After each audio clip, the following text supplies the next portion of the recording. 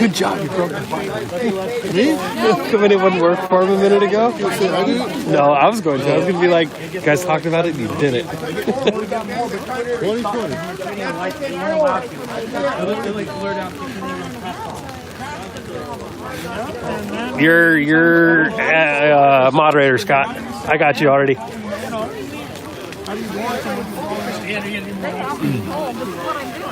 you're not talking about these. Teach your fellow street preacher, Quincy. Educator. I'm trying. You don't want to listen. Ma'am, he's an actual preacher. He might know something. Oh, he just called her a Jezzy. Oh gosh. Oh gosh. Oh gosh, he did it. He did it. Woo-hoo. I did. I went there. I pulled it out. He rebuked her. There went half my audience.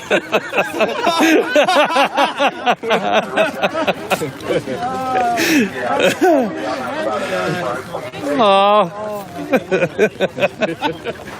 What did they say? Oh, it's just it's good stuff. Let me read. Sorry.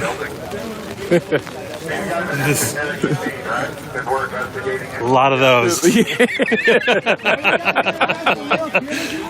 Yeah.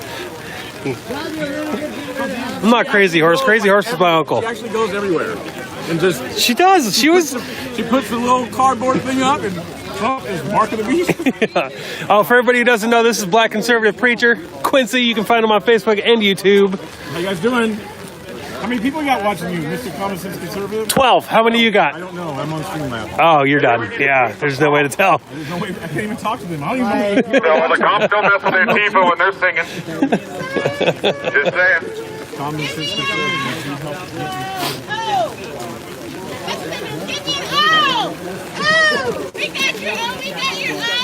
I saw somebody. Let's see, who said it here? James. Yeah, no, he's a legit preacher.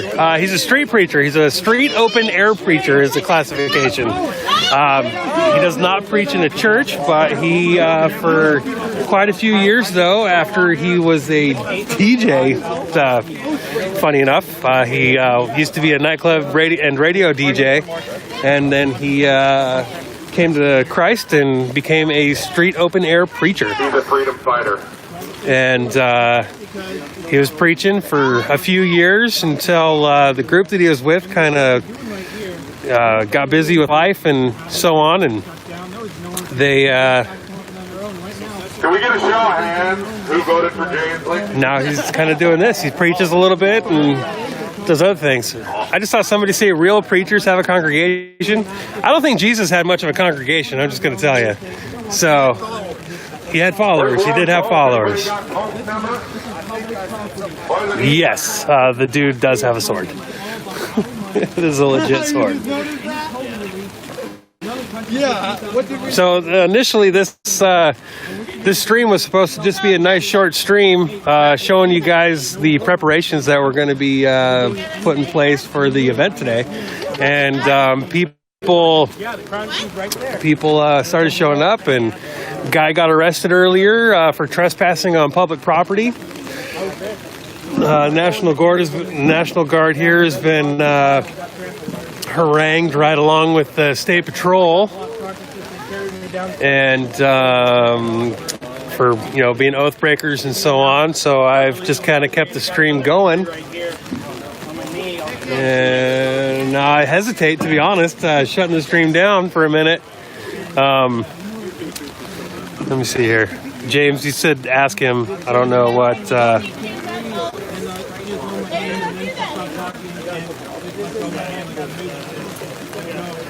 Oh, Reaper, no, you're good.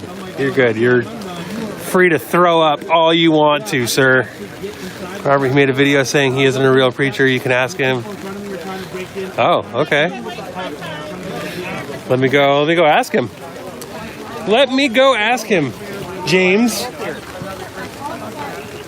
1 o'clock. I think it's 1 o'clock. Yeah, I think so. Mr. Black Conservative Preacher, I have somebody on here who is accusing you of making a video saying that you admitted on tape that you are not a real preacher. A real preacher. Tell me what a real preacher is. Well, no, I already had that conversation. Oh, you did? Yes, but so are you a real preacher or are you not a real preacher? I'm a real preacher. All right, thanks. All right, cool. Is that what you told him? Yeah. Aquí van a estar, tengo entendido que se van a quedar varios días protestando contra Mario Delgado. Nosotros vamos a tener que regresar a Tabasco porque mañana tenemos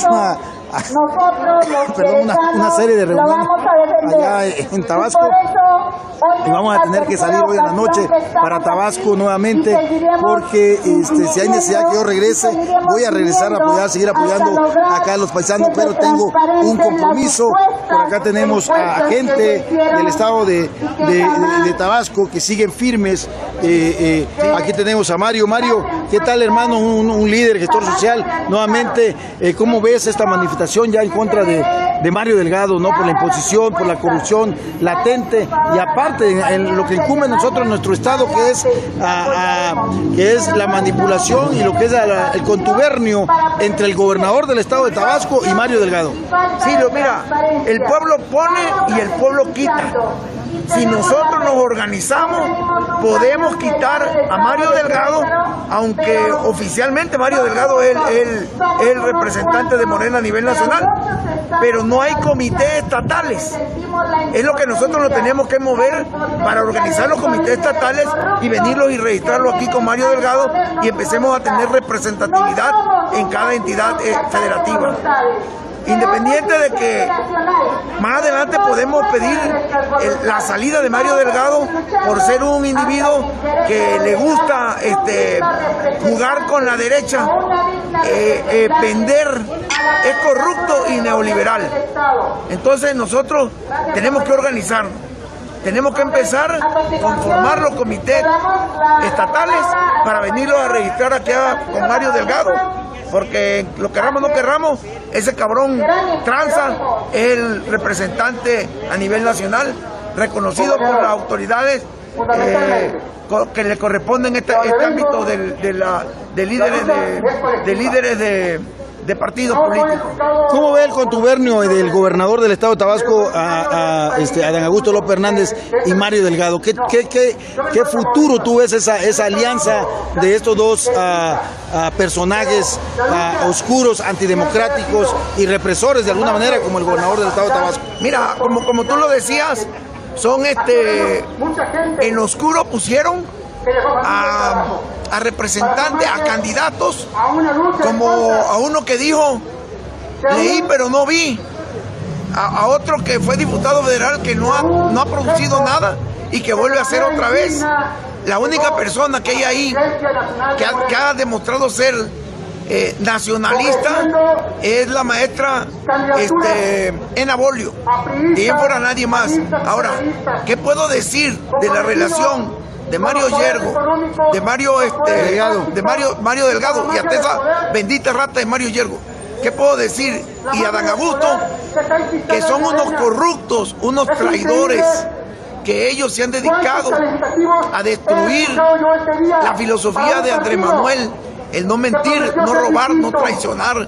Están traicionando a la militancia de Morena, a los que formamos a Morena, a los que recogimos firmas de Morena, a los que caminamos por Morena, y vuelven a quedar las mismas ratas que han estado en las administraciones del PRI y del PAN y que han dejado malos antecedentes, que han sido señalados por rateros, por sinvergüenzas.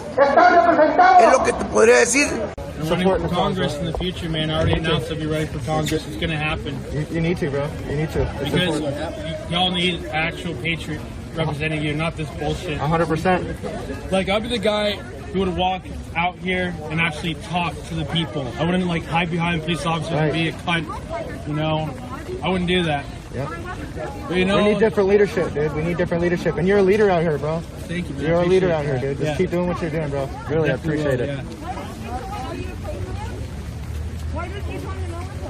So those of you guys who just witnessed that interview, that's Philip Anderson. He is a free speech advocate. He fights big tech and their censorship. And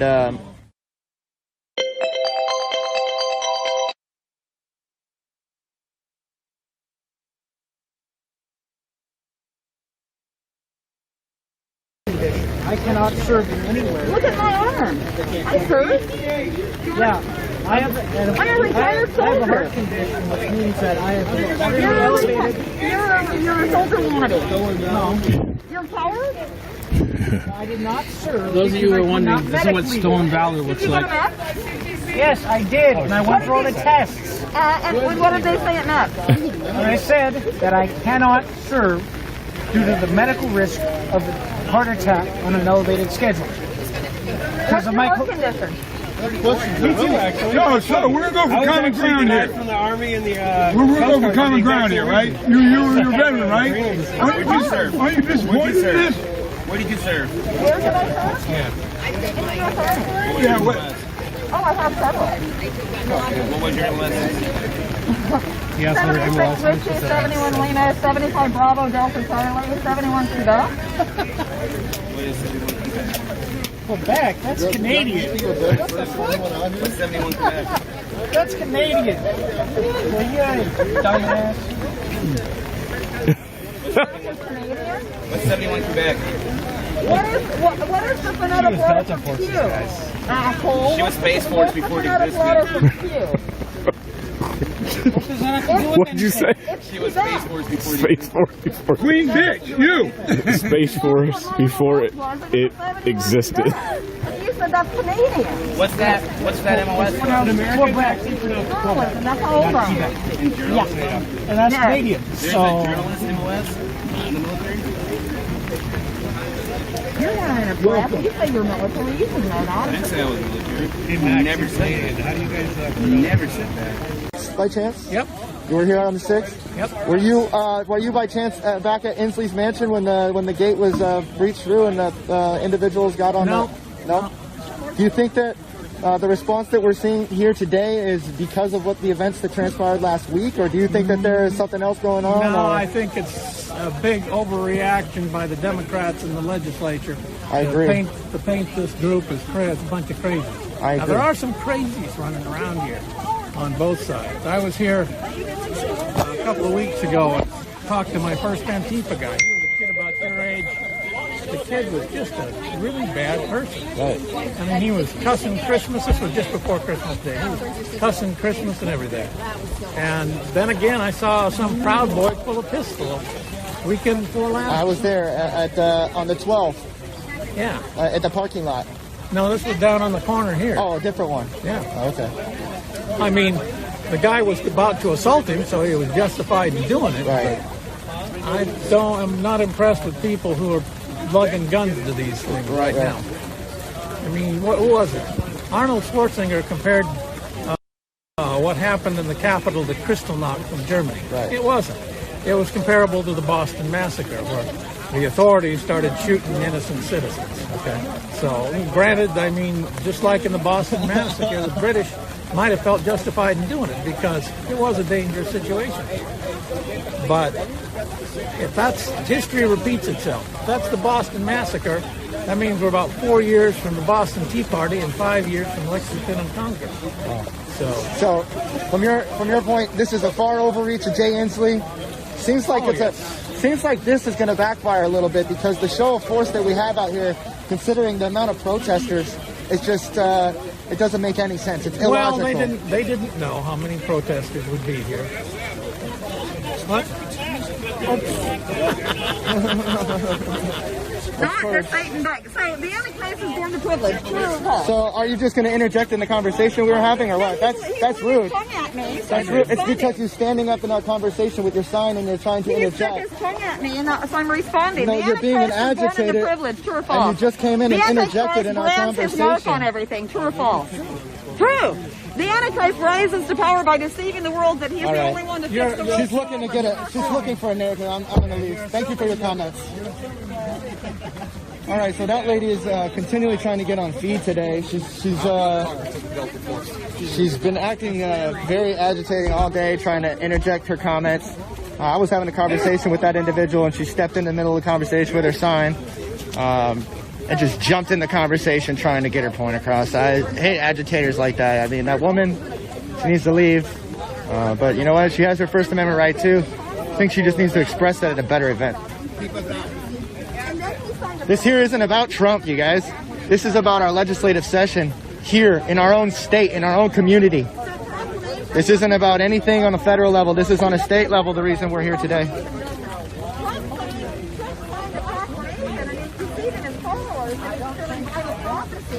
By moving an embassy from Colby to Jerusalem, and it didn't happen. If you're going to say something that's going to get yourself banned off the internet, when's your turn?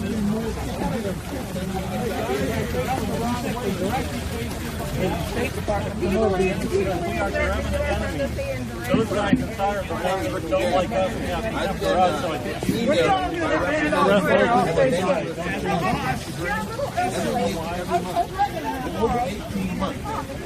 had one of them that responded to me 3 or 4 times. 1 or 2 or 3 ever responded to me 1 time. All these guys are way too young. Way too young. There's a lot of guys out here that are very young. Appreciate their service, but wow. A lot of young individuals out here standing on the line, taking orders. everybody done 1666? It's not 666 and But numerology, dude! But numerology, dude!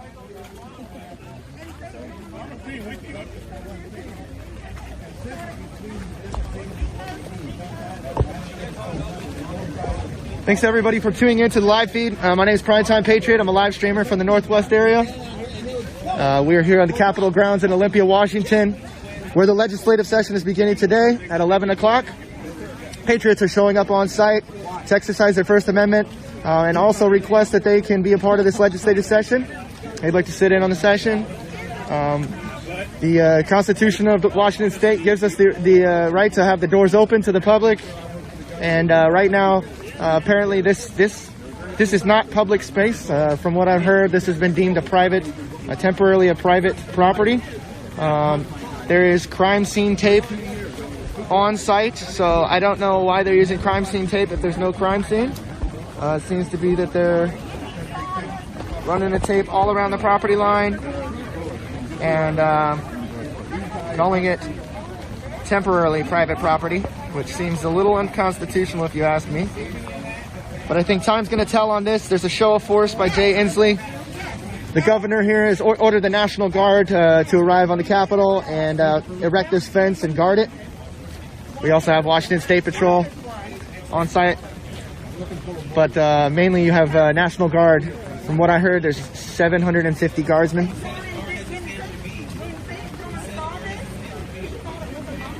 And so we have one individual that was arrested this morning after he decided to cross this police line. He entered into the gate here. And for anybody wondering, we're standing at the gate where all the legislators are entering with their vehicles. So they're driving into the Capitol building here. They're arriving to the front doors over there. And this line here is basically the driveway entrance to the legislative building right now, where lawmakers are to be arriving earlier this morning before 11 to start the first legislative session of the year. And so we'll stand here and document what's going on. We got news agencies lining up over here on the other side of the street. All the mainstream media, big press guys. Breathe some fresh air. Take the mask off. Breathe the Pacific Northwest.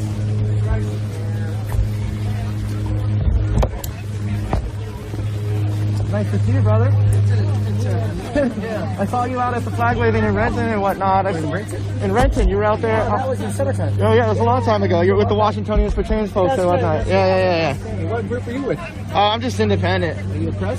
Well, I mean, I'm a patriot. I guess I'm YouTube document. channel? Yeah. It's called Primetime Patriot. I'm on Twitch. Yep. Patriots only. Yep. The Antichrist brands his mark on everything. True or false? Is that how you start conversations? Just walk up to people and scream in their ear? Or what? I know. That's not how you start conversations with people, you know? It's a protest. It's not for you to come and try to interject conversations like that. No, because the crowd is following me. She's asking. You're following them? pretty sure there's 4 cameras that just watch you follow me.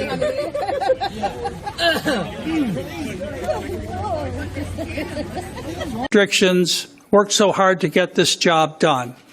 I want to thank John Lippman, the Deputy Programming Director, with his daily meetings for shepherding this all through and pulling it together, and most especially the Deputy VOA Director, Beth Robbins, for all the hard work she has done. Now, it's a pleasure to introduce a man who needs no introduction. I think I can do it with 2 words. They are Renaissance man. Why? Well, briefly, at the U.S. Military Academy at West Point, first in his class. A career Army officer, armor officer in West Germany. In an armored cavalry unit, he helped protect Western Europe against what Ronald Reagan had called the evil empire. Now, Ronald Reagan was known for saying some other things. He was very fond of saying there's nothing better for the inside of a man than the outside of a horse. It's been a long time since we've had horse cavalry, but with a little twisted emphasis on what he said, I've heard that the Secretary is occasionally heard to say, life is always better in an M1 tank. Well, after his military career, Mr. Pompeo went on to Harvard Law School, where he excelled with the Harvard Law Review. After law school, he went to Kansas and began a successful business career. He founded Thayer Aerospace, where he served as CEO for more than a decade. He later became president of Century International. From thence, he ran for Congress successfully in the 4th District of Kansas. And even as a freshman congressman, he had an outsized influence due to the depth of his knowledge on foreign policy and intelligence issues and his powers of persuasion. He was in his 4th term when the president called upon him to take upon himself the role of the director of the Central Intelligence Agency. And then in 2018, he was sworn in as the Secretary of State. Now, he's done all this while still being, at least from my perspective, still a young man. So we can expect much more from Secretary of State Mike Pompeo. I am so grateful for his honoring VOA with his presence today. Secretary Pompeo.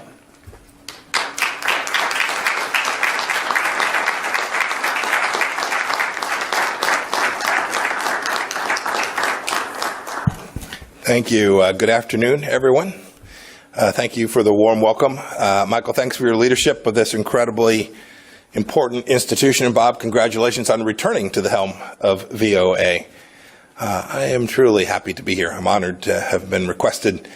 And it's always fun to be with a fellow tanker, too. I want to acknowledge the other network chiefs who is with us today. Steve Yates of Radio Free Asia. Steve, where are you at? Nice to see you. And a note of appreciation, too, to the Voice of American Journalist staff and to all those watching and listening. I've sat down for interviews with many of you in the far corners of the world. They have always been a joy. And speaking of which, too, I understand that this speech is being broadcast on TV, radio, on your website, social media, in more than 40 languages. Hats off to the translators. I have no idea how anyone can translate my talking into Uzbek this quickly. That guy or gal deserves a bonus. It's great to have this opportunity. I've been following the work of Voice of America for decades. And as Bob just mentioned, I started my career as an Army officer, patrolling the Iron Curtain, Freedom's Frontier. In the 1980s, I couldn't cross into East Germany. I was serving in a little town called Binlock. West Germans couldn't cross either. Voice of America broadcast could. Millions of their governments dealt only in lies and propaganda, but VOA's listeners wanted the truth, and that's what you gave them. VOA's very first broadcast in 1942 that Bob referred to began with the Battle Hymn of the Republic, along with this pledge, quote, "The news may be good, the news may be bad, but we'll tell you the truth." I love that. I always told my son, I told the story before when he was growing up, I said, work hard, keep your faith, and tell the truth. He mostly followed my advice. And it has served him and many of you I know well. Your mandate here at Voice of America is unambiguous: to be accurate, objective, and comprehensive, and to represent America. The mission of USAGM is to inform, engage, and connect people around the world in support of freedom and democracy. That's because expanding freedom and democracy are what America has always been about. You're the voice of American exceptionalism. We should be proud of that. The world needs VOA's clarion call for freedom. Now more than ever, I hear it wherever I go. That's what I wanted to talk about today. I tell audiences about American exceptionalism wherever and whenever I can, because it's true and because it's important. America is good and great, and everyone who truly grabs our founding understands this. Michael and Bob have made studying this history their life's work. Many of you have made it your life's mission too. That's why you work here at Voice of America. We were indeed the first nation founded on the central belief that all human beings are endowed with certain unalienable rights, and that governments are instituted to secure those God-given rights. We have always striven for a more perfect union. And goodness knows we don't always get it right. Therefore, we need both pride and humility about our past and our present. We need the truth. But it's very clear that when Americans have united around our founding values, be it in Philadelphia, at Gettysburg, at Seneca Falls, or during Martin Luther King's March on Washington, we've made good on our founding promise time and time again. Now, our adversaries try and claim otherwise. When the Chinese Communist Party attempted to exploit the tragic death of George Floyd to claim their authoritarian system was somehow superior to ours, I issued a statement which read in part, quote, "During the best of times, the People's Republic of China ruthlessly imposes communism. But amid the most difficult challenge, the United States secures freedom. There is no moral equivalence. This is a self-evident truth. It is not fake news for you to broadcast that this is the greatest nation in the history of the world and the greatest nation that civilization has ever known. Indeed, I'm not saying this to ignore our faults. Indeed, just the opposite. It is to acknowledge them. But this isn't the vice of America, focusing on everything that's wrong with our great nation. It's the voice of America. It certainly isn't the place to give authoritarian regimes in Beijing or Tehran a platform. Your mission is to promote democracy, freedom, and American values all across the world. It's a U.S. taxpayer-funded institution aimed squarely at that. Indeed, this is what sets VOA apart from MSNBC and Fox News and the like. You can give voice to the voiceless in dark corners of the world. You're the voice of American striving. You're the voice of American exceptionalism. You are indeed the tip of freedom's spear. Now look, like many government agencies after the Cold War ended, our international broadcasters, well, they lost their way. Many of you know this. And there were, I'm sure, many reasons. The Soviet Union had collapsed, the wall had come down, names like bin Laden and Zarqawi and Baghdadi weren't widely known. In fact, many wrote that history was over. We allowed security protocols to lapse, and VOA lost its commitment to its founding mission. Its broadcasts had become less about telling the truth about America and too often about demeaning America. In 2013, one of my predecessors described the Broadcasting Board of Governors as, quote, practically defunct, end of quote. Look, that's in part why Congress created the role of CEO of the USAGM on a bipartisan basis. And it is again why I'm here today. I read that some VOA employees didn't want me to speak here today. I'm sure it was only a handful. They didn't want the voice of American diplomacy to be broadcast on the Voice of America. Think about that for just a moment. Look, we're all part of institutions with duties and responsibilities, higher and bigger and more important than any one of us individually. But this kind of censorial instinct is dangerous. It's morally wrong. Indeed, it's against your statutory mandate here at VOA. Censorship, wokeness, political correctness, it all points in one direction: authoritarianism cloaked as moral righteousness. It's similar to what we're seeing at Twitter and Facebook and Apple and on too many university campuses today. It's not who we are. It's not who we are as Americans. And it's not what Voice of America should be. It's time that we simply put wokeism to sleep. And you can lead the way. You all know. That's why you came here. There's a new dawn here at Voice of America. The American public doesn't know this, but when Michael took office, some 1,500 employees, almost 40% of the workforce, had been improperly vetted, including many with high-level security clearances. VOA was rubber stamping J-1 visas for foreign nationals, including some from communist China. We shouldn't be doing that. We have plenty of Mandarin language speakers here in America, and we are building, growing, teaching, educating more committed patriots, some of Chinese American descent who are amazing people. The Trump administration team is working to fix these national security threats. We want to vet employees properly. We want to reorient VOA to its mission of truth and unbiased reporting.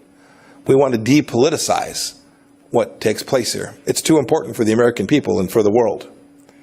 Returning this organization to its charter and its charge to spread the message of freedom, democracy, and American exceptionalism. This isn't about politicizing these institutions. We're trying to take politics out. And that's a pretty good feature story for whoever wants to write it up. As Secretary of State, I'm telling you all of this because I want the best for the people here and for this organization, because you are vital to helping America shine light into the darkest places with the power that only America can muster. Governments like those in China, Iran, North Korea, they don't have the respect for the universal dignity of every human being in the way that America does. Indeed, that is what America was founded upon. Those regimes are anathema to everything that our nation stands for. We know that government exists to serve people. They believe that people exist to serve government. And VOA's work is vital. As I said before, you're the tip of freedom's spear. Every week, 278 million people listen to VOA in 47 languages. There are Iranians who are listening to you, wondering if they'll ever be able to shed their Islamic shackles. There are Moldovans and Ukrainians who want truthful reporting, not Russian disinformation and propaganda.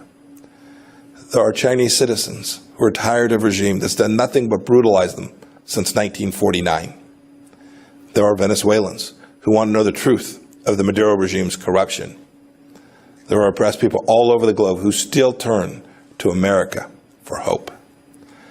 Now, I know many of you, especially those of you overseas, continue and have done heroic work. Thank you.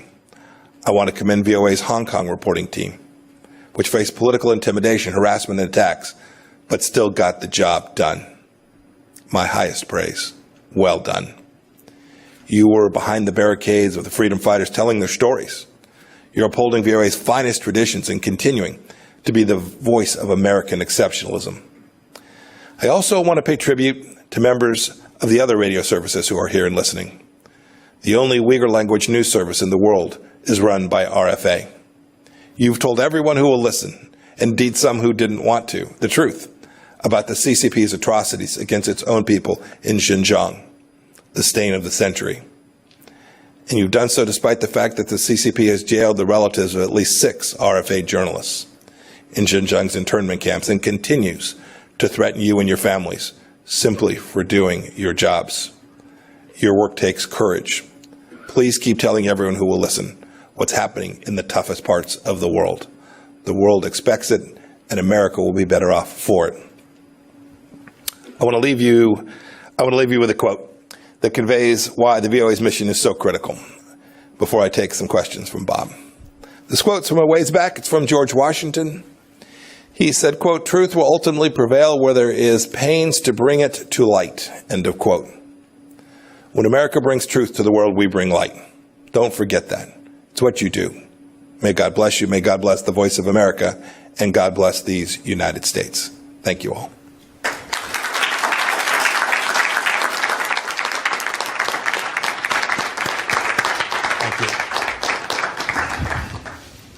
Thank you, Mr. Secretary. Some of the questions I have for you were fielded from our division directors who wanted to also have their input to get you to answer some of these. But let me begin with this one.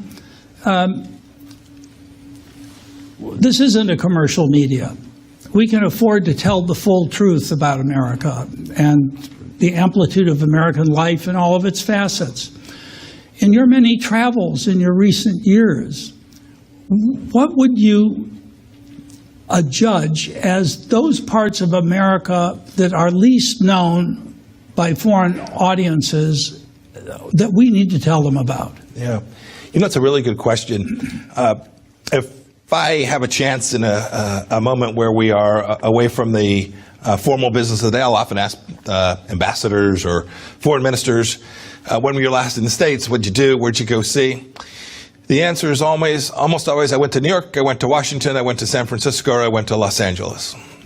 The adventuresome may have traveled all the way to Boston. Boy, that's not representative of all of who America is. I'm from Kansas. It's a different place in so many ways.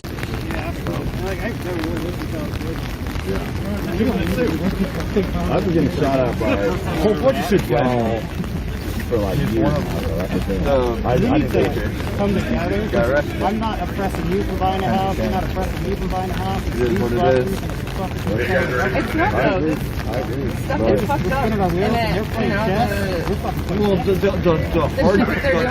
the hardest thing oh yeah, there's snipers on that building, snipers on that building, snipers on this building. So she is, I believe, with Antifa. So that's why she was probably moving around. I mean, obviously. Can we get to that point though where we could like separate out the assholes on both sides? I would love that. There's always that. Yeah. Yeah, filter out. I mean, I'll probably have to be the first to leave. Like Monday, I don't know if you've seen the video from the King's Mansion, but there was a redheaded muffin-top Nazi talking that told a black lady she didn't belong here because she was black and this is a white country. People kind of stepped away, but they should have fucking punched him in his mouth. Yeah, I mean, put him in the ground. The apathy and the passivism, you know, like when something like that happens, you can't be neutral. But that's what I literally just respond to. When there's hands and things being thrown, I've been swung on multiple times. I never swung back. Yeah, that's the thing. It's like there's cool-headed people on both sides, and then there's some a-holes on both sides. And we're just clashing with each other in downtown Vancouver on the 30th of October when the two cars collided with each other and spun their tires. That is a metaphor for all of this. We're just spinning our tires. I mean, we need to come together. Oh gosh, man. There's nothing going on here. I just see it as they're playing. The elite are playing all of us. They want us all here fighting each other while they go to the bank. Bro, you could have just walked over and asked them to move. Come on. There's a lot of fuel that you just went. Yeah, I mean, I can't speak for everybody, but I would just love if we could just come together. Nobody has a sense of humor anymore. Antifa's laughing, so that's good, right? I'm mad until people start throwing hands. Exactly. And then it happens on both sides, too. We're hoping that we have more numbers. You're hoping that people deal and all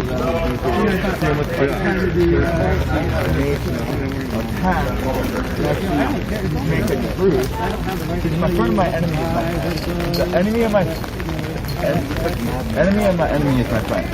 So if we can make friends with them and go after the real problem, which is the press and the Constitution and the police, and we had the numbers, we would have taken the gate. We would have done a whole lot more, but without it, we can't do anything. We're just swimming ducks in a small little fish pond. Well, probably, and they're afraid that they're going to go to jail or get stripped from the rights and stuff. We're here because of the press. and to actually get the real truth out instead of switching sides and just twisting it constantly. It is extremely frustrating. I know that you see it, I know that everybody sees it, but the odd thing is, and the coolest thing is everybody sees, hears, and understands things and comprehends things so differently. So it's like, oh, I heard this. Well, if you ever play the telephone game, it never comes out the right way. So it either gets fun or twisted. You got homeboys in the goddamn Senate, like, because everybody's different. It doesn't matter about skin color. It doesn't matter about if you grew up rich, poor, poverty, in a family that you had your mom and dad, or a family that you had only one parent, or no parent, or orphan. It doesn't matter where you grew up or how you live. It's what you do with it now. I don't live in the past. Anybody can bring up my past. Doesn't define me. What defines me is the here and now. Look at life through the windshield, not through the rearview mirror. Don't dwell on the past, but remember where you came from. If you stay neutral, life's going to bypass you faster than anything else. You can't just stay in because you can't. No man's land. We try to storm. The world's going to eat you up. I try to walk up to the platform like this, and you can't let the naysayers tell you, hey, if you want to do this, do this. But guess what? Exactly. Yeah. Exactly. No. They probably fucking call it a nuke. I'm not going to listen to you. You tell me no, I'm not good enough to make good grades.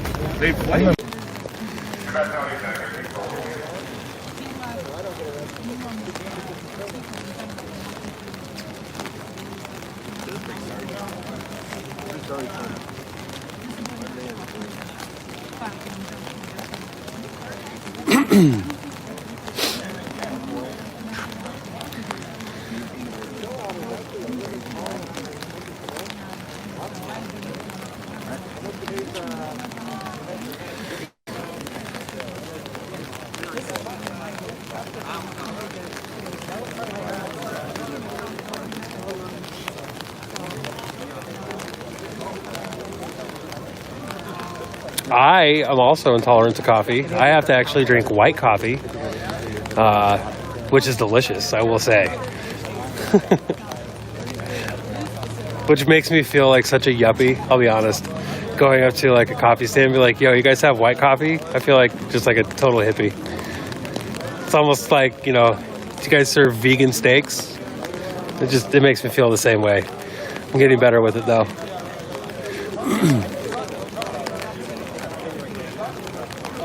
Oh, white coffee. Okay, so for those of you who don't know, white coffee is super expensive, first of all. But white coffee is like normal coffee. It's just, let's see, what they roast it less. It's got more caffeine and everything. By the way, coffee intolerant means that coffee gives me heartburn like crazy. And, you know, Prilosec and all that stuff doesn't touch it. Coffee hurts. Try it out. Go to Starbucks. Does not do white coffee. Of course, Starbucks is gross anyway. Sorry for all of you who like Starbucks. But Dutch Brothers actually has white coffee. A lot of the smaller coffee stands have white coffee. Try it. It tastes better too. So good.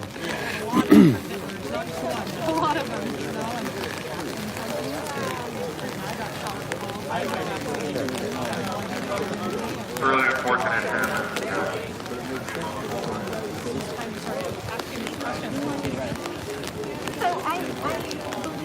CSB Media Group is Bullhorn too. I do all my speeches online, sir. He hates the bullhorn. I do hate the bullhorn.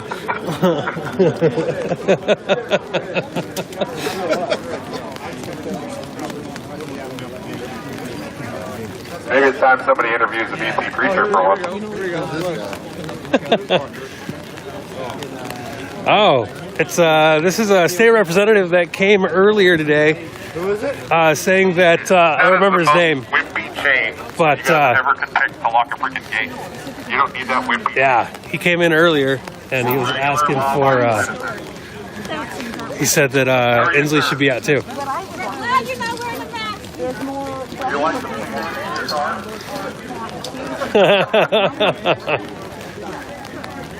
not run because my Oh, Frank, dude, you're totally on point.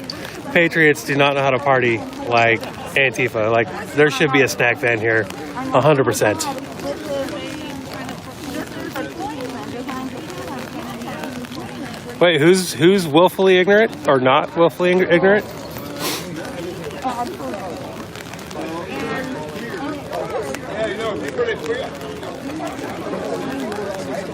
I know my Bible, why I could never be a Trumper. Trumpers don't know the first thing about what the Bible actually says. So here's the problem with that statement. Let me explain to you the problem with that statement. Hold on. I'm going to go ahead and reverse the camera here. The problem with that statement is very simple. People who you want to call themselves evangelicals or whatever, who sit there and go, I'm not going to vote for Trump because blah, blah, blah, blah, blah, because feelings, no, it's a stupid thing. Let me tell you why. If you don't like Trump for his personality, no, I get it. I didn't like Trump. I didn't like Trump at all when he was running. I was very anti-Trump, as a matter of fact. I campaigned very long and hard against Trump at the very beginning. I was a Scott Walker guy, and then I turned into a Ted Cruz guy, and then I was like, well, fine, I'll go for Trump. Now, but I didn't like him because of his personality. I didn't like him because of the personality. His personality is a dick. Sorry for the language, everybody. I try to keep it clean, but sometimes, I fail because I'm a human. I'm a human being. I say things sometimes that might not, come across as PC or whatever, and that was the big thing with Trump, right? Trump sits there and he said, off of his cuff, he just talks, and he talks and talks and talks, and he says things that a lot of people might not like, but a lot of people do like. Now, but here's the thing, and this is why everybody who sits there and goes, I don't like Trump because he says mean things, you look at his record, you look at the things that he accomplished during his presidency, and that'll always be the defense. I'll go on record right now, 100%, I do not like how Trump handled the end of the election. I do not like the things that he said, when he went to Georgia and he was trying to amp people up to go vote for the final two Republicans. I do not like it. I did not like it. I did not appreciate it. I did not approve of it. I did not like it. Okay, look at me. I'm on record saying it. However, no matter what anybody can say, Trump did great things for this country. Period. So if you are going to be, I don't like Trump, I could never vote for Trump because of his personality, that makes you an idiot. It just does. It makes you an idiot. It makes Romney and people like Romney, all the rhinos, idiots.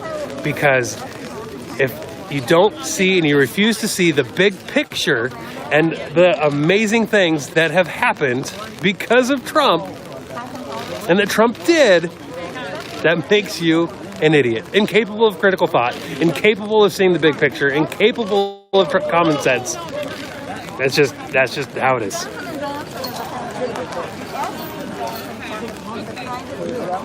Period.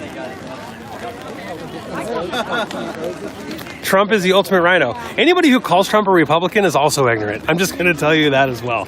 Trump is a populist. Trump has always been a populist. He is not a Republican. He is a populist. He sat there and he listened to what people said, what people were angry about, and he acted upon it. That is what Trump did. He's not a Republican. He's not a Democrat. He is a populist president. He did what the population has been talking about for a long time. Thank you, Arbor. Or Arbori. Sorry.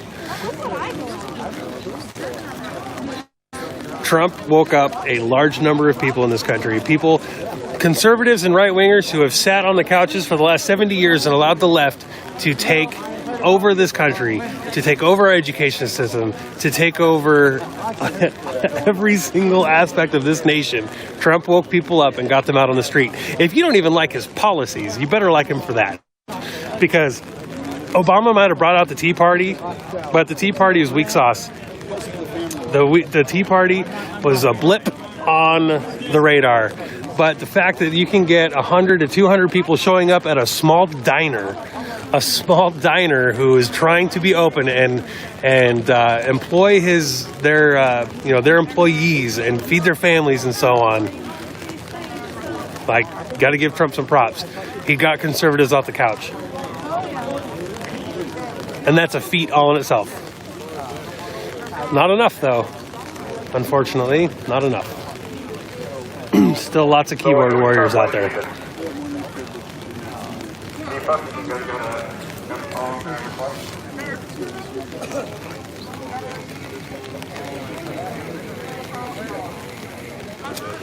Q definitely ruined Patriots. Sorry. It's my personal opinion. All of them are talking about, those are the guys talking about all joining forces with Africa. I know, I'm sorry. I saw him.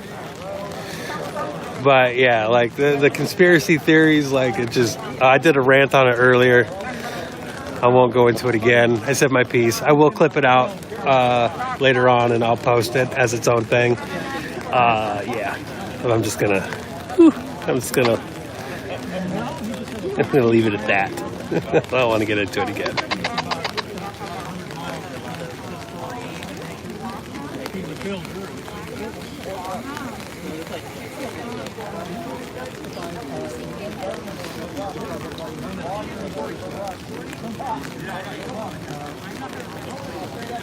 Everybody has a right to think what they want to think and believe what they want to believe and all that good stuff. As long as everybody agrees with the main goal, it's all that matters. Okay, real quick, I watch all your streams all the time. I'm so happy for your work. I don't normally do donations on the Venmo stuff or whatever, so I just figured I'd donate to you right now. Thank you. Thank you very much. It means a lot. Just make sure you at least get that, so. Hey, that'll buy me coffee when we're all down here. You bet. Exactly. Either way, I just want to make sure you know I appreciate it. Thank you very, very much. Appreciate it. Wow, that's awesome. I just had somebody donate in person. I've never had that happen before. That was awesome. That was very cool. How is the weather? Sorry, I'm kind of speechless right now. I'm humbled. I'm very humbled. That was crazy. That was awesome. Every donation, like, really, guys, like, it really means a lot. Like, I know how much, everybody works for their dollar and stuff, but everybody loves that guy, right? yeah, it really means a lot. Everybody who's donated. This song is hilarious. This guy came up and he donated in person. Like, it's amazing. Very humbling. I don't even remember what I was talking about.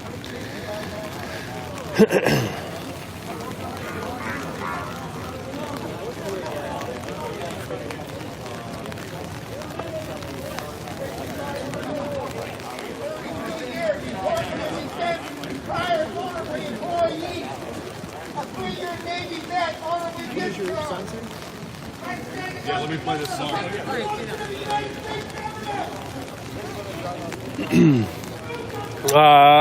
So what the protest is about? The protest is about people standing up for the constitutional right to be involved with their legislative session. Everybody knows this song, right?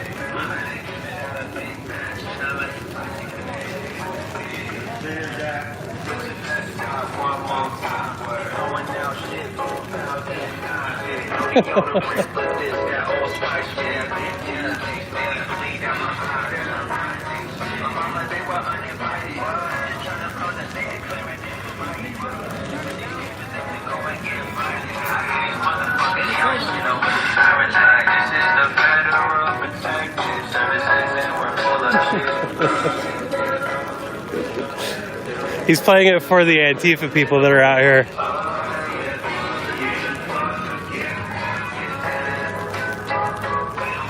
The legislative How do you know? What do you think just the feeding has been created from all of this? I think it was, well, I hate to say it's overreaction. It obviously was, but you didn't know what was going to happen.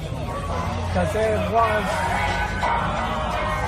in the entire weekends that I'd been here, there were Antifa and Cowboys down here. It's too many crazies. Like here, we only got 2 or 3 crazies. That's the third one I've seen today. But Other weekends I've seen a whole bunch of guys packing rifles on both sides, and that's crazy. Do you feel safe? If I didn't, I'd pack. I'm not going to let that part go. So at the moment I'm still not packing, so yeah, I'd have to say. So there's kids here, so we won't play that part.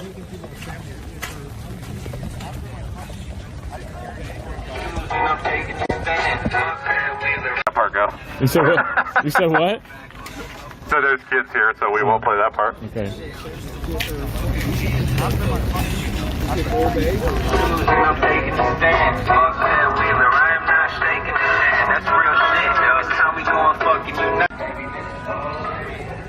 Where's that little nose to punk?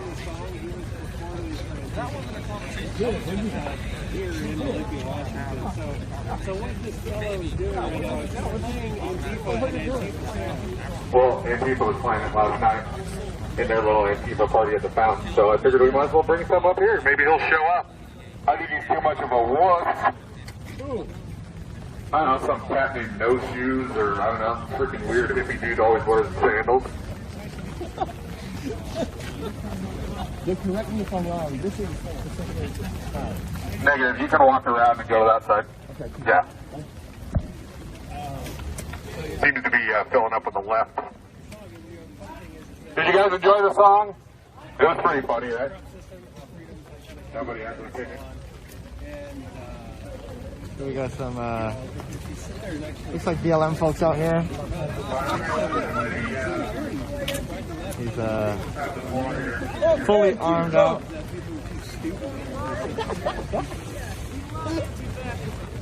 Oh, look, it's Goober. It's Goober Boy. Look at this Goober. Oh my God, look at this. He's playing a full character role now. Can you believe the character we have over here? It's Miguel. This is a fucking terrible country y'all have created in the last 4 years. And I'm really glad everything's falling. Go home, Miguel! Go home, Miguel! You look like a case. We know about it because another employee told their chain of command. They saw behavior that they thought might violate the values of this department, and they spoke up. And I thank them for that. Even if nothing against policy or law happened in this case, it needed to be reviewed. This is the type of accountability we expect. We will take some questions on this at the end. Now I want to shift to updating you on 2020 year-end crime trends. As we all know, 2020 was a year like no other. And for that reason, I'm not putting a lot of stock in most of the crime numbers.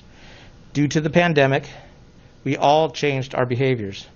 Stores closed, people stopped going to their places of work, bars and restaurants were severely restricted.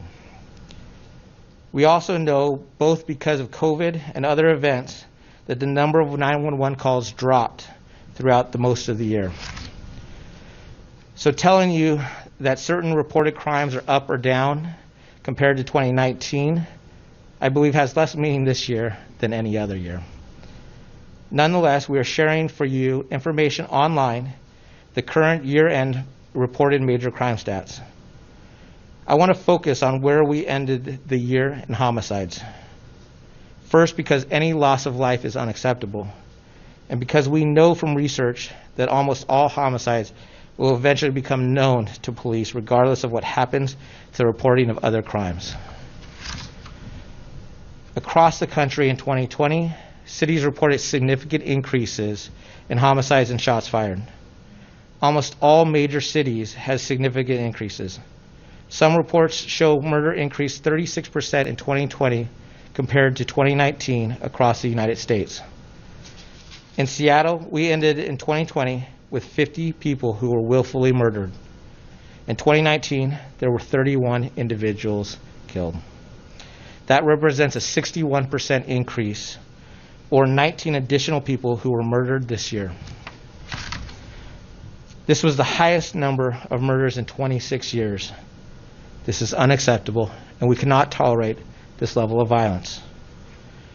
Our homicide detectives also investigated 2 delayed deaths resulting from injuries sustained in 2015, and they investigated the recovery of bodies on Alki where individuals were killed outside of Seattle. I want to thank our officers, crime scene detectives, or investigators, and homicide detectives for doing such incredible work. They've worked every one of these cases with exhaustive effort and have successfully brought justice to the families of those killed in a majority of these cases. 60% of 2020 homicides were committed with a gun, compared to 66% in 2019. Most of the victims are male, between the ages of 18 to 29 and 30 to 49. And most, the number 25, or 49%, were black. I'm not going into the multiple theories I'm aware of for why we and other cities had such a large one-year increase. There's no one clear explanation. But I do know the department is working to decrease the violence. We continue to submit the recovered shell casings and crime guns to the National Integrated Ballistic Information Network, which is known as NIBIN. This year we logged over 240 hits or connections to other criminal events with a gun, and over 150 were directly connected to crimes in Seattle. For the 4th year in a row, we took over 1,000 guns off the street. Late last year, Chief Bess and I asked the King County Public Health Director Patty Hayes to help convene a meeting to approach our gun violence issues as a regional public health approach. Over the last year, SPD has partnered has been a partner at the table outlining all current efforts and gaps in the system for preventing and responding to gun violence, both with and without the involvement of law enforcement. We're working with city partners and community regarding shot-fired instances, so trusted members of the communities experiencing this violence can respond, make connections, offer services, and help end the violence. For those individuals intent on committing gun violence, we're working with the King County Prosecutor's Office and the United States Attorney's Office and ATF to refresh task force that have been successful at taking dangerous individuals off the street. These efforts are being guided by a commitment that addressing violent crime does not need to mean high levels of enforcement in our communities already suffering. We're focused on the individuals we know that are carrying the guns, calling shots, and pulling triggers.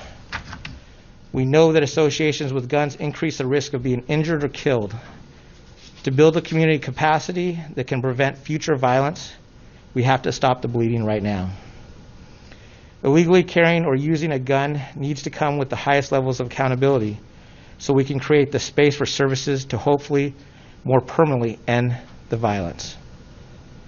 At the end of 2020, we saw the numbers trending down, and we're committed to a 2021 that not only has lower numbers than the highs of 2020, but the relatively low numbers of 2019.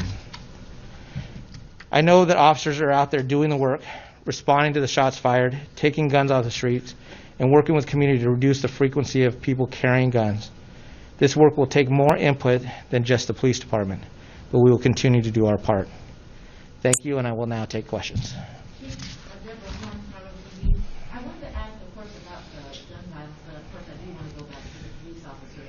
So you say that if you find, and I was thinking, and I want to make sure I understand this, do they have to have reached the Capitol for you to fire them? So if they were directly involved in the insurrection, and that is, participating in the actual altercations that were occurring with the Capitol Hill police, then that is part of the federal violation of law, and so that is what we will be looking at. That is what will be part of the OPA investigation, to see what level of involvement that if any SPD officers were participating in that level of involvement. If they're at a peaceful public rally or political rally, that is not the issue that I have at hand. It is that are participating in the actual violence that is actually at the U.S. Capitol. And that's whether or not they reached the Capitol. That's what Yeah. I'm trying to find out. So I think there were some altercations on the steps.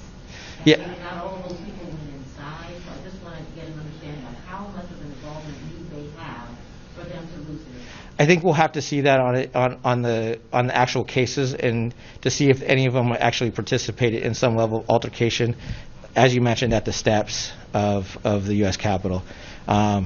to see what is also the violation of potentially federal law. And, and that's where we would then work with the U.S. Capitol Police and Washington, D.C. Police to determine if there is any level of violation. Might they be disciplined in some way other than losing their jobs? I would have to look at what the violation is. Chief, you've identified 2 SPD officers, is that correct? That is correct. Can you tell us anything about them, how long they've been on the department, their ages, anything? At this time, no, because we don't know if they've done anything wrong. And that is the reality of it. Right now, the officers are one of the officers that had come to us. There was no specific information that says that they were actually engaged in any part of the insurrection. However, because of the events on Wednesday, it was very clear that I still had to make some level of action to determine until we fully determine what was actually done. You said that there were social media posts. Are these posts that the officers share themselves? And secondly, did they ever voluntarily give this information to the chain of command at any point you're aware of? The second part, I don't have the answer to that. The first part, it was a social media post that they posted online. Chief, Jose Moreno, CNN. What type of protection is being offered to the person that came forward to provide those particular posts as you continue to create that shift in culture and the ability to provide people with a safe outlet for them to report other people? What are you guys doing to protect that and then to encourage that going forward? Yeah, so we do not relay the information about who's the specific person that actually relayed that information to us. That is number one, to give some level of protection to that employee. But also it's our level of encouragement and our appreciation for any officer that reports any level of wrongdoing. And so we want to, even for me, my own public acknowledgement of that type of action. And then we're also pushing out our training, which is also a big component to making sure that we, create that foster of good culture in our department for people. Come on, keep doxing people. Miguel, keep bringing it on. We'll come for your ass. Come for your ass. Captain Anti-Fascist, come on. What the fuck are you trying to prove, huh? Is that his name? What the fuck do you know? On Twitter? What the fuck do you know? You're only 21 years old, man. You don't know shit. You think this guy loves to dox people and call people white socialism supremacists over You here. take that fucking stool and CNN tooling, you bitch. Yeah, he doxed him, and he's not even white. He's a fuck. You guys are just making up random people. You doxed me, you fuck. Hilarious. You doxed me. How do I know who you are, Miguel? How do I know who you are, Miguel? Do we know him? How did everyone know Miguel? Your ears are turning red. You feeling the heat. Miguel Lewis, how do we know who you are? You doxed me. You little beanie bitch. Captain Anti-Fascist on Instagram. Is this your buddy Simone? I think so, Reaper. Where's your buddy Simeon? Where's your friend? Right. Where's your buddy Simeon, Do Miguel? something like you said you were going to do yesterday. Fucking bosses are fucking You're out here like you're going to do something? Let me tell you something. You're going to do something. I'm just watching. What else you got to say? That's what you do every day. What other smart points you got? Flex your fucking intellectual prowess. Go! Go! Q says go home. Fuck you! You ain't Q! You don't even know what the fuck Q is! You don't even know how many alphabets I definitely know what Q is. It's a ridiculous conspiracy theory. Shut the fuck up! You have and no why do you fucking say clue. you're Q then, bitch?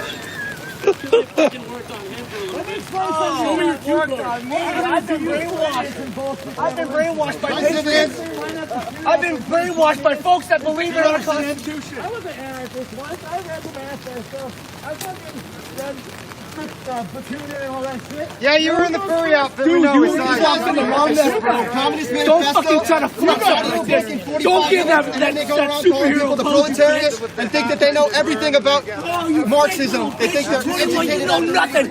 You know nothing. I'm just standing here.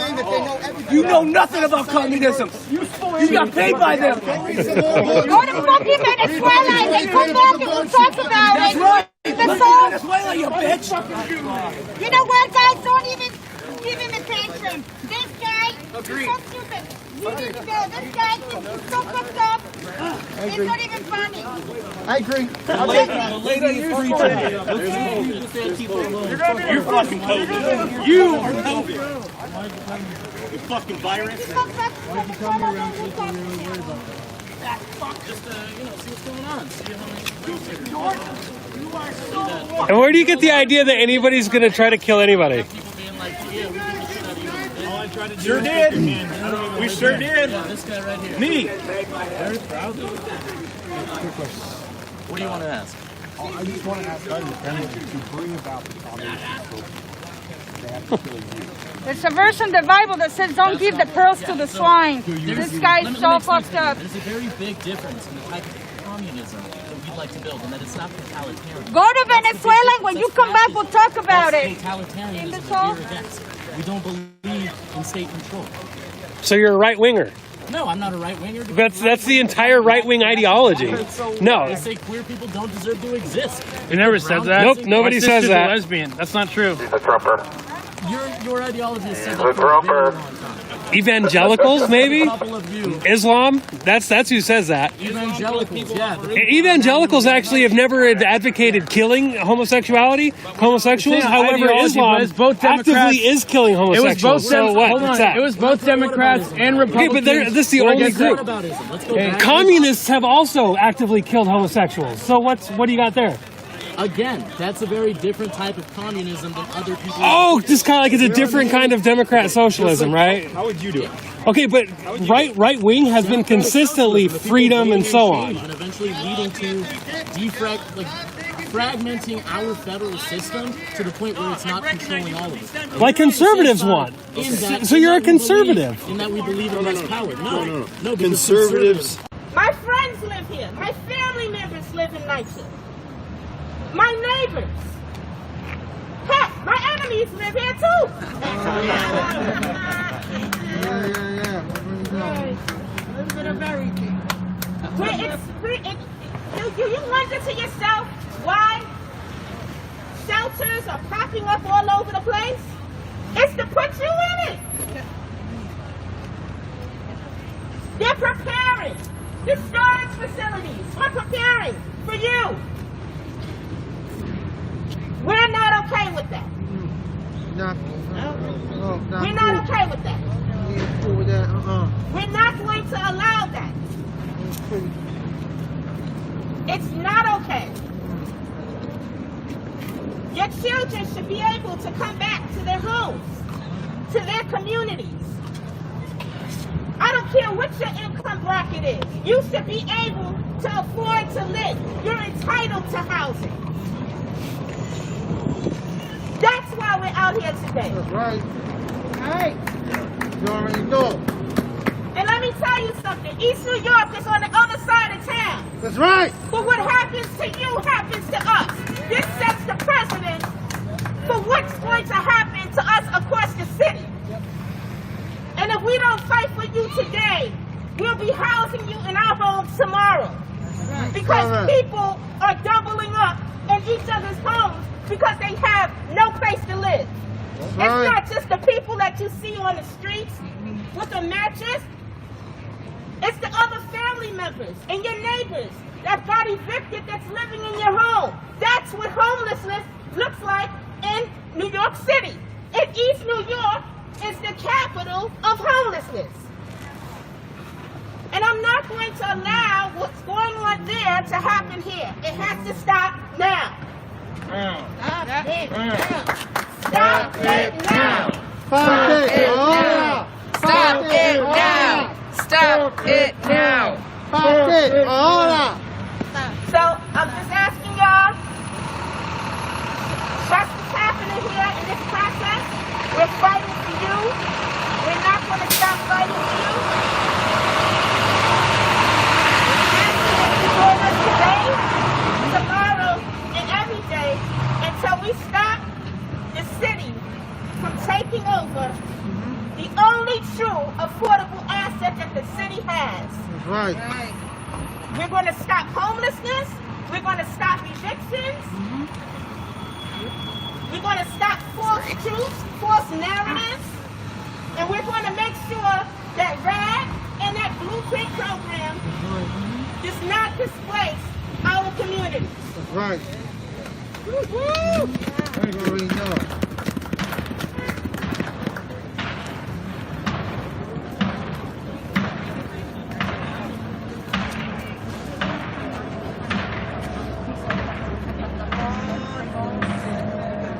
so much, Nikki. I really appreciate that. And with that, I think we're going to end this little rally today. I really appreciate everyone who came out.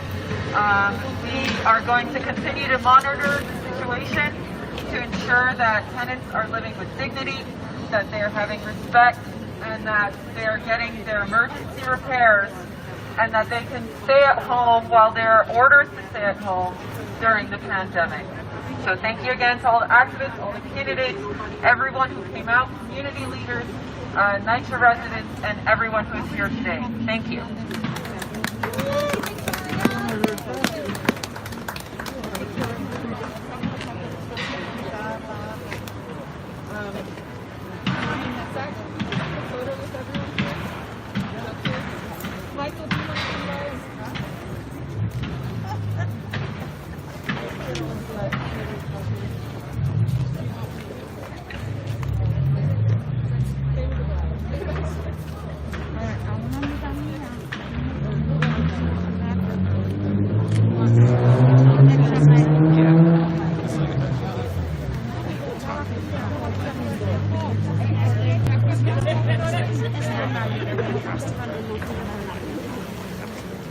This is what I'm going to do.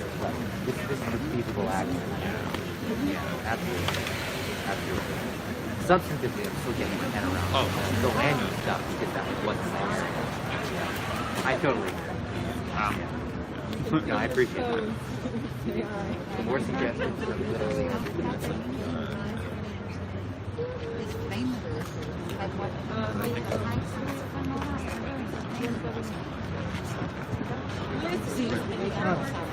Mark, hold that on.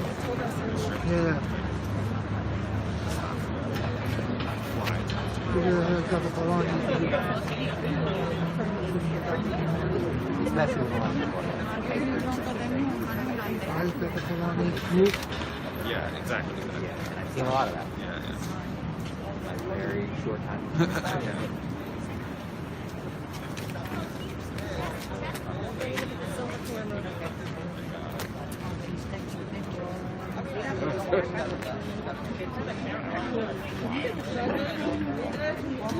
That's not. I can't do that.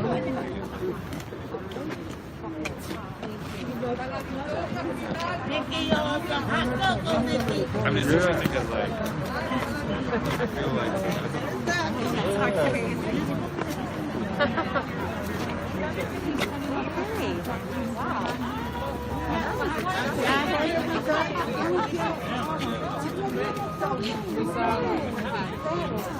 No, I don't think so. Thank you so much, Michael. Appreciate it. Michael, where's Rose?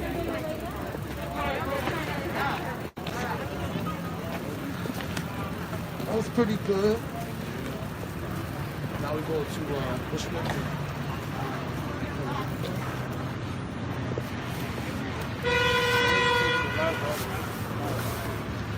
All right.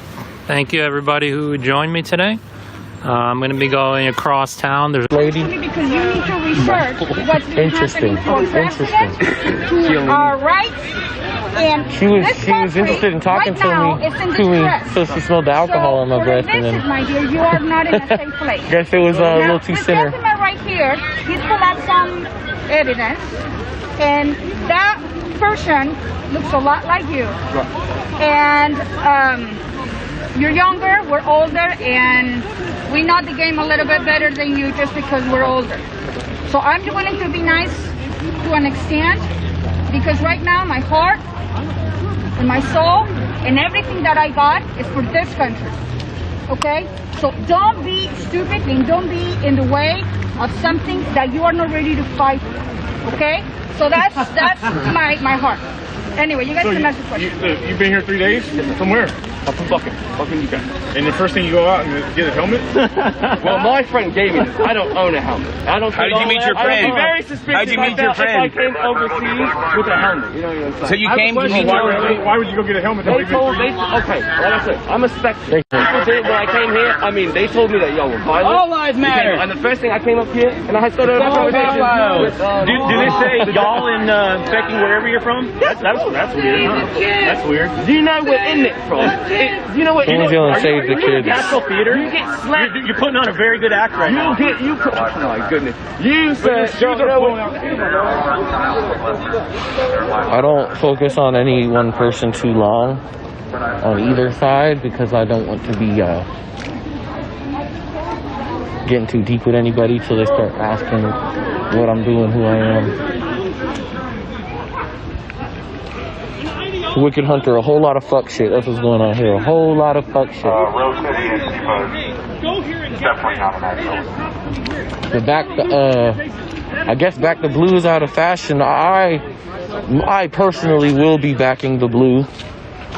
You know, but that to each his own.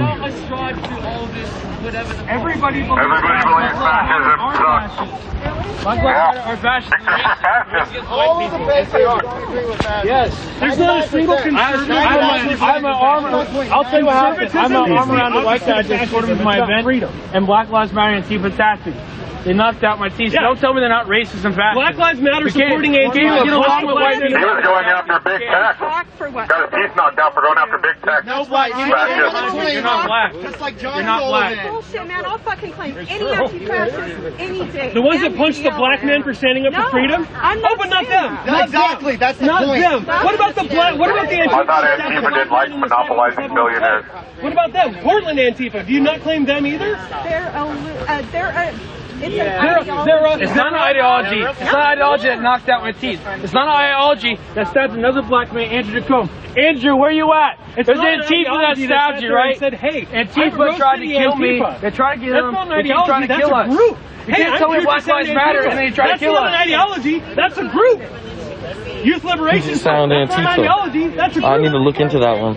You want to know what they are? I don't gotta go there. I could come right here every goddamn day. And I got nothing what they got on Portland right now. So if you want to know what it's really all about, how they treat people, you go to Portland and you see it. We've been across the country, and every time they find out we're from Portland, they're like, "Holy shit, we feel bad for you. We're sorry," because they're destroying everything. They're mashing businesses. Businesses are leaving Portland. People are scared to step up. Actually, a lot of different patriot groups out there. Do you not know that? Do you not understand there's a ton of different patriot groups out there and all of the Fascists and protesting, what that means, you wouldn't burn down buildings, you wouldn't beat up people. That's what Antifa actually does. That's how they gain momentum. Yeah, that's what they do. Hold on. No, hold on. Wait, let me talk. If I'm an anti-fascist, then I'm not doing that. Hold on. Explain to me this. You go to any. Explain to me this. When was the last time you had an anti-fascist event where you had speaking, Antifa speakers? You don't. All they do is they go on the counter protest by attacking people. Oh, really? Let's see it. How many people were there? Like 10, 20? Right? Who did they attack? What do they do? You must have attacked someone. Really? I don't know, James. I'm not sure if that's him or not. I have a suspicion it is, but that's the first. If you could confirm, that would be great. If you could confirm and then text me again, that would be cool. People do stuff on a regular basis. Everyone's actions, right? We can only control our own. But you let them get away with it. You don't do anything. Yeah, why don't you? Then why don't you? Because here's the thing. You guys don't tell them to stop. You don't tell them to stop. Okay. Yeah, why don't you tell them to stop? Why didn't you tell them to stop attacking me? Why didn't you do that? I'm worried about a fucking window. I don't give a shit about it. But it's somebody's business. I care about the somebody's livelihood. Okay. Whose life Wait. So then, Jay Bishop, they killed Jay Bishop in Portland. Yes, they did. That was Antifa. So then why don't you tell them to stop beating up the journalists that walk through? That's people. No, he's just walking down this road, walking down the sidewalk. He said, "Hey, I got a Trump before they shot him." He said it twice. We got a Trump there. Trump right here. Yeah. Here. Who? Boom. That's exactly what happened. There's media. Before he got More likely. Maybe it's self-defense. that day, absolutely You have not. a lot of balls coming out of your mouth. Absolutely not. You're not making sense. First off, that's not a justifiable reason to shoot someone. Second off, the person who shot him gonna get beer maced by him. Hold on. So, you make the shooter out to be a fucking hero. Okay for them to... See if we can identify this individual who I suspect. I don't know. Don't identify violence, run away. It came from a group of your buddy that came in. Before you turn It away. came from one of those guys, one of those Antifa members, self-proclaimed Antifa members. Hold on. Oh, shit. Can you just turn this No, it wasn't. No, he's a self-proclaimed Antifa member. Okay. So it came from his group. So that's what I'm saying. Like I don't get it. So it's like some people.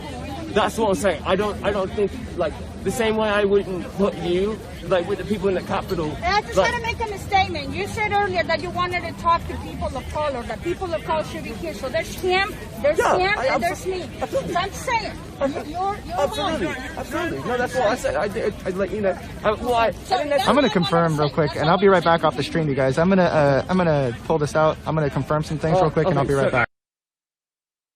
Absolutely. No, that's what I said. I let you know. Okay, sorry, that's all I wanted to say. That's all I wanted to say. Continue. I'm gonna pull this out. I'm gonna confirm some things. Okay. Sorry. What were you just saying? We were speaking specifically on just like I guess grouping everyone in on together. I feel like it's more appropriate to like look at someone as an individual, and if they roll with the group, right, it's pretty safe to assume. They were already trying to do that like, from the 5th. Behavior-wise, that they're okay with behavior, and so they're assumed to be like not that cool either. But there may be somebody that's rolling or around that group that is Simeon, with that. you don't need to use an accent, dude. What's going on? You don't need to use your accent. What's going on? Simeon, you don't need to use your accent. I'm not using accent, sir. You're referring to me as a monkey? That's right. Simeon. You said Simeon. That's a monkey. I'm using your name. That's a monkey. I'm using your name. What? Simeon. Look up S-I-M. That's the same guy that they just said in the video. S-I-M-I-A-N.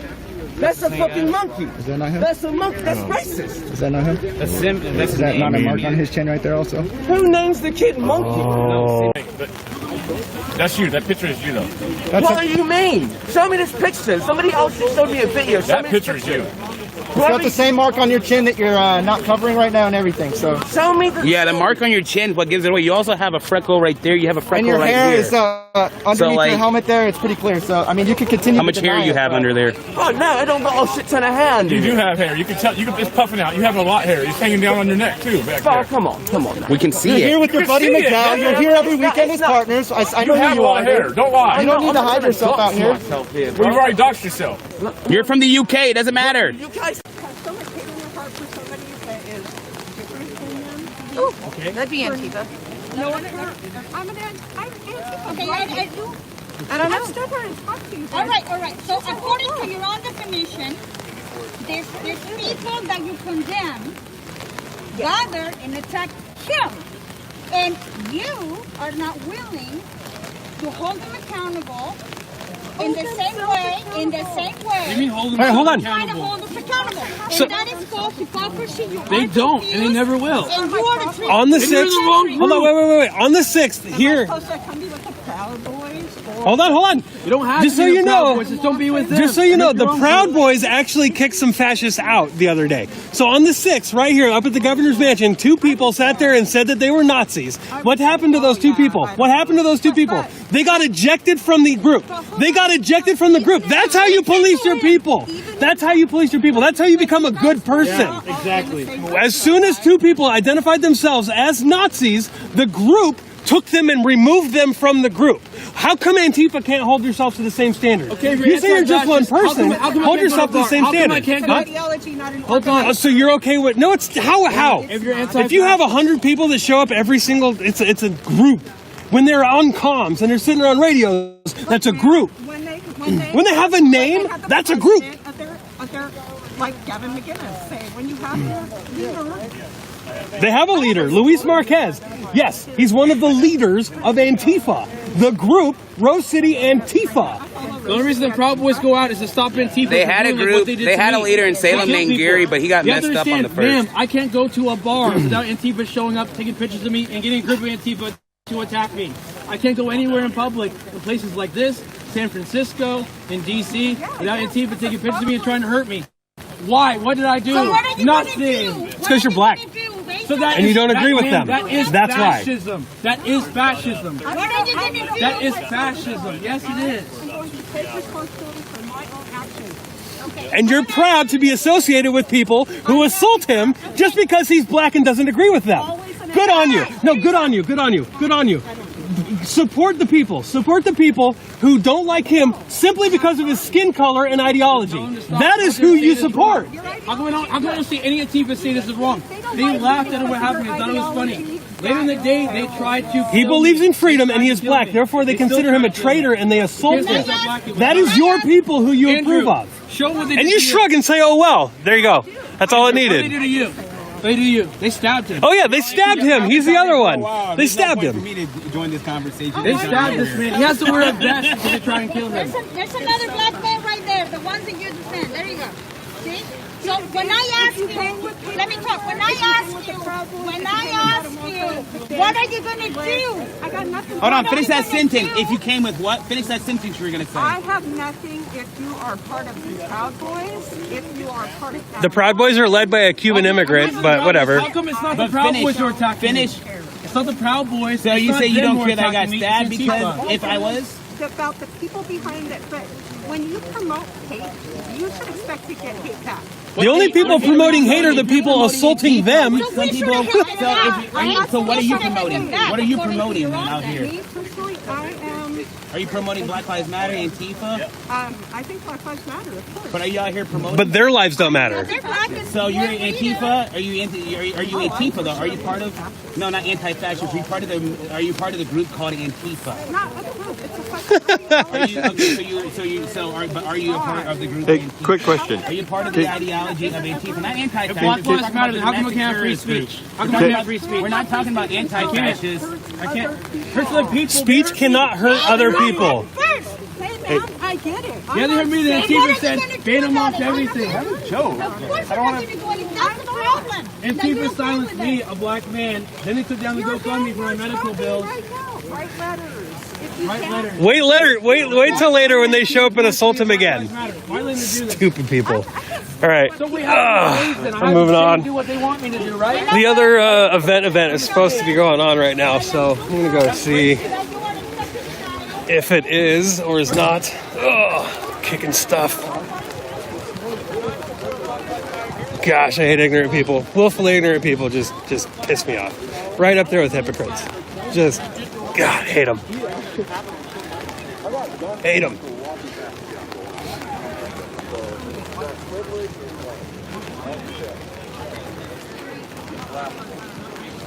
She's bothering children again. The only people that'll actually listen to her is a child.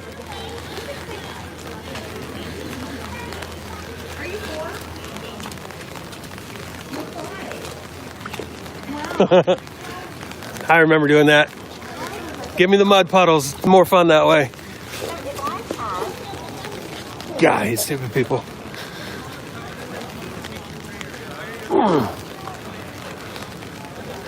So I think, guys, that the main event might have been canceled. I've been streaming this whole time, so I have not been able to get any updates or not. You guys check this out.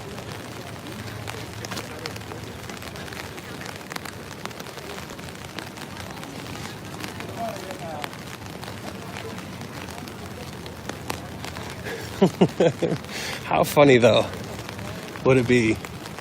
Honestly, it's not how funny would it be. How funny is it that Inslee was so scared of 30 people that there are 750 National Guard troops here to guard against 30 people. That's a good leader you elected, Washington. It's a good, strong leader you have brought in. Good job. Bunch of tards. King County. Idiots. 750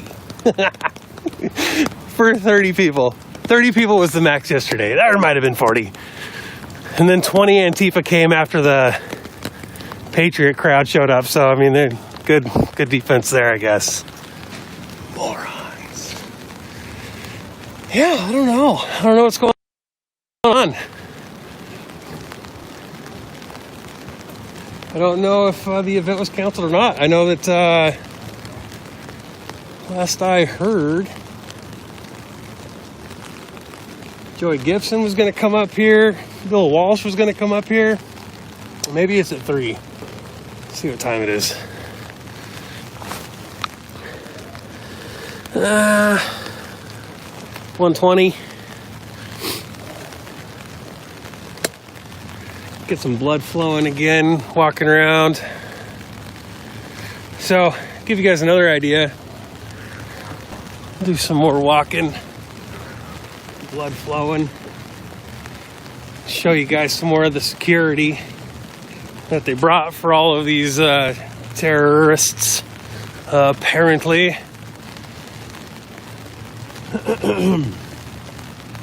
That's how I feel. And I Okay, so should we kill Antifa? Because that's what he's been trying to do to us. 329 people have been murdered by right-wing hate. All right, what are we talking about? This year, all year long. One, and that. their own communities. Look, I'm not sitting here going to that. I have my cause, okay? What's your cause? And your cause is? You're saying right-wing hate like it's only hate on the right. What about hate on the left? Hate is hate. It doesn't pertain to any side. Hate is hate. That's what Antifa is. It's not love. It's not. Give preacher just a moment. What's your cause? My cause is to eradicate right-wing violence. To eradicate. Right-wing hate. And not like, have to lift it up a little higher. You know what I mean? Like, so what? How can we educate, how can we help to lessen the effects of hate? By not being terrorists. Not being Antifa. Right? What do you mean by hate? Well, when you hate a person for whatever you feel like is a flaw with them, like I literally, I hate the Proud Boys. I hate Patriot Prayer. I hate Patriot Front. I hate all of that. So you hate the hat I have on? It has Patriot Prayer on it. I get it. And that's your right. You did what? And that's your right. And it's my right to not like that. Why do you hate him then? Because he is... Because of the violence and the shit that goes along with it. Jeremy Christian left the rally, okay. stabbed the people on the Max train. No, we need this. That's it. We need this. We are. So you got to make sure you're supposed to be a C4. Listen. Thanks for coming up, man. I tell you at times, because you know I get on at the club, if necessary, right? But definitely, man, I've been a part of this movement from the very beginning. I know. I see you from day one, bro. And this right here, this can't stop. And it's building and it's growing. That's the part I love. Yes. More people seeing, so this can be consistent and this will be forever. Because we ain't stopping until we get what we need. That's what I'm talking about. I appreciate you, bro. So yes, ladies and gentlemen, we have everybody involved. Everybody is involved. And it just started. It just started. I got my good friend Donnie in the place. It just started. Amen. That's it. Amen. Look at the people. The people take over the road. Look. The people take over the road. The people take over the road. Hey, say don't worry. This will be doing in NASA. Across the street, baby. This will be doing. Every little thing is gonna be all right. We take over the road. Amen. Don't worry about a thing. We got the road. Every little thing is gonna be all right. Look what we doing. Don't worry. G money, G to the money, G to the money. We take over the road, son. Take over the road. Yes, sir, yes, sir, yes, sir.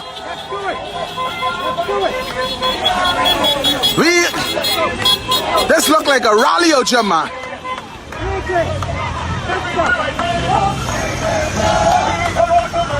People want to know who we are, where we come from. We take over the road. We take over the road, son. This is what's happening, the fight for the natural resources. We are fighting for what is ours. Blow your horn, blow your horn, blow your horn. We are fighting for what is ours. Yeah! We fighting for what is ours, son. We fighting, we fighting. We fighting, we fighting, we fighting. We fighting, we fighting. We fighting, son. Look. Change is here. Change is here. Change is here. Change is here. Change is here. Change is here.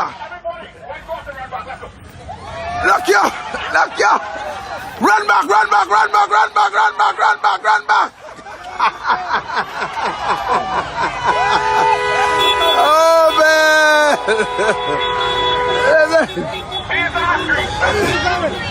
Look here. The media say run, go us and run back. I like that. Man, look at the people, Mike.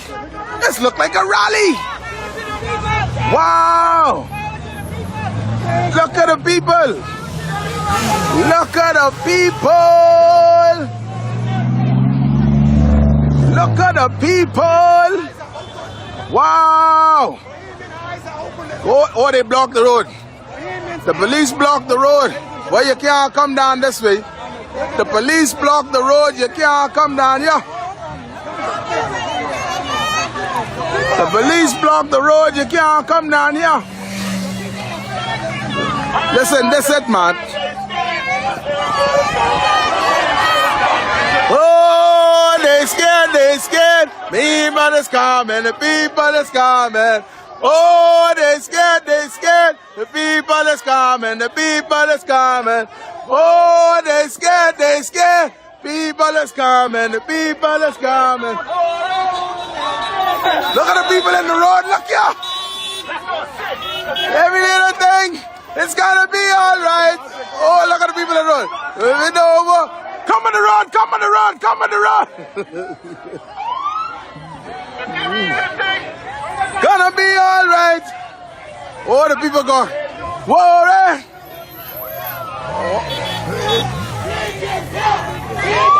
Come on the road, come on the road, come on the road, come on the road. Come on the road, come on the road.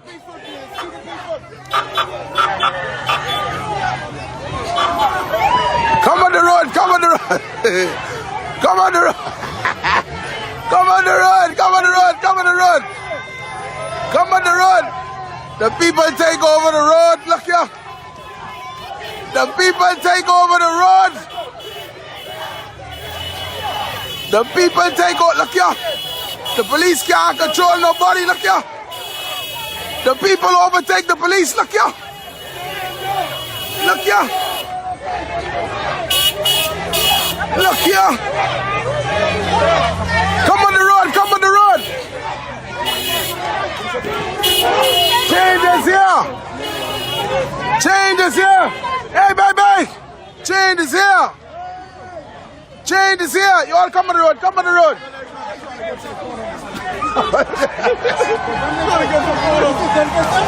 Change is here. Change is here.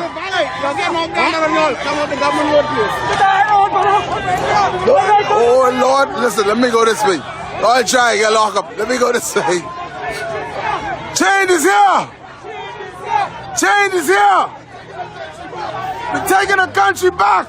We're taking our country back. We're taking our country back. We're taking our country back. We're taking our country back. We're taking our country back. We're taking our country back. We're taking our country back. We're taking our country back. Taking our country back. We're taking our country back. We're taking our country back. Taking our country back. Taking our country back.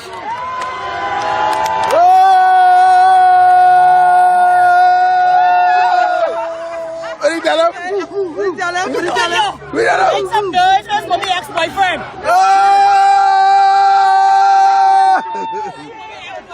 Make him my ex-boyfriend. Oh man! The people take over the road.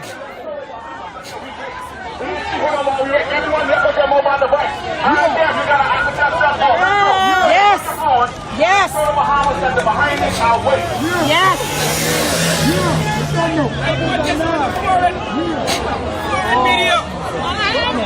What next? What next now? What next? Let me stand up over there. I'm so ready.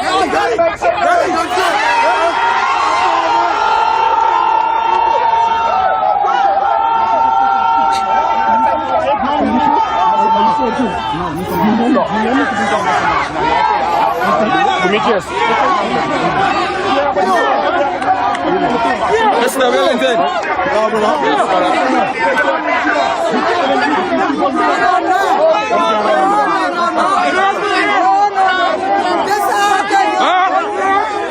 What happened?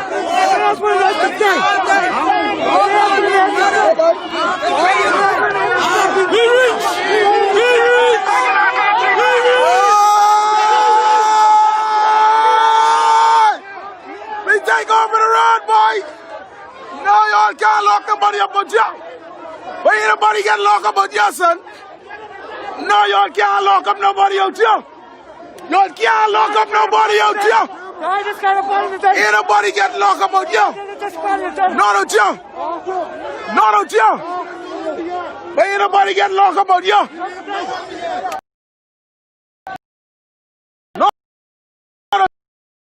Nobody get locked about your boy. Nobody get locked about your son.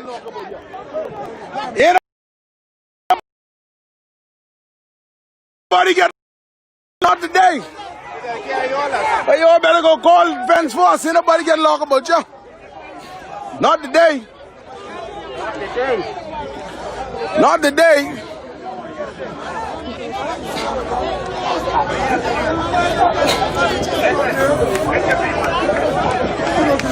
They stop us from hooking up. They want to hear me carefully. They stop us from hooking up the sound system. They said we cannot use the sound system. Ladies and gentlemen, they are scared. I let you know right now, they are scared. That's how close he is to the thing with the down. Not today. So here's the thing now. They said we can't go on the stage.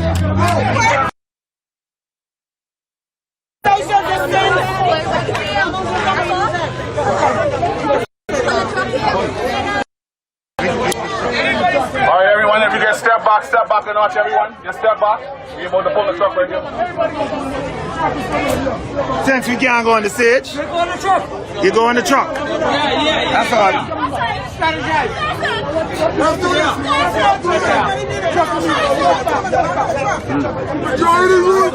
Be straight. We ain't gonna wait. Be out your son.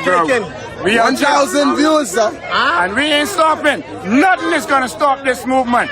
None of their petty rules that they've used to try to keep the people down. Nothing is going to stop this movement. People inside. Step on the side. Let the truck come. Good right there. Come back. He's downstairs. He's singing it. Hello. Come on. Hello. You say hi. That's our stage right here. Everybody get on there. That's our stage. That's our stage right here. That's spread out. That's our stage. Spread out. Ladies and gentlemen, right now, today, you will see that there's something is wrong. Right now, today, based on the resistance of our law enforcement officers who are supposed to serve and protect as their motto stands for, is not really doing that. They are serving the interests of the oligarchs and the people in power who are oppressing our people. I cannot believe that we have senior officers on the police force. And although there's some good officers, they are in the minority. Puppets. I cannot believe that we have senior officers in the police force who are about to retire, who are still subject to a paycheck in a position. Amen. Over the love of their people and progression of a country. This is sad today. It's very sad today. Mark Barrett, I am very, very disappointed inside you. I'm very disappointed inside you. You had your officers dismantled our motorcade. Your forces break down our whole sound system we had here this morning. There was a lot of money spent just for this particular day. The Bahamian people is now awake. There's nothing no one can do right now that's going to stop what's going on right now.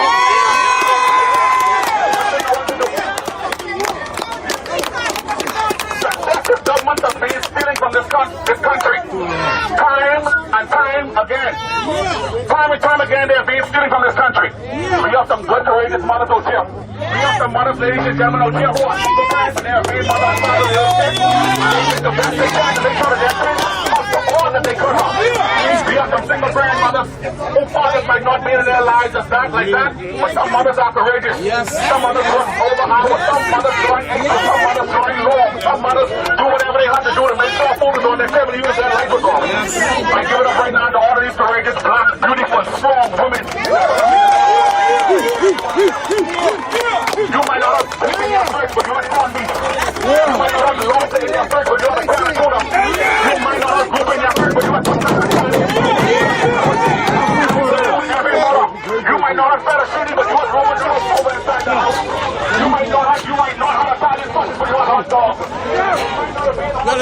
What's going on, brother?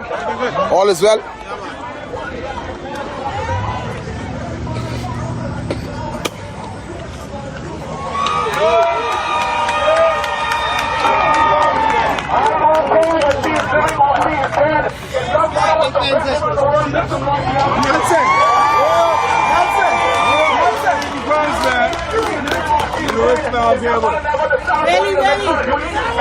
Hey, darling, you alright?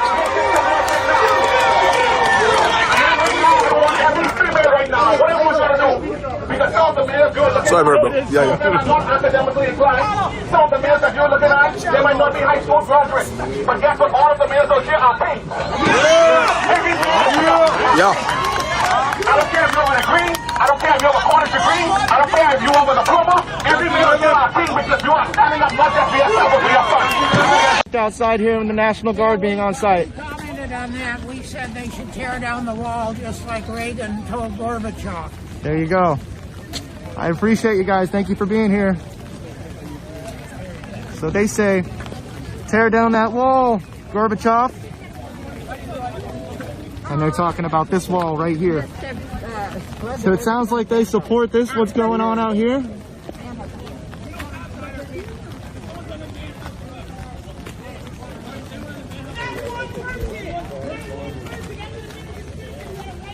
And here we go, we got more individuals leaving the building. Let's see if we can get some comments. Any comments they might want to give here today about what's happening inside the building.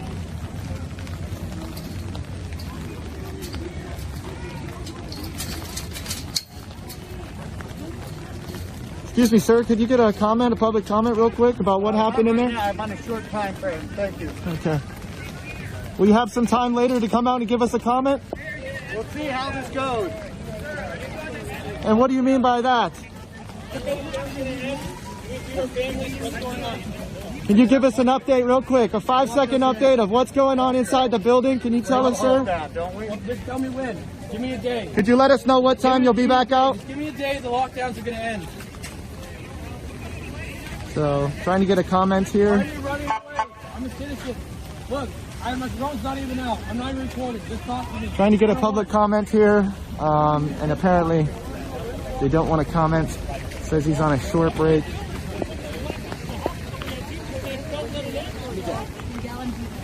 Nice to meet you. Thank you very much. Lewis. Yeah. Louis. MIG. I am from here. Yes. This is my city. This is where I'm out here to defend. Thank you. And we all get the government's new ATS. We come back over here because it seems like lawmakers are on a short break possibly at this point. So we've had 3 individuals try to leave the grounds now. And so far we've gotten a small comment from one of the first 2 individuals that came out. And the 3rd individual there that just walked out said that he was on a short break and didn't have time to give a comment. I tried to request when, but he would be available, or if he could give an expectation that he would give us a comment. And he responded, we'll have to see how this all goes. So I don't know what that means. We'll see how this all goes.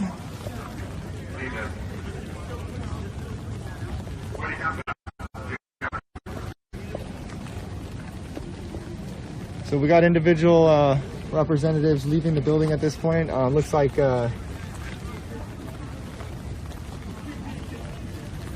me see what's going on over here. Is it over here somebody's coming out of a building?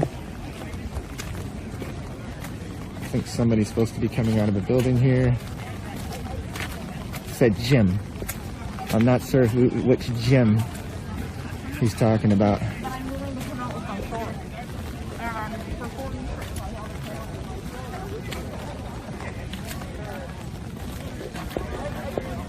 Or maybe she's going to give a speech.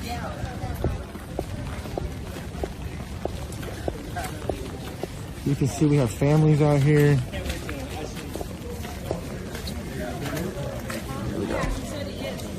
Here we go. Something that's not a distraction. I don't like interviewing people, but I'll argue with anybody all day, every day. It's too fun sometimes. Too fun. Jim Walsh. But he's still there, isn't he? Yeah. We're gonna have a little break. Say Jim Walsh is going out. Jim Walsh loves this man. This man, he really likes me yesterday. I'm a terrorist yesterday, but using my bullhorn right now. It's the best. I love it. Investigator yesterday. Simply for safety saying, why don't you talk about this in there? Because Jim Walsh was saying some stuff, and this gentleman here was like, go tell him in there. Go tell him in there.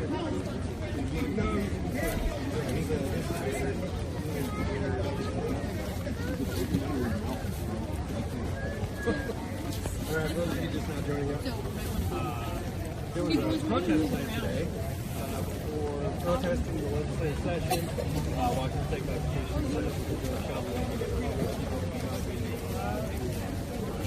Alright, so I'm going to go back up to the front here, just kind of catch up myself on the line, as I think the representatives and senators are on a break. Short recess of some sorts, maybe. We'll have to find out exactly what's going on, but we have individuals leaving the grounds, coming and going.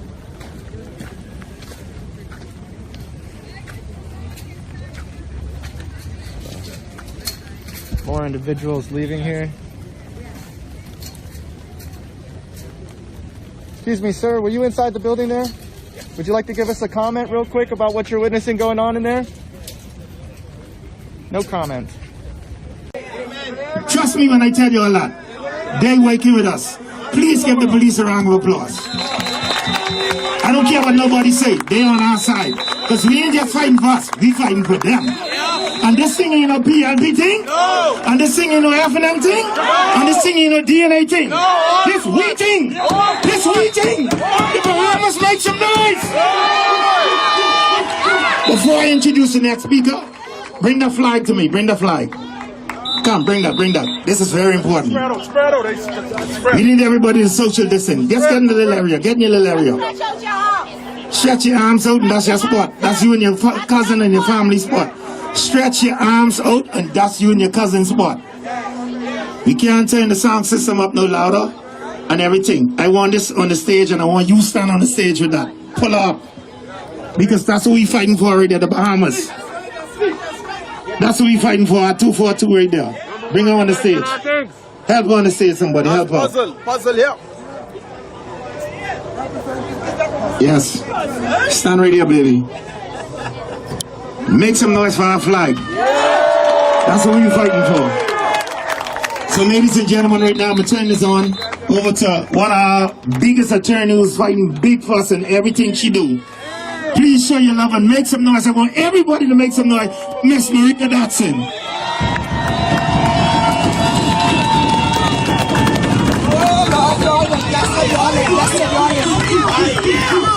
Oh boy. Good afternoon, my fellow Bahamians. Hey, look here. Y'all please do the social distancing for me. What I want y'all to do, like he said, spread out your hands. Everybody spread out their hands because guess what? You see the police, they taking our pictures. You understand? Do me a favor.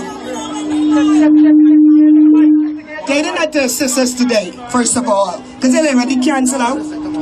They already canceled us out. Also, you see your hand? I want you to put your hand in the person in the front of y'all. Right? That means you're on the back. And that person in the back. Y'all social distance for me, please. Y'all stay moving in. Okay.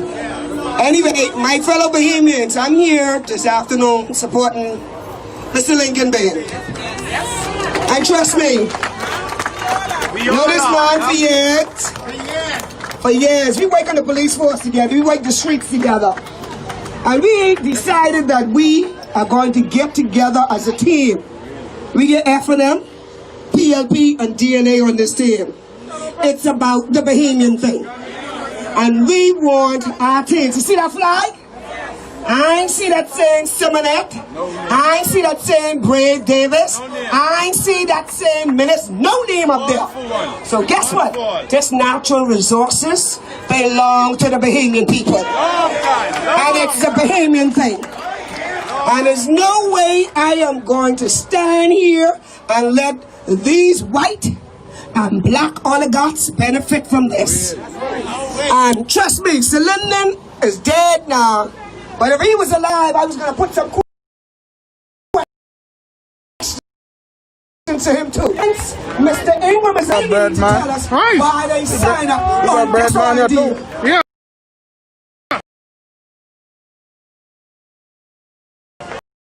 Because guess what? Especially PLP, I need to know how is it that they was able to sign up on this oil drilling deal and the Bahamian people don't want no shares in that company. For the people, man. Picking up, you know. The Bahamas people don't want no shares. One person have shares in that company is Mr. James Smith. And he have over 11 million shares in that company. This look like a rally, man. Who is behind him? Yeah. This oil in this country.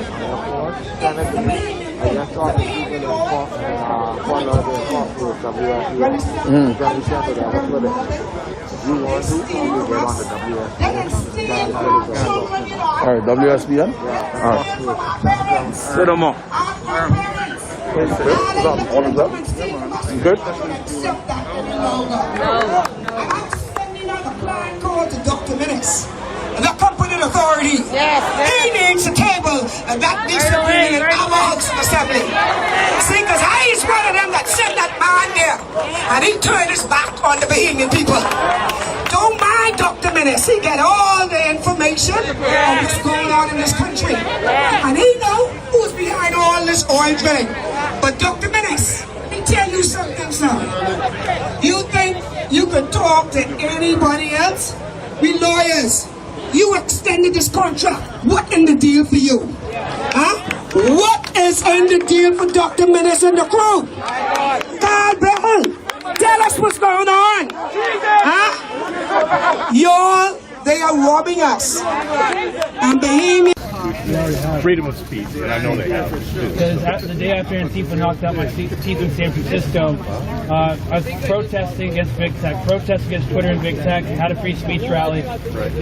Big Tech busted Antifa, Deep State, about 500, 600 Antifa, and they knocked out my front teeth. And the day after they did that to me, they banned me on Facebook, they banned me on Instagram, they banned me on Twitter, they manipulated Google search results against me, they manipulated YouTube search results against me, they took down the GoFundMe campaign to fix my teeth, and they also put false information, fact checks, and all the hundreds and thousands of videos that people were posting of me getting my teeth knocked out, me getting attacked, even me laying in the hospital bed, just because I was Republican. But all I was doing was having a free speech rally and saying it's wrong to ban someone off social media without saying why. It's wrong to shadow ban someone because you're shadow banning someone, you're doing it in secret, and it's not a punishment. You can't even say why. And what I'd like to know is, how come nothing is being done about Big Tech? How come they're allowed to do this on the United States soil? Because we have a big swamp that's out there that is totalitarianistic instead of freedom-oriented. So we got to turn our ship of state back towards the right, towards starboard, so we have limited government and people can still enjoy their basic freedoms. And I'm sorry what happened. You're as good as any veteran, I think. You know, after the wounding, you know, that you've had and everything you've been for, but you know, freedom comes at a price, and people are, you know, willing to pay the price. So. How are you guys going to use this power to protect the balance? Well, the legislature makes the laws. Legislature in 9 months. You did it all in 9 months. What have you guys done in 9 months? I don't know. I just got here. I just got sworn in. So I'll do whatever I can. So anyway, I ran for office. I'll put it that way. Are we under martial law? Depends on how you define that. It's either martial law or not martial law. Well, I mean nationally or state law? Are you talking nationally or are you talking about Washington State? Okay, and I heard today that we might be under martial law of some kind federally. And what's up with the police and the National Guard? Was this a Democrat? Well, I think, no, I don't. Because there's I no sort of violence. caused something, though. There's no violence. We didn't even litter. No, in fact, Jovial had friends that went there and said it was a good crowd, but they got somehow. And Mr. Christie didn't open up that because the American government have a problem because they don't want an oil spill in this country. That's what the problem was. But this uncircumcised Dr. Minnis, Right? They like money so much. And guess what? Dr. Minutes looking to benefit from our oil to win this election. But there's a God above. And trust me, Bahamians, if you all believe that there's a God above, you all need to ask God to switch your oil, because our oil don't belong to these foreigners. Yet I said it belongs to the Bahamian people. And Bahamians, let me tell you something about our oil. You see the water? They got the natural resort, the natural gas on top of that. Watch this now. Underneath that natural gas, they get a tube they had to open up. And when they open up that tube, they've already tested that oil. You understand? Listen to Leslie Miller. Oh, trust me, the quality is good. But they going down there for the quantity. That's what they going down there for. And they come in to take our kids. And if we don't stand up, we gonna allow them to walk on this country as millionaires. And I call in on them junk of the roots today. With the Saxon, the Wally Boys, and the Roots, and all of them in this house. Listen, the next time we go to Bay Street, you all need to be there. Because this is all about the Bahamian people thing. You hear I said it is about the Bahamian thing. I want my children's stuff. They done rob us for so long. And you think they, Dr. Minutes? I don't know. He must be getting fooled too. Bahamians, before I go, I want to ask you all a question. Y'all think these white foreigners in this country for nothing? Huh? They know our land better than us. And guess what? They fighting us to get here. You understand? They want our land. They coming for the fish. But Morgan's Bluff is their baby. And if y'all Andres people sit down and let them take Morgan Bluff, it's cheaper y'all come with Andres. You understand? We can't let it happen. Good afternoon, my fellow Bahamians. Give it up for our attorney. It's a powerful woman, boy. Now, ladies and gentlemen, I want all of y'all to do me a favor. This is very important. All of y'all just say, Father, forgive me. I didn't hear y'all. All of y'all say, Father, forgive me. Because guess what? We opened this thing and we didn't even pray.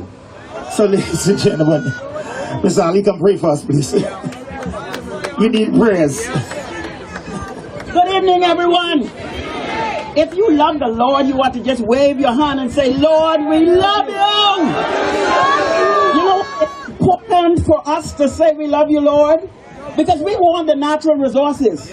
I'm going to start. They told me they want me to pray, but they also told me they want me to bring some greetings. So this was all in good standing, because I can tell you something, and after that we have to pray. Let me tell you something. Our forefathers cried unto the Lord when they were colonial slaves in the 30s and in the 40s. And they said, God, if you would give us our land, if you would give us our country and make us a free people, we're going to serve you. Now, the Lord gave us majority rule, which we celebrate today, right? 54 years of majority rule. He gave us 54 years of majority rule, but guess what? Our governments over the last 54 years has failed what we got from God. He gave, see, the man got that constitution. I always walk with mine, but I just traveled and I didn't have it with me. But, you know, I was get scared if I didn't see one. Yes, sir. For the last 23 years, I've told that constitution because the Lord said to me when he said that our forefathers, they asked him for this country. They asked him for empowerment, and he gave it to them with majority rule. But the governments over the last 47 years has failed to do what they're supposed to do for the Bahamian people. Instead, they have stolen, they have thief. They don't like me to say thief, but they thief. Everything belongs to our children. But guess what? We have to fight this political giant, and we have to defeat this political giant, because we can't leave the children to them, this country to them, with this still in place. So we have to do what we have to do and make sure this is done. Lincoln Bain was in jail this morning, but he is out. They had to let him go because we were praying for him. He has cut down a lot of grass and a lot of bush And now the Bahamian people can see. That's all we were waiting for. So let me tell y'all something. I promised when I came out here today that I was going to thank Lincoln Bain for cutting down the grass. Lincoln Bain is a bulldozer. If he didn't cut down the bush, y'all wouldn't see where we need to go. And now we need to go to the New Bahamas. And the New Bahamas requires that there is empowerment for every single Bahamian. Now I'm going to put my preacher cap on before I pray. Matthew says, seek ye first the kingdom of God and all his righteousness. And when you do that, all these natural resources, all these oil, all these aragonite will be added. But if you don't, you may have a problem. God is not going to make us millionaires and billionaires for us to go back doing what we always was doing. Anybody prepared for a New Bahamas? A New Bahamas require that our thinking is changed. A New Bahamas require that our actions are changed. New Bahamas require that our voting is changed. We can't still be PLP, FNM, and expect we're going to get different.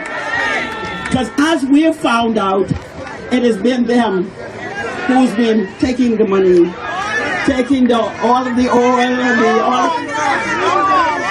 Enough of that. Enough of that. Can you say it with me? Enough of that. Enough of that. So we're going to go to the next level. So as we finish, I'm going to pray. I love it. I love it. I love it. Because this prayer is going to ask that God would open our minds even further. That what we do going forward from here is going to have to make a difference. If you always do, if you do what you've always done, you will always get what you've always gotten. And they are now offering all kind of things. But if a man is prepared to buy your boat, be sure he will sell you out. So if it's $300, if it's a fridge, if it's a wash shop, let me tell you, I am so annoyed, and I'm going to pray. Let me tell you something. Back in the 60s, our parents will tell you that the UBP used to come to your door with these old dry flour and dry sugar and canned goods. Look at how we back to that. They give the people who did it to our parents, the whole of West Coast and all of them, and tell them, go feed their children because that's all they want was buy the groceries.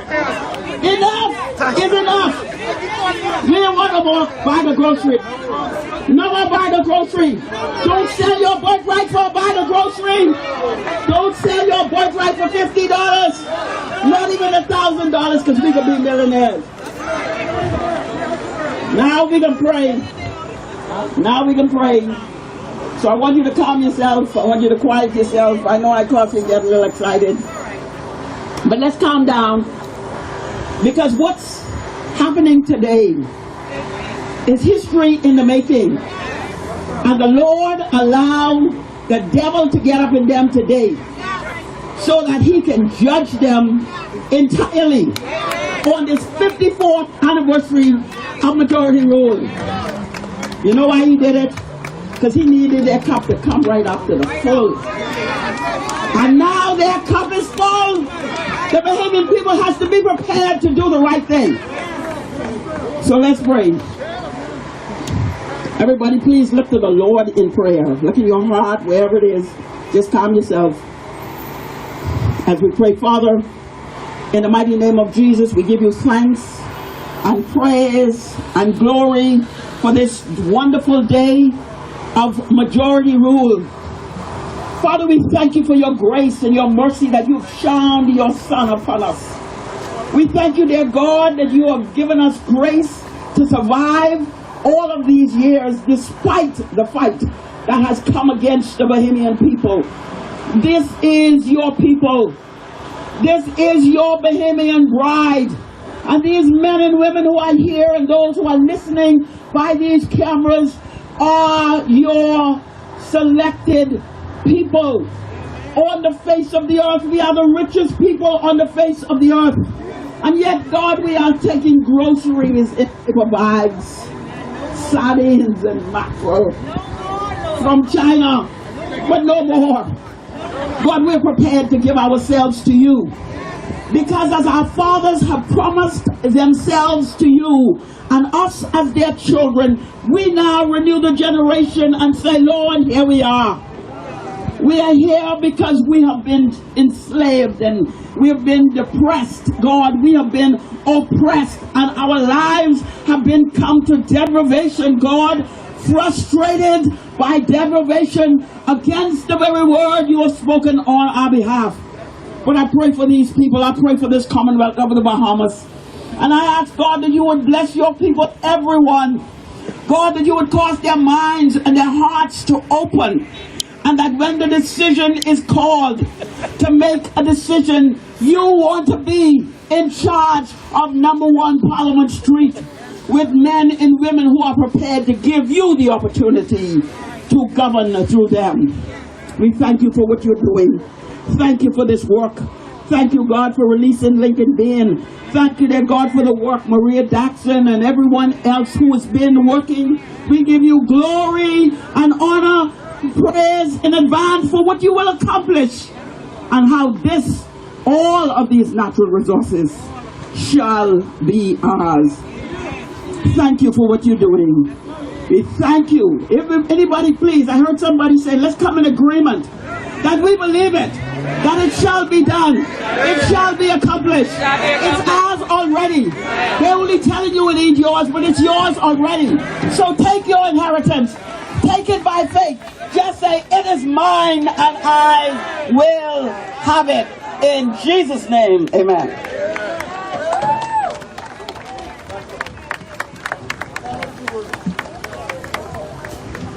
All right, we have 7 more persons to go. 7 more persons. But I want us to at this time, I must remain cognizant of the fact, and I would be remiss if I do not recognize, and even in his absence, the work and the time that he has spent along with Lincoln and the whole team doing a great work. Many other pastors could have been here. All the big pastors who would be up on those live shouting, you all need to see money what they're taking away from us. If every pastor would have told their people to come out here, we wouldn't even. The truth is, we have the technology. And by the way, I'm a software engineer in my real job. We have the technology, we have the logistics, and we have the space to do it right. And really, I think we've missed a great opportunity to unify. The people that are gathered here are gathering because there's a genuine divide among people based around trust. We're not trusting that we're getting a good product with full transparency. We had an opportunity to come together as a bipartisan team and put together a solution that we could have all gotten behind and said, you know what, okay, it's not perfect, but at least I have maintained my rights. At least I have some semblance of transparency and can trust the product. They chose not to do that today. Well, I mean, I think most of the people here are a little burned from what happened last session at, 4 o'clock in the morning. I mean, so this is just icing on the cake, so to speak, under the cover of COVID. And, people out here, we're not here because, this isn't a superficial matter. Yeah, we're the Democrats. I saw the Republicans walking out. Not a single Democrat walked out to talk to us. About five Republicans came and talked to us, but where are the Democrats at? Because they're the ones responsible for the lockdowns. They should listen to us, the people, but they're not. And what's up with the riot shields? Because y'all come out here, you're talking to us, so why are they still with the riot shields? Why are there still all these military and police? What are they guarding at this point? It makes no sense. But I wanted to make one more point, and then I wanted to ask you one more question, and then I'm going to turn it over to Representative Paul. This is not like a team sport situation here. I mean, we've got businesses. I talked to a gal the other day. 27 years for businesses destroyed. I've had deaths in my family. I have had, my 2 adult depressions because of these lockdowns. We're getting the hell taxed out of us. We're talking about, you're probably familiar with Maslow's hierarchy. Let me tell you, I'm wrong right now. So I'm out of the process. That's my little rant.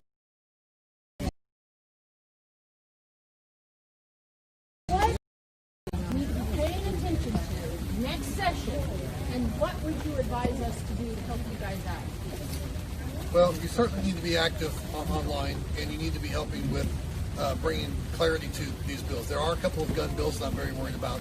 The Speaker clearly had two big bills that she wanted to achieve last year. We stopped one of them, which was the magazine ban with regard to your Second Amendment rights. I suspect that they're going to come forward with some form of either magazine ban or red flag type of bill with regard to gun rights. It looks like one of the popular ones they're talking about now is the one about brandishing. And that's also going to go after police as well. You're certainly going to see taxes. They're going to push for more taxes. They're using COVID. Make no mistake, everybody here should know our revenue increased year over year. Even in the height of COVID, our economy still produced more. What they did was they kicked all small businesses in the gut while allowing the big corporations still were producing massive sales. Yeah. People are still producing for the economy, which means we had tax revenue that grew. So what kind of relief are we going to use? Well, their relief is going to come in the notion of tax the rich and give to the poor. But they're using COVID as a cover to do that. So they're going to push tax policy that way. I think you're going to see more social programs created around mental health for sure, and to basically justify more spending, again, around the health needs of dealing with COVID. So I think you're going to see those broad categories. I don't want to tell everything because Representative Walsh is right there. Leave something for But just, I'm getting all the good ones. So, but I would just say this: I don't blame the officer, the soldiers that are here, the people that are protected. They were ordered to do that. They have to come. The unfortunate part is to this gentleman's critique. Where is the other side? I don't feel endangered by any of you here. The truth is, part of representative democracy that they like to use is actually listening to people, the people of the democracy that they like to claim we have. But really, we're a constitutional republic. You are the boss, and therefore we have an obligation to come hear you. And we tried to protect that and stand up for that today. It didn't work with their majority, but the fight's going to continue, and I thank you for putting this event on today. Thank you so much. Sir, I have questions for you. So, let me get Representative Walsh up here. I'm gonna let. There was a beautiful lady right here. She really could do something. She was with a Rashay, where you at, Rashay? Right there.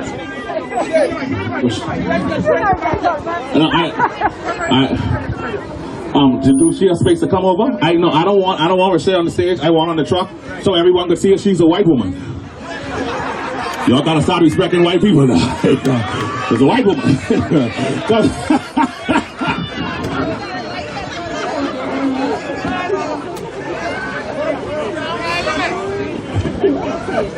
All right, let's just do it together, all right? Y'all ready? On the count of 3. 1, 2, 3.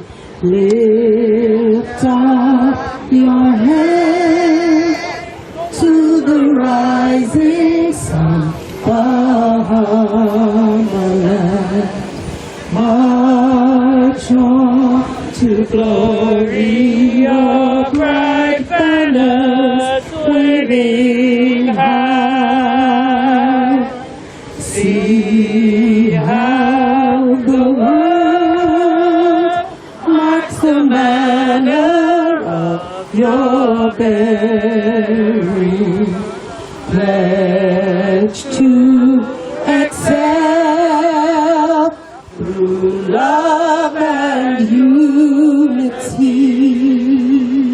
pressing onward, march together to a common loftier goal.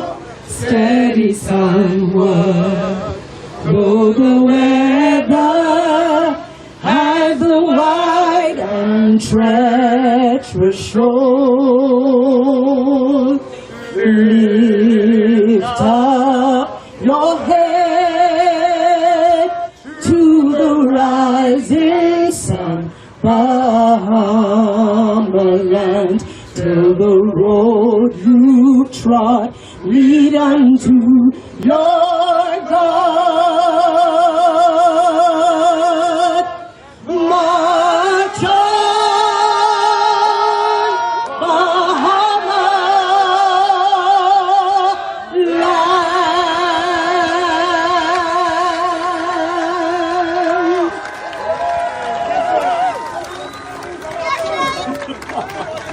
Ladies and gentlemen, there you have it right there. She is the one and only Rashay Sands, blazing up the tracks and blazing up the airways both locally and internationally. She has been traveling extensively throughout the pandemic, representing the Bahamas on the global stage, and we just want to highlight her today, right here live on Power 104.5 FM, the heart and soul of the Bahama Islands.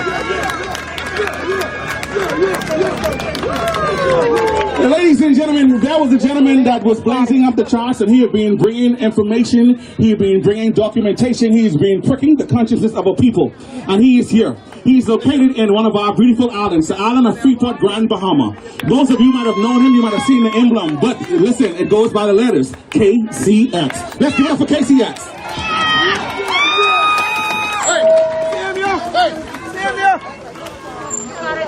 Good afternoon, Bahamas. I have the liberty to bring on this great gentleman for over 30 years. He's been pioneering and bringing information to us all over the internet lately, but before the internet, he was out there and making declaration that the Bahamas needed change. And today I stand to bring the great Mr. KCX.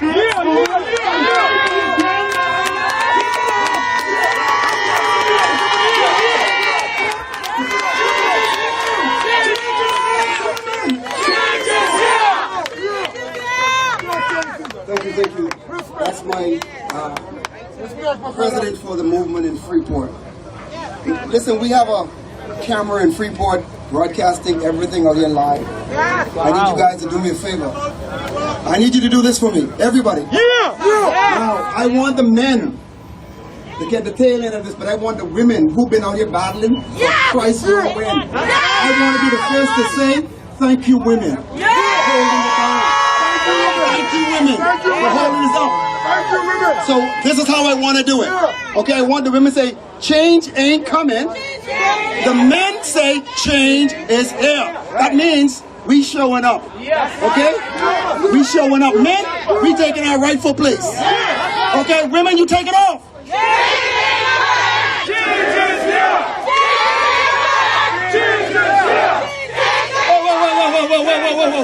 Whoa. Girls, we outdoing y'all, you know. Listen, they can hear you in Freeport, Grand Bahama. Let's start that again. Women! Change ain't coming! Change is here! Change ain't coming! Change is here! Change ain't coming! Change is here! Change ain't coming! Change is here!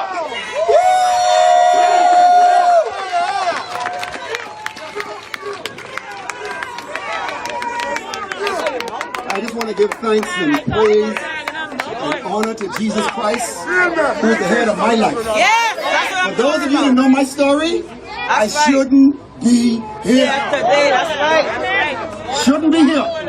But God has a reason for me being here. And when the doctor said, you had one day to live, I said, boy, I can't wait to go. He said, why would you want to go? I said, because if I go back to the Bahamas, I'm going to fight like never before. If I go back, they're going to kill me because I ain't stop.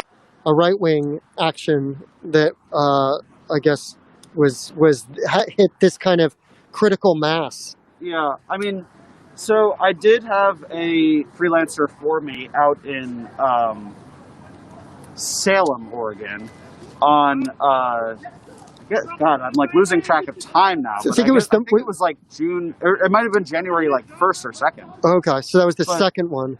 I think it was January. I think it was Jan 1st. Okay.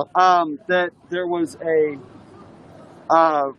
right-wing protest against mask mandates and for Donald Trump, right? A stop the steal and reopen the economy kind of hybrid protest. Yeah, they had two of those, one in December and then one. Right. And so at this January one, they had riot police who were kind of like ready to go, and it was basically peaceful until like the end of it, when some of the right-wingers were trying to like basically go tussle with the left, and police got in the way and protesters started fighting with the cops. And similarly, it came down to tear gas, pepper spray, some right-wingers arrested. And it was interesting because by the end of that, and again, this was filmed for me by a contributor, Marini Ray. This wasn't filmed by me, it was edited and published by me. By the end of it, the protesters who had originally brought like thin blue line flags, back the blue, right, were like, were saying no more backing the blue, F the blue, that kind of stuff. And at the end, they actually like stomped on the flag and then threw it at the cops, right? So, you know, I think that it basically shows there's probably a, you know, as Donald Trump loses grip of power, as Donald Trump is about to leave, the right wing that was sort of emboldened to be sort of paramilitary supporting the person in power, I think they're kind of losing their grip of power, and that's changing their relationship to the state. Very interesting.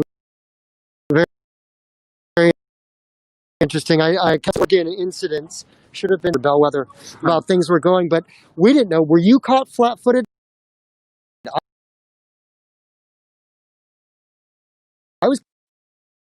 I had my gas mask and goggles with me, thank God. But I was so covered in tear gas, though, or tear gas, pepper spray, all this stuff, that actually when I got home, my housemates turned on the air conditioning in our living room because apparently it was starting to irritate their eyes. Me being in the room next to them. I guess, were you surprised that it happened during the day, since the pattern hadn't been that? That was surprising to me. Originally, what I had told news agencies who are relying on my footage to expect is I think it's probably going to be peaceful during the day, and then people are going to be angry when the results are certified, and then they'll riot at nighttime. That was sort of what I thought would happen. And I was also concerned about the possibility of individual acts of basically terrorism or that kind of thing, you know, that could happen if even only a single person wanted to, like, stop the certification from taking place. In my mind, because it was so obvious that so many people would be coming and so possibly angry and, you know, insistent on doing something like this, I really thought the police were going to be set up much like the way they are now. I thought the police would have been more prepared, and I was surprised when they weren't, but I wasn't surprised that the thing happened. Very interesting. Last thing, did you go in the Capitol? I didn't go inside the Capitol. Okay. So for me, that just felt like that just felt like one step too far. So I spent a lot of the time at the door filming people go in and out. I even had shots that went, you know, essentially all the way through the Capitol because the interior design, it's all like straightforward. So I had a lot of shots that basically showed the inside of the Capitol, but I was at that doorway a lot of the time and did not go in. Well, that's a question each of us had in there. I had that moment of, do I? And then I just said, I did. But just as a First Amendment sort of thing of freedom of the press. But, you know, it's a personal decision. It was crazy. It was literally unlike anything I think either of us have probably ever seen. That's true. Yeah. And then, so... who was there? In other words, you know all these pictures we see of the people in the rotunda? Yeah, right. Is it like the Viking guy and so forth? Was it that group, or was it a different group? I did document the Q Shaman guy come out of... The Q Shaman is the name that guy goes by with the Viking helmet. Yeah. I did film him come down the stairs on this side, so I didn't see him enter, but I assume that he entered this way and came out this way. But this was the access to the rotunda, right? Because I'm trying to figure out if you went in from the west. Yeah, because the girl who got shot I believe also entered this way, and I found out that the girl got shot because I interviewed someone right at that door who was saying, Vice President Pence, the blood is on your hands. You could have stopped this. You had to stand up for Trump. And then he goes, now we've got a girl who's been shot inside and she's dead. And I was like, whoa, what? And he was like, yeah, there's a girl who got shot inside. And he said that he was with her when he saw it happen in there. So since he had just come out from that side, again, I believe that she had entered that way as well. And of course, she was the one who didn't come back. Wow. It's been so hard to get the story out. How have you, and feel free to be as reserved as you want to, but when you see things getting covered and you experience it, and do you think there's a schism of sorts between what you see on the ground and then how it makes its way into the press, and how did that manifest? Yeah, I mean, I think that it can certainly be true that, the reporters, the news anchors who talk about things are not the ones who are actually there on the field, and that can make it really difficult. I see actually a question on your comments that I wanted to answer. Sure. I see that somebody said, where was Mike Dunn in all this? Mike Dunn, to those who don't know, is a Boogaloo militia kind of guy from Virginia, and he actually purportedly was in Washington, D.C. afterwards. I didn't get to actually see him that night. I've covered him many times before, but he had photos later in the night that sort of purported to show him outside the FBI headquarters, and he seemed to claim some level of involvement. However, I didn't personally interact with him out there. Gotcha. And let's just end with after the rotunda, after everything's breached, does this side clear out at around what time? So this side seems to be organically dying down a little bit around like 5 to 5:30, and so that was when I wrapped around back to the west side, and it was on the west side not long after I got there that then riot police came to that side to start clearing it out with riot shields. There was a little bit more flash grenades and a little bit more of the pepper spray to get people fully out of the west lawn. And I was by about 6, so I think I left at about 6 because that was when it seemed like the action was over. Okay, it seems like that would have been right after or during when I left as well on the other side. Well, cool. Let's give you guys a look at the Capitol. And anything else you want to add or sort of? Let me just. I saw that somebody asked where do I actually find me. So my name. How that went down. What's your thought, or just what's your reaction to seeing what happened in DC and how it was policed in comparison to what you saw here in Kenosha up until even today when the National Guard just left town? It's so good to see you, bro. Thank you for staying with our story and supporting the Blake family. And Happy New Year to you. I see a very a connection. This DA and the people who run this city elected to release this information about little Jake when the Proud Boys were in town and other militias that leaned strongly for the people that you saw in D.C. So there was either cahoots with the government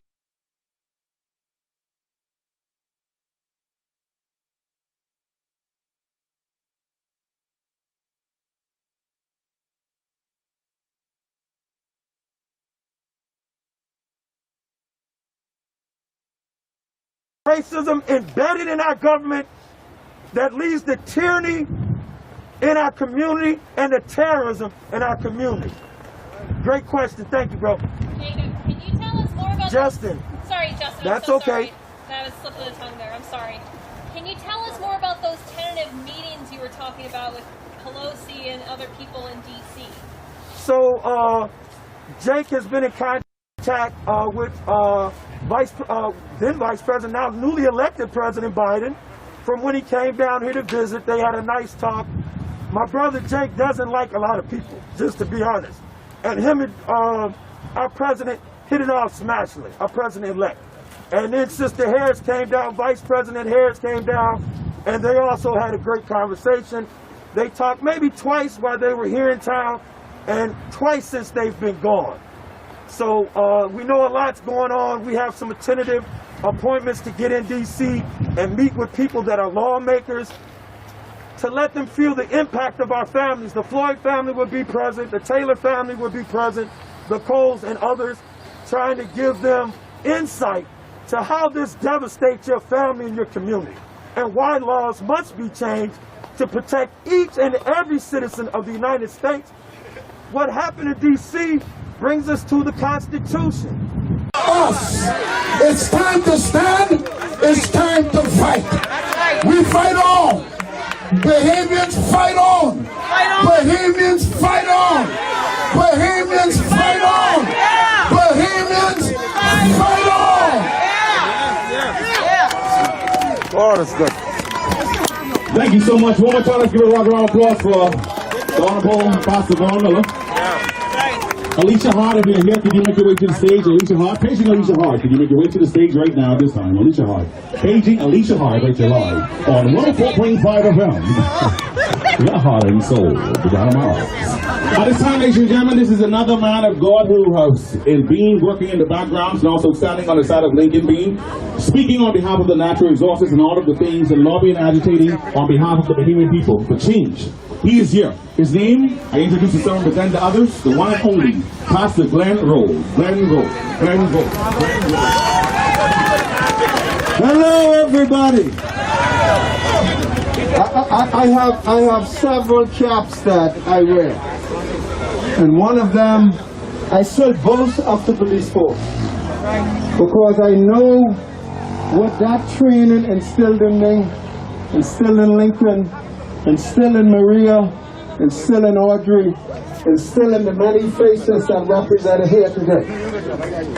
But today I continue to be saddened, even as Minister Vaughan said, that notwithstanding we would have had years of what we refer to as freedom, what we saw today was a travesty from the state in trying to silence the voice of the people in what is referred to as the most holy day in this nation, when all of us collectively decide that we would find our voice. Now, as a preacher, I would probably say it like this: what they meant for evil, God turned it into good. Because I believe many of us fell asleep. Many of us take for granted that this thing called democracy, this thing called the voice of the people, that our governments would stand to ensure that that exists. But when the government direct those who I worked with at some point to arrest a man who represented the voice of so many here, then not only must we be awakened, but we must realize how fragile this democracy is, and never again must we entrust our voice to any government that will not represent our voice. So I'm going to ask Where's Lincoln? Lincoln, just stand here a little bit, please. There is a portion of scripture in the Bible where Herod decided that he would go after Peter. And they were after James. And they were successful at going after James. I think it was Demetrius who rightfully spoke the extent to which the church have been silent in many of the social injustice. And when I hear of the history as was cited by Professor Curry from the university, he talked about a church who voice for social justice. He talked about a Pastor Brown who traveled to the U.S., got the voices of Martin Luther and all of those because they understood that the voice of social justice must be led by those who have a moral authority to speak concerning the ills of our land. But we have lost that sense, and so my prayer today is that that church of which he spoke some 40, 30 years ago will once again find its voice in our national dialogue, that we will not be bordered by land, we will not be bordered by party politics, we will not be bordered by religious denomination, but we will have one agenda, and that is to speak for the righteousness, and that is to speak for justice in our land.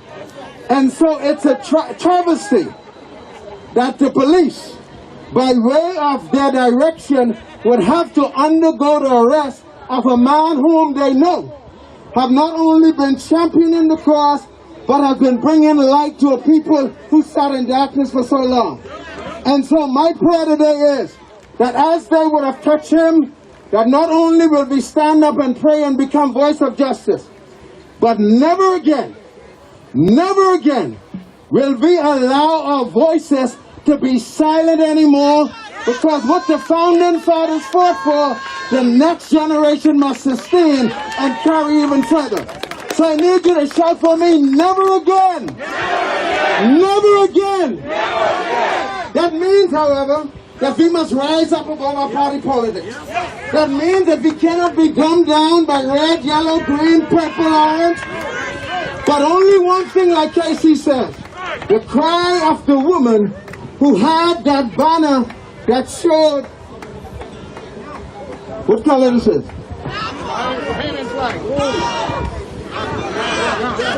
This man depicted a shirt that would represent all of us. And our majority rule speaks to this, that the progress of our nation is determined by the degree to which we are prepared to go forward, upward, onward, together. That does not mean you may not have different party politics. But what it do mean, that those who lead you will not lead you to a place of division.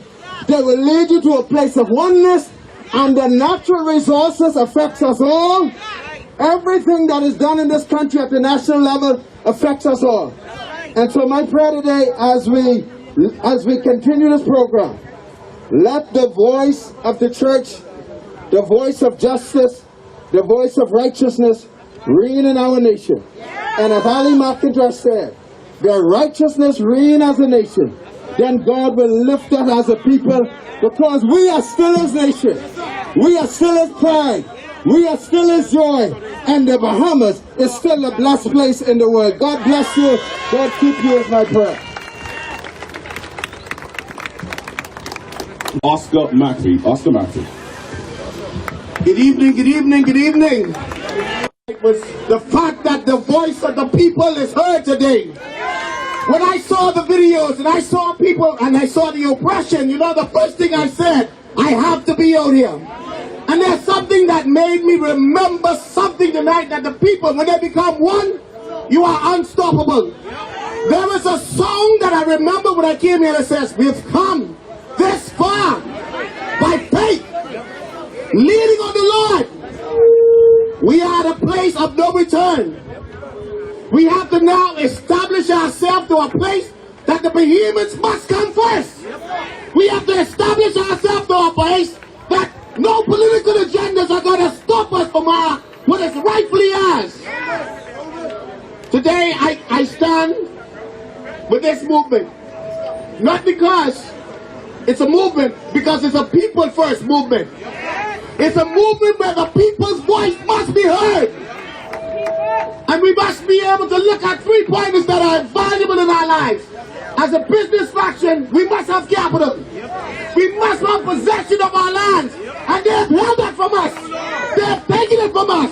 How are we going to stand and let them take it? Then it comes to a time when we must be able to say, enough, enough. Today I want you all to do one thing for me if I haven't said anything to you. Go to the Crown Land. Get an application and apply for Crown Land. You are entitled to it. You must not let this government stop you from possessing what is rightfully yours. It hurts me when I see the next generation, which is us, the next generation, just sit back and do nothing. Our ancestors fought for us. It's time for us to rise up. Stand! Having done all, still stand! I support this movement, and I support the move that you are doing. But we can't stop here. This is just a start. And we have to be ready. Mr. Oscar. On social media, we normally see some persons that we consider to be vehement celebrities. And so even as he is here, I value everyone. I would still want us to, just give a moment of silence as Bradman is here. We know Roddy passed away. And so, let's just clap for her. Just anyone who ever heard of her, let's just clap for her if you know or heard about her before. Our sympathies, Bradman. At this time, ladies and gentlemen, we're going to call on one of course, our Bahamian personalities. He's going to come in his own special way. And of course, he is an independent candidate as well. Jesse, I see you. And we're just going to have, at this time, he's going to come now at this time. Wellington, come. All is well.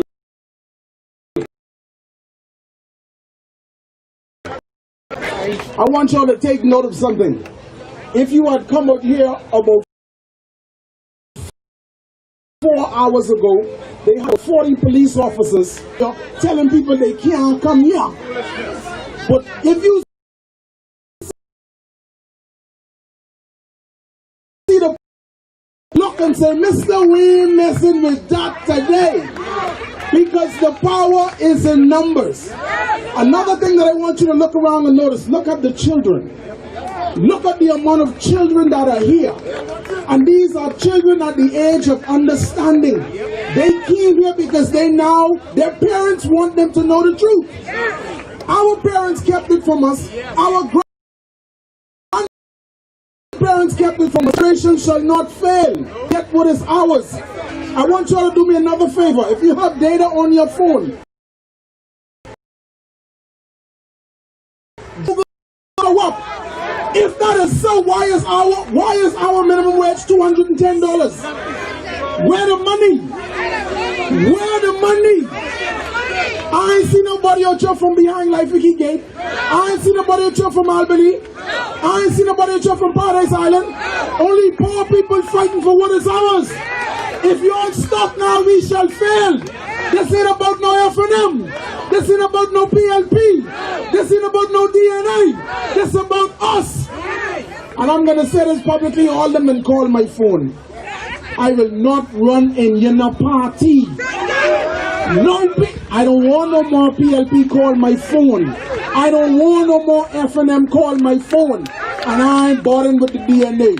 Independent or nothing. We come here for what is ours. Teach one, reach one. I love you. I'll see you all later. Ladies and gentlemen, there you have it, Mr. Wellington himself. And now we got this little young brave man just standing on the stage all night. This is who we're fighting for. Every man who have a child, every woman who have a son. Let's give it up for this little young boy. This is our future right here we're looking at. That's right. Plaid or nothing. Ladies and gentlemen, we want to keep it moving. I see a young man. Let me show you all what change does. I see a young man in the back there. Young man, would you just come in the front here? Bring all your stuff. See, this is what you call true leadership. He ain't stealing. He ain't putting no gun to no one hand. He ain't robbing. He out here with his fruits. He be up on that street corner trying to sell his fruits all day, and guess what? It look like he still got a lot of stuff. I think the thing's only for $5. Some people go in healthy style now in the 2021 anyway. So, son, sir, just come this way. Come this way. This is how we empower each other. This is what empowerment is all about. It's take us to deliver us. How much for your stuff? Everyone, y'all get one of these from this guy.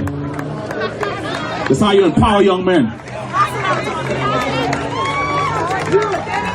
Why don't buy me one? I ain't got no money. Buy me one. Ark Shane Gibson.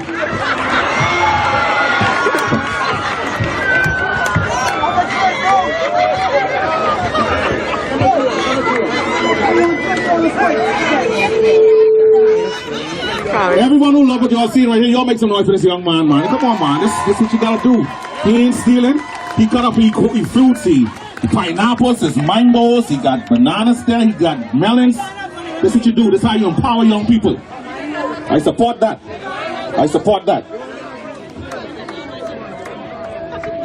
Transparency. All y'all put your hand there one time. Be careful. Spirits.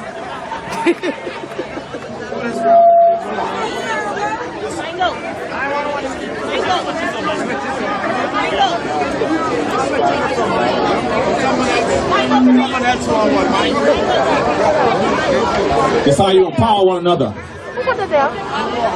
Love is something, if you give it away, you'll end up having more. It's just like a magic penny. You hold it tight and you won't have any. Lend it, spend it, you have so many. And you roll all over the floor. I'm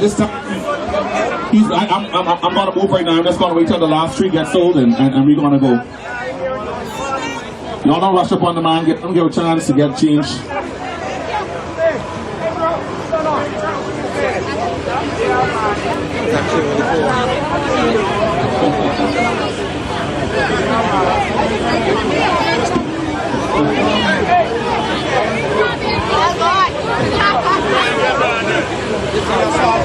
Open up the cooler. It's all gone? Now he can feed his family. Y'all make some noise for this man right here. Let's give it up for him. That's empowerment right there. We all need someone to support us. Your business is nothing without the support of people. That's what it is. Be careful. That money would he just give you check it again. I look like that's counterfeit. Just be careful. Yes. I don't trust you. You good? All right, boss. All right, ladies and gentlemen, at this time, of course, we have a lawyer who is working in the background, but she is still here today on the side of Lincoln and making sure things is in place legally. Her name is the one and only, the beautiful lady herself, Audrey Barnaby. Thank you so much. Thanks to all of you for coming out this afternoon, and what we've seen here today, assisting the young man. We need to take that back to our various communities. Buy Bahamian. Buy from the mom and pop shops on the corner. Stop buying those poisonous food from the Chinese. That's what's making our nation sick. Trust me, everything now is made in China, so buy Bahamian and go and support the persons in your community. The next thing I'd like to speak about, divide and conquer. That's always been the slave mentality. The masters used that to suppress and divide the people so that we could work against each other. Every other nationality that I know of, they work together, but seemingly us Bahamians, we do jealous of each other. And we have got to stop that. If you see your sister or your brother moving up, they got a degree and they're moving on, they're moving to help you. Because those rich people, like one of the other speakers have said already, they're not out here. So when we come from what they call the ghetto or wherever they want to call it, and we are able to move up in society, stop hating on your brothers and sisters. Whenever we move with you in our contemplation. There's no one white out here or rich, black, even them are not here today. So it's either all of us against them and stop fighting amongst ourselves. When I attained my law degree and I went to school, I worked hard. I worked 3 jobs as a police officer for 31 years. And I was opposed at every level in my job. I was opposed at my school. And I was opposed by the persons in my own community. But when I wore that gown and that crown, I went into McCullough Corner to show the young men and the young women that you can do this too. So it doesn't matter where you live. I don't care if it's Baines and Grantstown, Camp Road, McCullough Corner, Mason's Edition, Engeston. It doesn't matter where you come from. Just keep working hard and let's change our mindset to attain our goals. That parliament must reflect society. And society is not only made up of the rich. So we have got to make the change there so that we, the poor people, can get the necessary help that we need. Because only he who feels it knows it. And I've been living it all of my life. And I thank God that today I am a part of this change. Thank you, and God bless all of you.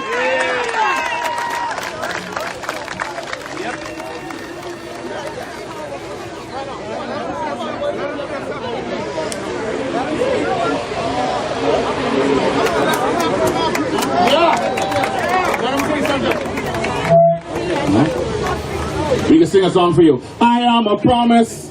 I am a possibility. I am a promise. With a capital P. I am a great potentiality. Yeah. And I am learning to hear God's words. And I am trying to make the right choice. I am a promise to be. Yeah, man, you gotta encourage the kids. Ladies and gentlemen, those of you who do not have Bahamian Evolution Changes Your t-shirt, it's only over there for $10. Alright, they were selling the t-shirts all day, but a lot of people being called for t-shirts. They have the medium, they have the large and extra large. They also have the enough is enough t-shirts, they for $10. They're over there. Alright. So we just want to have everyone have that, so when we have our meetings, it could just be branded good. You could have your shirt, you can see the part of what's going on. Lincoln Page in Lincoln. Is Alicia Hart still here? Alicia Hart? Is she here? Alright, Lincoln is here. Ladies and gentlemen, this man, I know for sure, is exhausted. The day was I want to hold this.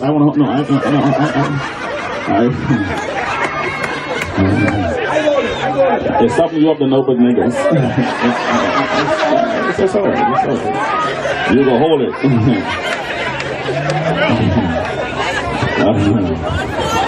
Have the same thing Peter Turngrass say do. Now he gone.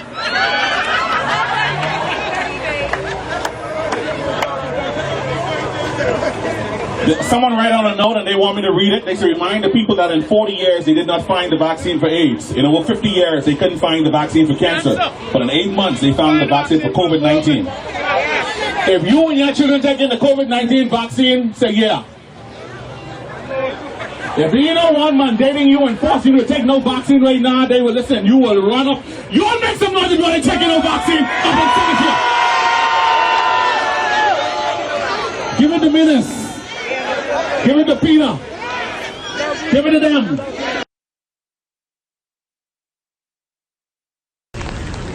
Especially the fucking militia groups. Fuck, it's so cold.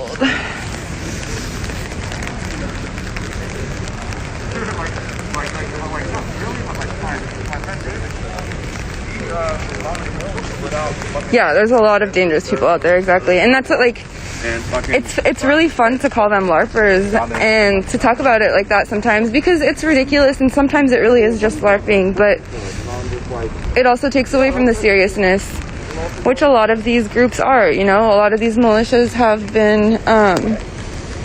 been training for a really long time. They've been practicing a lot of things for a really long time. They're not always out there and in your face the way like Proud Boys are, for example, because a lot of them are not in it for some kind of a ego boost or some kind of pride, you know. It's it's like they mean business, and it's terrifying.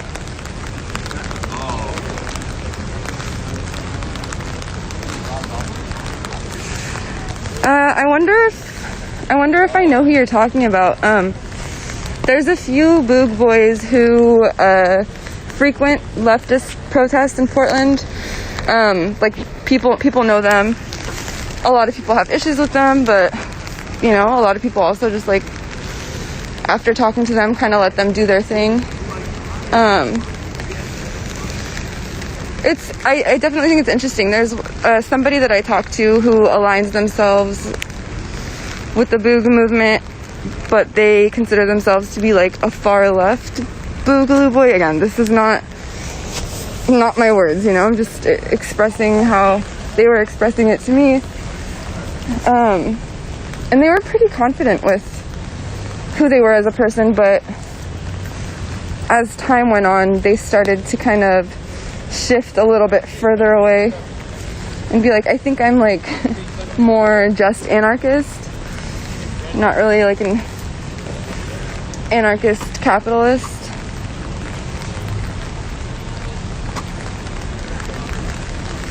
Boog want a race war, and again, I think it's important to distinguish between these things. And the reason why I say that is not to be any kind of a sympathizer, of course, but so that way when you're talking about, you know, the groups that are more serious, it needs to hold that weight because of how dangerous it is. And I think it's kind of dangerous territory when we start lumping them all together as the same. Because there's some shit going on that a lot of people are not aware of. And it's, you know, like the fucking wildfires, for example. You know, within 2 days, right-wing militias were deployed and holding people at gunpoint. Like, a lot of these people are very, I don't know. Ah, fuck, I keep cutting myself. Sick of it.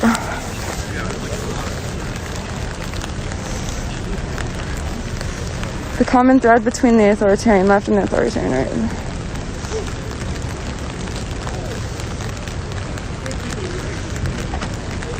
There's more masks. What? You have the extra masks. In the car, yeah. In the car, yeah. This one's like fucking soaked, but I don't know when you're trying to skip evil. Yeah, I mean, I appreciate, I like, it's nostalgic, you know, bringing that shit back.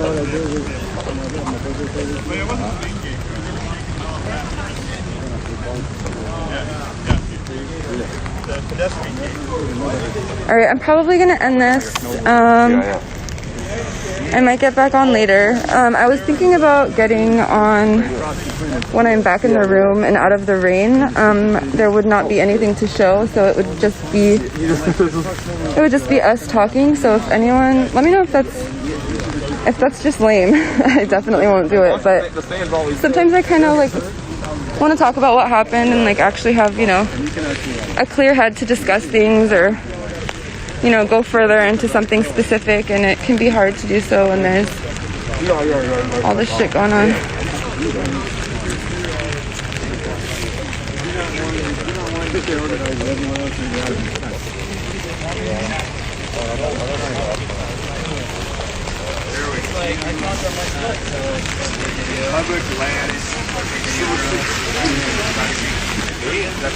Lots of people sell it. Oh, you do?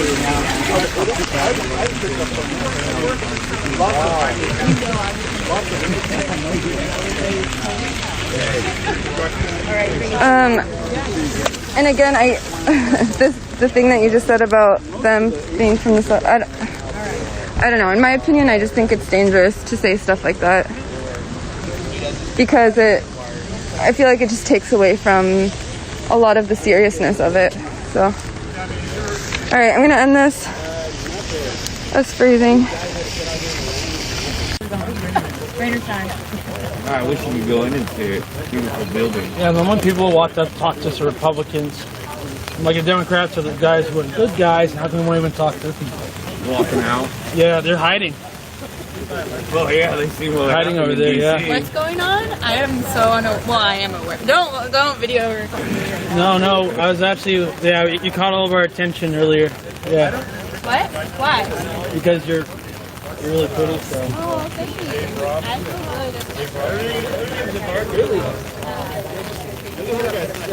I feel I'm not going to argue with you, but I disagree. Thank you. Are you guys covering what's going on here? You Yeah. guys have like a little media channel or something? I do. Nice. Let's see. I do. He's banned on just about everything. Banned I'm off running everything. YouTube. Yep. Oh my god. He's common sense conservative. And that's who I work with. Well, I have Parler, but they shut that I down. know, right? They shut down the entire app. I'm on the app now. Oh, I you're have the a good fake- guy. I have a That's fake what's account. coming I when have it a comes fake over the account. national What's your broadcasting name? system. Joel? And we all know it's good.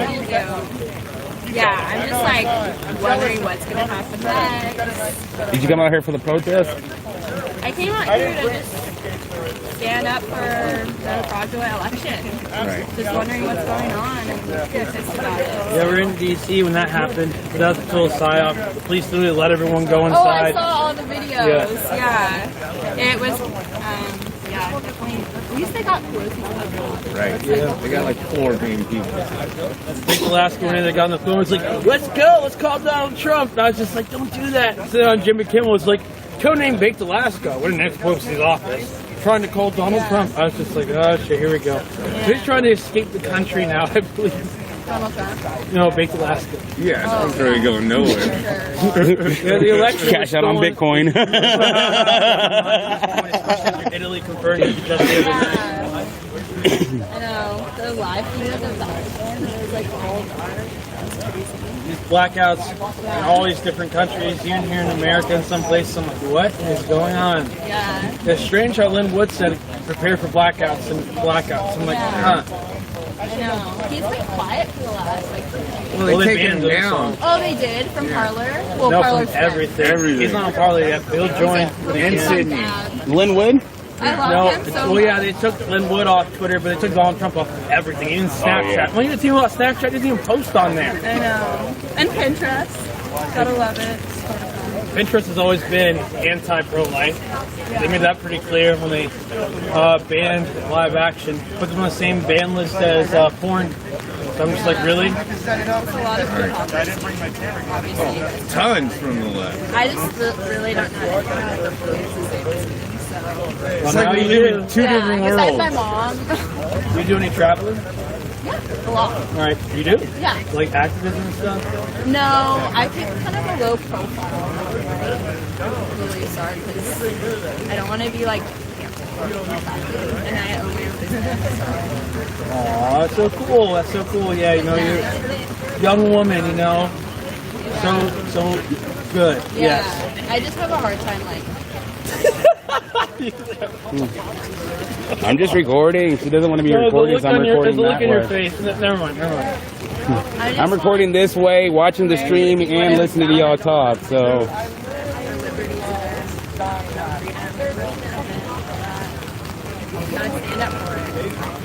You in college?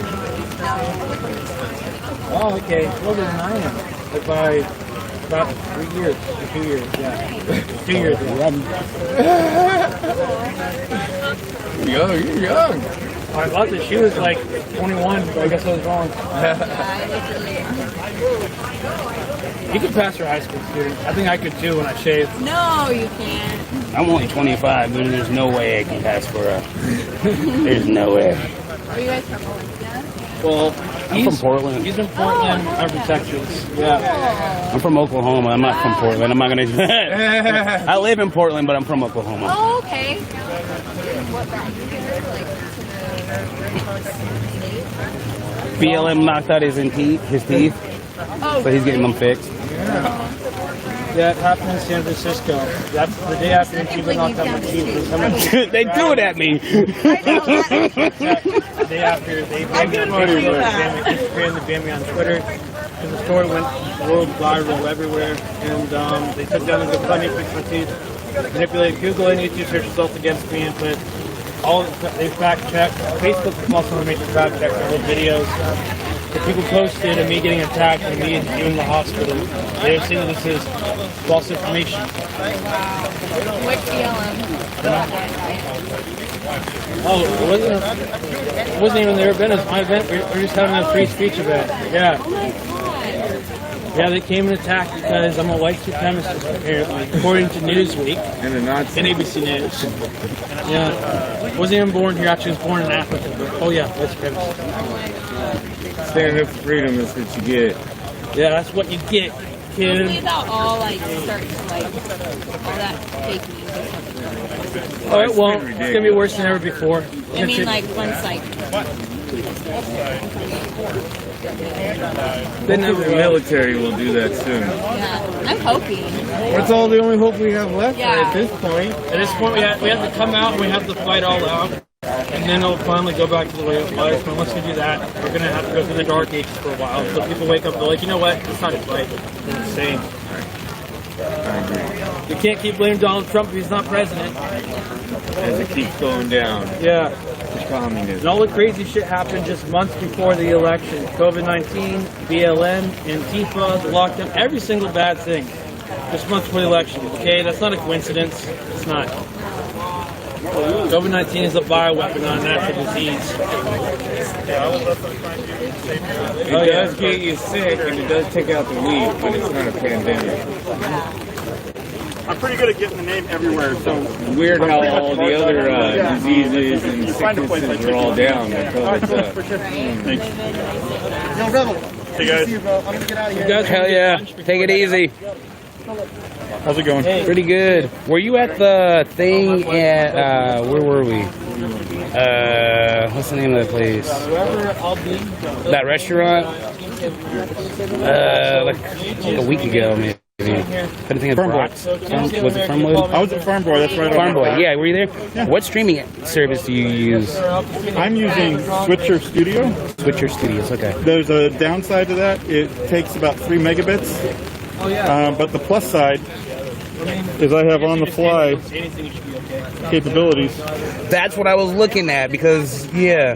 But it's live and recording, and as long as it stays connected, if the stream is choppy or whatever, because like it happens here a lot, if it stays connected at the end, it uploads perfectly fine.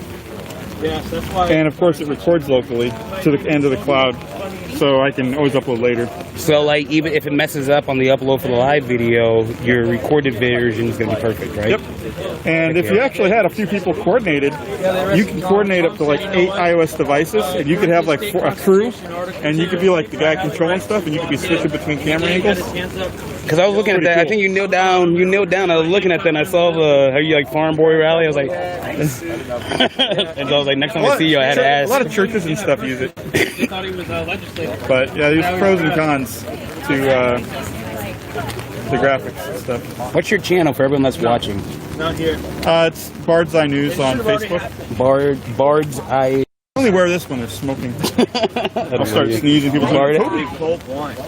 Yeah, it's And what's your YouTube? Right there. Okay, there you guys go. Make sure you guys go and follow that. Check him out. Bard's Eye News. And I'm pretty much everywhere on everything as that. But okay. My focus is Facebook. Facebook. And I'm not monetized or anything. I'm a 100% disabled veteran. I was a professional photographer before all this stuff locked down. I started shooting on July 4th. I was in Seattle when that I'm like, happened. just let us check out the And video. then I was just encouraged And let us by audit some the other vote. Why won't streamers you like let us- CJ Halliburton No, do we that want you to here. audit your recounting. So We for want you, to- if you guys got Facebook, make sure you guys go check this guy out. Bard's Eye News. Bard's Eye News. Bard's Eye News. I had a hard time saying that. Maybe it's 'cause of big tech Bard's meetings Eye and News. Make sure you guys check him out. Support streamers as much as possible, because without these streamers, you guys wouldn't be getting a lot of the content on the front lines and in an accurate Sometimes we're the setting. only eyes. Sometimes, yeah, sometimes they're the only eyes. So Yeah, right. I don't get it either. I can't claim to be at everything because I'm not at everything, but I know that you are at a lot. I live here, and I love to share other people. So if I'm not somewhere, I'll share. Black Lives share Matter, people. so that's okay. Right now, I've got, that's the other thing, you cannot switch out of this.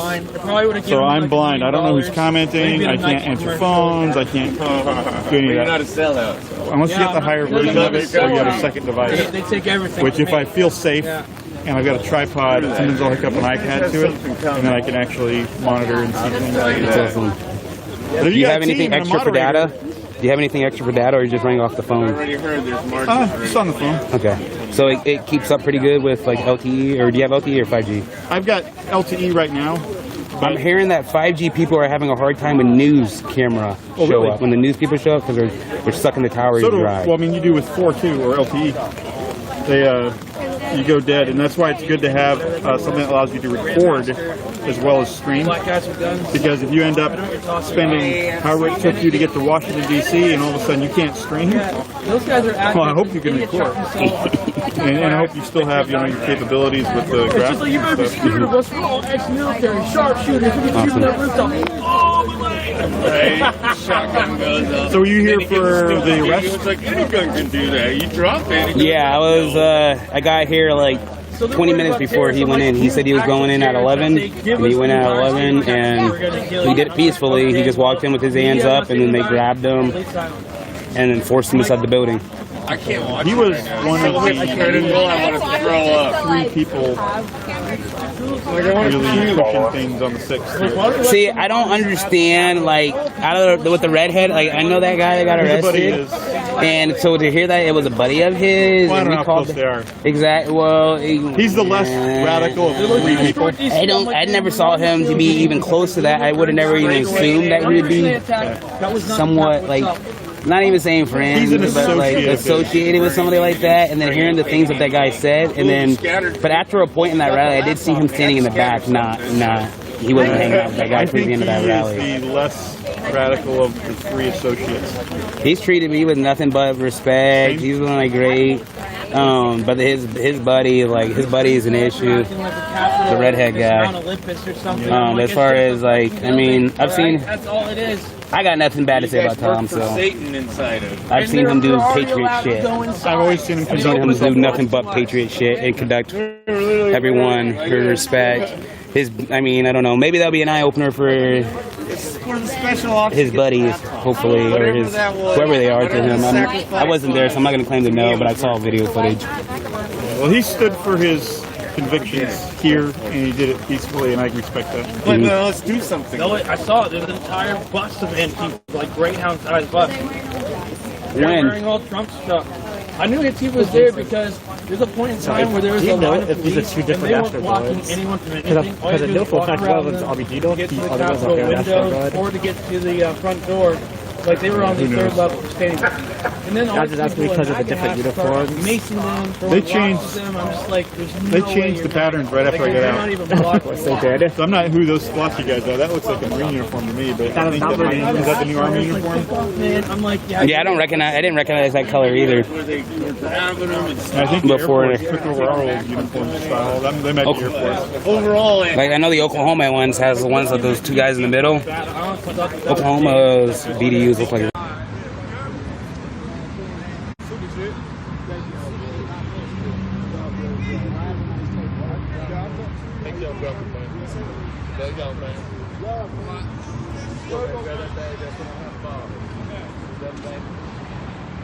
Thank y'all, man. God bless you, brother. Good. I just filled up all day. The kind of had me locked up since we landed. I don't know if the view good. What the view looking like on here, yo? Again, man, we out here on Union and Jefferson Street. Blessings upon blessings, greetings upon greetings. Feeding our brothers and sisters out here, feeding the community. Before we got up out of here, man, this is just something that's just been on our heart, man, on our mind, man. And everybody should do something, man. Do your part, man. Do your part, man. Do your part. If you could do it, do your part, bro. And that's what we out here. We're doing our part, man. This ain't even our city, man. But these are our brothers and sisters. You feel what I'm saying? These are our brothers and sisters, man. This ain't our city.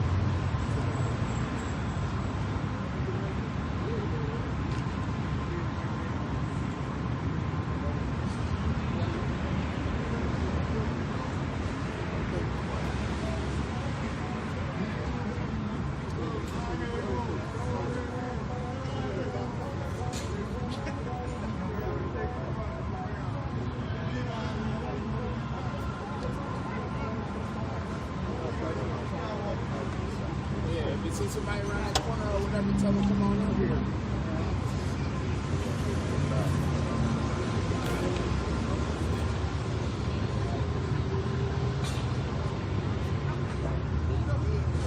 Hey, sweet. We're gonna ask everybody, did they get something? You know what? This wasn't on back though. What? This? Yeah, okay, I got you.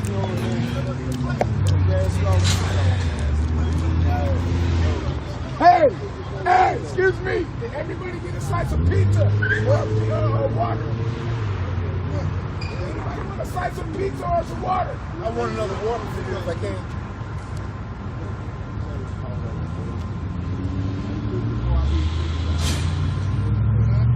Excuse me. Anybody want a slice of pizza or some water? Pizza over here and water.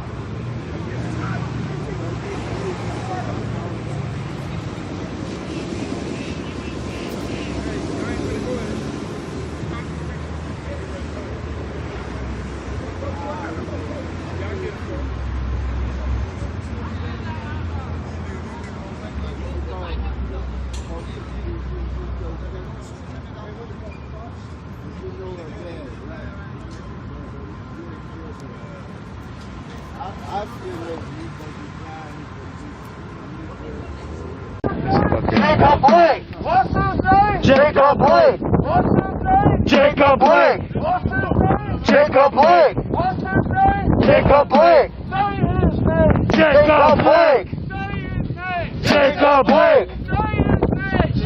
Jacob Blake! Say his name! Jacob Blake! Say his name! Jacob Blake! Say his name! Jacob Blake! Say his name! Jacob Blake! Jacob Blake! Jacob Blake! That ain't right! Sabotage in the back! That ain't right! Sabotage in the back! 1, 2, 3, 4, 5, 6, 7! Sabotage in the back! That ain't right! Sabotage in the back! That ain't right! Sabotage in the back! That ain't right! 4, 5, 6, 7! I know, it's so hard to get used to. It's like 1 out of 4 I get caught on now. No justice! No peace! No justice! No peace! No justice! No peace! No more racists! Police! No justice! No peace! No justice! No peace! No justice! No peace! No more killer! If we don't get it! Shut it down! If we don't get it! Shut it down! If we don't get it! Shut it down! If we don't get it! Shut it down! And if we don't get it! Shut it down! Let's go! Good, get it out. I had to get a run in. Get it out. Get it out. Is there a way I can say something? How can I say something so everybody can hear me? Give it hand. There you go. She look at everyone. Yeah. She got like 20 of them on. Yeah. You gotta scream that. You gotta march. You gotta scream that. Yeah, maybe at the end. You gotta go for it. You gotta yell it. Just go for it. Or you gotta be loud as fuck, right? At a march, the louder one wins at a march. Hey, she wants to say something. Somebody will leave. Let's go. She wanna say something. Everybody understands stage crew. Have you guys ever heard of stage crew?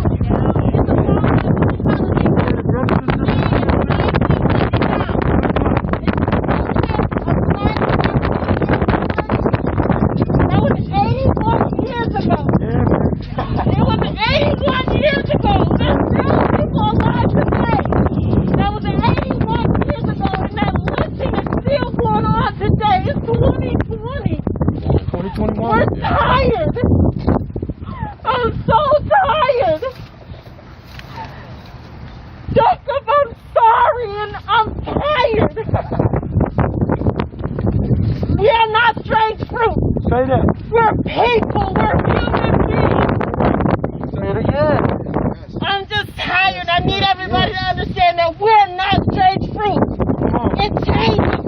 This year is done. That's right. Shesky's gonna be fired. Say it. Fired Shesky. Fire Shesky. Fire Shesky. Fire Shesky. Fire Shesky. Fire Shesky. Fire Shesky. Fire Shesky. Say his name. Jacob Blake. Jacob Blake. Jacob Blake. Jacob Blake. Jacob Blake. Jacob Blake. Jacob Blake. Jacob Blake. Jacob Blake. Oh, I think what the sister was trying to explain to y'all is that if you see it in the paper or you hear it on the news enough, it almost, man, it washes past you. You know what I'm saying? It's like when you read about all the terrible numbers of African Americans in the penitentiaries and jails of Wisconsin. The number just washes past you. So the other day, we were at the house and Sister Tanya was trying to tell us to get ready because you know we keep us on time to make sure we don't miss anything. And it was the day, I think, right before they released their information. And although it may be a story to them, it's our life, baby. It's our life. I gotta go back to Chicago area and see little Jake, a totally different little man. And how does he look to his sons and what are they going through? So when we march with passion like the sister explained. Billie Holiday, a beautiful song. Please look it up. Billie Holiday.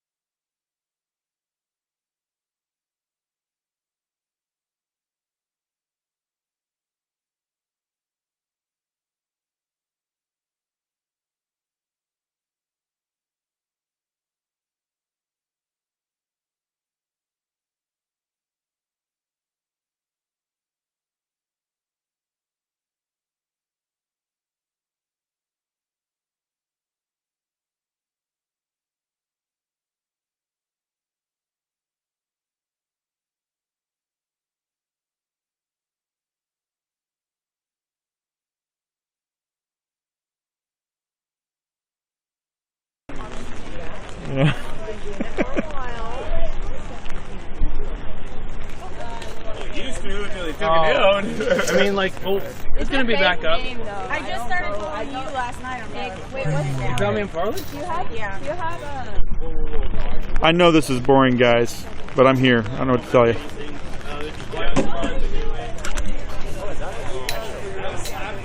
Where? Oh yeah, that's a Sandmark. About $100. They're really good. Very little distortion. Nice place, why it always looks so good. Oh yeah, they have telephoto and they even have anamorphic lenses if you were doing like a real filmmaking. And it's a LumaCube. They're freaking awesome lights. You're talking about this? Yeah, it's like the GoPro of lights. Oh really? So what's it supposed to do? Oh, like does it flash or does it like allow more light intake? Is it on? Oh okay. Yeah, it's on. Still on. Ah, geez, that's bright. Yeah. Whoa. Sorry. It has a low setting too. And even that's diffused. They have a diffuser on it. So it's not even as bright as it really is. Badass. Yeah, a couple of days ago, I was actually looking at your rig to see like how you had it set up. Now, this is a shoulder pod, and a lot of look up Mojo, mobile journalist. Okay. And there's a whole bunch of resources on Really? for professionals who use this. Oh, okay. And you know, this will hold just about any phone. It locks right here. So is that with or without a case? But this has a case. This case is made by Sandmark, and it's made to has a threaded screw for the lens. Okay, so you unloosen it and this goes up and down. Yeah. Okay, you just had to be sure because I like my protective cases. This is a good case, but usually I use a really heavy duty OtterBox. Yeah, I use those as well. But that's not going to work in this. I mean, I can use the OtterBox with just the hard case. I've got to take the silicone whatever off. But this is made to hold my lens. And what was this lens again? Sandmark. Sandmark. Okay. M-A-R-C. M-A-R-C. Okay. So Sandmark. Yeah, I got it. Let's see. And this is just a Movo. Everybody's gone. Look at it. Alone in the rain. Looks like a lot of people gave up. Well, I mean, we're not being given access to the process. I guess you can get in on the Zoom call or something. I saw a stream for the legislature. I shared it to my page. Oh, really? That's, which page on Facebook? Yeah. Okay. So yeah, I have whatever's going on inside in there is on my page right now. I know I shared it somewhere, so you guys can check that out. What's happening in the legislature?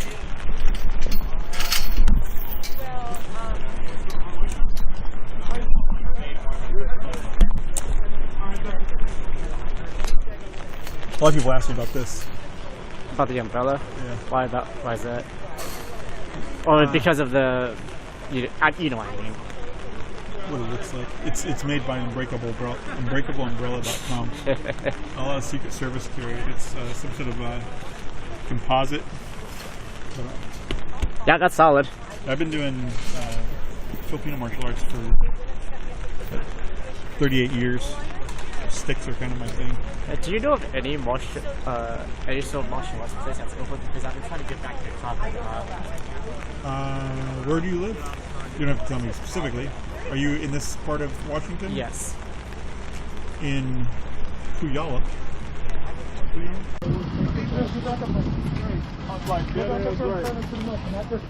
Sabotage in the back! That ain't right! Sabotage in the back! That ain't right! Sabotage in the back! 1, 2, 3, 4, 5, 6, 7! What's his name? Jacob Blake! What's his name? Jacob Blake! What's his name? Jacob Blake! What's his name? Jacob Blake!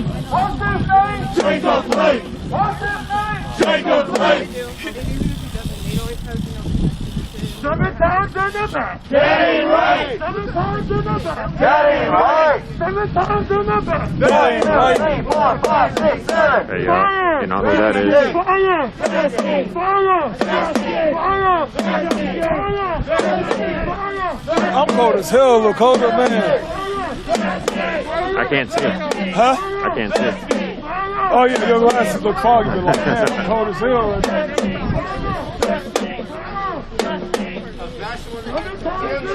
That ain't right! That ain't right! 7 times in the back! 1, 2, 3, 4, 5, 6, 7! I can't count, bro. Just want you to know. Jacob Blake! Jacob Blake! Jacob Blake! Jacob Blake!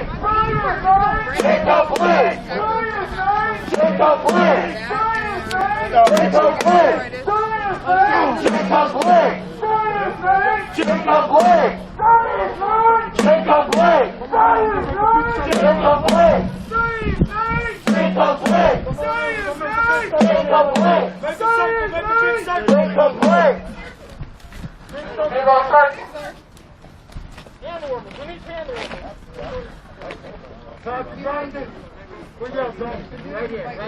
Come on. I need everybody, first off, it's such a blessing, it's so refreshing to be focused around people that focus like you are. You don't know how good we feel because we got a big task in front of us. But as we share the burden, we can do it, guys. we can make a difference. We're going to have a moment of silence after Jonathan keeps us out and everybody back home safe. Let us pray. Gracious God, we ask your comforting hand on Jacob Blake this evening. Lord, we ask your miraculous healing touch on our dear brother. Lord, let him walk again. And Lord, where he feels pain in this moment, bring healing. Lord, we lift up the whole Blake family in this time that has been so trying. We ask your encouragement and your comfort. And Lord, we don't just ask for comfort and healing, but Lord, we ask for justice. Innocent blood was shed when Jacob was shot 7 times. And Lord, we know that breaks your heart. Lord, you tell us not to be a people who shed innocent blood. And so, Lord, let there be justice. Lord, let this officer, Officer Shetsky, be fired from this police department. Lord, keep our streets safe. Lord, keep the next little Jake safe. And Lord, let there be justice. And Lord, this group of people out here, Lord, continue to let this group be like a mustard seed. Lord, like a seed that is planted in a field that cannot be stopped. It cannot be stopped by being plucked out. It cannot be stopped by chemicals. Lord, it seems like the smallest of all seeds, but when it is in the field, it grows and grows and grows, and it becomes the biggest plant in the whole field. And so, Lord, let this movement for justice, let this movement for Jacob Blake, let this movement for Black Lives Matter grow and grow and multiply and multiply. And Lord, let your kingdom come to earth. Let justice come like a mighty river. We pray all this in your name. Amen. For Pastor Jonathan, please give it up for him. All right, we're going to do something different today. I'm going to send the microphone around to everybody. It's a new year. So it's just not about little Jake. Who are you praying for? Everybody gets to say 1 to 2 names as the mic comes by you. So when we have a moment of silence, we can include all the people's names. And there's power and strength. Prayer does work. Whether you're Muslim, Christian, Jews out there, whatever you are, we need to be praying for one thing, and that's unity and justice for all. So because it's going to come out the mic, please, I'm going to come tonight.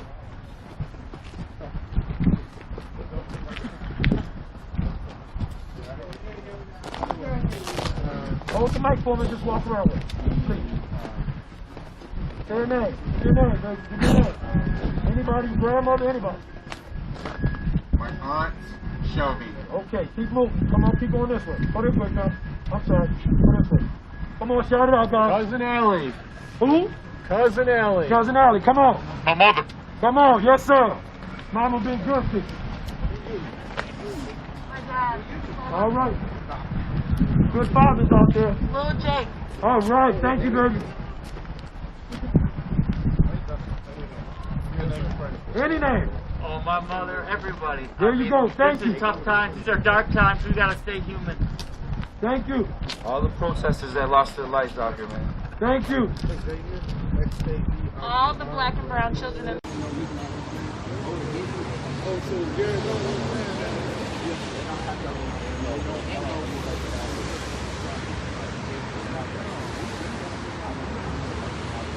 Watching that shit on the phone.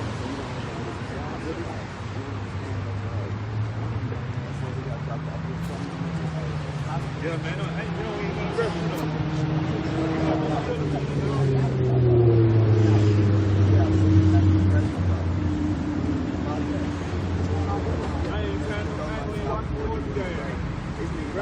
Dante Shannon. Thank you. My wife, Celia, and my kids. Tony Robinson, who was shot and killed by Officer Mike, whatever his name is, Kenny in Madison, Wisconsin. Giancarlo Sinuia. Tony Robinson. My protest family. Come here, big brother. Please give it to my big brother, Cloudman. What's the name? Marcella Sinet. Tavar Johnson. Devon Gregory. Eric Gardner. Yes, sir. Dante Shannon, I heard that over there. Yeah, that's it. I was on there. Elijah McClain. Tyrese West. Tyrese West. Please, the two gentlemen that died at the hands of my man, William Dr. Jacob Blake, Anthony Hoover. JoJo. Breonna Taylor. What was it, JoJo what? JoJo Rosenbaum, yeah. Yeah, Anthony Too many Hoover to was say. out there all day with us, too. Oh, you gotta say Breonna Taylor. Breonna Taylor. Isaiah Tucker. George Floyd. Too many names. Trayvon Martin. Too many names. We're going to do a moment of silence. In the silence that we have, we're trying to pray that each and everybody that's here stays protected, protects themselves against COVID, is safe in other ways, so we can all come back to win this fight in 2021. A moment of silence for all of Big Brother Clyde. Clyde about Big Brother. Moment of silence. Moment of silence for everybody, for all our ancestors. Moment of silence right here. 1 minute. Please start. Thank you.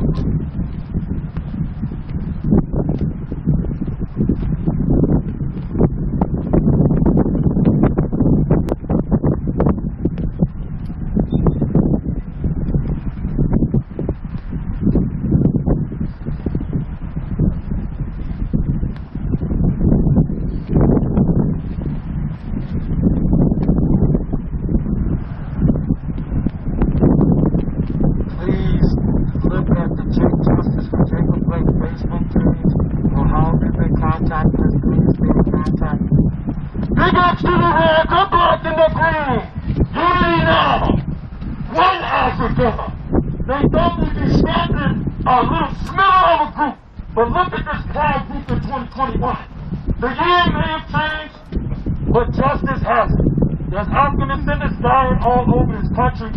They gave the keys to the Capitol to some people that never should have had it, and it shows systemic racism in this country and in this government.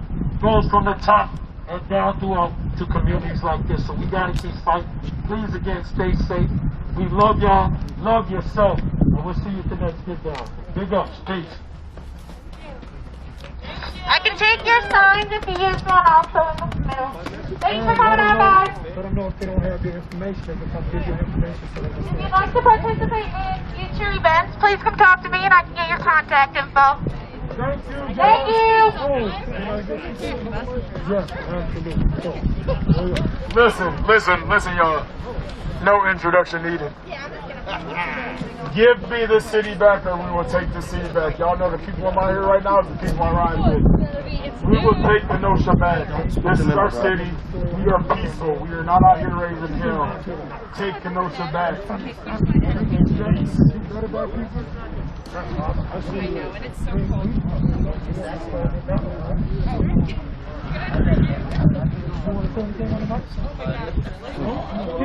Kids love the money. Okay, that's okay.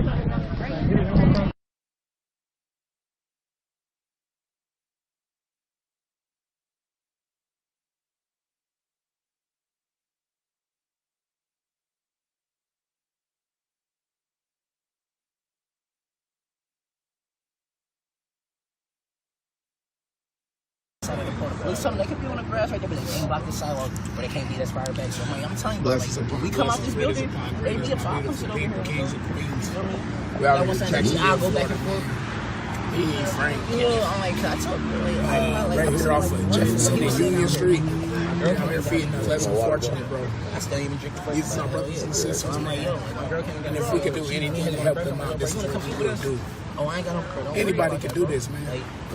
Hashtag United We Walk. Hashtag pick them up. I've been sitting out here all night, bro. And I ain't about to sit here and tell you I'm going to go get something to eat. I ain't going to sit there and offer you nothing. I'm like, bro, feel me? You come ride with us and shit. Feel me? I ain't gonna lie. I had a couple dollars on me. My girl had a couple dollars. Hotel room was only $50. Bro, go shower, go chill for the night, relax. And he came back out here the next day. I guess he got his little $16 outside. Like, that was just, you said out here and like, just talking. I don't know. If y'all know, man, I don't like seeing this shit, bro. I hate this. I very much so hate this. I wish I had a big ass fucking building / mansion and I could just put every last one of them in here, man.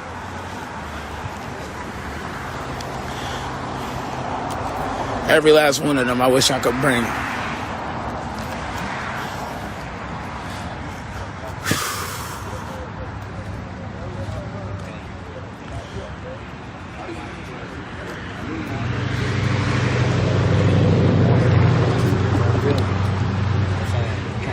So when you talk about your family, you come home, your whole family's gone. You know what I'm saying? They left them a note saying they going out of town.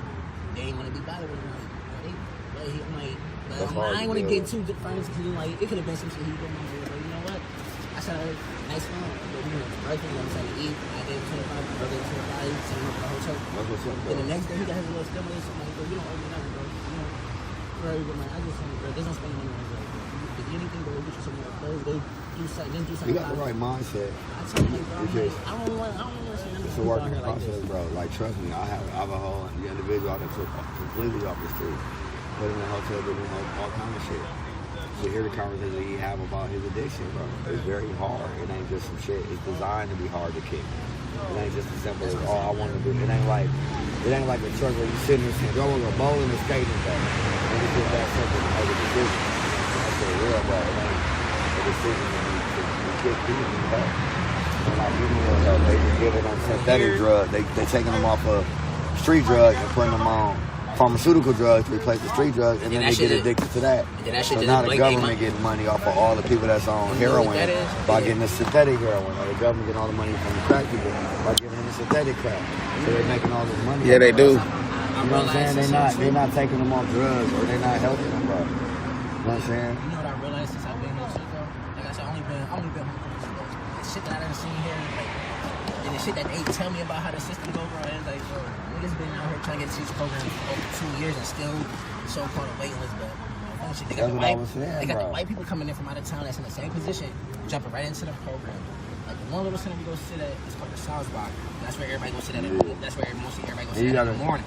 Bro, the way they go in there, bro. 12 hours and doing 12 hours in that bitch, bro. One dude, he told me, he's like, bro, he been trying to get there for the last 5 years. This white lady, she just came home on parole too. But we got the same parole officer and shit. She went there, they got her right up in her. And it's like, these dudes, black ladies, like, there's people across the street that sit across the street over there. They say the same shit. I'm like, bro, they like, they don't really, you feel me? They don't care. They tell you, go right to one of these emergency homeless shelters. They don't even try to get into the bullshit. Let them put them in the got there. And they be like, what's your good? Like, bro, this thing. Because the motherfuckers are weird. It's worse than motherfuckers. It's worse than they supposed to help you. But they don't help you. They don't give you no resources. They don't help. This is a bullshit. We gotta run to Walmart too. Sometimes I can sit here looking at this shit like, bro, I ain't gonna lie. Coming into this shit, bro, I really really just going on nothing. Nobody else. They need more than just, what is it? Just somebody telling them how better it could be. Like, you feel me? They need that extra motivation. If they can't find that within themselves, then it's like, there's only so much you can do on your own part. And I'm gonna bring this box over there right quick. It was because it was the other side. Yeah, no. We can drive over there. Yeah, look, bro. I gotta run to Walmart and get my boy some shoes real quick. We coming right back. I'm gonna come back out here. Yes, sir. God bless you, man. Huh? Go take those two right there, bro. Oh, wait, go ahead. Is there people over there? Yeah, God bless you. That's yours. Yeah. Oh yeah, we just walk this over there real quick, and we can hit the other spot too. Walmart. I feel great. You know, I feel good. I feel so good right now. The ball after this. I feel really good. They don't want to put that money up though. We're gonna bet them 37 push-ups. So your breast assist can get bigger for the ladies, bro.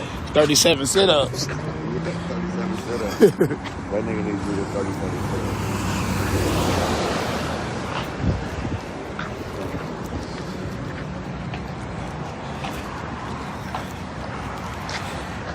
I'm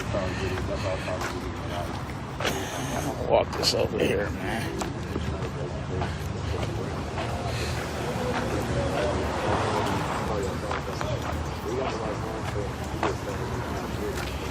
Hey, would you guys like some pizza? Y'all want some pizza? Anybody want some Little Caesar pizza? Little Caesar's pizza. This pepperoni. This pepperoni. Hey, I'm Cortez Rice. I'm from Black Lives Matter, bro. You can share that amongst them. That's a whole box, bro. That's a whole box of pizza. God bless you, man. Appreciate it, man. Y'all Thank both y'all, brother. Yeah, thank you, man. Hey, y'all. Y'all have a good one. Yes, sir. Yeah, so people have mental health issues. Don't nobody want to go. He don't want to go on the shelter at 6 p.m. He doing that shit because it's better than prison. He got the whole motherfucking PO on his neck. Hashtag United We Walk. Hashtag pick them up, put them down. So Out here in Jacksonville, Florida. So he see it different. Like this is We what out I here have. helping our brothers and sisters out, man. I'm in Jacksonville, Florida. It's like 85 degrees outside today, but like most of the time. And I'm sitting here in Jacksonville, and we sitting there chopping it up, and it's warm outside. I might be like, fuck it, what is wrong with people? I'm taking all of my shit, and they said, I ain't bringing this shit up. And then I'm going there, and I gotta get out that shit. All right. What's going on?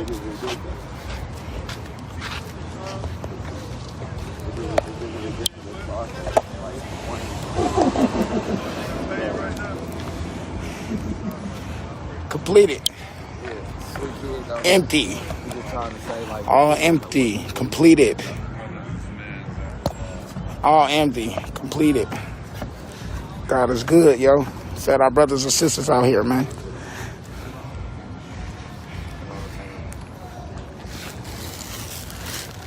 Let's slide this in the car. You don't want to discourage people from helping harm. Let's slide this in. What if we had been What we doing with this? That's bringing it. Back out here no more. They just want to be out. You taking us across the street? No. Or are we standing here? That's one that we call. No, this one's light too. Hold one. Bring one. Huh? Bring. Yeah. I'm gonna get that to whatchamacallit. I'm trying to close the property. That's what I'm working on. So this is what we're gonna do.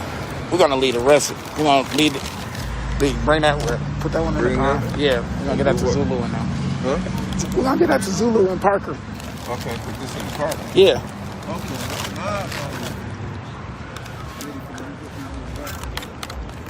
Nitty. Frank. He can't hear me. He on live. So what we're gonna do? We're gonna leave the rest of this right here. Some water's right here. This table is sanitized. I did sanitize this table. And one box of pizza. Hey, y'all. Hey, we're gonna leave this box of pizza right here. It's one box of pizza and some waters. We're gonna leave it right there on that table. If that's fine with y'all. Yep. You feel me? That's what we're gonna do. All right, so can you? Huh? Huh? There you go, somebody right here. Yeah, go ahead, help yourself, brother. Here, let me see those napkins. Give it to her. Yeah, that's what I'm saying. I'm leaving. No, I'm giving that to Zulu. Here. We're going to bring that with us. We're going to dump it off in the dumpster. And here goes some napkins, too. We got napkins, water, and pizza right here for y'all. Norwood is across the street. He across the street. Yeah, the one that they killed his kids. His girl. You mean the ones that... I mean, his wife killed, his ex killed his 4 kids. Hi. Yeah, y'all have a good one. Help yourself, bro. I do retail, landscape. Let's hold you Hey, let's hold you God bless you, man. Go by the share.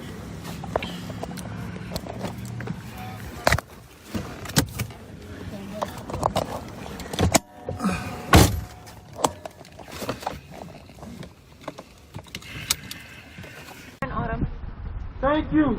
My kids. Jacob Blake and hashtag for Pops. A friend that I'm not gonna name. Tyrese West and Dante Shannon. Thank you. My wife Celia and my kids. Tony Robinson, who was shot and killed by Officer Mike, whatever his name is, Kenny in Madison, Wisconsin. Giancarlo Sinuvia. Tony Robinson.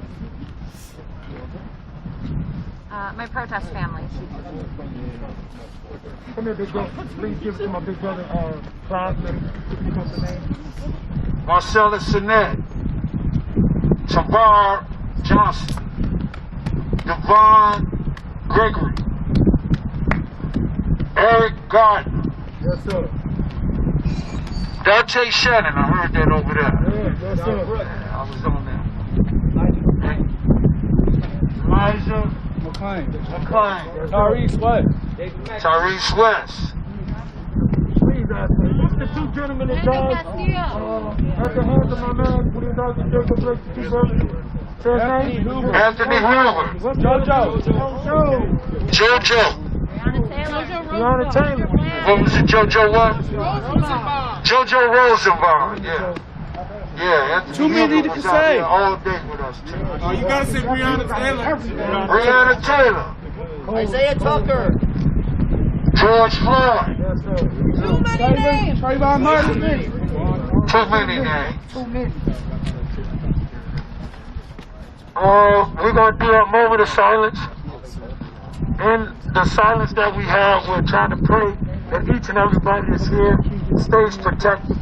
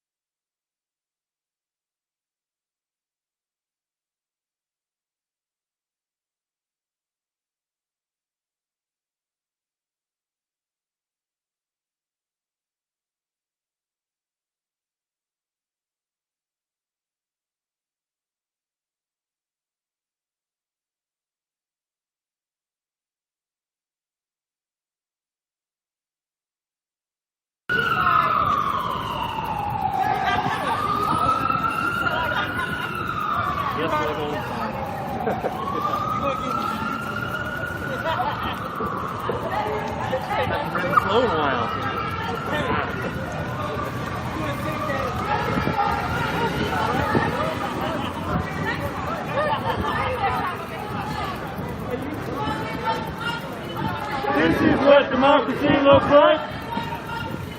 This is what democracy looks like. This is what democracy looks like. All right, fair enough, Joe Hansen. Enjoy painting your wall. This is what democracy looks like. This is what democracy looks like. This is what democracy looks like. This is what democracy looks like. This is what democracy looks like. This is what democracy looks like. This is what democracy looks like. This is what democracy looks like. This is what democracy looks like. This is what democracy looks like. This is what democracy looks like. This is what democracy looks like. This is what democracy looks like. This is what democracy looks like. This is what democracy looks like. This is what democracy looks like. This is what democracy looks like. Good to have you, OKG.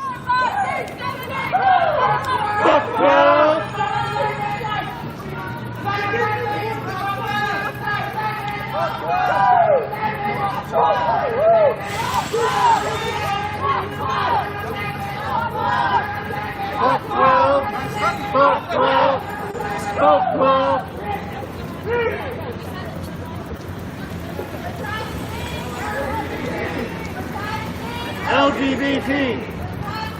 LGBT. Yeah, cold? My fingers are cold. Other the rest of me is in my toes a little bit. We got one guy joining up. Join up, join up. Like these 3 fingers.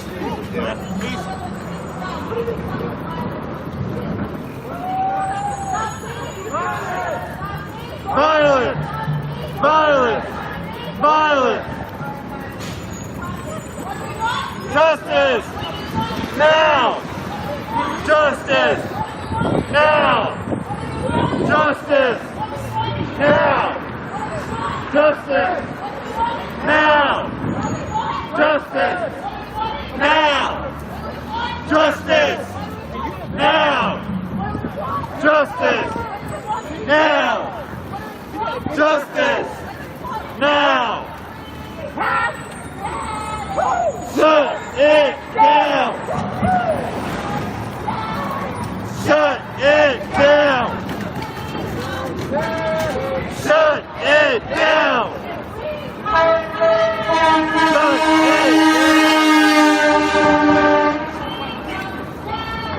Shut it down! Shut it down!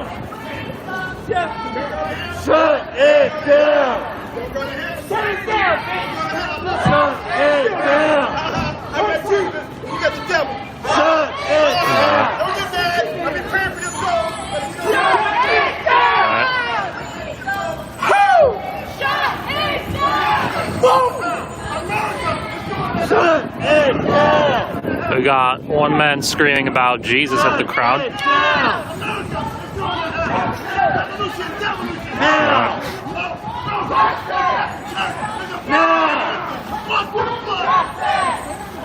He's now in the middle of traffic screaming about Jesus.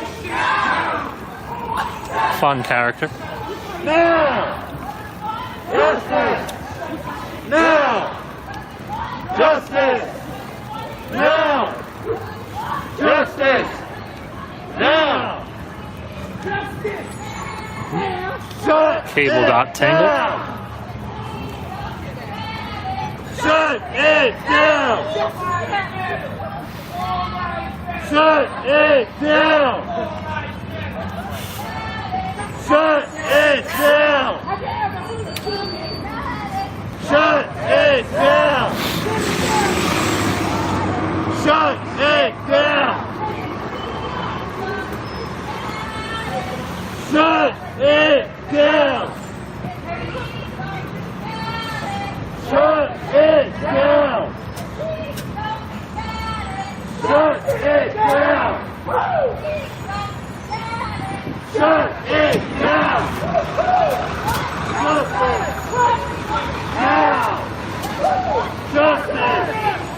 Now! Justice! Now! Justice! Now!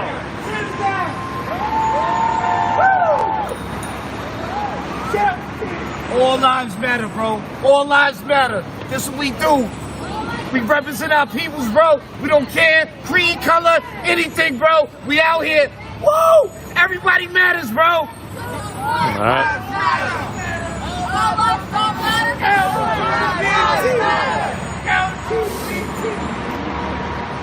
Got one fella from the sidewalk voicing his opinion. LGBT! LGBT! LGBT! LGBT! LGBT!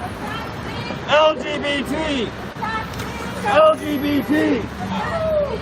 LGBT! LGBT! LGBT! Now the march continues downtown. LGBT! LGBT! LGBT! Come on over there, come on. LGBT! Walking on 3, right? Yeah, I think so. 3? Yeah, Southern Large Project will buy Down! good. Yeah, more, really. We shut this shit down! You ride on Shut this shit down! Take it to me. We shut this shit down! Yeah. We shut this shit down! Shut it down! What do we want? Justice! What do we want? Peace! What do we want? Justice! Yeah. What do we want? Peace! What do we want? Justice! What do we want? Peace! What do we want? Justice! Peace! All Lives Matter guy is still following behind. He's impassioned.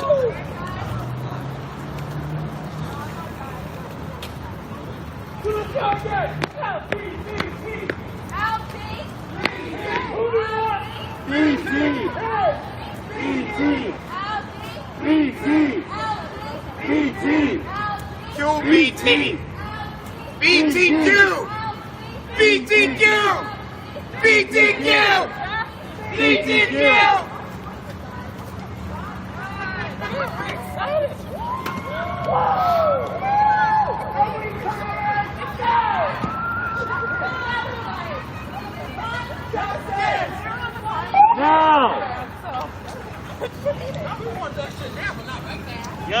Yo, come to the side. So the flag comes back. Let's go. Guys.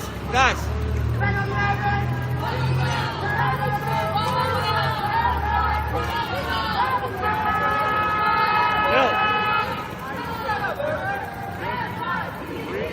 Tell them to come to the side. I don't think the cop's going by. Hey, somebody pulling out from the...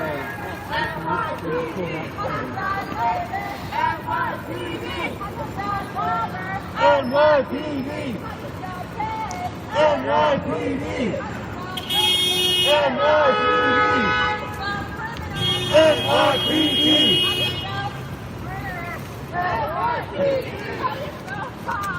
NYPD!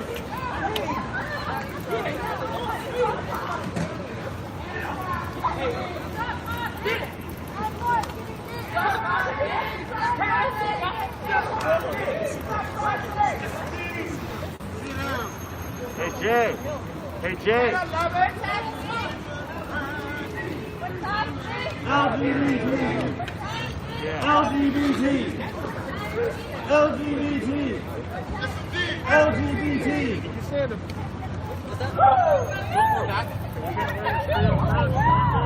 Yeah. Totally.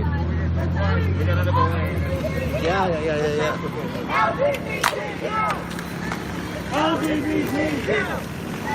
LGBTQ! LGBTQ! LGBTQ!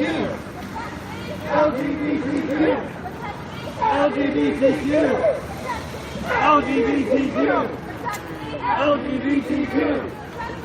LGBTQ! LGBTQ! LGBTQ! LGBTQ!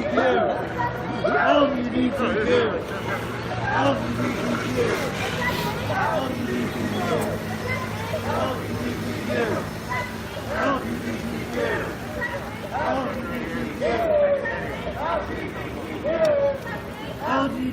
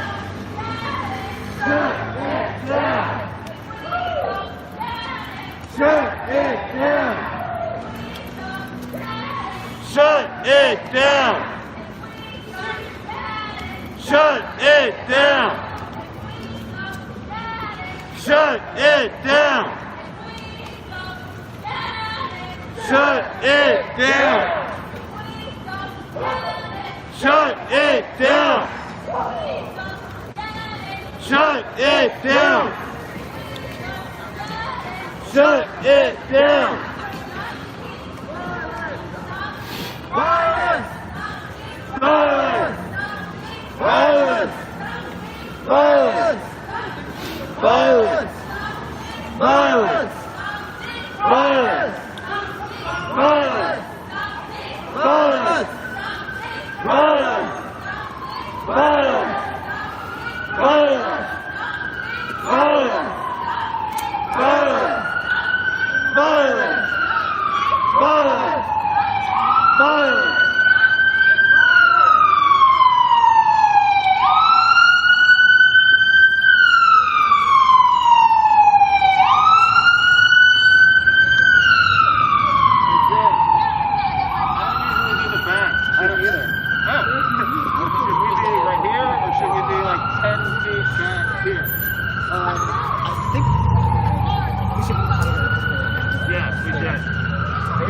straight line too. I don't know where ambulance went.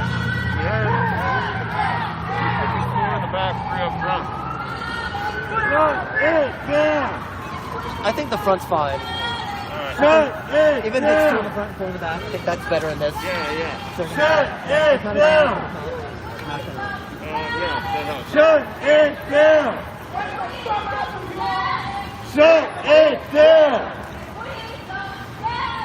Shut it down! Shut it down! Shut it down! Shut it down! This is what democracy looks like. This is what democracy looks like. This is what democracy looks like. This is what democracy looks like. This is what democracy looks like. This is what democracy looks like. This is what democracy looks like. Yeah. Keep going. Keep fighting for what is right.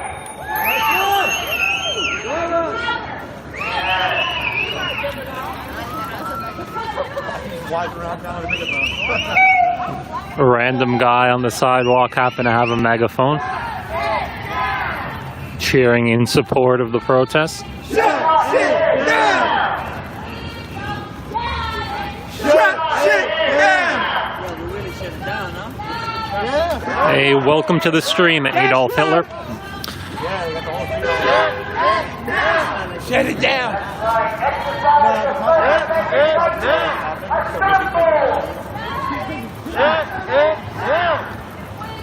If the cars go on one side of the other, with the pedestrians, Shoot it down! they'll be whipping by.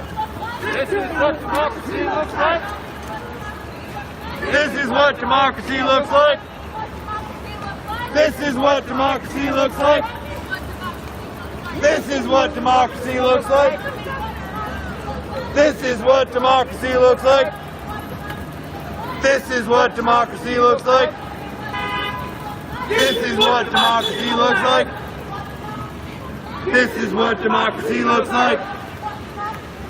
This is what democracy looks like. This is what democracy looks like. This is what democracy looks like. This is what democracy looks like. This is what democracy looks like. I think this is a better.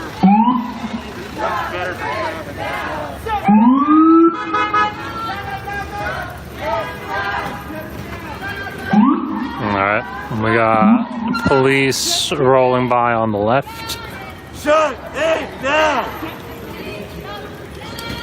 Shut it down! Shut it down!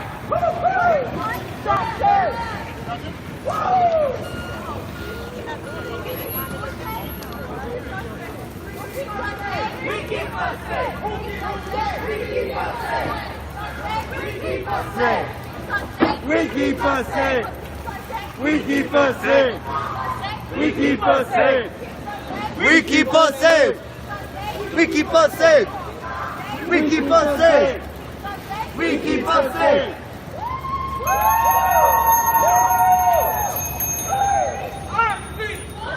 Our streets! Our streets! Our streets! Our streets! Our streets! Our streets! Our streets! Our streets! Hitler coming in hot with the opinions. Our streets! Our streets! Our streets! Our streets! Our streets! Our streets!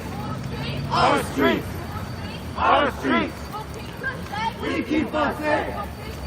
We keep us safe! We keep us safe! We keep us safe! We keep us safe! We keep us safe! We keep us safe! We keep us safe! The dog barking in one of the apartments. We keep us safe! We keep us safe! We keep us The dog is barking along with the chants. safe! We keep us safe! We keep us safe! We keep us safe! We keep us safe! We keep us safe! We keep us safe!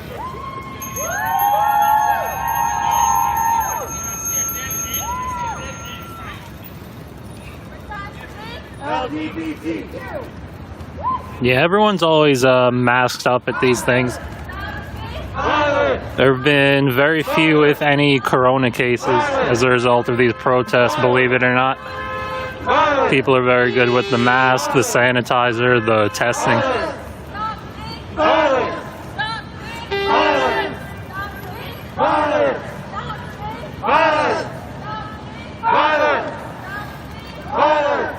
Hey, Hitler coming in hot with another opinion.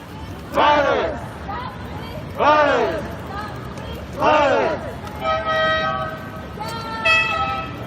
it down! Shut it down! Shut it down! Shut it down! Shut it down! Black Lives Matter! No, these are definitely not Trump supporters, Ray D. Black Lives Matter! Black Lives Matter! I don't like either side. Both are being manipulated. And funny, me and Hitler agree on one thing, it seems. I do think that both sides are probably being manipulated. We keep us safe! We keep us safe! We keep us safe! We keep us safe! We keep us safe! We keep us safe! We keep us safe! We keep us safe! We keep us safe! We keep us safe! We keep us safe! I would say most of the people in these crowds are not big fans of either side either. We keep us safe! These are not really a Biden or a Trump crowd. This is more of a Bernie crowd that settled. We keep us safe! We keep us safe! So we do agree on one thing. We keep us safe! We keep us safe! We keep us safe! We keep us safe!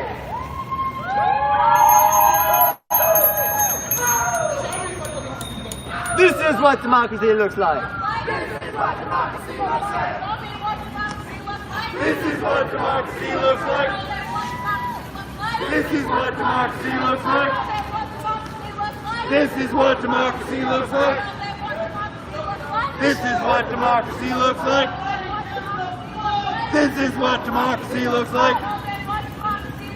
This is what democracy looks like. This is what democracy looks like. This is what democracy looks like. This is what democracy looks like. This is what democracy looks like. This is what democracy looks like. Shut it down! Shut it down! Shut it down! Shut it down! Shut it down! Shut it down! Shut it down! Shut it down! Shut it down! Justice! Now! Justice! Now! Justice! Now! Justice! Now! Justice! Now! Justice! Now! Justice! Now! Justice! Now! Justice! Now! The cops are following behind. Now! Violence! Violence! A little caravan following behind. Violence! Violence! Violence! Violence! Violence! Violence! Violence! Violence! Violence! Violence! Violence! Violence! Violence! Violence!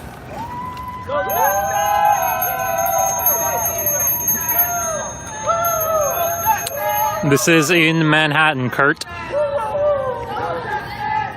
Started in Harlem, currently marching downtown. No peace!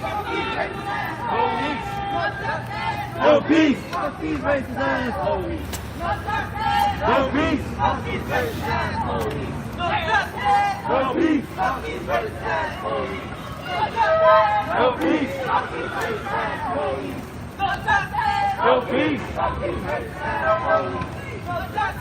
peace! No peace! No peace! No peace!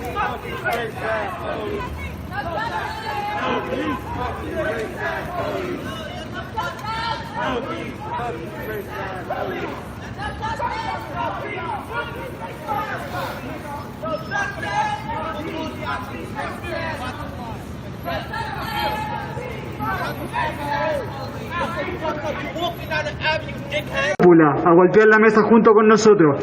Aguante a los que luchen, aguante a todos los compañeros presos, los más de 2.600 de Arica Magallanes, a todos los compañeros torturados, a todos los compañeros que hoy no pueden ver como veían antes. Y lamentablemente van a ver que este Chile se levante desde un solo ojo, o incluso sin ninguno.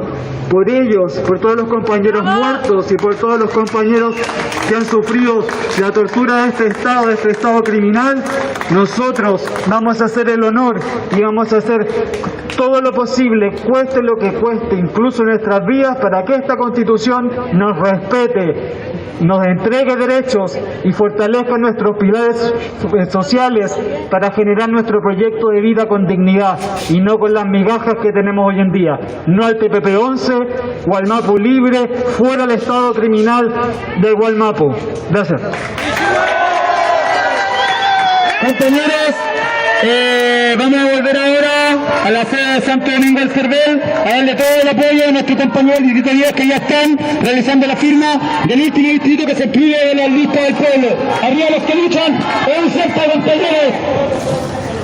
Nada más bonito que a lo largo de todo nuestro país hemos inscrito 22 distritos, casi cerca de los 100.000 patrocinios.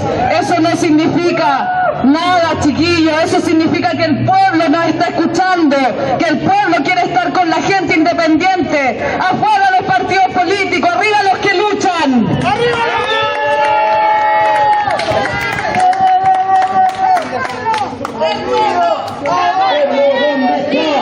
El pueblo está en la calle exigiendo dignidad. El pueblo, ¿dónde está? El pueblo está en la calle exigiendo dignidad.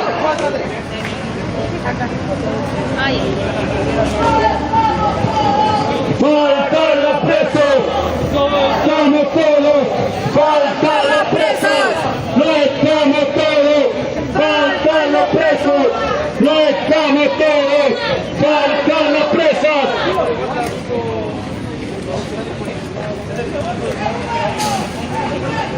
El pueblo, ¿dónde está? El pueblo está en la calle exigiendo dignidad. El pueblo, ¿dónde está? Hola, buenas tardes. Eso ha sido parte del acto político y marcha que desarrolló la lista del pueblo en el marco de la escritura de sus listas y sus candidaturas a nivel nacional. 22 listas que se logran inscribir a pulso, ya en 22 listas de 22 distritos, de 28 distritos en total. Una lista del pueblo que nace, que surge en la lucha, en la calle, en la Plaza de la Dignidad. Como ustedes pudieron ver, se encontraba nuestro querido amigo Pelado Báez, Gloria Pinto, María Rivera, que hablaron y entregaron su mensaje.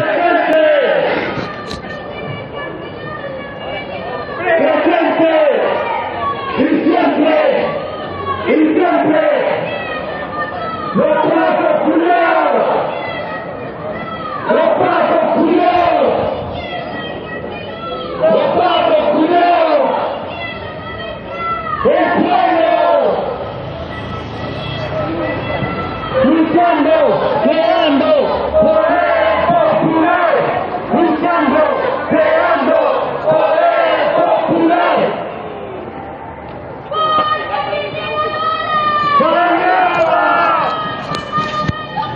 Bien, bien, esta es la lista del pueblo.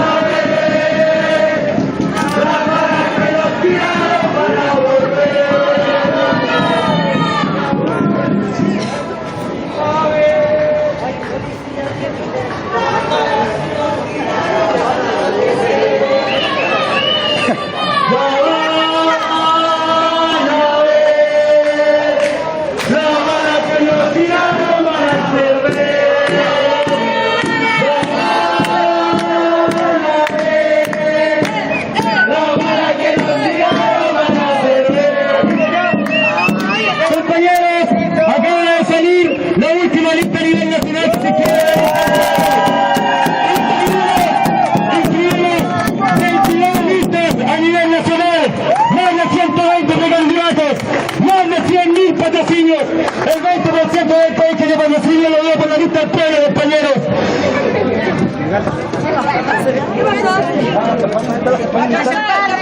¡El champán, el champán!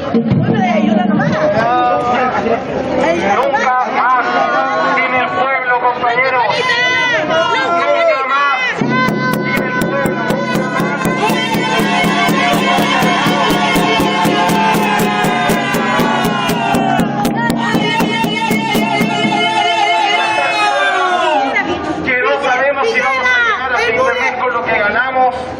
Porque somos víctimas de un sistema que nos reprime, que nos oprime y que hasta el día de hoy tiene a parásitos en el poder.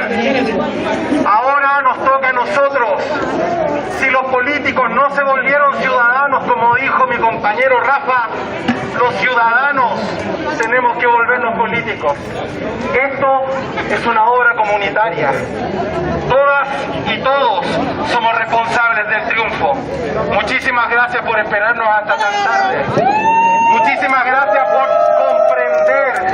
por comprender el problema que tuvimos.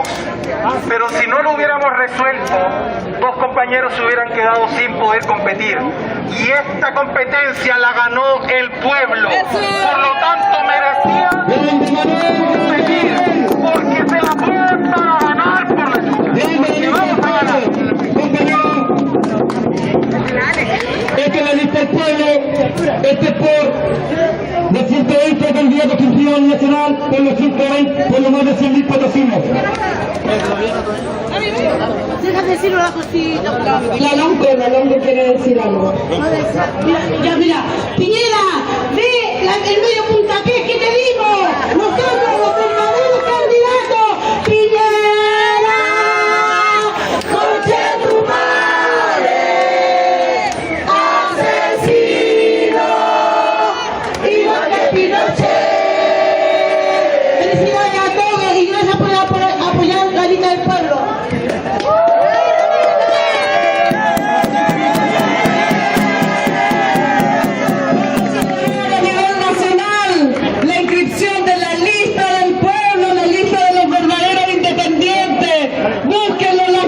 Que quiera, porque aquí no hay gallitas, señores.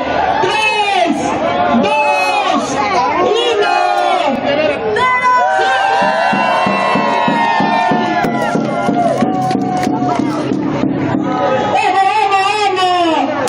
22 distritos inscritos a nivel nacional. Este es el acto ya de cierre de la inscripción de candidatura.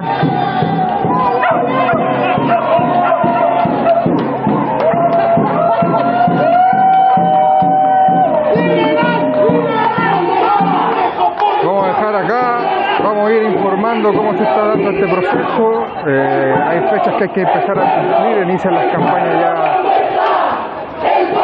de lucha, de resistencia. Acá en la región metropolitana Nos encontramos en el Distrito 9 con Gloria Pinto, con María Rivera, en el Distrito 8, con el Pelado Bade, en el Distrito 12.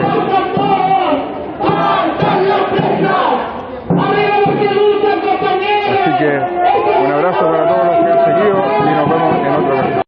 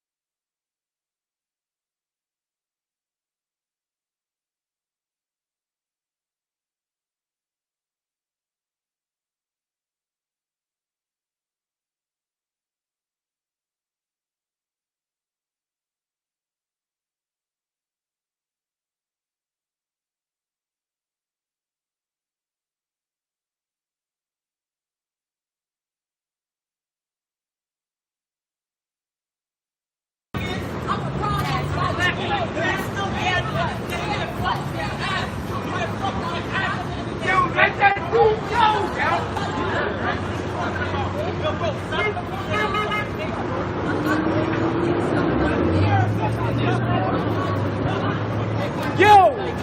We're here. Stop! That's an organizer.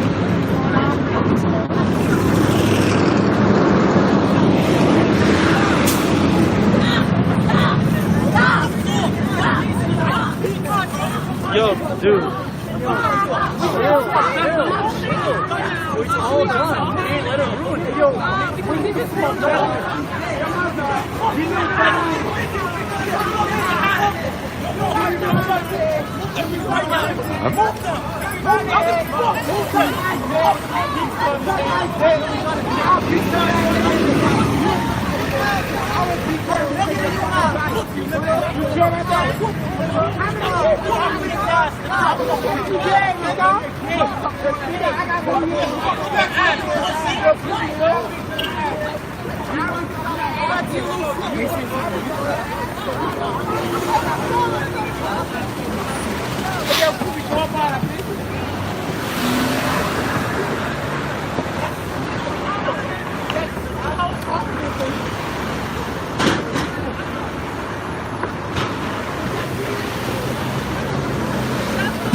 Alright. Guy has walked off into the subway station. Protest is now split up on two sides of the street. There's going to be 1,000 of them. You can't let that happen.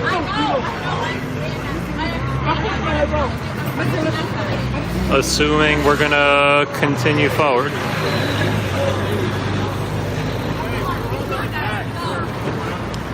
You want to regroup a second? Yeah, we gonna keep marching?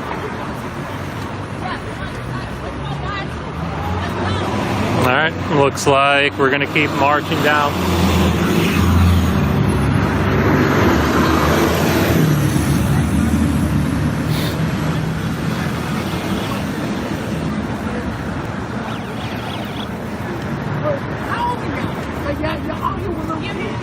It's not worth it though. It's not worth it at the end of the day. It's not worth it at the end of the day though.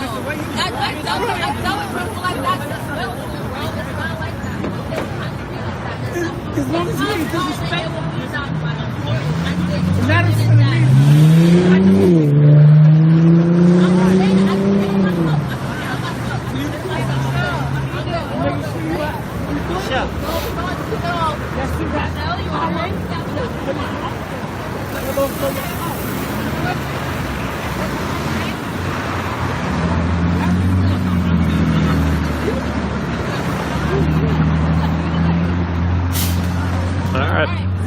March is regrouping, and we're going to continue marching downtown.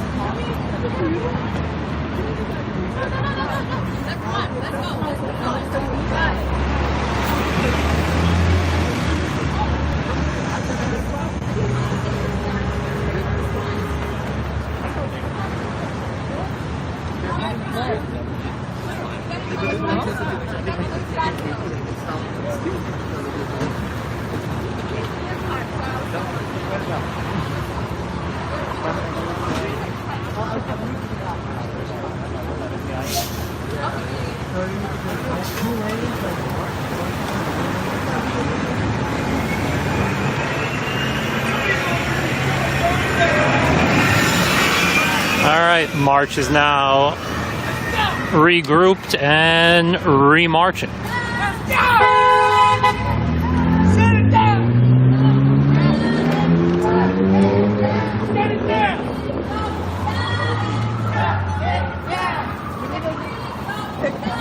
That was interesting.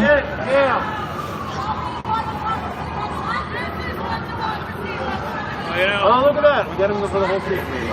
If they're in all the lanes, we should be blocking all the lanes. Yeah. All right. Yeah, you want the left? Yeah, hang out there wide.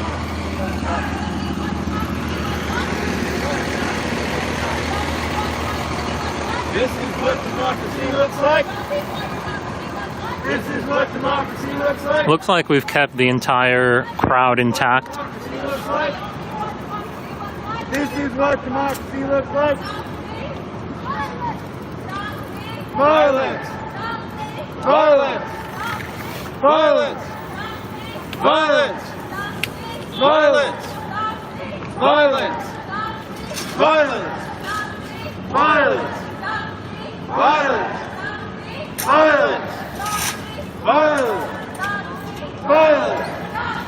Violence!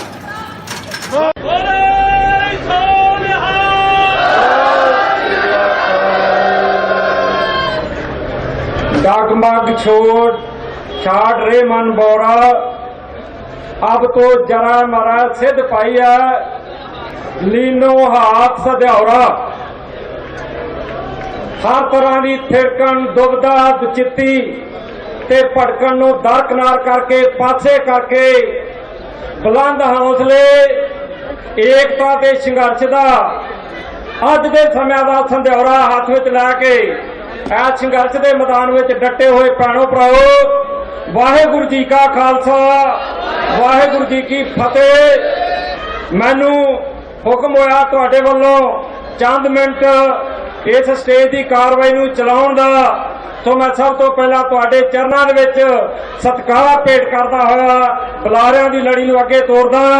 मैं बेनती करदा साथी प्रेम सिंह जी भंगू ਜਿਹੜੇ कुल हिंद किसान federation के प्रधान ने साडे दरम्यान ने वो मंच ते आउण ते अपनी गल तुहाडे नाल सांझी करन। इन्हां तों बाद विच 1 मिनट ਲਈ हाज़री लाउण वास्ते मैं बेनती करांगा गुरचरण सिंह जी ढींडसा देश बचाओ मंच के ਜਿਹੜੇ आगू ने वो तैयार रहण। हुण प्रेम सिंह जी भंगू प्रधान कुल हिंद किसान फैडरेशन।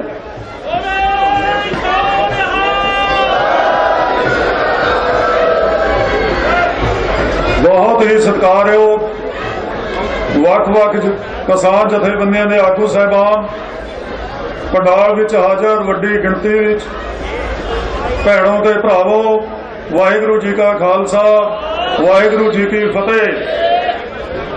प्यारे साथियों, अज तो ठीक 4 महीने पहलों पंजाब तो काले खेती कानूनों के खिलाफ उठिया होया वड्डा संघर्ष अज सारे देश दे विच सेक मारन लग्या।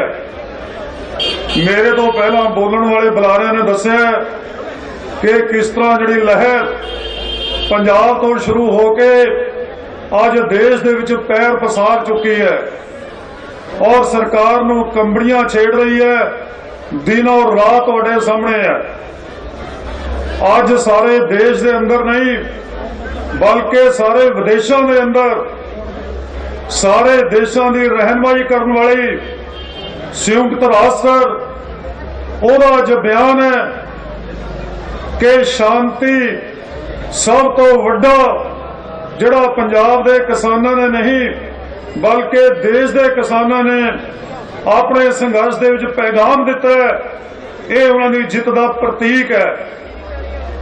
दूसरी गल तुहाडे सामने है, तुसीं पढ़ी अखबारां दे अंदर कि बरतानिया के 100 पार्लीमेंट मैंबर जिन्हों ने लिख के दे दिता मता पास करके बरतानिया के प्रधानमंत्री नूं कि तुसीं कह दिओ हिंदुस्तान के प्रधानमंत्री नूं कि सारे देश और विदेश सारी बरतानिया की जिहड़ी पार्लीमेंट है वो किसानां दे नाल खड़ी है और मोदी नूं कहो कि किसानां दी मंगां बिना देरी प्रवान करे।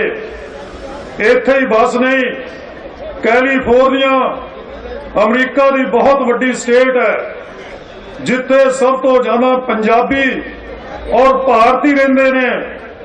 थोड़ी जानकारी दे लई कैलीफोर्निया की राजधानी सैक्रामेंटो के अंदर अज हजारों की गिनती के अंदर जिहड़े पंजाबी लोग इकट्ठे होके थोड़े हक दे विच नारा मारनगे और वड्डा जलूस कढणगे। ऐसा कोई देश नहीं जिसकी पार्लीमेंट ने जिहड़े लोगों ने साडे देश के किसानों के हक दे विच अजे तक हा दा नारा मारिया ना होवे। मैनू अज सवेरे चंडीगढ़ तो फोन आया।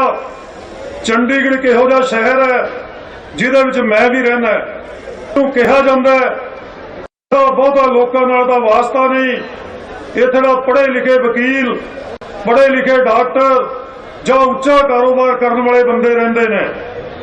अज फोन आया, उसने मैनू ये कहा कि मेरी लड़की हुणे हुणे जनेवा तो आई है अजे 4 दिन पहला, तो उसने आके इको ही मंग की कि पापा मैनू किसानों का झंडा चाहिए, किसानों का स्टिकर चाहिए, मैं कार ते ला के चंडीगढ़ च घूमना है। किड्डी वड्डी गल है। और अगे गल उन्होंने दसी कि चंडीगढ़ के सारे लाल बत्तियां वाले चौकों के उपर हर थां 10-10, 20-20 नौजवान समेत लड़कियां खड़े ने।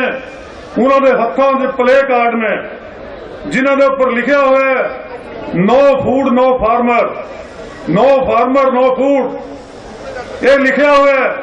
वो कहते असीं खड़ के लाल बत्तियां दे पुछया कि बच्चों तुहाडी की मंग है, तुहानूं कोई माली मदद की जरूरत है?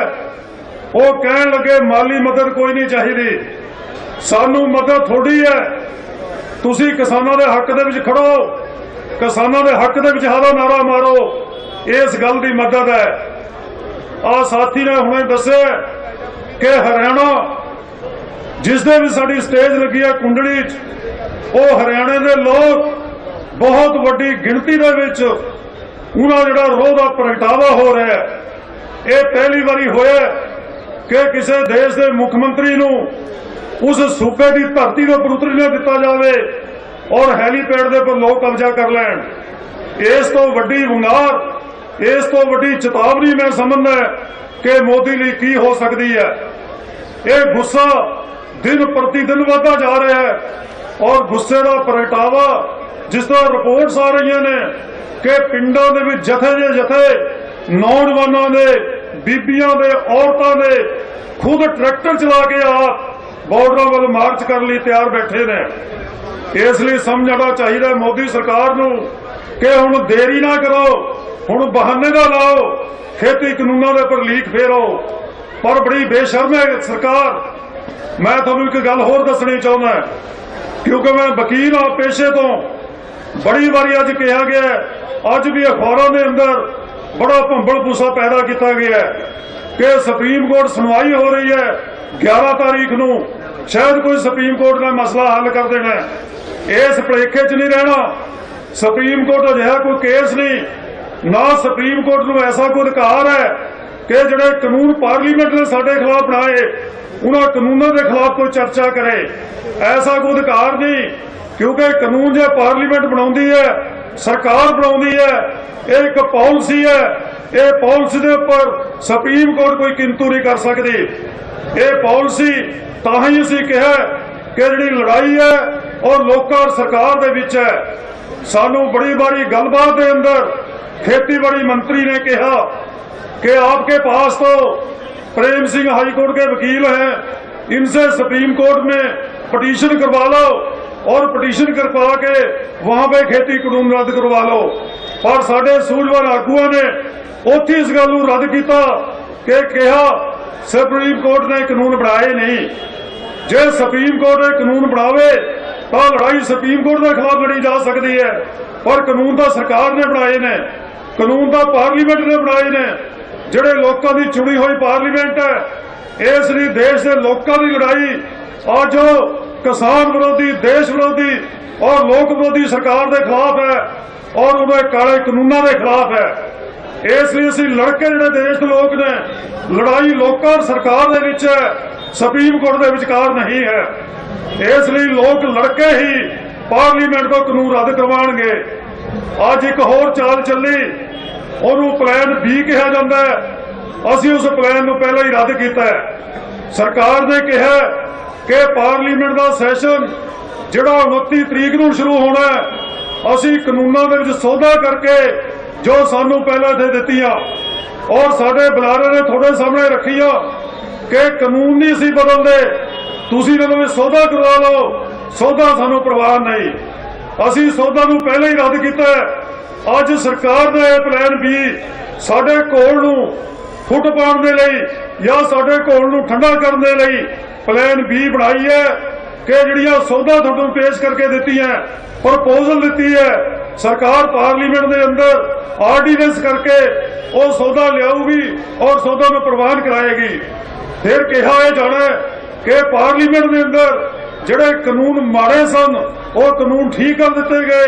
ਹੁਣ ਅੰਦੋਲਨ ਕਾਹਦੇ ਲਈ ਹੈ? ਅਸੀਂ ਬੜਾ ਠੀਕ ਤਰਕ ਦਿੱਤਾ ਹੈ ਕਿ ਸੌਦਾ ਨਾਲ ਇਹ ਕਾਨੂੰਨ ਠੀਕ ਨਹੀਂ ਹੋਣ ਵਾਲੇ। ਜਿਹੜੇ ਕਾਨੂੰਨ ਮੁੱਢੋਂ ਹੀ ਖਿਲਾਫ ਨੇ, ਜਿਹੜੇ ਕਾਨੂੰਨ ਗੈਰ ਸੰਵਿਧਾਨਿਕ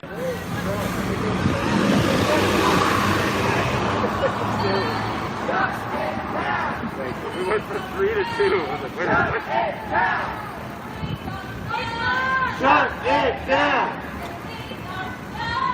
Shut it down!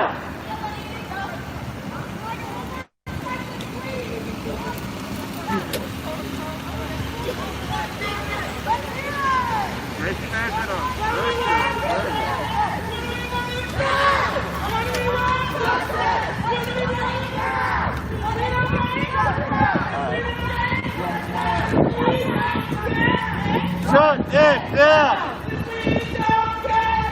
Shut it down!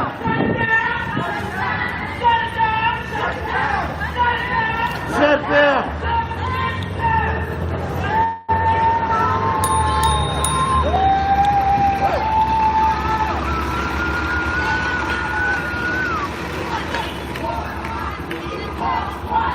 We are the people.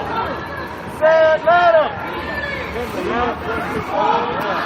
I'm doing okay for that. Get cold. 2, 3, 4, 5, 1, 2, 3, 4, 1. Say it louder. We want justice. 2, 3.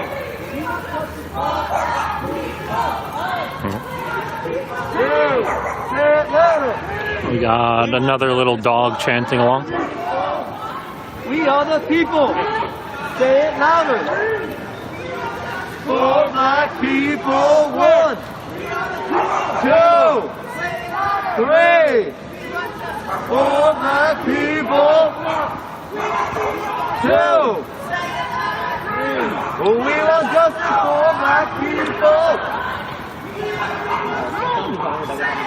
I know. I'm going to the restaurant, right? Yeah. Yeah, I saw that on the corner. I was all like, okay, fancy place, diner. Okay. All right. Let's talk.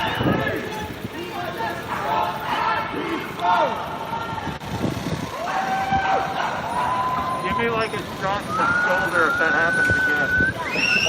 Well, we had to grab somebody up front. We're doing a poor job of front to talking to the back, talking to the front. So we're just like, we had two people for like 4 blocks, and they had like 5 at the front, 2 back here. We're like, hey guys, want it?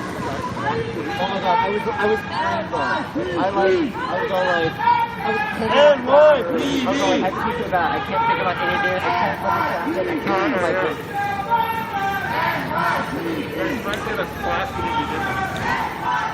Oh, I was so about to just like take behind a car. I'm like, I don't care if it's 2nd Avenue. It's okay. NYPD! NYPD! NYPD! NYPD! NYPD! NYPD! NYPD! NYPD! NYPD! NYPD! Shut it down! No, I'm recording, Sound Painter. What's up?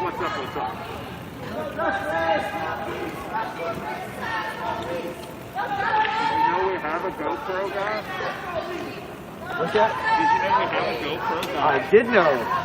I thought Help me! You know Booty? Yeah. Did you see his photographs from in his video from DC?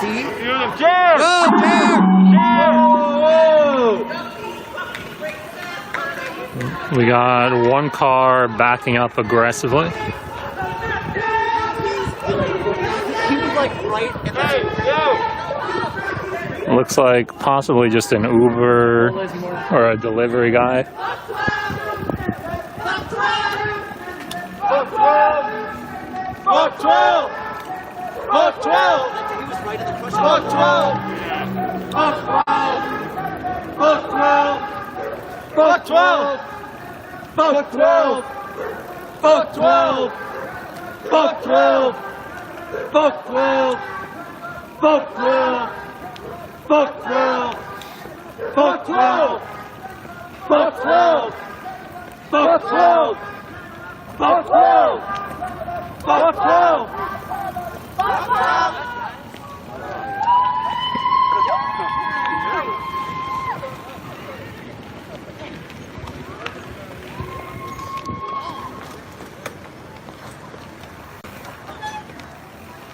Made it to our final destination. Thank you guys for coming on this march today.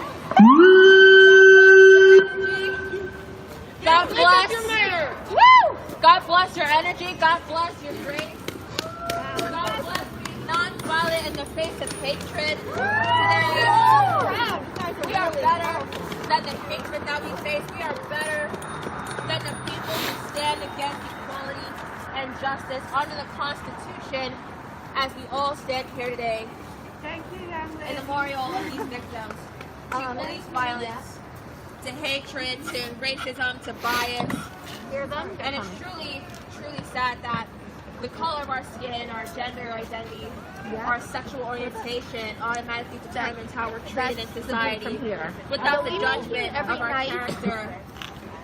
And so, for right now, we're going to have 2 minutes of silence for the victims of police violence and victims who succumbed to racism and hatred and violence. And today, we're just going to give our peace. Let those in peace speak with the voice that joins them today. So let's give our 2 minutes of silence. If you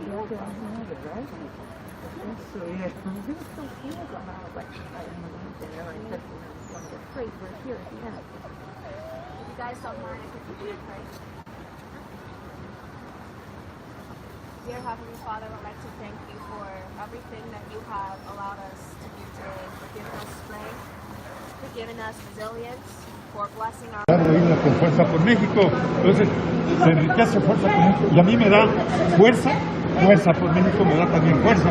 Pues yo les agradezco mucho a Fuerza por México, que es su dirigente, que me haya invitado. Yo acepto la invitación de ser postulado como su candidato a gobernador y me comprometo a responderle a Fuerza por México y a ir para adelante. Entonces descartado que usted no puede contender, usted cuenta con todas las herramientas necesarias para contender. Que por más que los otros partidos me quieran inhabilitar porque no quieren que participe, sabe que legalmente no hay ningún impedimento. ¿Cuándo pedirá licencia, senador? ¿Cuándo pedirá licencia?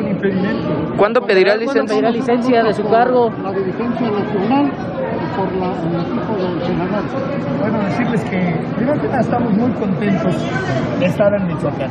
Hoy me he dado cuenta del tamaño y de la grandeza de Cristóbal Arias. Nosotros estamos de frente como estuvimos en este evento, no se le cerró las puertas a nadie, porque somos un partido de puertas abiertas. Somos un partido en donde origen político no es destino final y nos la vamos a jugar con la fuerza de Fuerza por México y con la fuerza de Cristóbal Arias. Están abiertos los procedimientos de selección de candidatas y candidatos a diputados locales, presidentes municipales y, por supuesto, para gobernador, en donde el día de hoy, con mucho orgullo, recibimos formalmente como afiliado a nuestro partido para poder contender en el próximo proceso. Y quiero decir con toda fuerza, no nos van a detener. Sabemos las provocaciones. Debemos de estar puntuales en junio a ganar la gobernatura con Cristóbal Arias. Bienvenidos todos los que se sienten fuera de sus partidos y que en Cristóbal están encontrando un movimiento real. ¿Por qué acepto ser candidato a gobernador? ¿Por qué acepto a Fuerza por México? Porque Fuerza por México es un partido nuevo, es un partido emergente al que le vamos a ayudar a crecer vertiginosamente. La gente de nosotros es gente buena, es gente propositiva, es gente que participa por primera vez en un proyecto político electoral. Hay quienes se disfrazan de militancia para querer atentar contra un proceso que ya está ganado por Cristóbal Arias. Les duele, pero les va a doler más la victoria que habremos de tener en las urnas en el próximo proceso. Cristóbal, a propósito de Ramón, hoy en la mesa se establece el tema de los protocolos de seguridad. ¿Vas a solicitar seguridad después de esto? Porque tal parece que van a seguir las manifestaciones y las protestas. Pues yo, como ha dicho, como candidato a la presidencia cuando fue Luis López Obrador, a mí me apoya y me protege el pueblo. Y quienes están aquí son pueblos. Estamos aquí conmigo, son pueblos. Además, en mi vida he tenido seguridad mi propia y yo conduzco regularmente mi propio automóvil, ustedes lo saben bien, y voy a seguir caminando por aquí, con la frente en alto, aún siendo candidato y siendo el próximo gobernador. ¿Cuándo va a pedir licencia? ¿Cuándo solicitaría licencia? Pues la ley establece 90 días antes de la elección, pero yo lo voy a hacer antes, el mes que entra, pues tengo que entregar ahí. Muchísimas gracias.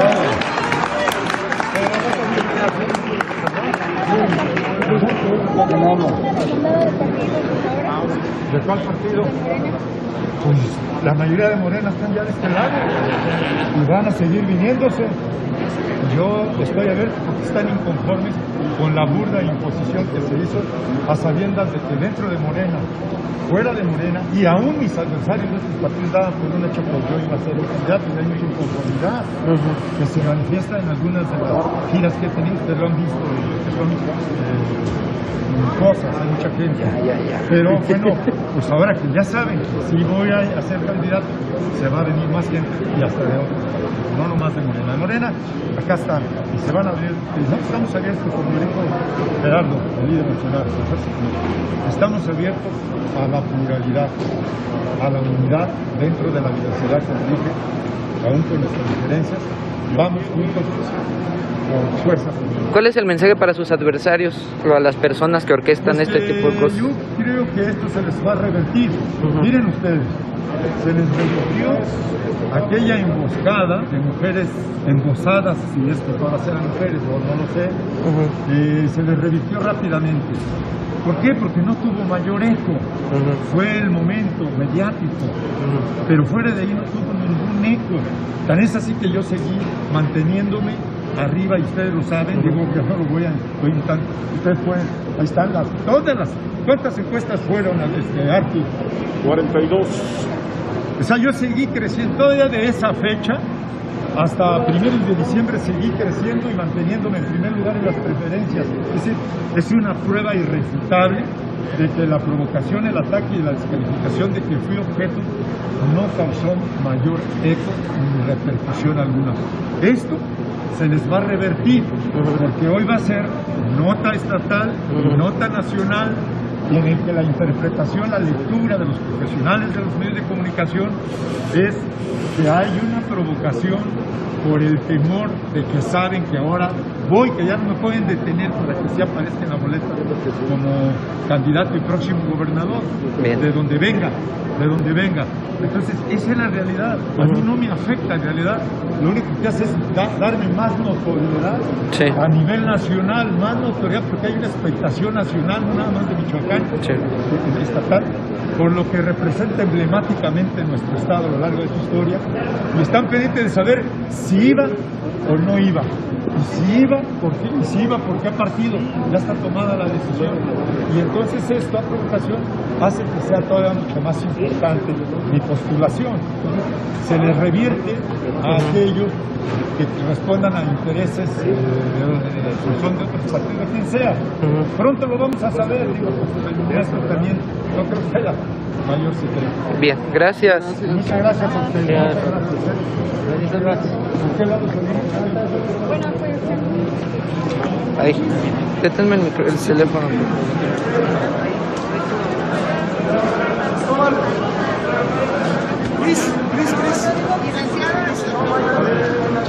Cris. Senador. Candidato. Senador. Senador.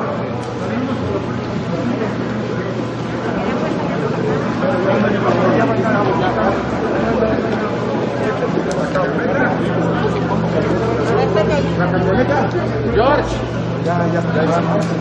Esperen tantito. Carlos. Esperemos tantito, nada más que le dé la vuelta a la cabeza.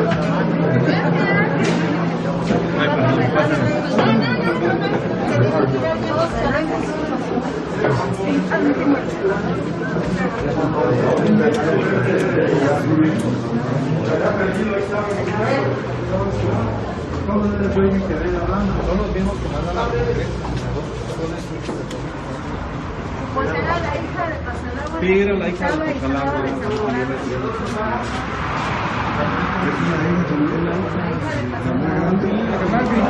Y la otra presidenta. No, la hija de estaba gritando. Ahorita que lleguen ahí, vamos a ir a la oficina de nosotros.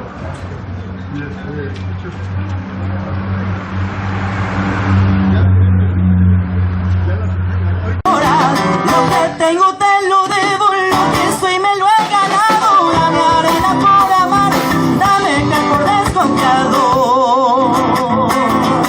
Allá viene la otrita para la futura gobernadora.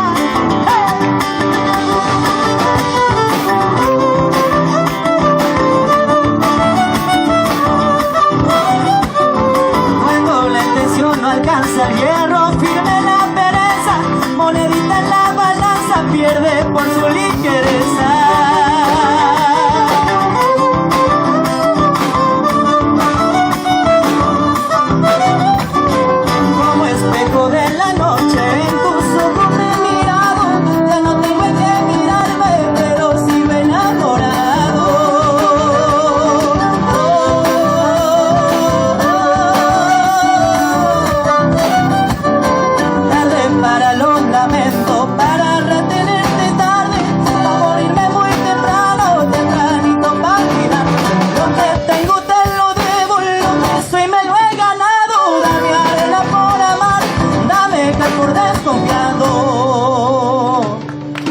los aplausos para ustedes, amigos.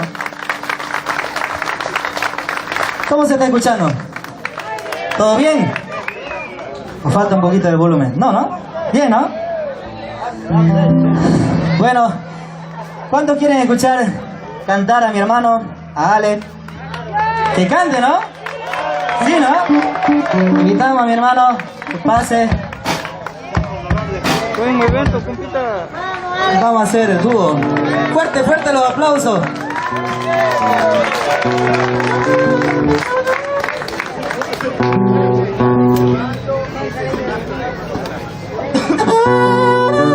Hola, muy buenas noches aquí, agradecido por la oportunidad que nos brindan todos los amigos. Quiero pedir un fuerte aplauso para nuestros compañeros, nuestros hermanos de Caraparí, Villamonte, Yacuiba. Hoy más que nunca debemos estar unidos. Hace rato bien lo decía mi hermano, me han traído de Monteagudo porque él tuvo que salir a estudiar. Debemos descentralizar la universidad, debemos tener nuestra propia universidad del Chaco para generar nuevas fuentes de empleo, de capacidades. Y también tenemos que hacer convenios e instituciones privadas como públicos para que nuestros profesionales cuando salgan, pues, muchas veces todo trabajo es digno, pero muchas veces nuestros jóvenes salen con el título a colgar la pared y eso ya debemos dejarlo atrás ya. Debemos ser autónomos 100%. Y quiero pedir un aplauso para todos los compañeros. Es hora de la renovación, es hora de nosotros.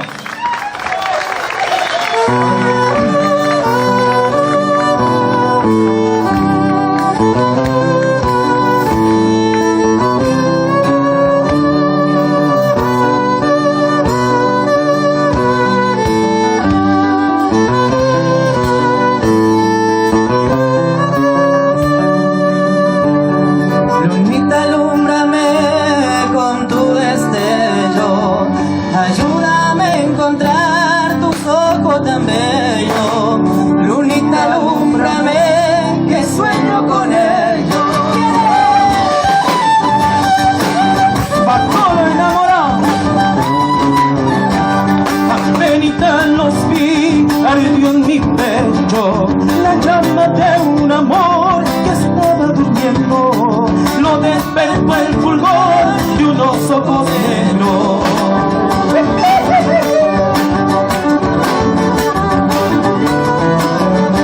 ¿Qué haremos para estar por siempre unidos? Si Dios nos hizo andar distinto camino, hoy que tiene que ser cuando el destino.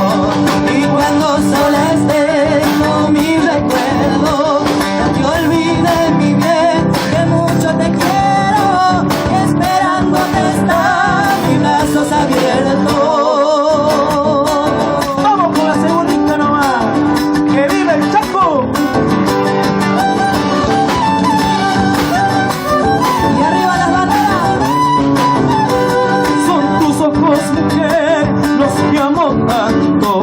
No los quisiera ver nublado de llanto, que me entristezco yo y es triste mi canto.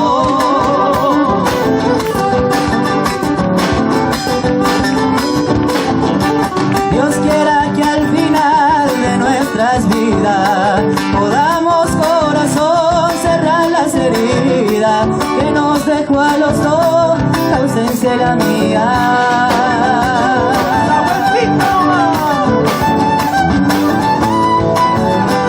Y para mí no es más un tierno niño, moreno como vos, de miel y trigo, el fruto del amor y tanto cariño. Y cuando sola estés con mi recuerdo, no te olvides muy bien que mucho te quiero, y esperándote está mis brazos abiertos. ¡Que viva el Chaco, señores! Fuerte los aplausos. Ahora sí vamos a hacer cueca. Como sabe cantar, tiene que saber bailar también, ¿no? ¿Qué dicen ustedes?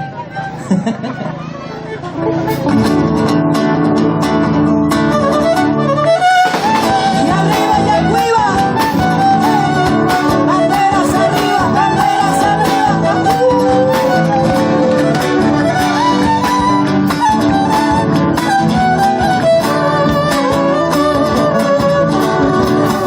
No te había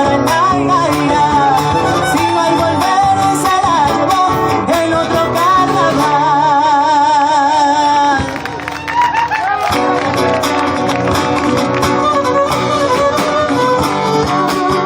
Y seguimos con la cueca señores.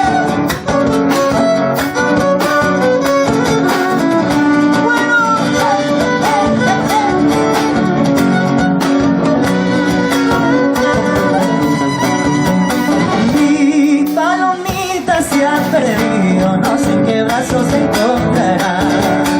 Era linda de ojos negros, ya no la he de ver.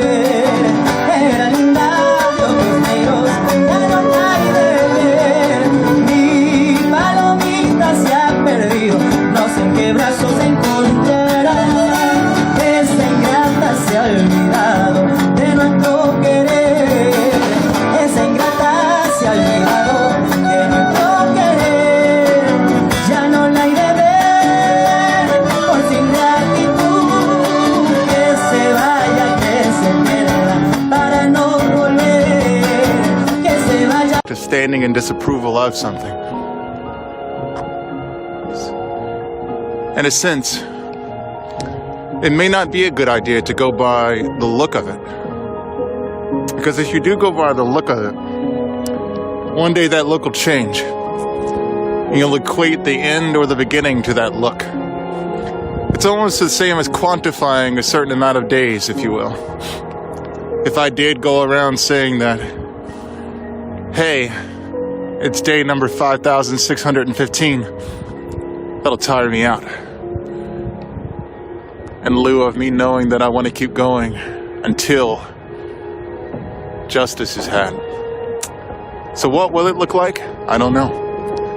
But I do know that it hasn't stopped. And you, nor I, nor anyone can stop the revolution.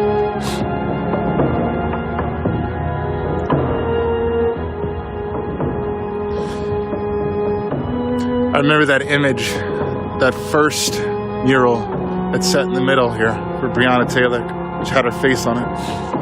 They set on a round board. And then eventually there was another put up that stayed here. You know, I have to say it was sad, but reflective, yet sad. I went and saw the posters, the artifacts and everything at the museum the other day, sitting against the wall.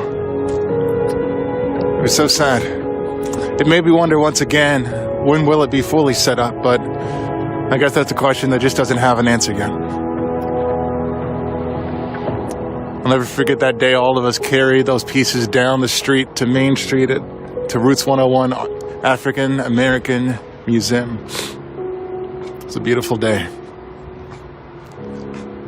Like most, one that I'll never forget.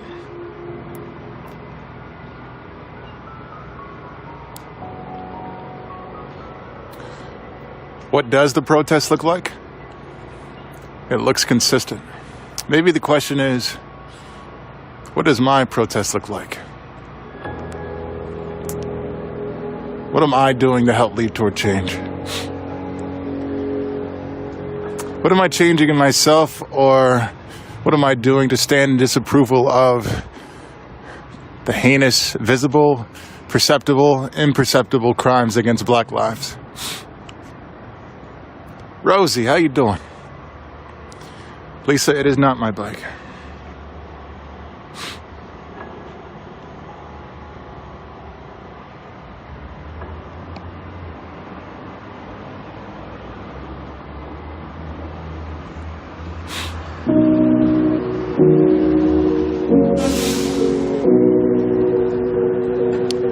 little bit. Much love to you, Rosie. Much love to you a little bit.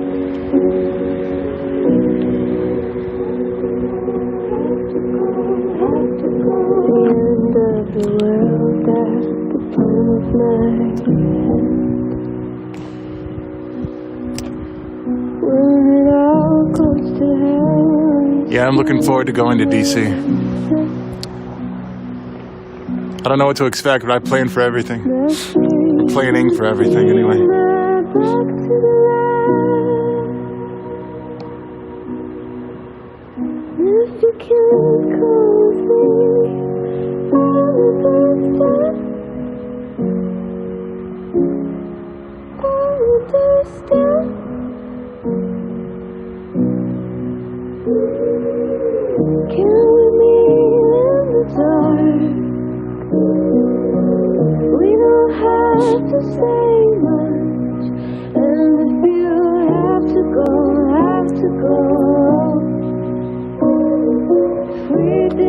करने जे आए हो सुनने वास्ते पहला सुनो सुन दे काबल गुल कहन दे काबल हो फिर अपनी गल कहन वास्ते निमरता सहित इस स्टेज नूं सत्कार भेट करके आओ इत्थे जोर ना विखाओ सो मैं बेनती करदा बलकरण सिंह बराड़ जी ਜਿਹੜੇ ਕੋਲਿੰਦ किसान सभा के प्रधान ने वो मंच ते आउण ते बेनती है कि अपनी गल जिन्नी संकोचवे रूप दे विच संखेप रूप रख सकते हैं ताकि बुलारियां नूं सारियां नूं समा दे सकीए ये ना होए कि जथेबंदियां दे आगू आप ही प्रधान बने रहिंदे ने बाकी नूं समा नहीं दिंदे इन्हां तों बाद विच सरदार गुरनाम सिंह जी चलोनी ਜਿਹੜੇ ਭਾਰਤੀ ਕਿਸਾਨ ਯੂਨੀਅਨ ਚਰੂਨੀ ਦੇ ਪ੍ਰਧਾਨ ਨੇ ਉਹਨਾਂ ਨੇ ਕਿਸੇ ਜ਼ਰੂਰੀ ਰਜੇਵੇਂ ਵਾਸਤੇ ਜਾਣਾ ਬਹੁਤ ਵੱਡਾ ਥਾਂ ਹੈ ਉਹਨਾਂ ਦਾ ਬਹੁਤ ਵੱਡੀ ਕੁਰਬਾਨੀ ਆ ਇਸ ਮੰਚ ਨੂੰ ਇੱਥੋਂ ਤੱਕ ਲਿਆਉਣ ਦੀ ਪਹਿਲਾ ਬੈਰੀਅਰ ਇਹਨਾਂ ਦੀ ਅਗਵਾਈ ਦੇ ਵਿੱਚ ਟੁੱਟਿਆ ਸੀ ਉਸ ਤੋਂ ਬਾਅਦ ਵਿੱਚ ਅਸੀਂ ਦੂਜੇ ਬੈਰੀਅਰ ਤੋੜ ਕੇ ਇੱਥੇ ਆਏ ਹਾਂ ਸੋ ਅਸੀਂ ਉਹਨਾਂ ਨੂੰ ਵੀ ਪਹਿਲ ਦੇ ਆਧਾਰ ਦੇ ਉੱਤੇ ਸਮਾਂ ਦੇਵਾਂਗੇ ਬਾਕੀ ਫਿਰ ਦਰਜਾ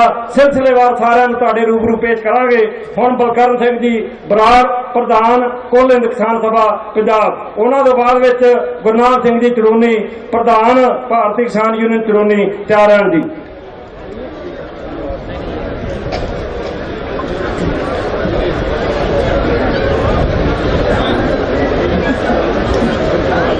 ਮੋਦੀ ਸਰਕਾਰ ਦੇ ਤੁਗਲਕੀ ਫੈਸਲਿਆਂ ਨੂੰ ਰੱਦ ਕਰਾਉਣ ਲਈ ਦੇਸ਼ ਦੇ ਕੋਨੇ-ਕੋਨੇ ਤੋਂ ਆਏ ਹੋਏ ਮੇਰੇ ਬਹੁਤ ਹੀ ਸਤਿਕਾਰਯੋਗ ਬਜ਼ੁਰਗੋ ਮੇਰੀਆਂ ਮਾਵਾਂ ਭੈਣਾਂ ਬੱਚੀਆਂ ਤੇ ਬੱਚਿਓ ਆਓ ਪਹਿਲਾਂ ਫਤਿਹ ਸਾਂਝੀ ਕਰੀਏ ਵਾਹਿਗੁਰੂ ਜੀ ਕਾ ਖਾਲਸਾ ਵਾਹਿਗੁਰੂ ਜੀ ਕੀ ਫਤਿਹ ਸਾਥੀ ਸਟੇਜ ਸਕੱਤਰ ਨੇ ਬੜੀਆਂ ਸਖਤ ਤਕੀਦਾਂ ਕੀਤੀਆਂ ਚਾਹਾਂਗਾ ਕਿ ਸਮੇਂ ਦੇ ਵਿੱਚ ਆਪਣੀ ਗੱਲ ਖਤਮ ਕਰਾਂ ਬੜੀਆਂ ਜ਼ਿੰਮੇਵਾਰੀਆਂ ਤੁਸੀਂ ਸਾਡੇ ਤੇ ਦਿੱਤੀਆਂ ਹੋਈਆਂ 45 ਦਿਨਾਂ ਦੇ ਵਿੱਚ ਧਰਨਿਆਂ ਦੇ ਦੌਰਾਨ ਸਿਰਫ ਅੱਜ ਤੀਜੀ ਵਾਰ ਇਹ ਸਟੇਜ ਤੋਂ ਬੋਲਣ ਦਾ ਮੌਕਾ ਮਿਲਿਆ ਵੱਖ-ਵੱਖ ਸਟੇਜਾਂ ਤੇ ਜਾਣਾ ਹੁੰਦਾ ਹੋਰ ਵੀ ਬੜੇ ਕੰਮ ਕਰਨੇ ਆ ਥੋੜਾ ਜਿਹਾ ਖਿਆਲ ਰੱਖਿਓ ਜਦੋਂ ਤੋਂ ਇਹ ਸੰਘਰਸ਼ ਸ਼ੁਰੂ ਹੋਇਆ ਉਦੋਂ ਤੋਂ ਕੇਂਦਰ ਦੇ ਵਿੱਚ ਬੈਠੀ ਹੋਈ ਗੂੰਗੀ ਬੋਲੀ ਤੇ ਤੁਗਲਕੀ ਫੈਸਲੇ ਕਰਨ ਵਾਲੀ ਮੋਦੀ ਸਰਕਾਰ ਨੇ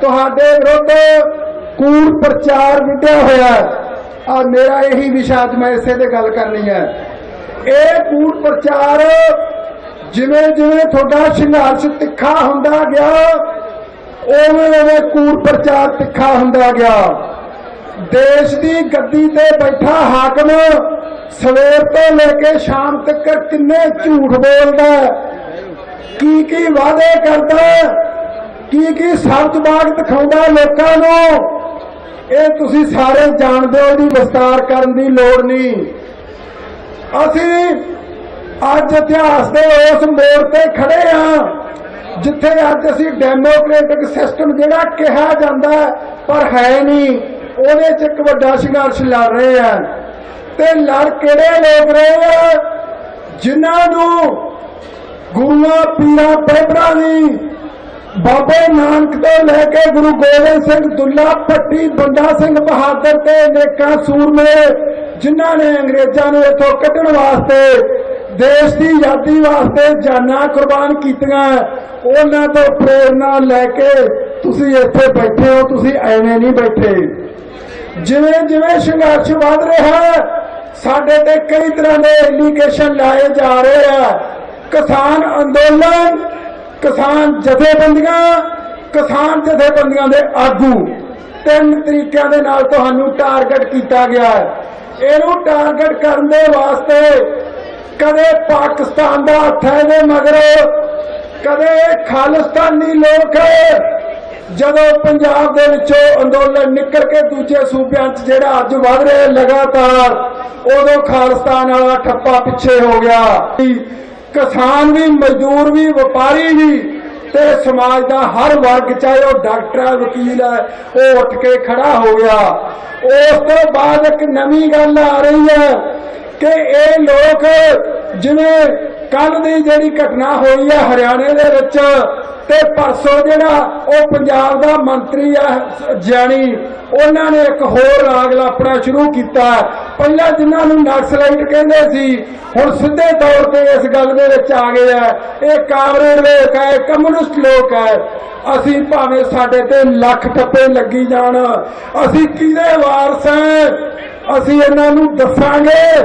असी उस गुरु नानक दे वारस हैं जिन्हें एक हथ दे विच भाई लालो दी रोटी फड़ी सी ते दूजे हथ दे विच मलक भागो दी। तुसीं जिहड़ी सदियां ते लड़ाई लड़ रहे हो, वो किसी ठप्पे दे अधीन नहीं लड़ रहे, तुसीं उस विचारधारा दे अधीन लड़ रहे हो, उस विचारधारा नूं अपनाए होए हो जिहड़ी सानू बाबा नानक दे के गया। ये फैसला तुसीं कीता कि असीं मलक भागो दे नाल खड़ना जां असीं भाई लालो दे नाल करना है। जे बाबा नानक सानू ये विचारधारा दे के गया, असी इस विचारधारा की राखी के वास्ते लड़ना है। जे असी ना लड़ांगे तो कौन लड़ूगा? दिल्ली की गड्डी ते बैठा होया हाकम, ओ मोदी जेड़ा सारे घराणियां नूं विक चुक्या, जेड़ा अपने सदियां तो लेके उस राज सत्ता की पुस्त पनाई कर रहा है, जेड़ी राज सत्ता हमेशा जगीरदारों के पक्ष च खड़दी रही है, रजवाड़ियां के पक्ष च खड़दी रही है ते आम लोगों नूं रोंदी रही है। उन्हां दा खो के, उन्हां दा वेच वट के सारा कुछ वड्डियां दे घर भरदी रही है विचारधारा। असी उस विचारधारा की राखी नहीं लड़ रहे हैं, असी उस विचारा की राखी नहीं लड़ना। तुसीं सारे जानते हो इस देश दे विच किन्ना कुछ वेचिया जा रहा है। BSL बेचता, साडियां बीमा कंपनियां बेचदियां, रेलवे बेचा जा रहा है। मैनू तो हुण इउं डर लगदा कदे कदे जिद्दे धुंद दे विच सूरज नहीं निकलदा, बदलां च चंद नहीं दिखाई दिंदा, ते किते मैनू इउं लगदा साडे हाकम ने चंद ते सूरज ना बेचता होवे। मैनू तां इह डर लगण लग जांदा है। मेरे भरावो, जे इन्हां दा वस होवे ਇਹ चंद ते सूरज भी अडानियां बांडियां नूं गहने कर देणगे, उन्हां नूं वेच देणगे। थोड़ी धरती, थोड़ा पानी, पानी के की फैसले हो चुके हैं? किसी कंपनी को गंगा नदी का पानी दिता जा चुका है कि कंपनी दियां बोतलां भर के थोनू बेचूगी पंजाब तो लेके जेड़ी पंजां दरियावां दी धरती है। उस पंजां दरियावां दी धरती ते किसी स्टेशन ते किसी बस अड्डे ते पीण नूं पानी नहीं मिलता। थोड़ा पानी दियां भी सौदे हो गए ने, हुण थोड़ियां जमीनां दे सौदे हो रहे ने। ये तुसीं बचाउणी है नहीं बचाउणी, ये फैसला तुसीं करके आए होए हो। असीं ये लड़ाई है जेड़ी आखिर ते गल कहनी चाहुंदा, असीं शांति दे नाल लड़ाई लड़नी है, किसी प्रकार च नहीं आउणा।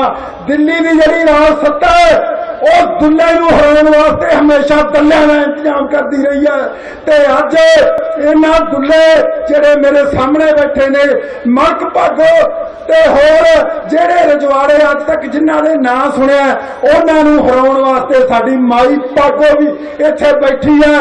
इन्हां नूं हराउण दे वास्ते असीं लड़ाई नूं शांतिपूर्ण रखना है, किसी भड़काहट विच नहीं आउणा। ते जिहड़े इह दल्ले खड़े कीते आ पीले जदों तो संघर्ष चलिया पंजाब दे विचों, वो साडे नाल नाल चल रहे हैं, नाल नाल चल रहे हैं। किसी बारे यह प्रचार है भी ये फिल्मां छड्ड के आया है। ਇਹ ਫਿਲਮਾਂ ਛੱਡ ਕੇ ਆਇਆ ਜਿਵੇਂ ਕੋਈ ਬਹੁਤ ਵੱਡਾ ਦੁਨੀਆ ਦਾ ਤਾਕਤ ਛੱਡ ਕੇ ਆਇਆ ਹੋਵੇ। ਉਹ ਕੁੱਤਖਾਨਾ ਛੱਡ ਕੇ ਆਇਆ ਇਹ ਕਿਹਦੇ ਅੱਗੇ ਕਿਸਾਨਾਂ ਦਾ ਰਹਿਬਰ ਬਣਨ ਦੇ ਵਾਸਤੇ।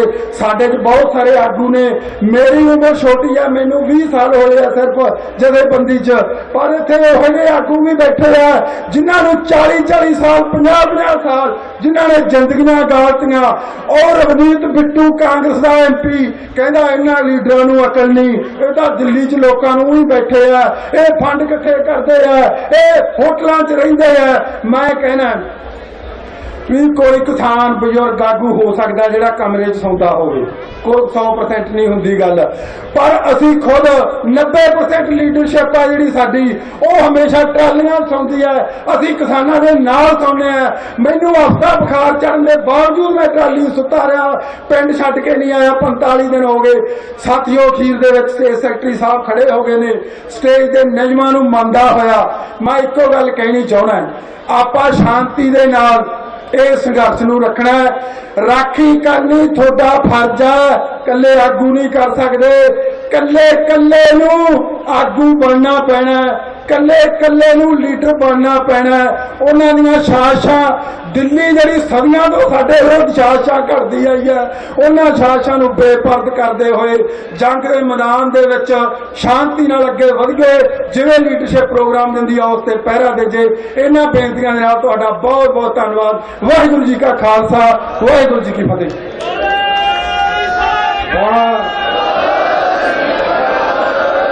सरदार गुरनाम सिंह जी चरोने, प्रधान भारती किसान यूनियन चरोने, वो अपने विचार तुहाडे नाल साझे करनगे।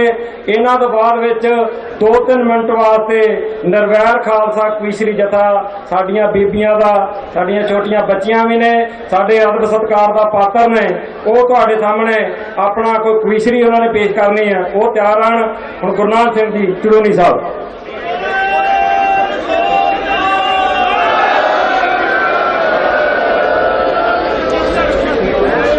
एक तल पर तार है सोने के, एक तल पर तार है सोने के, और एक तल पर सूत के तार नहीं। भारत की सरकार तेरा ये न्याय हमें स्वीकार नहीं। सम्मानित मंच,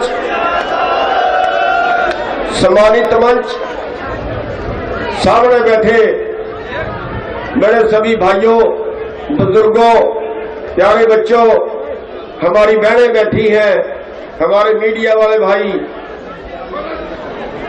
आज सवाल इस चीज का है कि क्या हमारे पास लड़ने के अलावा कोई चारा बाकी है? क्या हमारे पास, गुरु गोविंद सिंह जी ने कहा है, फारसी जानते थे, गुरु गोविंद सिंह जी ने फारसी में कहा है, तंग आमद बजंग आमद। जब आदमी दुखी हो जाता है, जब आदमी तंग हो जाता है, जब उसके विकल्प बंद हो जाते हैं, तो वो लड़ाई पे उतर आता है।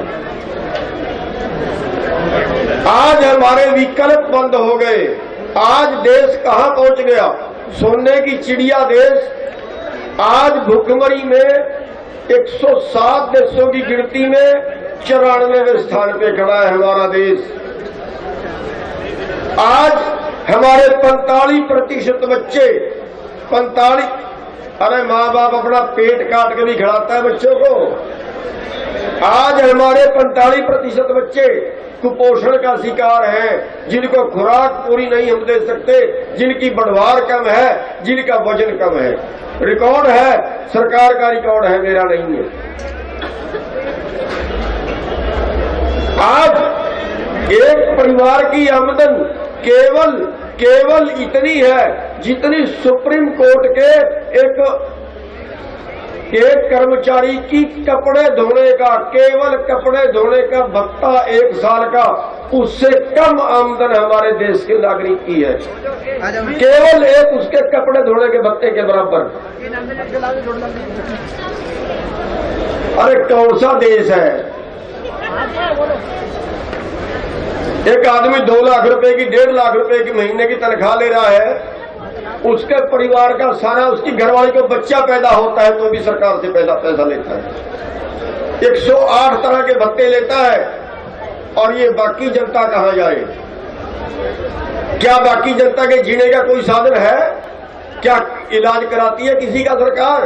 कितने मर गए भूख से और कितने मरते हैं इलाज बिना? इस देश को बचाने का क्या तरीका है आपके पास? कैसे बचाओगे इस देश को? अरे पिछले 20 साल में 3.5 से 4 लाख करोड़ किसान मर गए हैं, आत्महत्या कर ली है, कर्जे से दब के मर गए हैं। कर्जा है नहीं, है नहीं। हमें के अंदर पिछले 15 साल में किसानों को न्यूनतम से जितना कम मिला, न्यूनतम कम से भी जितना कम मिला, वो 45 लाख करोड़ है। 45 लाख करोड़ जितना हमें मिलना चाहिए था, उससे भी कम मिला, और 7 लाख करोड़ के कर्जे में हमारे 4 लाख किसान आत्महत्या कर। To serve on a jury and then give, public service things to juveniles. So it was juveniles judging juveniles. I would love that. That's a huge program. That's a huge undertaking. It's costly. So to say I'm going to jump in and do that, not right away, but that's one of the things I really see that we might be able to add to the Racine, Kenosha, Walworth district, where maybe we could all come together and do something diversionary like that as well. That is like a big 5-year, 7-year plan. Would love to do something like that for juveniles, because it was so effective in Colorado and Colorado Springs, and they're all over the country. And it's nice to take someone who got in trouble and they're a teenager, put them on the jury, and it's not, it's a very small proceeding, but they're the jury and they will hear what someone else did, then they go talk about it and what they think a fair punishment is. There's just such a learning aspect to it. That's a big 5 to 7, 10-year plan, and I would have to get other judges excited, because it won't just be Liz Pfeiffer's teen court. There's no way that would happen that way. But it's conversations that can start. In terms of right away, let's just say that they say, okay, August 1st, you are in this criminal rotation, go. I would do what I did when I first became the court commissioner. I would show up the first day, look at the docket, and see how it goes. No changes right away, because I think you have to sit in the job and see what is working and what needs help. And that's where in court goes so fast. So sitting there and running the docket for a few days, for a few weeks, there are some things I can instantly see. Okay, then why are we having felonies at the same time as misdemeanors and OWIs? That is one thing that I've always wondered. In Colorado, where I was, you separated those out. And to me, it makes sense, but it may not work. I wouldn't want to come in on day one and say felonies on Monday, misdemeanors on Tuesday, without actually trying it the other way as the judge. And so that's definitely what I would look at. But again, it would depend. If they put me in family, I would take a look at how the judges are handling it once it gets out there. If I were in guardianship or any of those, definitely see what the needs are, and then where we can increase our access and accessibility. So that's sort of my long term, would be more choices. Short term would be, how am I going to improve this right now, right here? Yeah. What about fair access, like going forward too? Do you think, of course you're going to have to see, like you said, see exactly how things go, how they're operating, how things kind of maneuver with the system that's already in place, and maybe make changes accordingly. I suppose there's opinions, I suppose you could say, that, the courts aren't necessarily all fair for everyone, depending on whatever your background may be. Some say based off race, some say based off of how much money you make. What do you think you could do to maybe help restore faith in the system? So judges, we talk about them sometimes being on a pedestal, and they are removed from the community and they're independent. So on the one hand, we want them to be independent, but we want them to be part of the community. And that's a fine line that you would have to walk. I would love to see that the mystique behind court come down. That people don't have that fear of, okay, I have to go to court, I don't even know what to expect. There's things that we can provide on the website. There's resources we can give to people. Even if someone has anxiety about going to court, and again, most people aren't in criminal court. They are in probate, someone passed away. They're in guardianship. They're in juvenile, things like that. So they're not in trouble, but they have that same feeling if I did something wrong. We have to tear that down so that it's more accessible. We can have, if we even just have pictures of the courtrooms, this is what this courtroom is, and you can click on it, open it up, here's a picture of the judge. Now I know who I'm going to see. Now I know who the clerk is. I know where to go in the courtroom. You can do a lot. I'm big on technology, not as big as you, but I would love it if we could do a video where you're walking in the courthouse. If you go this way, it's this courtroom. If you go this way, it's this courtroom. Just to give those resources to the community so they can say, okay, it's not that big, beautiful, scary building. It is our courthouse. We can go in there. Let people know also, a lot of people know, you can go to court anytime. If it's not a closed hearing, you can go sit and watch. So if you are nervous about your family court case, go the week before. If it's an open hearing, go sit down, go see the judge ahead of time, see how they handle, interact with people, and sort of make it more accessible. So that's one thought that we can provide. Another would be, you know, judges, they go to work, they work hard, and then they go home. But we need to hear more, and we need to listen and see what everyone thinks that we need. We may not be able to do that for you, but we can at least have the conversation and the dialogue and be open to hearing from people. We do that when I was a guardian ad litem, and then my first year and a half, maybe two, as a commissioner, they would do a monthly lunch. It would be the judges in juvenile court, the district attorneys, the public defenders and the defense attorneys and the guardian ad litems, social workers, just a great big group get together, have a big lunch together and talk about what are the issues, how are we handling them, how can we adjust that. So there's ways to get groups together with judges that would help, that you can let us know what the issues are, we can let you know what our constraints are, and then work together in the community that way. So I think part of this is on the judges, and then part of this is on the community. Come to us with a plan. So also, court commissioners and judges are very busy. You know, some of them start at 8:30, some 9, you go till 4, 5, sometimes later than that, sometimes earlier. It's just this, you know, crazy world in court.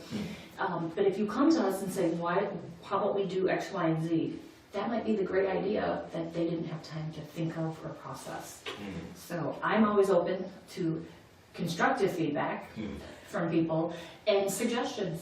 So if someone comes to me with a suggestion on how we can improve this efficiency or anything like that, I'm definitely open to it. I do a lot of cases with the child support agency. We do we do contempt, civil contempt, and then the paternity cases. So I have attorneys from their office in my courtroom twice a week. And I joke, I call it the fireside chat. So the head attorney there, she'll come in my office, and I do have a little portable fireplace, so my fireside chat, it gets cold in there. I can't regulate the heat in that old building. And we talk about, well, how can we be more efficient? Can I change my docket? And we are constantly making changes and updates. And we're in the middle of doing that right now because the law changed in August. And there's mandatory DNA testing now if a gentleman is not on the birth certificate. It used to be you could come into court, and even though you weren't on the birth certificate, you could admit you were the father, waive your right to testing, and be done that day. Now you can't. So my caseload is getting bigger because there's this, you have to have a second and maybe a third hearing. That's how I feel. So my Wednesdays, and so I can't control the law. And I have to react now to, okay, how are we going to handle all these second and third hearings because we're getting all the new cases in the door. We're not processing out as many as we used to. And so that's something we're actively discussing. It's not just going to be me deciding, it's my courtroom and here's what we'll do. I want to hear from the lawyers. How can we better manage this? And that's what I think we want our judges to do as well. And I do that now, and I would absolutely keep doing it on a bigger scale, of course, as a judge. Yeah, I think kind of what you're presenting is almost kind of like I don't want to say new age, but like kind of a younger approach, more in tune with, you know, things kind of shift a lot, and we have to kind of stay with the times and kind of be open to new ideas, and, you know, you can always learn from someone else. So it's good to hear that, because a lot of people are really stubborn, and it's good to talk to someone, especially someone that's vying for a position that you're vying for, to be open and, you know, want to hear from people, and at least on record saying, hey, like, if you have an idea, I want you to come and bring it to me. You know, I'm not saying I'm going to necessarily do what you say, but I'm open to, you know, making changes if it's something that's reasonable or makes sense or will help fine-tune the situation. So. Absolutely. I love the marketplace of ideas, and I like being in the marketplace of ideas. I'm a huge brainstormer, and there's no bad ideas in brainstorming. Get them all out, poke at them, and then weed through them. But get them on the table, and that's what I want people to do with our judicial system, because change is not going to come from one person, and it's not going to come from us being stubborn and this is what I hear, this is how we've always done it. Okay, well, that doesn't make it right. That doesn't make it the way that we should keep doing it. And that phrase, if it's not broke, don't fix it. No, we can improve, even if it's not broken. Let's keep improving it. Right. So. Yeah, we live in the age of automation now, right? I mean, you don't necessarily need robots to do stuff, but it also makes things a little easier for some people too, you know? Yeah, like Zoom. So we have been Zooming and YouTubing. I have a YouTube channel. It's insane. Not for the campaign for Commissioner Pfeiffer, for my courtroom. So when the pandemic happened, it was interesting, because we're antiquated judicial system. You come into court, if you can't get there, we'll let you appear via phone for some things. And then in some courtrooms, they might have a video option where you're on the TV if it's from like a prison in the system. Well, then the pandemic happened, and then we all had to just screech to a halt because people can't come in. But we can't not have court cases for 9 months. You can't do that to people. And especially not criminal, but all the other cases that get backed up there. People still need guardianships. People need determinations on their issues. They need resolution. So we were one of the first counties. All of the counties were coming together and really figuring it out. And there's, over in Madison, Court Ops was coming up with ideas, and our judges were working on it. And we pivoted so fast in Kenosha County to Zoom, and then broadcasting on YouTube for an open hearing so that people could still watch. So they have a right to watch the hearing on YouTube. And so we have been doing that since March, April. I'm not sure when the exact first one was live streamed. And so I'm still streaming on YouTube, and anyone, when I have open hearings, they can go on and they can watch how I'm handling the case. I don't know why that would have to end. I will tell you, for the paternity, like I was joking earlier, but the paternity cases are amazing. I mean, you have people who have babies, who just had babies within a few months. They're not a year old. For them to have to either find childcare, or bring the baby, or take off of work, come all the way down to the courthouse. They're not in trouble, but we've got to get you these orders in place. And now they have to come back at least one time, maybe more. Or what we can do is tell you, okay, come at 9 o'clock. Use your phone to call in or Zoom in, and we'll call your case, and then you can do that from work, you can do it from home. It's been exponentially helpful in those cases. So I would like to see, when we go back to the courtroom, we have in-person hearings, and we keep these options for people. In my contempt hearings too, the whole point is someone needs to be working and paying child support. But, you know, you got to come into court, so you got to miss work, sometimes half a day, sometimes a whole day. Not all employers are going to give you time off, and you might have to, you know, whatever, and you might have to drive. Or how about you call in or Zoom in, and we'll do a 10-minute hearing, and done. You don't have to miss work. Right. Yeah, you know, it's 2021. You know, I got the memo, so yes. They're putting 5G everywhere. It's going to make it a lot easier to make sure this is more flawless and seamless, you know, going forward. So, and it's innovative, and it helps people. You know, like you said, if people can't get off of work, say someone's on their last straw. You know, it could be a reach saying that, but you never know. With so many different situations, You know, if you're late one more time, now you're fired, and you're trying to get custody of your child, and now you lose your job, and now you can't get custody because now you don't have a job. Yeah, you can't get the next apartment that you need, to get the bedrooms for all of that. You know, that judges used to be more, not that they're not now, I'm not saying that, but there's, in the beginning, so they call them circuit court judges because they would ride circuit. You wouldn't just come into Kenosha, for example, for your court cases. The judge would go around this big circuit, this big area of land in the United States, and they would cover it. So they could be gone from their home for weeks and months because they were going to the people to hear their cases. And so they would travel more. That's where we got the term circuit court judge. So they would be, rather than say you all have to travel in here, they would go around. So this is sort of the modern day example of me traveling. I have been all over the place on Zoom. And I've seen a lot of stuff too. That's interesting. You never know when that video starts. And I think this can be sort of that modern day extension now, where it becomes court is more helpful and useful and accessible to people. But we need to get people who know how it works, want to make it work, and want to see that happen.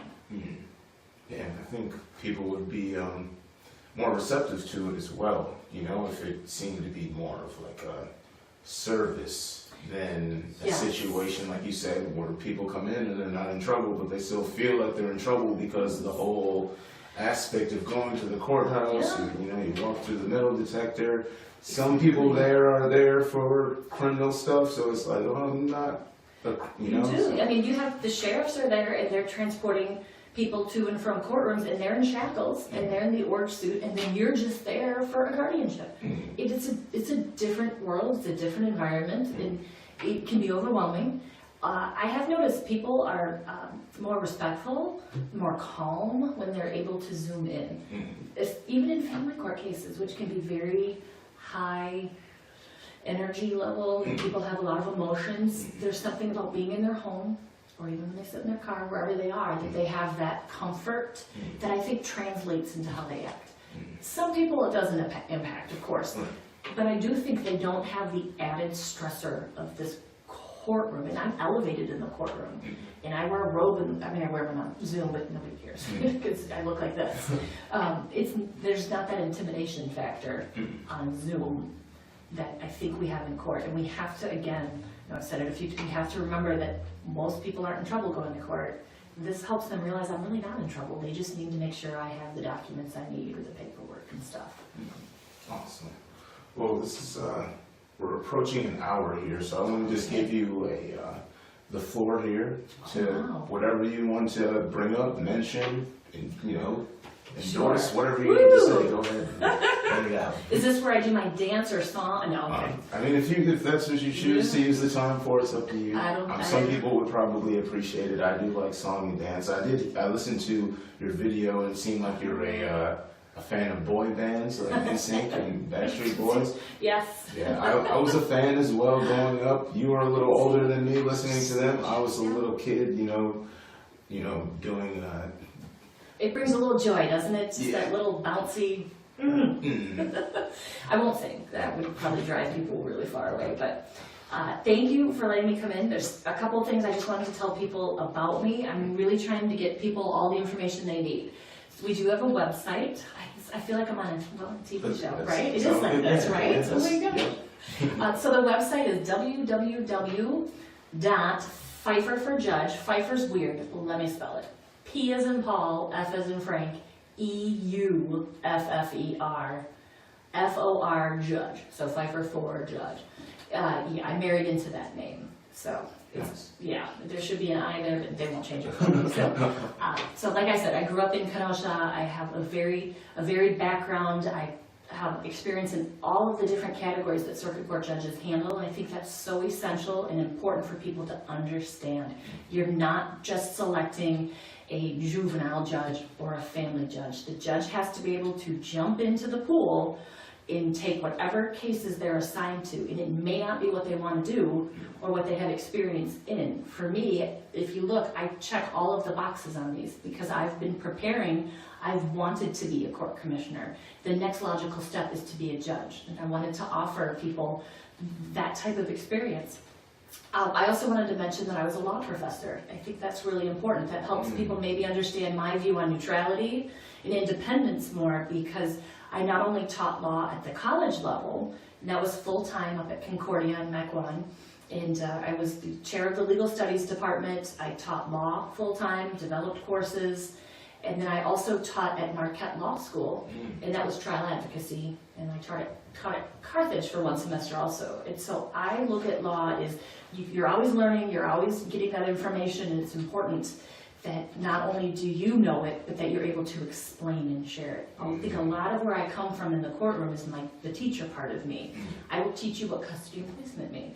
I'll teach you how to file the paperwork. It's not a game or a trick. I will get you through this. And so there's a lot of overlap.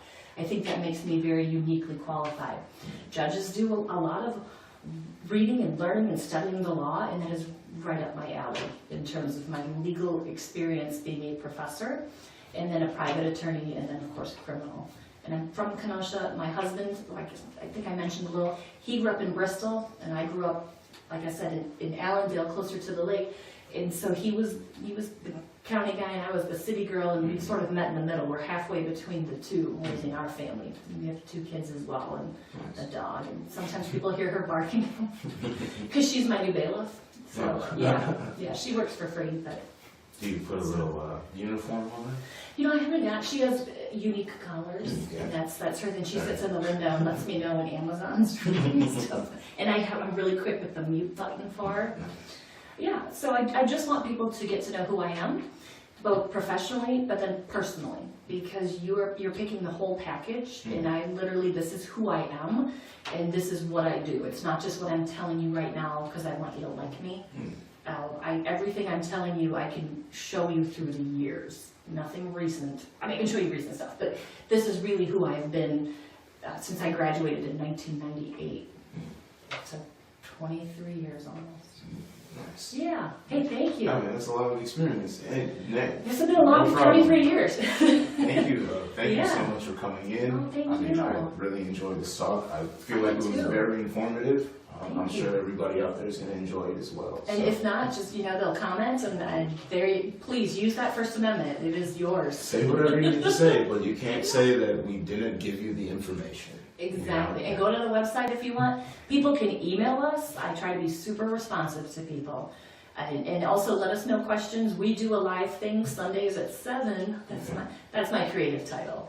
So we're trying to get questions from people. And what I'd like to do is I will do just a quick video, however long it takes. Let me answer this question. Post it on our website or Facebook. Follow us on Facebook. God, I sound like one of those people. Post it on there. And then if you want to know what is her view on X, Y, and Z, let me just click that video. Let me click this one. That way we have some longer videos, but also if you just have a specific question, let us know. We can post it. Other people might have the question. It's important. I want to answer all of the questions. So. Perfect. Yeah. And that's Pfeiffer for Judge, right? PfeifferforJudge.com, and then I'm on Facebook, which is the whole fun world. We also have an Instagram and a Twitter, but I don't know how any of that works, so don't. So the website, PfeifferforJudge.com, and then the Facebook page, mainly, Pfeiffer for Judge. And then, I mean, she does have an Instagram and stuff, so maybe she'll upload some photos, maybe. There's a few. There's more coming. We're unveiling for you. Mainly the Facebook and the website. And make sure, if you have questions, to submit those questions, because this is what we're here for. This is why I wanted to do this, so people can have an idea of who's running, what they represent, what they stand for, and then also so you know who to ask questions to. Because a lot of times there's elections that happen and people get to the ballot and they're like, oh, I have no idea who any of these people are, so we're just trying to help build awareness here. That's my whole angle at the whole thing. That's how I feel. I know there have been times where I look and I say, well, I don't even know who these candidates are. I go to their website and it's a whole lot of nothing. You look to see, I'm trying to figure out what they're standing for, because like I said, issues matter to me. And so what I'm doing is what I look for. I want you to have all information overload, whatever you want. There's stuff about my background, experience. We're going to do your questions. It's an open book. And you will like and vote for me, or you won't. Perfect. But you will. Well, Elizabeth, thank you so much for taking the time out to come talk to us all. I definitely appreciate it. Yeah, and good luck with everything that's going on. Thank you for this.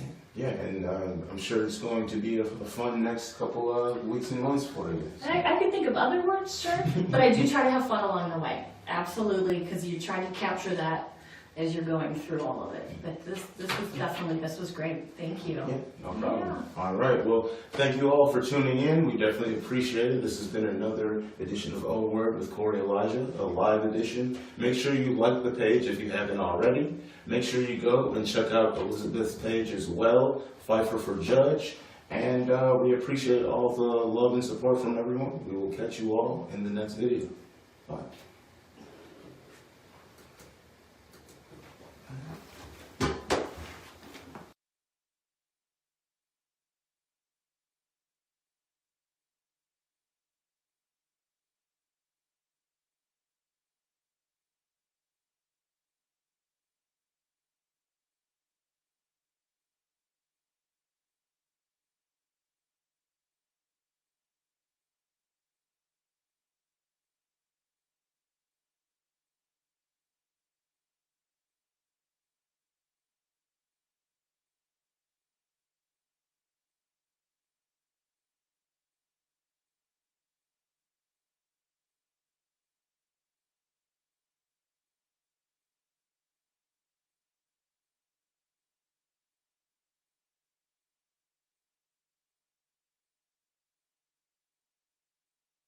Because, when we say problem, like homelessness problem, the homeless problem, like we automatically, it creates a stigma. So we just need to call things like situations and things like that. But anyway, I love y'all. I'll see you in 10 minutes if you want to log into that. Hopefully we can educate some people. Hopefully I can get educated. I always get educated. Anyway, love y'all and see ya. Bye.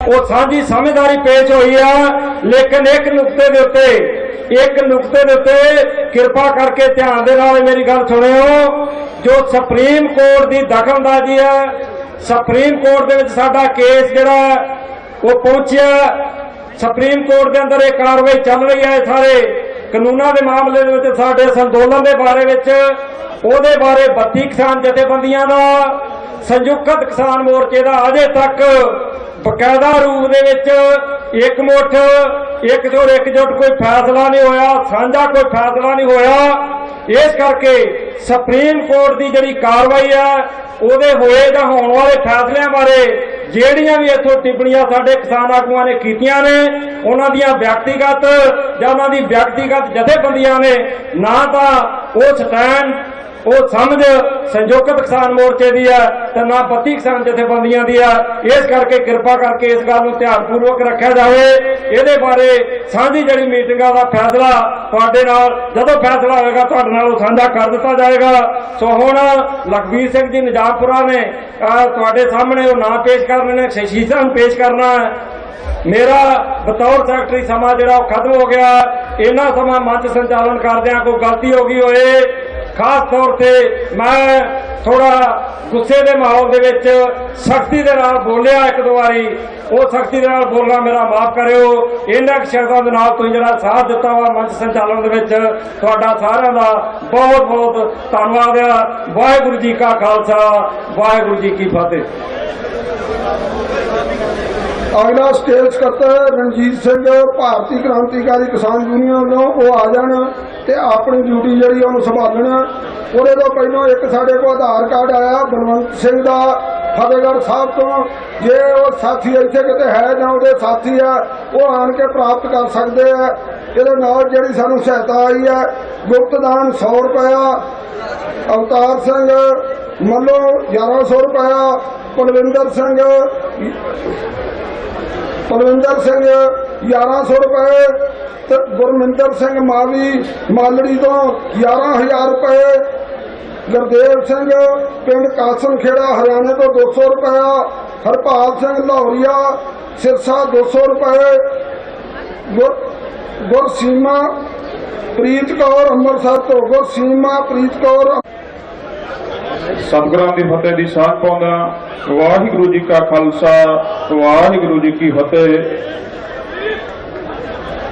समय की मौज गए है, बड़े लंबे समय तो संघर्ष चल रहा है पर गूंगी बोली सरकार जिहड़ी अजे सुत्ती पई है उहदे कन्नां तक अजे भी आवाज़ नहीं पहुंची।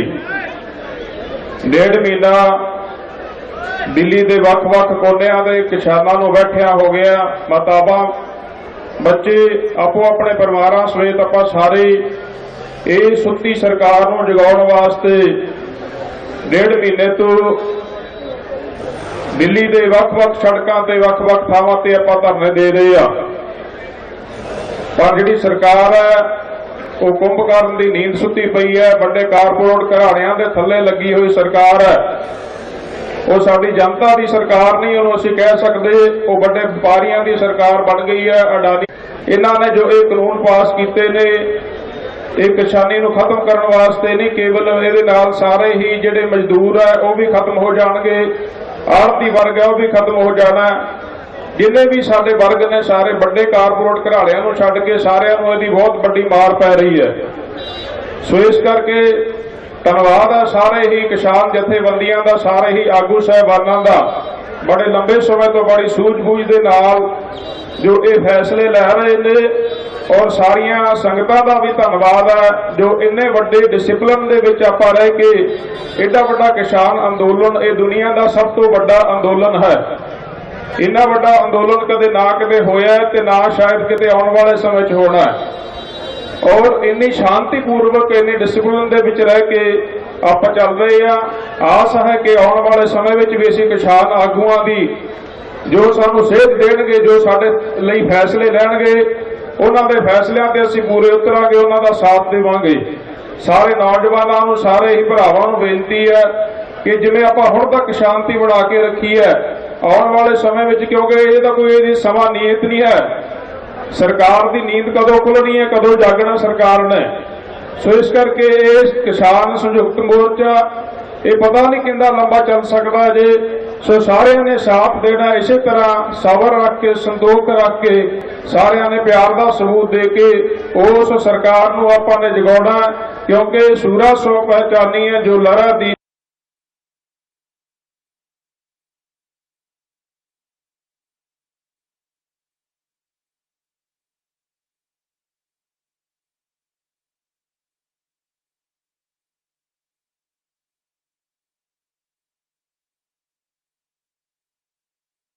के हेत पुरजा पुरजा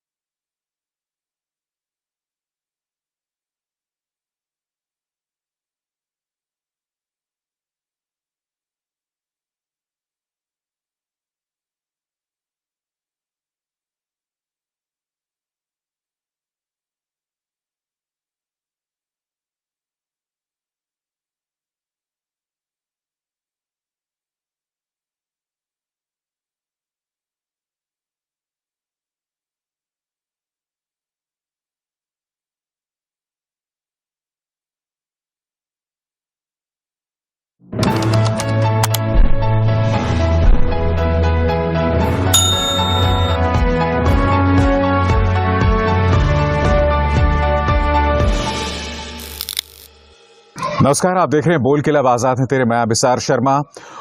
तो मोदी सरकार और किसानों के बीच में 8वें दौर की बातचीत हुई और आज भी बातचीत में बात आगे नहीं बढ़ी। अब अगले दौर की बातचीत जो है वो 15 जनवरी को होगी। मगर आज मैं कुछ सवाल आपके सामने रखना जा रहा हूं। सबसे पहले मैं आपको ये बताने जा रहा हूं कि आज बातचीत में हुआ क्या। बातचीत में जैसे कि मैंने बताया कि अगले दौर की बातचीत अब 15 जनवरी को है। किसानों ने सरकार से स्पष्ट कर दिया और यह खबर जो है पीटीआई और एनडीटीवी 2 सूत्रों के हवाले से आ रही है कि हमारी घर वापसी तभी होगी जब आप इन बिलों की, इस कानून की, इन 3 कानूनों की वापसी करें। क्योंकि सरकार की तरफ से कहा गया होगा कि भाई कई दिन हो गए, कई हफ्ते हो गए और किसान जो है अभी भी सिंघू बॉर्डर पर है, दिल्ली को घेरे जे वो धरना दे रहा है, आप लोग घर वापस कब जाएंगे? तो इसके जवाब में किसान ने कहा कि हमारी घर वापसी तभी जब इन कानूनों की वापसी होगी। मगर आज मैं केंद्र सरकार से एक सवाल करना चाहता हूं। बातचीत का अगला दौर 15 जनवरी को यानी कि अब से 1 हफ्ते बाद, अब तक 60 किसानों की मौत हो चुकी है। हर गुजरते दिन के साथ एक नए किसान या कई किसानों की मौत होती जा रही है। क्या आपको किसान की जान की बिल्कुल भी परवाह नहीं है?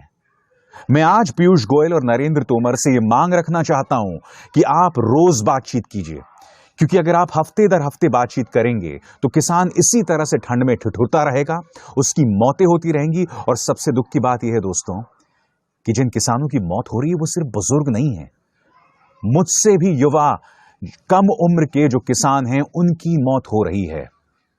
मैं यही तो जानना चाहता हूं इस केंद्र सरकार से कि आखिर आपके अंदर की संवेदनशीलता कहां गई? आप इतने संवेदनहीन कैसे हो सकते हैं? बोल के लब आजाद है तेरे, बोल ज़बां अब तक तेरी है।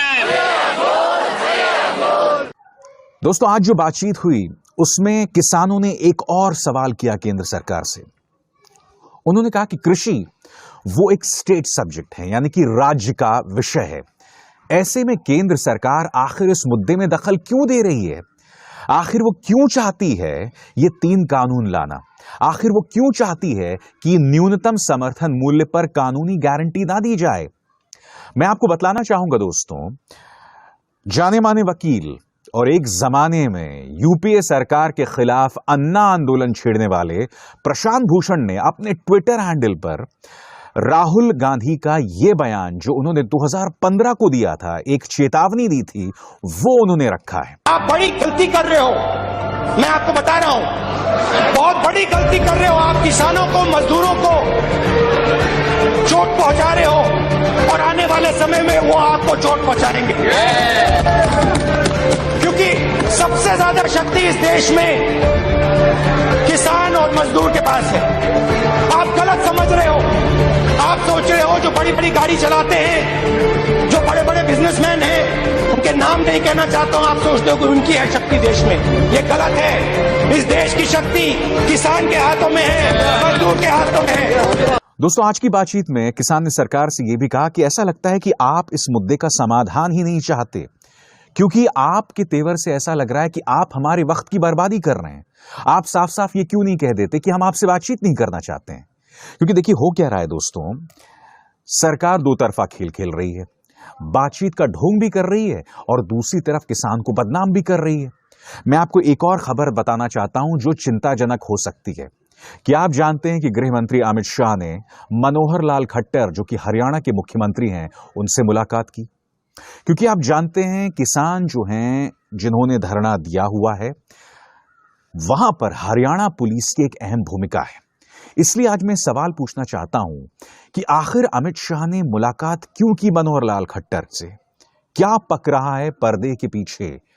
आज इन सवालों का जवाब देश की जनता चाहती है। मैं कहता हूँ अगर इतना ही बात अगर होती तो अब तक ये वार्तालाप समाप्त हो गया होता। जब ये खत्म नहीं हुआ और हर बार यही बात निकलती है तो हो सकता है उन्होंने मीडिया में बताने के लिए यही रखा हो कि इतनी बात कहनी है, बाकी नहीं कहनी है। हरियाणा को लेकर और जैसे कि मैंने इस कार्यक्रम के शीर्षक में कहा कि केंद्र सरकार झूठ क्यों बोल रही है, क्या आप जानते हैं कि इस बातचीत में एक किसान नेता ने शिरकत की और उनका नाम है सरवर सिंह पंधेरा। सरवर सिंह पंधेरा ने एनडीटीवी को बताया है और उसने ये बताया है कि कृषि मंत्री नरेंद्र तोमर का यह कहना है कि हमारे साथ अधिकतर किसान संगठन हैं और इस वक्त जो किसान धरना दे रहे हैं वो सिर्फ हरियाणा और पंजाब से जुड़े हुए हैं। तो इसके जवाब में दो तर्क पैदा होते हैं। सबसे पहले न्यूज लॉन्ड्री ने एक वेबसाइट है, उसने एक पड़ताल की थी और उस पड़ताल के मुताबिक जो 12 किसान संगठन के समर्थन का दावा केंद्र सरकार कर रही है उनमें से 5 का ताल्लुक सीधा बीजेपी के साथ है। यही नहीं, आपको याद होगा मध्य प्रदेश किसान सम्मेलन हुआ था। उस किसान सम्मेलन से ठीक पहले भारतीय जनता पार्टी के नेताओं ने सोशल मीडिया के जरिए अपने कार्यकर्ताओं को जो है निमंत्रण दिया था कि आइए और आप इस सम्मेलन में शरीक होइए। और आपको याद होगा कि प्रधानमंत्री नरेंद्र मोदी ने इस सम्मेलन को संबोधित किया था। यानी कि हमारे प्रधानमंत्री एक ऐसे किसान सम्मेलन को संबोधित कर सकते हैं जहां बीजेपी के नेता हों, वो कच्छ में जाके किसानों के साथ बातचीत कर सकते हैं, मगर सिंघू बॉर्डर पर जो किसान लगातार धरना दे रहा है, और मैं फिर दोहराना चाहूंगा, अब तक 60 किसान मारे जा चुके हैं, उनके साथ प्रधानमंत्री नरेंद्र मोदी बातचीत नहीं कर सकते हैं। तो न्यूज लॉन्ड्री की इस पड़ताल में सामने बात उभर कर आई थी कि 12 में से 5 तो बीजेपी की ही हैं। अब मैं ये नहीं कह रहा हूं कि ये तमाम संगठन जो हैं या जो बीजेपी के संगठन हैं उनका किसान से नाता नहीं है, मुद्दा वो नहीं है, मगर आप खुद जानते हैं कि जब एक संगठन बीजेपी से जुड़ा हुआ है या उसका नेता ही बीजेपी का है तो वो सरकार के खिलाफ कैसे बात करेगा। इसलिए सरकार की मंशा पर सवाल उठना लाजमी है। बहरहाल किसान ने तो स्पष्ट कर दिया है कि अगर सरकार नहीं सुधरी तो जो ट्रैक्टर रैली उसने कल निकाली थी, आपको याद होगा वो जो तस्वीरें थी, अद्भुत नजारा था दोस्तों ट्रैक्टर्स का, जिसकी एक रिहर्सल आपने देखी थी, वही ट्रैक्टर्स जो हैं 26 जनवरी को दिल्ली में उसकी रैली निकाली जाएगी। अब यह अपने आप में बहुत ही ज्यादा संवेदनशील मुद्दा है। कार्यक्रम में मैंने आपको बताया कि अमित शाह ने हरियाणा के मुख्यमंत्री मनोहर लाल खट्टर से मुलाकात की। पर्दे के पीछे क्या चल रहा है, यह सवाल उठना बहुत लाजमी है। आखिर केंद्र सरकार इस मामले पर काबू पाने के लिए क्या करना चाहती है, यह सवाल सबके जहन में इस वक्त है, क्योंकि केंद्र सरकार जो है मामले को बार बार टाल रही है और उसका प्रमाण इस बात से सामने उभर कर आती है कि पहले तो ये किसान को बदनाम करते हैं, इनके अपने मंत्री मसलन पीयूष गोयल तो उसी बातचीत में शामिल हैं, वो जो हैं बोलते हैं कि अरबन नक्सलियों से जुड़े हुए हैं। दूसरा, बातचीत के दौर के बीच में जो अंतर है, जैसे आज बातचीत खत्म हुई, अब अगले दौर की बातचीत 15 जनवरी को है, यानी कि एक हफ्ते बाद। किसान अब उसी उस एक हफ्ते में ठंड में ठिठुरता रहेगा और भारतीय मौसम विभाग ने चेतावनी दी है कि आने वाले दिनों में एक शीतलहर फिर से आने वाली है उत्तर भारत में, यानी कि उसी जगह पर जहां पर किसान जो है वो अपना धरना दे रहा है। ये सवाल उठना लाजमी है कि इस सरकार के मन में आखिर हमारे किसानों के लिए कितनी हमदर्दी है। दोस्तों, समानांतर तौर पर सुप्रीम कोर्ट में भी एक घटनाक्रम चल रहा है। 11 जनवरी को सुप्रीम कोर्ट में इस मुद्दे को लेकर सुनवाई हो रही है, यानी कि 3 किसान बिल केंद्र सरकार लाई है बहुत ही गैर वाजिब तरीके से, क्योंकि आप जानते हैं कि राज्यसभा में किन हालात में यह बिल पारित हुआ था। उसको लेकर सुनवाई 11 जनवरी को होनी है, मगर एक और मामले की सुनवाई हो रही थी, क्योंकि एक दूसरा मामला सुप्रीम कोर्ट में आया था और वो मामला ये था जिसमें वो तबलीगी जमात मामले में सीबीआई दखल की और सीबीआई जांच की मांग की जा रही थी। तो इस पर सुप्रीम कोर्ट ने कहा कि जिस तरह से तबलीगी जमात वाले मामले में सैकड़ों लोग जमा थे, क्या उसी तरह से किसान वाला जो प्रदर्शन चल रहा है वहां पर भी जो हजारों की तादाद में लोग जमा हैं, कहीं उससे कोरोना का कहर जो है वो और विकराल तो नहीं हो जाएगा। तो इसके जवाब में मोदी सरकार के जो नुमाइंदे थे उन्होंने कहा कि बिल्कुल हो सकता है, और इस मुद्दे को लेकर जो है चिंता जतलाई है सुप्रीम कोर्ट ने।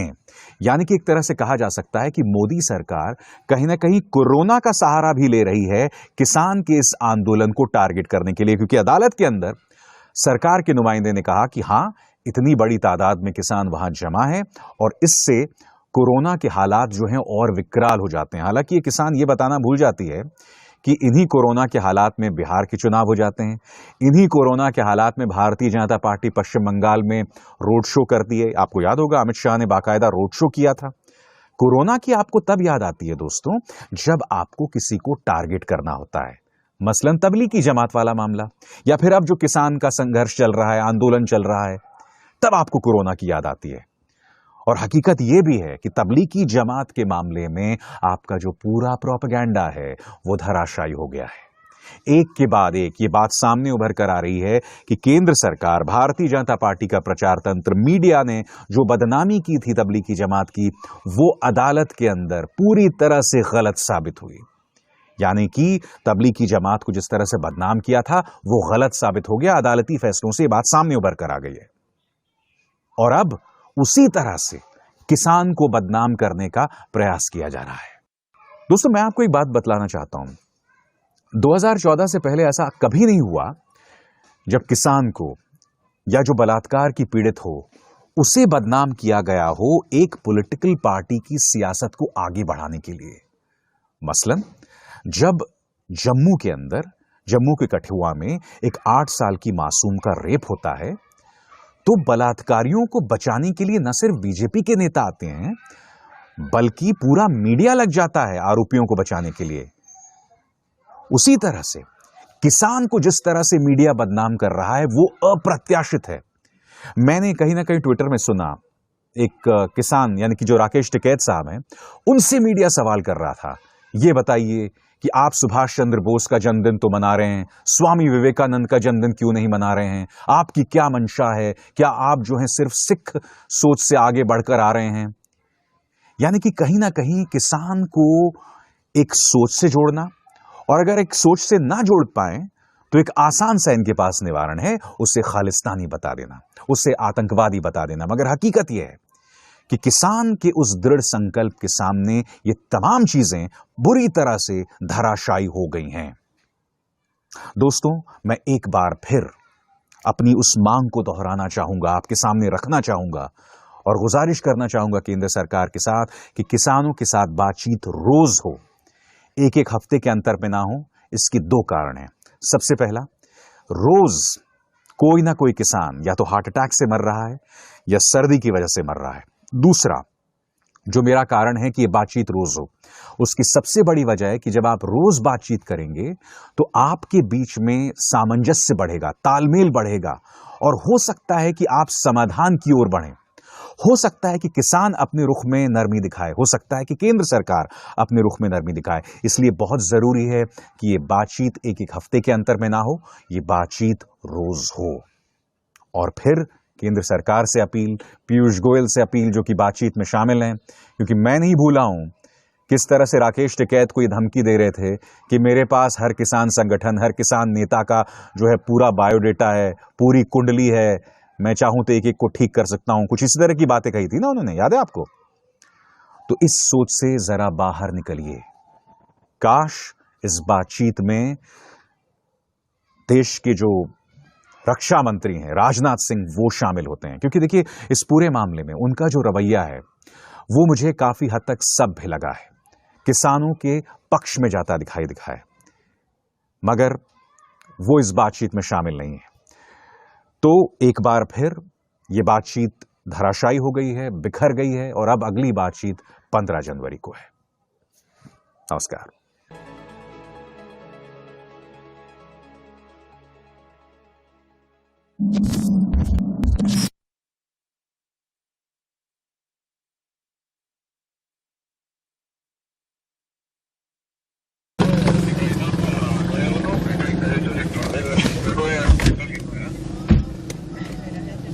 Fallamos en el intento. ¿Sabes qué está pasando con los amigos? ¿Qué? La gente nos está siguiendo para ver por dónde vamos. Digamos, aquí ya van a ver si ya nos vamos, entonces todo el mundo sale. Algo así. Pero es por rating. Estamos generando el rating.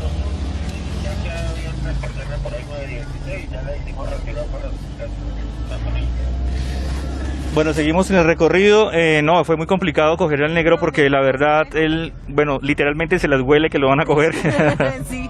Y como si él supiera, y esquiva. Y por lo general siempre va punteando la caravana, va al frente de... es que no vaya de primero en la caravana. Va al frente de las motorizadas y no, ha sido muy complicado. Entonces, continuamos con el recorrido. ¿Qué hora tenemos a esta hora? Bueno, valga la redundancia. Exactamente. 9:10 minutos, ¿no? Sí, señor. 9:10 minutos. No, 9:05. ¿9:05? Bueno, 9:05 minutos. Estamos en el barrio Lomas de Granada, si no estoy mal, si no estoy desubicado. En el barrio Lomas de Granada y continuamos con la caravana de la seguridad. ¿Cuántos minutos más? Yo creería que por ahí unos 15-20 minutos más, como mucho, ya 30 minutos antes de que se nos agote la batería del celular, pero bueno, más de 1000 personas han estado conectadas, han estado pendientes de esta transmisión y las gracias son infinitas para todos ustedes por estar atentos a las actividades operativas que realiza la Policía Nacional. Muchas personas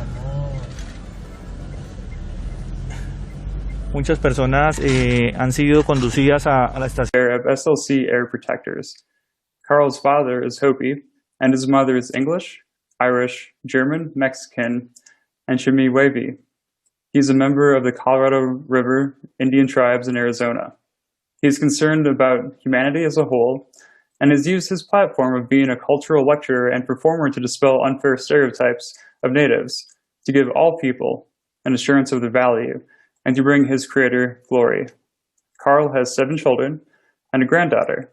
He majored in political science and minored in American Indian Studies at Utah Valley University. And last, but not least, is Representative Eric Hutchings. He served in the Utah legislature from 2001 to 2021. He has held the positions of Speaker Pro Tem in the House of Representatives, Chair of the Executive Office Criminal Justice Sub-Appropriations Committee, and the Judiciary Committee. He also served in the Law Enforcement and Criminal Justice Committee and the Commission on Criminal and Juvenile Justice, and was appointed by the governor to serve on the Utah Sentencing Commission and the Salt Lake County Mayor to serve on the Criminal Justice Advisory Council. He was also appointed as the national chairman for the Law and Justice Committee for the National Conference of State Legislatures and served on the board of the Council of State Governments Criminal Justice Center. Representative Hutchings is a nationally recognized leader in criminal justice reform and is trained and spoken to organizations across. कानून पर रोक नहीं लगा सकता है। पहले के भी ऐसे फैसले उन्होंने हवाला दिया कि सुप्रीम कोर्ट के ने ही अपने एक फैसले में कहा है कि कानूनों पर रोक लगाने से पे अदालतों को आत्म संयम बरतना चाहिए। ये दलील दी थी, लेकिन chief justice S A Bobde ने कहा कि वो कानून पर रोक नहीं लगा रहे हैं, वो कानून के लागू करने पर रोक लगा रहे हैं। यानी वो एग्जीक्यूटिव्स को, कार्यपालिका को कह रहे हैं कि इन कानून को फिलहाल लागू ना किया जाए। ये दोनों चीज़ें बिल्कुल अलग हैं। सुप्रीम कोर्ट ने कहा कि ये कानून पर रोक लगाना और कानून के लागू होने पर रोक लगाना, उसकी प्रक्रिया को पर रोक लगाना, ये दोनों अलग अलग चीज़ें हैं। और सुप्रीम कोर्ट एग्जीक्यूटिव्स को, कार्यपालिका को ये कह सकता है कि इन कानूनों को फिलहाल होल्ड पर रखा जाए और इनको लागू ना किया जाए। साथ ही सुप्रीम कोर्ट ने भी कहा कि वो फिर एक बार साफ कर रहा है कि वो किसी तरह से जो ये कानून है इनकी संवैधानिकता या इनकी गुण दोषों पर बात नहीं कर रहा है, सिर्फ और सिर्फ ये सुनिश्चित कर रहा है कि बातचीत आगे बढ़े और इस मसले का हल निकले, क्योंकि वो किसानों के इस प्रदर्शन से उनकी चिंता से काफ़ी चिंतित है। इसके अलावा सुप्रीम कोर्ट ने ये भी कहा कि पहले के फैसले में अभी हाल ही में महाराष्ट्र सरकार का जो मराठा समुदाय का जो को आरक्षण देने का जो फैसला था, जो कानून था, उस पर भी सुप्रीम कोर्ट ने रोक लगाई है और 3 जजों की बेंच ने रोक लगाई है। तो यहाँ पर सुप्रीम कोर्ट ने एक तरह से साफ किया है कि वो कानूनों पर रोक नहीं लगा रहा है, बल्कि वो कानूनों को लागू होने से रोक रहा है, क्योंकि उसको लगता है कि इससे जो किसानों के साथ जो प्रभावित पक्ष है उसके साथ बातचीत में आसानी होगी और इसका हल निकलेगा, क्योंकि समिति जब बैठेगी और आपस में सब लोग बात करेंगे तो काफ़ी आसानी होगी, क्योंकि जो कानून है वो लागू फिलहाल नहीं होंगे। एक बड़ी टिप्पणी थी सुप्रीम कोर्ट की, और सुप्रीम कोर्ट ने सॉलिसिटर जनरल जो तुषार मेहता बार बार अपने पक्ष रख रहे थे, और वो कह रहे थे कि सुप्रीम कोर्ट ने काफ़ी कठोर टिप्पणियां की हैं, सरकार लगातार प्रयास कर रही है, बार बार बातचीत कर रही है। अटॉर्नी जनरल भी बार बार ये कह रहे थे कि फिलहाल सुप्रीम कोर्ट को कोई आदेश जारी नहीं करना चाहिए, क्योंकि किसानों से बातचीत लगातार चल रही है। 15 जनवरी को एक बार फिर बातचीत होनी है, तो ऐसे में सुप्रीम कोर्ट फिलहाल कोई आदेश जारी ना करे। सॉलिसिटर जनरल भी बार बार ये बात कर रहे थे कि वो सरकार लगातार कोशिश कर रही है, आपको समझना चाहिए, सुप्रीम कोर्ट को इन मुद्दों पर दखल नहीं देनी चाहिए, बातचीत का जोर जारी है। लेकिन चीफ जस्टिस एस.ए. बोबडे ने कहा कि उनको समझ में नहीं आ रहा है कि Tushar Mehta what that is, that's when police departments they're investigated by other police departments, and whether it's not their own police department, but it's an adjacent, it's another police department. So it becomes natural for police departments to let people off, because it's the you scratch my back, I'll scratch your back type of a situation. And I think that is completely inappropriate. I think that the police departments, the police agencies need to be held accountable, not by themselves, by the community. Which is another thing, is I think that police officers should be held accountable for what they do, and especially when it comes to the murdering of people. I feel like just by being a police officer, they are not held accountable. Like, they're actually afforded a sense of immunity just because they are who they are. In the murdering of people, and the discrimination of people, and the outright stereotyping of people, and oppression of people. So I would like to see our police officers being held accountable, and being held to a higher accountability than the general population, because it is a job. It is not something that they're born into, like us as people of color, or us as people in marginalized communities. We just are, whereas it's their occupation that they chose to be in, so they should be held accountable for those things.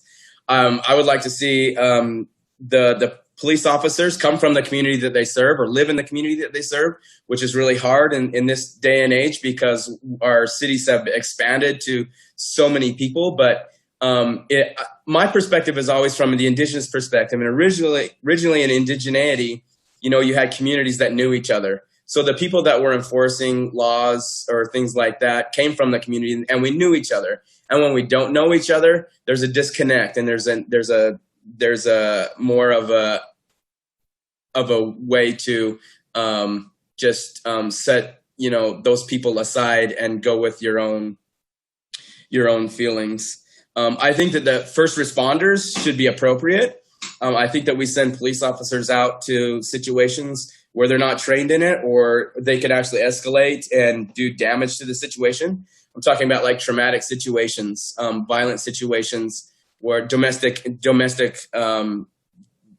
violence situations, or dealing with people with mental illnesses. So it would be really sending out the appropriate people. And then I can talk more about other things later, but yeah. And I want everyone to remember that we're all related. And so that's what this is all about, was we're all related, and we need to treat each other like relatives, like good relatives, and not set people aside as like them, us, them situation. So anyway, thanks.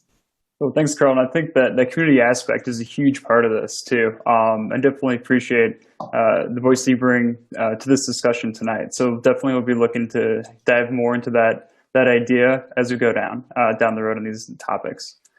So next question for Molly, put you in the hot seat. So as a lobbyist, policy analyst, how do you respond to community demands and make them known to legislators? So if, for example, Carl came up to you and said what he just told everybody right now, what's that process look like on your end?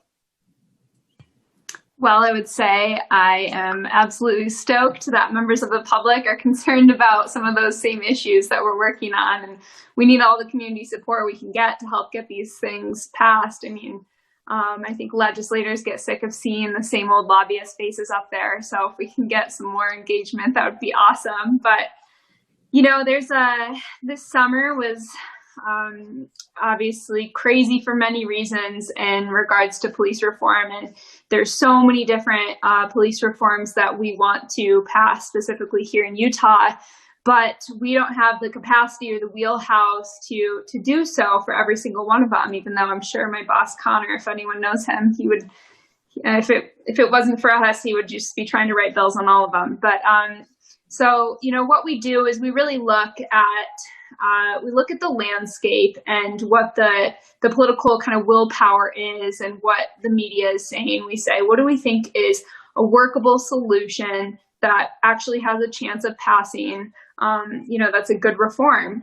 And one of the ways we evaluate and come to these places of deciding which bills to move forward is talking to stakeholder groups. So, you know, we have to talk with our partners over at ACLU or the Utah Association of Criminal Defense Lawyers. We need to get the perspective of the Department of Public Safety, the Fraternal Order of Police, the courts. There's so many different agencies who will be impacted one way or another when we're talking about police reform. And so, you know, gathering their perspective and trying to get all of their voices heard so we can get legislation they might not agree upon 100% of the time, but something that's a workable solution, something that they can actually implement if we pass it.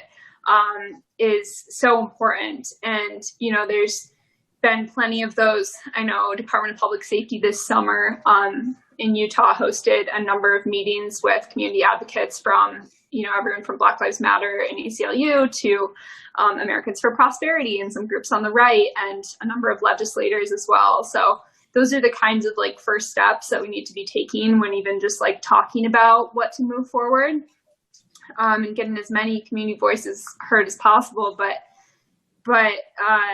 you know, back to what Libertas does specifically, I would say it's about that relationship and coalition building so we can really understand, you know, what the demands are in the communities and what's workable for us and what we have the capacity to do. Going back to the stakeholders and trying to see what's workable. And then lastly, the last step of that is legislation. We work on a number of bills every session. We try to find legislators who are passionate about the policy issues we work on, and you know, we can see if we can work with them to formulate good language and to sponsor our legislation and move it forward. Well, thanks, Molly.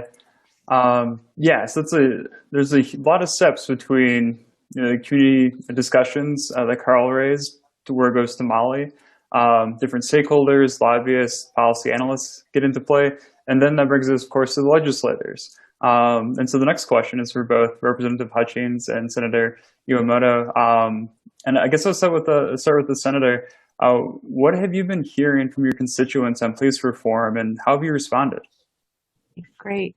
Thank you. I just wanted to say thank you to the League and all the sponsors for having us. And I really appreciate all these organizations because they push public policy for democratic involvement and you know, empowerment of women. And so I really appreciate that. And I'm really honored to be with all these other presenters and Representative Hutchings, who I thought we were going to do one good bill together this year, but I really appreciate him and his criminal justice. So thank you. It's been interesting listening to everything because my district is not full of minorities like other districts are, but with everything happening and everything, it brought back to me my commitment to people of color, because I am a person of color, and I have always been involved in my communities and other communities of color here and in the Bay Area where I lived for a while, practicing law. And so, you know, I'm a Sansei. I'm a third generation of immigrants, and my grandfather was taken away. My mom's dad was taken away from his home in Ogden, Utah, and shackled and stripped and taken to, you know, the jail in Salt Lake and to other incarcerated around the country just because he was Japanese. So with the George Floyd killings and everything that's happening, it's nothing new. But I think what's happened in Utah and other places is a call to action. And so my district and the state have been very positive about wanting police reform in some way. They've talked about civil review boards to review police misconduct, so it could be more, impartial. They've talked about safe communities and funding for these communities, and we've seen how the communities of color have been disproportionately impacted, and so that is something that happens socially, economically, environmentally, health-wise, and everything. So it's amazing how all these come together. Getting rid of qualified immunity has been discussed, demilitarization, de-escalation training, defunding the police. And, it's not what the words say. It's more, I haven't heard of anyone wanting to actually defund the police, but to make sure that we have money for social, mental, and behavioral health experts that maybe could help on the scene, implicit bias and diversity training, and then accountability and transparency. And data collection. I really appreciated that story that the Salt Lake Tribune did, because it was shocking to know that we don't have that data collection that we can make good decisions. That's similar to disaggregation of data, like in the American and Pacific Islander communities. There's like 18.9 million people and 40 million of Asian Pacific Islanders by 2060. And it's a diverse and complex, multifaceted subgroup. And I was just, if you don't have that disaggregated information, how can you pinpoint how to help in education, how to help in social disparities? And so that's unmasking the mask of this, of having, that information not disaggregated, because I don't know of many people who know how many AAPI is in there. It's Korean, Indonesian, Laotian, Japanese, Korean, Pacific Islander, Taiwanese, Guam, India. It goes on, and we just lump them all together. And I think that's really important as far as data collection that we do there. So those are some of the things that we've been doing and hearing from my constituents. And also we've had panels. We had a panel with the Senate with all the community members. We have the DPS, which is Department of Public Safety. And I've just seen a coming together with the Utah League of Cities and Towns and UAC and all the groups that Chief Ross has been wonderful getting the sheriffs together. And anyway, my time's up, but there's a lot of interest, and I hope that we can move the needle. Thank you. Thanks, Senator Iwamoto. We definitely will have some time to dig into some of those details coming up soon. And Representative Hutchings, turning it to you, I also want you to keep in mind, too, your 20 years of experience up at the Hill. You've seen a lot. And so if you could speak to that, too, just historically, how does legislature respond to these sort of things from community groups? I love that you asked me, actually, in exactly that way. First, though, again, a shout out. Could not be more excited that you guys are doing this. The stars really have kind of aligned. Senator Iwamoto just commented on that. This is a cool time. It really is. And to your point, Jason, to your question, actually, when I first got in the legislature, it was,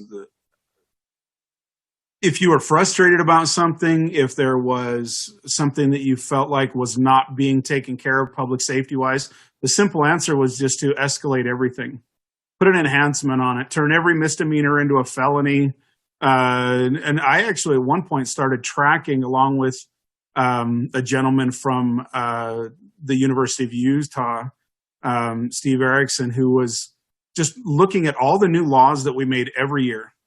Things that last year weren't even illegal, but then somebody got frustrated, went to the legislature and found a reason to make a new law. And we were just locking up more people for longer periods of time. And it was, that was the answer to everything. It was a hammer. And I actually, you guys, I think by the time we get done here, if there's a message that I can communicate, it's, I read a great book a little while ago called Factfulness.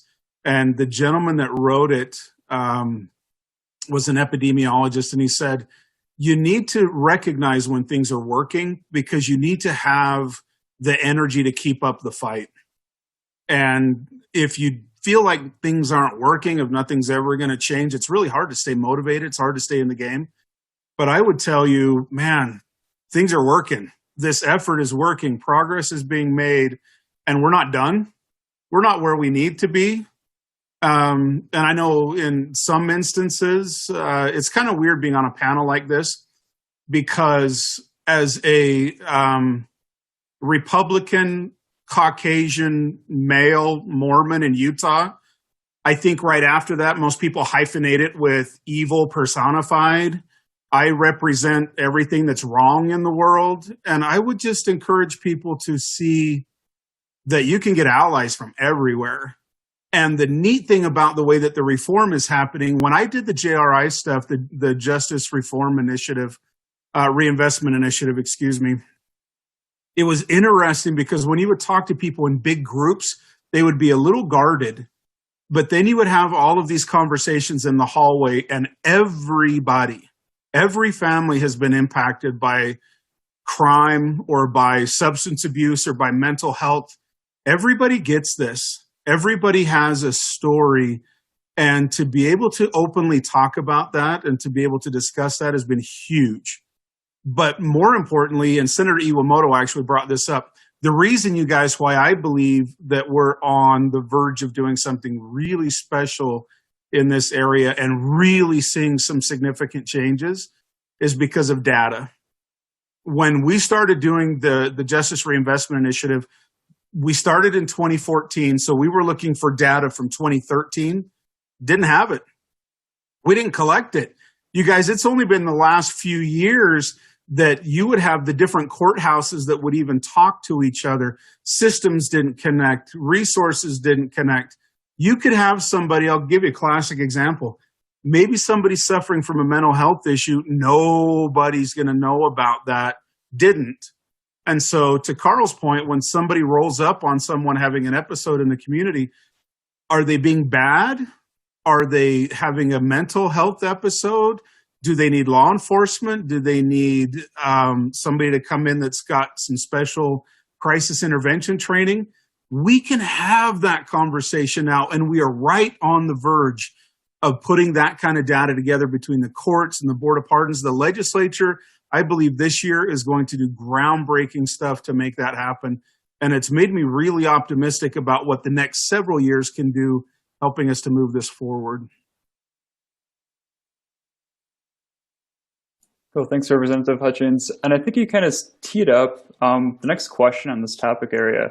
And I think this can maybe kind of speak to just generally kind of the frustrations people feel when they see the community demands or concerns, and then we don't see it manifest into law, right? A lot of times we'll see it not make it to even getting to like a bill draft. And even if it's made into a bill, there's no guarantee, even if a lot of people support an idea, that it's going to actually be signed into law a few months later. And so I'm just going to open it up to the panel. And I think for our panelists too, in the lower, I guess the bottom of the screen, there's a little raise hand function. You click it, it'll give you a little yellow hand that'll pop up. Whoever wants to speak to this, just click on the little button and I'll call on you we'll avoid crosstalk that way.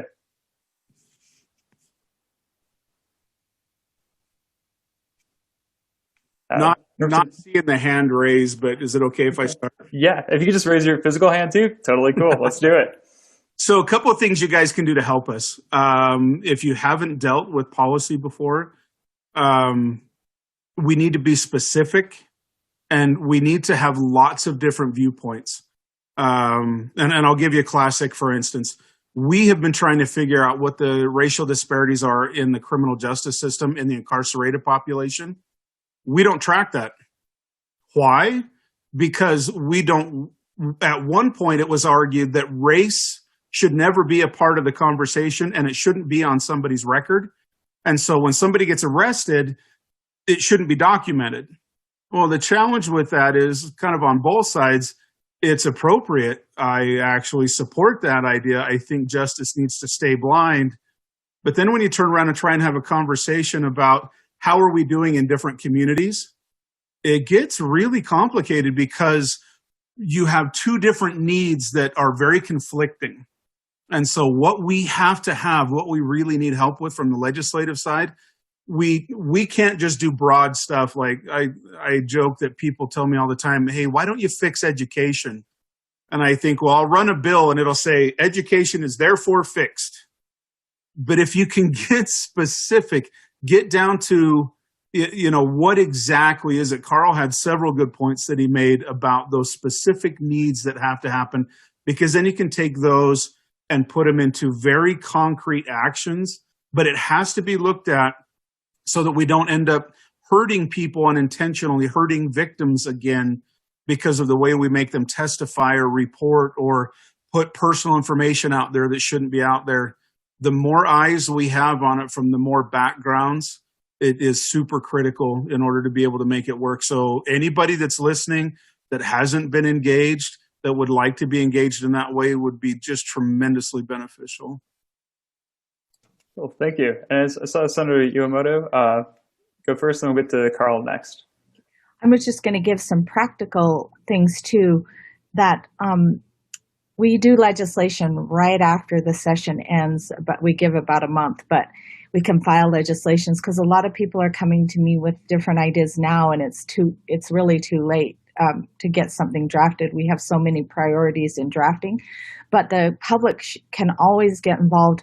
It's harder this year a little bit, but we want public comment by going to, you can track bills at le.utah.gov, and you can track the legislation, see when they're in committees, and there's a way to attend publicly, but I would urge people to do virtual too, because I just don't know what it's going to be like in the session, during that. And to get things passed too, it is working with stakeholders and making sure that you work with everybody, and especially with these kind of bills, to make sure you're with the communities of color and that they lead almost the conversations because they know it. And I just wanted to talk about diversity in everything, because I think what's important in policy too, and making policy, is how, getting diversity in the judiciary and in the education field. I was just saw my cousin the other night, Sunday night, and she works in a Title I school, and she said, I'm going to retire, but I don't want to retire because I'm the only teacher of color in that whole Title I school, and students need to see someone that represents them too. And so I think it's important that people get involved, in different experiences are really important. But I think just to say the conversation has to include, I'm getting off the subject, but criminal justice and social and environmental justice, so many things are linked together. And with these bills, getting these police reform bills, it's so important that we engage our communities of color. And like Representative Hutchings said, I think we can find allies everywhere. So we need to all pull together for these racial inequities and disparities and getting these kind of bills passed. Oh, thank you. Yeah, it sounds like specificity, staying in there, right? Not just giving up because the session's over. And also diversity and inclusion is huge, right? Because you have to look at the impact of communities, especially when they're disproportionately impacted, has already been discussed here in Utah, just right out the gate. And Carl, if you could bring us in with the next response. Yeah, so I just wanted to continue on with what Representative Hutchings has said about the data and the need to know people's ethnicities. It is so important. So at Pandos, we have a committee called the Missing and Murdered Indigenous Women Committee, and we deal with that whole epidemic. And if you don't know what it is, you really should look it up. But it is real, and it's unfortunately it's all too real. But with that, we've seen a lot of times people will go missing or are murdered, and they're not properly categorized as Indigenous people. And that could be for a lot of different reasons, whether it's their last name is not a typical Indigenous last name, or they were presenting as white. It's like we really need to know who these people are so that we can have that data, so that we can give the public a really clear picture of who are being stolen, who are being affected the most, and then we can properly look at that. Whereas a lot of people would like to say that there is no problem. It's the same people that say, well, I'm colorblind, I don't see color, whatever. Well, if you're colorblind, you need to see color. All you're doing is putting a blanket over everything and saying that everyone's okay, everything's good. And this is a problem that we've seen with the Black Lives Matter movement. It's like, we're not saying that Black lives are the only people that matter. We're saying that Black lives need to matter, period. And with that, I just want to say, with legislation, I want to talk specifically about Lex Scott and Black Lives Matter Utah and her ability or her willingness to do what is being talked about, is talking to everybody, talking to Republicans, talking to Democrats, and because that is really what needs to happen. We need to get everybody on board. And I just want to give a shout out to Black Lives Matter Utah, because I wholeheartedly support it. And it is something that's making a difference, and we need to continue on. So blessings. Well, thanks, Carl. I don't see any other hands raised right now, but I think that, Carl, what you got into the last part of that comment really speaks to kind of the nature of how legislation gets made or doesn't made, as far as who gets involved. And I think criminal legal reform here in Utah, at least in my experience, doesn't usually, your party affiliation doesn't dictate what you think about criminal legal reform. And that's a really interesting thing here in Utah, is how that plays out. And I'm just curious if any of the, here's kind of an impromptu question. I didn't give you guys a heads up on this one. But how does that play out here in Utah as far as criminal legal reform, especially with policing reform? Is it a party lines thing? Is it not a party lines thing? Or what does that look like? And okay, so I think Molly and then Carl. Thanks. Yeah, so I've been through 3 legislative sessions now up at the Utah Capitol, and I'm originally from Michigan, so when I came in, it was very new to me. It's just obviously a very Republican conservative dominated state, which is not how it is in Michigan. And I think there's kind of a nationwide narrative that Democrats are the party of reform. And I found that to not be true here in Utah. Republicans are very willing to engage in the conversation. And in fact, we have some of the best reforms with criminal justice in the entire country. Some of first of the nation, privacy reforms, and the way we were able to pass bail reform last year. Won't get too much into that, but and JRI with Representative Hutchings. And yeah, I think that Republicans are willing to have the conversation and willing to pass legislation. I think it has to be maybe more nuanced than it would be in some bluer states, but certainly not off the table. And I think the stereotype of Republicans not wanting to engage in criminal justice reform is wrong. And yeah, I would say if you question that, look at what Utah has accomplished in the past few years. Oh, thanks, Molly. Carl. Yeah, so again, I have a unique perspective to this because I've been out there. I've been out there at the Black Lives Matter rallies. I've been out there at the Back the Blue rallies. Just go watch any of my videos, and it's really interesting because, well, one interesting thing is in Utah. Not Utah specifically, but we have Republicans and then we have Trumpians, and it's like these people that support President Trump are it's its own category, and so it's not necessarily Republicans, but it's its own category. But what I've seen is you have the Black Lives Matter people, and then you have a Blue Lives Matter people, and the Blue Lives Matter people are blue lives, and they're saying they support that there's no problem with the policing. There's no problem with the way that things are handled. And I really feel like it's not necessarily party, but it's Trumpian, if that makes sense. I don't know. But really fast, I want to give a shout out to Utahns Against Police Brutality. It's like groups that are actually doing things. Salt Lake Equal Rights Movement, Black Lives for Humanity Movement, and Black Lives Matter Utah, the PSL also. So, and I just want to give a shout out to them because those are people that are really doing boots on the ground work and like rallying people together to make a difference. And it does take rallying, and it does take actually getting to the legislature, getting to the lobbying point, getting to representatives and senators. Like, it is actually getting to the people and talking to them, because a lot of times we'll do these rallies and we rally ourselves up, but it doesn't go anywhere. It has to go somewhere, and we have to continue on with the pressure with those things. That's it. Thanks, Carl. Yeah, I think it's a really good point, just about exercising the First Amendment, and that, especially from the community perspective, that a lot of this stuff is literally community lobbying, right? The community lobbying for their own interests, and that includes doing your First Amendment activities and also contacting your legislators, which is part of this entire process. So that concludes the time we have for the Voice of the People topic discussion.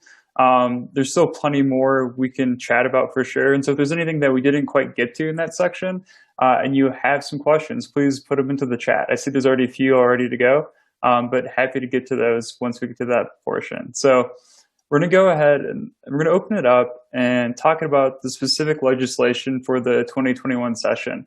And again, this is like a 4-minute, time limit. And it's really tough to even talk about 2 bills within 4 minutes. But as we go through it, if we have more time at the end, we can definitely chat a little bit more and get some responses in. So let's go ahead. I think this hand-raising system worked just fine. So we'll just open up for everybody.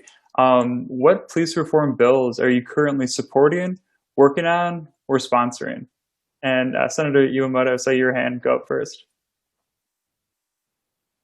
Well, there's a lot of bills on police reform. I was talking to Esther Chelsea McCarthy, who does a lot of these drafting of bills. And then I wish I could share these with you, but I got the list, and there's a great number of them, and not all that I would know about, because tend to be working on our own bills. But there are a lot of good bills. I did have a couple bills that I'm working on, companion bills, and I had done a lot with campus safety a couple of years ago. And then as I was doing that bill for campus safety plans on the campus, then it led to some questions about police issues on how do campus police communicate with outlying law enforcement. And so we're doing this study now from Senate Bill 80 that we're doing with USHE and all the higher ed that we'll get some results by November of this year. But during that process, I was looking into when a peace officer leaves their position and goes possibly to another one, and they're being investigated. And Representative Perry had done some work on this. यहाँ पर आने लगे हैं। हम उत्तर प्रदेश जिला बागपत चौगामा क्षेत्र दहा गांव से आए हैं, और हम यहाँ पे पिछले कितने दिनों से यहाँ हम रुके हुए हैं, और हमारे गांव से बराबर यहाँ राशन भी आ रहा है। पहले हमारी 2 ट्रॉली गुड़ की आ चुकी है, 80 क्विंटल करीब हमारा यहाँ गुड़ पहुंच चुका है। कल हम अपने पूरे गांव के सहयोग से यहाँ पे लगभग 10 क्विंटल गन्ने के रस की खीर बनवा गए और 10 क्विंटल दूध लेके आए हैं। पूरा चौगामा क्षेत्र ये इस आंदोलन में अपनी भागीदारी निभा रहा है, और आज पूरे देश का किसान एक जगह इकट्ठा हो रहा है। सुप्रीम कोर्ट भी वही प्रस्ताव रख रही है जो इस थोड़े टाइम पहले केंद्र सरकार ने प्रस्ताव रखा था किसानों के आगे कि आप लोग कमेटी बना लो, उस कमेटी के तहत हम बातचीत करने के लिए तैयार है। सुप्रीम कोर्ट भी कुछ इस तरह सा प्रस्ताव रख रही है, हालांकि केंद्र सरकार को झाड़ भी लगाती हुई नजर आई। सुप्रीम कोर्ट के जो आदेश अभी कुछ आया नहीं, अभी तो उसने मतलब सलाह दे रहा सुप्रीम कोर्ट। तो अगर उन्हें कमेटी बनानी है तो इन्हें कानून रद्द करके दोबारा कमेटी बना लो, किसानों को उसमें सहभागी करके उसमें दोबारा मतलब कानून लिया हो। इसमें तो ऐसी कोई बड़ी बात नहीं, लेकिन कानून रद्द होगा, कमेटी तो बाद में बन सकती है। तो उससे तो कोई बात नहीं। सुप्रीम कोर्ट तो जब आदेश आएगा, जो आदेश होगा उसे मान्य सुप्रीम कोर्ट है, सभी के लिए है वो तो सरकार के लिए। बड़े आराम नाल एक सुझाव दे दिता गया कि जेकर कमेटी बनानी है जी सद के बनाओ, ये कानून रद्द कर दो, नवे कानून इन्हां कानूनां दे उत्ते दोबारा तो एक कमेटी बनाओ, उस तो बाद नवे कानून लेके आ जाओ। एक छोटा जिहा सुझाव सुप्रीम कोर्ट दे लई, जेकर तुसीं कमेटी बनानी है जी सद के बनाओ, ਪੰਜਾਬ ਦੇ ਹਰਿਆਣਾ ਦੇ ਕਿਸਾਨ ਇਸ ਵੇਲੇ ਕਹਿੰਦੇ ਆ ਕਿ ਅਸੀਂ ਕਮੇਟੀ ਬਣਾਉਣ ਨੂੰ ਤਿਆਰ ਹਾਂ, ਲੇਕਿਨ ਇਸ ਵੇਲੇ ਇਹਨਾਂ ਕਾਨੂੰਨਾਂ ਨੂੰ ਰੱਦ ਕਰ ਦਿਓ। ਜਿਹੜੇ ਕਾਨੂੰਨਾਂ ਕਰਕੇ ਐਡਾ ਵੱਡਾ ਅੰਦੋਲਨ ਛਿੜ ਸਕਦਾ ਹੈ, ਉਹਨਾਂ ਕਾਨੂੰਨਾਂ ਨੂੰ ਰੱਦ ਕਿਉਂ ਨਹੀਂ ਕੀਤਾ ਜਾ ਸਕਦਾ? ਜਦੋਂ ਕਰੋੜੋਂ ਲੋਕ ਇਸ ਅੰਦੋਲਨ ਦਾ ਹਿੱਸਾ ਬਣ ਚੁੱਕੇ ਨੇ, ਉਹਨਾਂ ਕਾਨੂੰਨਾਂ ਨੂੰ ਰੱਦ ਕਿਉਂ ਨਹੀਂ ਕੀਤਾ ਜਾ ਸਕਦਾ? ਵੱਡੀ ਅੱਖਰਾਂ ਦੇ ਵਿੱਚ ਇਹ ਲਿਖਿਆ ਜਾ ਰਿਹਾ, ਬੈਨਰਾਂ ਦੇ ਉੱਤੇ ਲਿਖਿਆ ਜਾ ਰਿਹਾ, ਪੋਸਟਰਾਂ ਦੇ ਉੱਤੇ ਲਿਖਿਆ ਜਾ ਰਿਹਾ, ਕੇਂਦਰ ਸਰਕਾਰ ਨੂੰ ਕਿਹਾ ਜਾ ਰਿਹਾ ਹੈ ਕਿ ਇਹਨਾਂ ਕਾਨੂੰਨਾਂ ਨੂੰ ਰੱਦ ਕਿਉਂ ਨਹੀਂ ਕੀਤਾ ਜਾ ਸਕਦਾ? ਸਭ ਤੋਂ ਵੱਡਾ ਸਵਾਲ ਕਿਸਾਨਾਂ ਦਾ ਇਹੀ ਹੈ ਜੀ ਬਾਈ ਜੀ। ਚਲੋ ਆਪਾਂ ਕਿਸੇ ਨਾਲ ਸਾਡਾ ਕੋਈ ਕਿਸੇ ਨਾਲ ਵੈਰ ਵਿਰੋਧ ਨਹੀਂ ਹੈਗਾ ਆਪਣਾ ਕਿਸੇ ਨਾਲ ਵੀ, ਔਰ ਨਾ ਅਸੀਂ ਇੰਟਰਵਿਊ ਦੇ ਕੇ ਕੁਝ ਵੀ ਹੈ ਨਹੀਂ, ਸਾਨੂੰ ਕੋਈ ਮੀਡੀਆ ਵਿੱਚ ਸਾਨੂੰ ਸ਼ੌਂਕ ਨਹੀਂ ਹੈਗਾ ਕੋਈ ਆਉਣ ਦਾ। ਬਾਕੀ ਆਪਾਂ ਹੱਥ ਜੋੜਦੇ ਸੀਗਾ ਜਿੰਨੇ ਵੀ ਕਿਸਾਨ ਆਏ ਆ, ਪਰ ਸਰਕਾਰ ਨੇ ਅਜੇ ਤੱਕ ਸਾਨੂੰ ਕੁਝ ਦਿੱਤਾ ਵਾ ਜੀ। ਇੱਕ ਤੁਸੀਂ ਚਲੋ ਮੰਨਦਾ ਮੈਂ ਗਲਤ ਉਹ ਵੀ ਨਹੀਂ ਹੈਗੇ, ਪਰ ਨਹੀਂ ਇਦਾਂ ਬਿਲਕੁਲ ਨਜਾਇਜ਼ ਨਹੀਂ ਹੈ ਇਹ, ਬਿਲकुल ਤੁਸੀਂ ਆਪ ਸਿਆਣੇ ਆ ਭਾਜੀ। किसान को बर्बाद करने का काम करा सरकार ने। जो ये तीन ਅਸੀਂ ਡਰਦੇ ਨਹੀਂ ਹੈਗੇ ਕਿਸੇ ਤੋਂ ਵੀ, ਔਰ ਅਸੀਂ ਦੱਬਦੇ ਵੀ ਕਿਸੇ ਤੋਂ ਨਹੀਂ ਹੈਗੇ, ਠੀਕ ਨਹੀਂ। ਬਾਕੀ ਇੱਥੇ ਦਿੱਲੀ ਦੇ ਬੰਦੇ ਆ ਜੋ ਵੀ ਆ, ਸਾਨੂੰ ਪੰਜਾਬ ਦੇ ਮੁੰਡਿਆਂ ਨੂੰ ਉਹ ਸਮਝਦੇ ਅਸੀਂ ਨਸ਼ੇੜੀ ਆ, ਫਲਾਨਾ ਆ, ਜੋ ਹੈ ਉਹ ਆ, ਜੋ ਮਰਜ਼ੀ ਸਮਝੋ। ਸਭ ਦੇ ਭੁਲੇਖੇ ਦੂਰ ਹੋ ਗਏ। ਪਤਾ ਕੀ ਆ, ਇਹ ਕੌਮ ਦੀ ਗੱਲ ਆ, ਖੂਨ 'ਚ ਸਾਡੇ ਗੈਰਤ ਆ, ਇਹ ਨਹੀਂ ਇਕੱਲੇ ਪੰਜਾਬੀਆਂ ਦੇ, ਇਹ ਵੀ ਹੈਗੇ ਆ। ਜਿਹੜਾ ਕਿਸਾਨ ਹੈ ਨਾ, ਕਿਸਾਨ ਉਹਦੇ ਖੂਨ 'ਚ ਗੈਰਤ ਹੀ ਆ, ਚਾਹੇ ਉਹ ਕੋਈ ਵੀ ਆ, ਔਰ ਕਿਸੇ ਨਾਲ ਸਾਡਾ ਕੋਈ ਵੈਰ ਵਿਰੋਧ ਨਹੀਂ ਹੈਗਾ, ਠੀਕ ਹੈ। ਅਸੀਂ ਇੱਥੇ ਲੜਨ ਨਹੀਂ ਆਏ ਕਿਸੇ ਨਾਲ। ਔਰ ਜਿਹੜੀ ਜੋ ਨਵੀਂ ਜੰਗ ਆ ਸਾਡੀ, ਜੋ ਏਜ ਦੇ ਮੁੰਡੇ ਆ, ਪੰਜਾਬ ਦੇ ਹੋ ਗਏ, ਯੂਪੀ ਦੇ ਹੋ ਗਏ, ਹਰਿਆਣੇ ਦੇ ਹੋ ਗਏ, ਪੂਰੇ ਆਲ ਇੰਡੀਆ ਦੇ ਮੁੰਡੇ ਆ। ਜੇ ਕੋਈ ਐਸੀ ਵੈਸੀ ਗੱਲਬਾਤ ਹੁੰਦੀ, ਆਪਾਂ ਇੱਥੇ ਆ ਕੇ ਗੱਲਬਾਤ ਨਹੀਂ ਕਿਸੇ ਨਾਲ ਵੀ ਕਰਨੀ ਸੀ ਭਾਜੀ। ਹਾਂ, ਔਰ ਚਲੋ ਤੀ ਜੋ ਮਰਜ਼ੀ ਸਮਝੋ, ਅਸੀਂ ਪੰਜਾਬ ਤੋਂ ਅਸੀਂ ਛੁੱਟੀ ਆਏ ਹੋਏ ਆ, ਸਮਝ ਗਏ, ਅਸੀਂ ਅੰਦਰੋਂ ਛੁੱਟੀ ਆਏ ਆ, ਅੰਦਰੋਂ ਛੁੱਟੀ ਆਏ ਆ। ਕਰੋਨਾ ਕਰਕੇ ਹਲੇ ਸਾਨੂੰ ਵਾਪਸ ਨਹੀਂ ਉਹਨਾਂ ਨੇ ਬੁਲਾਇਆ, ਠੀਕ ਨਹੀਂ। ਹਾਂ, ਔਰ ਅਸੀਂ ਕਿਸੇ ਨਾਲ ਸਾਡਾ ਹੁਣ ਵੀ ਕਹਿੰਦੇ ਕੋਈ ਵੈਰ, ਅਸੀਂ ਕਹਿੰਦੇ ਸਰਕਾਰ, ਚਲੋ ਬਜ਼ੁਰਗ ਸਾਡੇ ਵੱਡੇ ਬੈਠੇ, ਜਿੱਦਾਂ ਉਹ ਕਹਿਣਗੇ ਅਸੀਂ ਉਹਨਾਂ ਦੀ ਗੱਲ ਮੰਨਣੀ ਆ, ਠੀਕ ਨਹੀਂ। ਬਾਕੀ ਆਪਾਂ ਤਾਂ ਇਹ ਆ ਕਿ ਜੋ ਉਹਨਾਂ ਦਾ ਫੈਸਲਾ ਹੋਊਗਾ ਔਰ ਸਹੀ ਫੈਸਲਾ ਲਈਓ, ਕਿਉਂਕਿ ਇਹ ਛੋਟੀ ਮੋਟੀ ਗੱਲ ਨਹੀਂ ਹੈਗੀ। ਇੱਥੇ ਕੋਈ ਸ਼ਰਾਰਤੀ ਅਨਸਰ ਆ ਜਾਏਗਾ ਨਾ, ਸ਼ਰਾਰਤੀ ਅਨਸਰ ਹੈ ਆ ਪਤਾ ਸਾਨੂੰ, ਕੋਈ ਇੱਥੇ ਐਸੀ ਵੈਸੀ ਹਰਕਤ ਛੋਟੀ ਬਹੁਤੀ ਵੀ ਕਰ ਦਿੱਤੀ ਤੇ ਵੀ ਉੱਥੇ ਕੰਮ ਖਰਾਬ ਹੋ ਜਾਊਗਾ, ਠੀਕ ਨਹੀਂ। ਹੁੰਦੇ ਆ ਬਿਲਕੁਲ। ਕਾਫੀ ਜਿਹੜੇ ਸ਼ਰਾਰਤੀ ਅਨਸਰ ਨੇ ਉਹ ਇੱਥੇ ਮੌਜੂਦ ਹੁੰਦੇ ਨੇ, ਜੋ ਕਿ ਅੰਦੋਲਨ ਨੂੰ ਖਰਾਬ ਕਰਨ ਦੀ ਕੋਸ਼ਿਸ਼ ਕਰਦੇ ਨੇ। ਲੇਕਿਨ ਹੁਣ ਸੂਝ-ਬੂਝ, ਸਮਝਦਾਰ ਤੇ ਪ੍ਰੋਪਰ ਪਲੈਨਿੰਗ ਐਂਡ ਐਗਜ਼ੀਕਿਊਸ਼ਨ ਰਣਨੀਤੀਆਂ ਬਣਾਉਣ ਵਾਲਾ ਕਿਸਾਨ ਇੱਥੇ ਮੌਜੂਦ ਹੈ। ਇੱਥੇ ਉਹ ਪੁਰਾਣੇ ਕਿਸਾਨ ਮੌਜੂਦ ਨਹੀਂ ਜਿਨ੍ਹਾਂ ਦੇ ਉੱਤੇ ਧੱਕੇਸ਼ਾਹੀ ਕਰਨ ਦੀ ਕੋਸ਼ਿਸ਼ਾਂ ਕੀਤੀਆਂ ਜਾਂਦੀਆਂ ਸੀ ਸਰਕਾਰ ਵੱਲੋਂ। ਇਸ ਵੇਲੇ ਕੇਂਦਰ ਸਰਕਾਰ ਜਿਹੜੇ ਕਿਸਾਨਾਂ ਦੀ ਗੱਲ ਕਰ ਰਹੀ ਹੈ, ਉਹ ਕਿਸਾਨ ਪੜ੍ਹੇ ਲਿਖੇ ਨੇ, ਉਹ ਸਮਝਦਾਰ ਨੇ, ਉਹਨਾਂ ਨੂੰ ਪਤਾ ਕਿ ਕਿਹੜੀ ਜਿਹੜੀਆਂ ਗੱਲਾਂ ਨੇ ਉਹ ਉਹਨਾਂ ਦੇ ਖਿਲਾਫ ਜਾ ਸਕਦੀਆਂ ਨੇ। ਉਹਨਾਂ ਨੂੰ ਇਹ ਵੀ ਪਤਾ ਕਿ ਜਿਹੜੀਆਂ ਦਿਖਾਵੇ ਚੱਲ ਰਹੇ ਨੇ ਉਹ ਦਿਖਾਵਾ ਵੀ ਸਮਝ ਜਾਂਦੇ ਨੇ। ਇਸ ਵੇਲੇ ਕਿਸਾਨ ਜਿਹੜੇ ਨੇ ਉਹ ਦਿਖਾਵੇ ਨੂੰ ਖਾਸ ਗੌਰ ਕਰਕੇ ਸਮਝ ਜਾਂਦੇ ਨੇ, ਹਾਲਾਂਕਿ ਉਹਦੇ ਉੱਤੇ ਐਕਸ਼ਨ ਬਾਅਦ ਵਿੱਚ ਲੈਂਦੇ ਆ, ਬਾਅਦ ਵਿੱਚ ਦੱਸਦੇ ਆ ਕਿ ਇਹ ਗੱਲਾਂ ਠੀਕ ਨਹੀਂ ਹੈ ਜੀ ਤੁਹਾਡੀਆਂ, ਅਸੀਂ ਇਸ ਦੇ ਉੱਤੇ ਗੱਲਬਾਤ ਨਹੀਂ ਕਰਾਂਗੇ। ਔਰ ਪੂਰਾ ਸ਼ਾਂਤੀਪੂਰਵਕ ਇਸ ਅੰਦੋਲਨ ਨੂੰ ਚਲਾਇਆ ਜਾ ਰਿਹਾ। ਲੇਕਿਨ ਇੱਕ ਛੋਟਾ ਜਿਹਾ ਸੁਝਾਅ ਜਿਹੜਾ ਪੰਜਾਬ ਦੇ ਕਿਸਾਨਾਂ ਵੱਲੋਂ, ਹਰਿਆਣਾ ਦੇ ਕਿਸਾਨਾਂ ਵੱਲੋਂ ਇਹ ਆਇਆ ਕਿ ਸੁਝਾਅ ਇਹ ਹੈ ਕਿ ਜੇਕਰ ਸੁਪਰੀਮ ਕੋਰਟ ਨੇ ਕਮੇਟੀ ਬਣਾਣੀ ਹੈ, ਕੱਲ ਦੇ ਬਿਆਨ ਦੇ ਵਿੱਚ ਸੁਪਰੀਮ ਕੋਰਟ ਨੇ ਇੱਕ ਵੱਡਾ ਐਲਾਨ ਕੀਤਾ ਕਿ ਇੱਥੇ ਕਮੇਟੀ ਬਣਾ ਦਿੱਤੀ ਜਾਏ। ਕਿਸਾਨਾਂ ਦਾ ਇਹ ਕਹਿਣਾ ਹੈ ਕਿ ਜੇਕਰ ਤੁਸੀਂ ਕਮੇਟੀ ਬਣਾਉਣੀ ਹੈ ਤੇ ਬਣਾਓ ਜੀ, ਸੱਦ ਕੇ ਬਣਾਓ, ਅਸੀਂ ਆਪ ਕਮੇਟੀ ਬਣਾਉਣ ਨੂੰ ਤਿਆਰ ਹਾਂ। ਲੇਕਿਨ ਇਸ ਵੇਲੇ ਇਹਨਾਂ ਕਾਨੂੰਨਾਂ ਨੂੰ ਰੱਦ ਕਰਨ ਤੋਂ ਬਾਅਦ ਰੋਕ ਨਹੀਂ ਲਾਉਣੀ। ਸੁਪਰੀਮ ਕੋਰਟ ਨੇ ਕਿਹਾ ਕਿ ਇੱਥੇ ਰੋਕ ਲਾ ਸਕਦੇ ਆ, ਕਿਸਾਨ ਕਹਿੰਦੇ ਅਸੀਂ ਰੋਕ ਨਹੀਂ ਲੱਗਣ ਦੇਣੀ, ਅਸੀਂ ਰੱਦ ਕਰਨੇ ਆ। ਸੁਪਰੀਮ ਕੋਰਟ ਇਹਨਾਂ ਕਾਨੂੰਨਾਂ ਨੂੰ ਰੱਦ ਕਰਕੇ ਦੁਬਾਰਾ ਤੋਂ ਕਮੇਟੀ ਬਣਾ ਸਕਦੀ ਹੈ। ਉਹਨਾਂ ਕਮੇਟੀਆਂ ਦੇ ਨਾਲ ਗੱਲਬਾਤ ਕਰਕੇ ਅੱਗੇ ਦੀਆਂ ਗੱਲਾਂ ਬਾਤਾਂ ਹੋ ਸਕਦੀਆਂ ਨੇ, ਮਤਾਵਾਂ ਪੈਣਾ ਅੰਦੋਲਨ ਦਾ ਹਿੱਸਾ ਬਣ ਰਹੀਆਂ ਨੇ। ਤੇ ਜਦੋਂ ਇੰਨੇ ਅੰਦੋਲਨ ਦੇ ਵਿੱਚ ਹਿੱਸੇ ਚੱਲ ਰਹੇ ਹੁੰਦੇ ਨੇ, ਜਦੋਂ ਇੰਨੇ ਲੋਕ ਵੱਡੀ ਗਿਣਤੀ ਦੇ ਵਿੱਚ ਸ਼ਾਮਿਲ ਹੋ ਜਾਂਦੇ ਨੇ, ਤਾਂ ਉਸ ਵੱਡੀ ਗਿਣਤੀ ਦੀ ਜੇ ਗੱਲ ਕਰੀਏ ਤਾਂ ਉਸ ਵੱਡੀ ਗਿਣਤੀ ਨੂੰ ਰੋਕਣਾ ਮੁਸ਼ਕਿਲ ਹੋ ਜਾਂਦਾ ਹੈ। ਹੁਣ ਦੇਖਣਾ ਇਹ ਵੀ ਹੋਏਗਾ ਦੂਜੇ ਪਾਸੇ ਸੁਪਰੀਮ ਕੋਰਟ ਦੇ ਕੋਲ ਜਿਹੜਾ ਹੱਲ ਹੋਏਗਾ। ਜੇਕਰ ਅੱਜ ਵੱਡਾ ਫੈਸਲਾ ਦੇ ਦਿੰਦੇ ਆ ਕਿ ਅਸੀਂ ਰੋਕ ਲਾਵਾਂਗੇ, ਰੱਦ ਨਹੀਂ ਕਰਾਂਗੇ, ਔਰ ਕਿਸਾਨਾਂ ਨੂੰ ਉਹ ਫੈਸਲਾ ਮਨਜ਼ੂਰ ਨਹੀਂ ਹੋਏਗਾ, ਤੇ ਉਦੋਂ ਇਹ ਦੇਖਣਾ ਹੋਏਗਾ ਕਿ ਹੁਣ ਸੁਪਰੀਮ ਕੋਰਟ ਫਿਰ ਕਿਹੜੇ ਪੈਂਤਰੇ ਅਪਣਾਏਗੀ ਇਹਨਾਂ ਕਿਸਾਨਾਂ ਨੂੰ ਉਠਾਉਣ ਵਾਸਤੇ। ਇੱਥੇ ਜੇ ਕੀ ਆਰਮੀ ਚਲਾ ਸਕਦੀ ਹੈ? ਜੈ ਜਵਾਨ ਜੈ ਕਿਸਾਨ ਦਾ ਨਾਰਾ ਲਾਇਆ ਜਾਂਦਾ, ਜਵਾਨ ਵੀ ਦੇਸ਼ ਦਾ, ਕਿਸਾਨ ਵੀ ਦੇਸ਼ ਦਾ। ਉਹਨਾਂ ਦੇ ਵਿੱਚ ਵੰਡ ਪਾਉਣਾ ਚਾਹੁੰਦੀ ਹੈ, ਉਹਨਾਂ ਨੂੰ ਇੱਕ ਦੂਜੇ ਦੇ ਖਿਲਾਫ ਕਰਨਾ ਚਾਹੁੰਦੀ ਹੈ, ਤੇ ਉਹ ਨਾਰਾ ਫਿਰ ਕਿੱਥੇ ਜਾਏਗਾ? ਫਿਰ ਕੀ ਤੁਹਾਨੂੰ ਲੱਗਦਾ ਕਿ ਜੇਕਰ ਇੱਥੇ ਆਰਮੀ ਬੁਲਾ ਦਿੱਤੀ ਜਾਏ, ਜੇਕਰ ਇੱਥੇ ਆਰਮੀ ਚਲਾ ਦਿੱਤੀ ਜਾਏ, ਕੀ ਤੁਹਾਨੂੰ ਲੱਗਦਾ ਹੈ ਕਿ ਫਿਰ ਜੈ ਜਵਾਨ ਜੈ ਕਿਸਾਨ ਦਾ ਜਿਹੜਾ ਨਾਰਾ ਹੈ ਉਹ ਅੱਜ ਤੋਂ ਬਾਅਦ ਜਾਂ ਫਿਰ ਜਦੋਂ ਆਰਮੀ ਬੁਲਾਈ ਜਾਏਗੀ ਉਸ ਦਿਨ ਤੋਂ ਬਾਅਦ ਉਹ ਇੱਕ ਵੱਡਾ ਦਿਨ ਹੋਏਗਾ ਭਾਰਤ ਦੇ ਇਤਿਹਾਸ ਵਿੱਚ, ਜਦੋਂ ਇੱਥੇ ਆਰਮੀ ਚਲਾਈ ਜਾਏਗੀ? ਕਿਉਂਕਿ ਉਦੋਂ ਜੈ ਜਵਾਨ ਜੈ ਕਿਸਾਨ ਦਾ ਨਾਰਾ ਉਸ ਦਿਨ ਤੋਂ ਬਾਅਦ ਨਹੀਂ ਲੱਗਿਆ ਜਾਏਗਾ। ਉਸ ਦਿਨ ਤੋਂ ਬਾਅਦ ਜੈ ਜਵਾਨ ਜੈ ਕਿਸਾਨ ਦਾ ਜਿਹੜਾ ਨਾਰਾ ਹੈ ਉਹ ਕੋਈ ਨਹੀਂ ਬੋਲੇਗਾ, ਕਿਉਂਕਿ ਜਵਾਨ ਵੀ ਦੇਸ਼ ਦਾ, ਕਿਸਾਨ ਵੀ ਦੇਸ਼ ਦਾ। ਲੇਕਿਨ ਇਸ ਵੇਲੇ ਦੇਸ਼ ਦੇ ਕਿਸਾਨ ਸੜਕ ਦੇ ਉੱਤੇ ਰੁਲ ਰਹੇ ਨੇ। ਦੇਸ਼ ਦੇ ਕਿਸਾਨ ਇੱਥੇ ਆਪਣੇ ਮੰਗਾਂ ਲਈ ਲੜਦੇ ਹੋਏ ਨਜ਼ਰ ਆ ਰਹੇ ਨੇ, ਜਿਸ ਦਾ ਫੈਸਲਾ ਅੱਜ ਸੁਪਰੀਮ ਕੋਰਟ ਦੇਗੀ।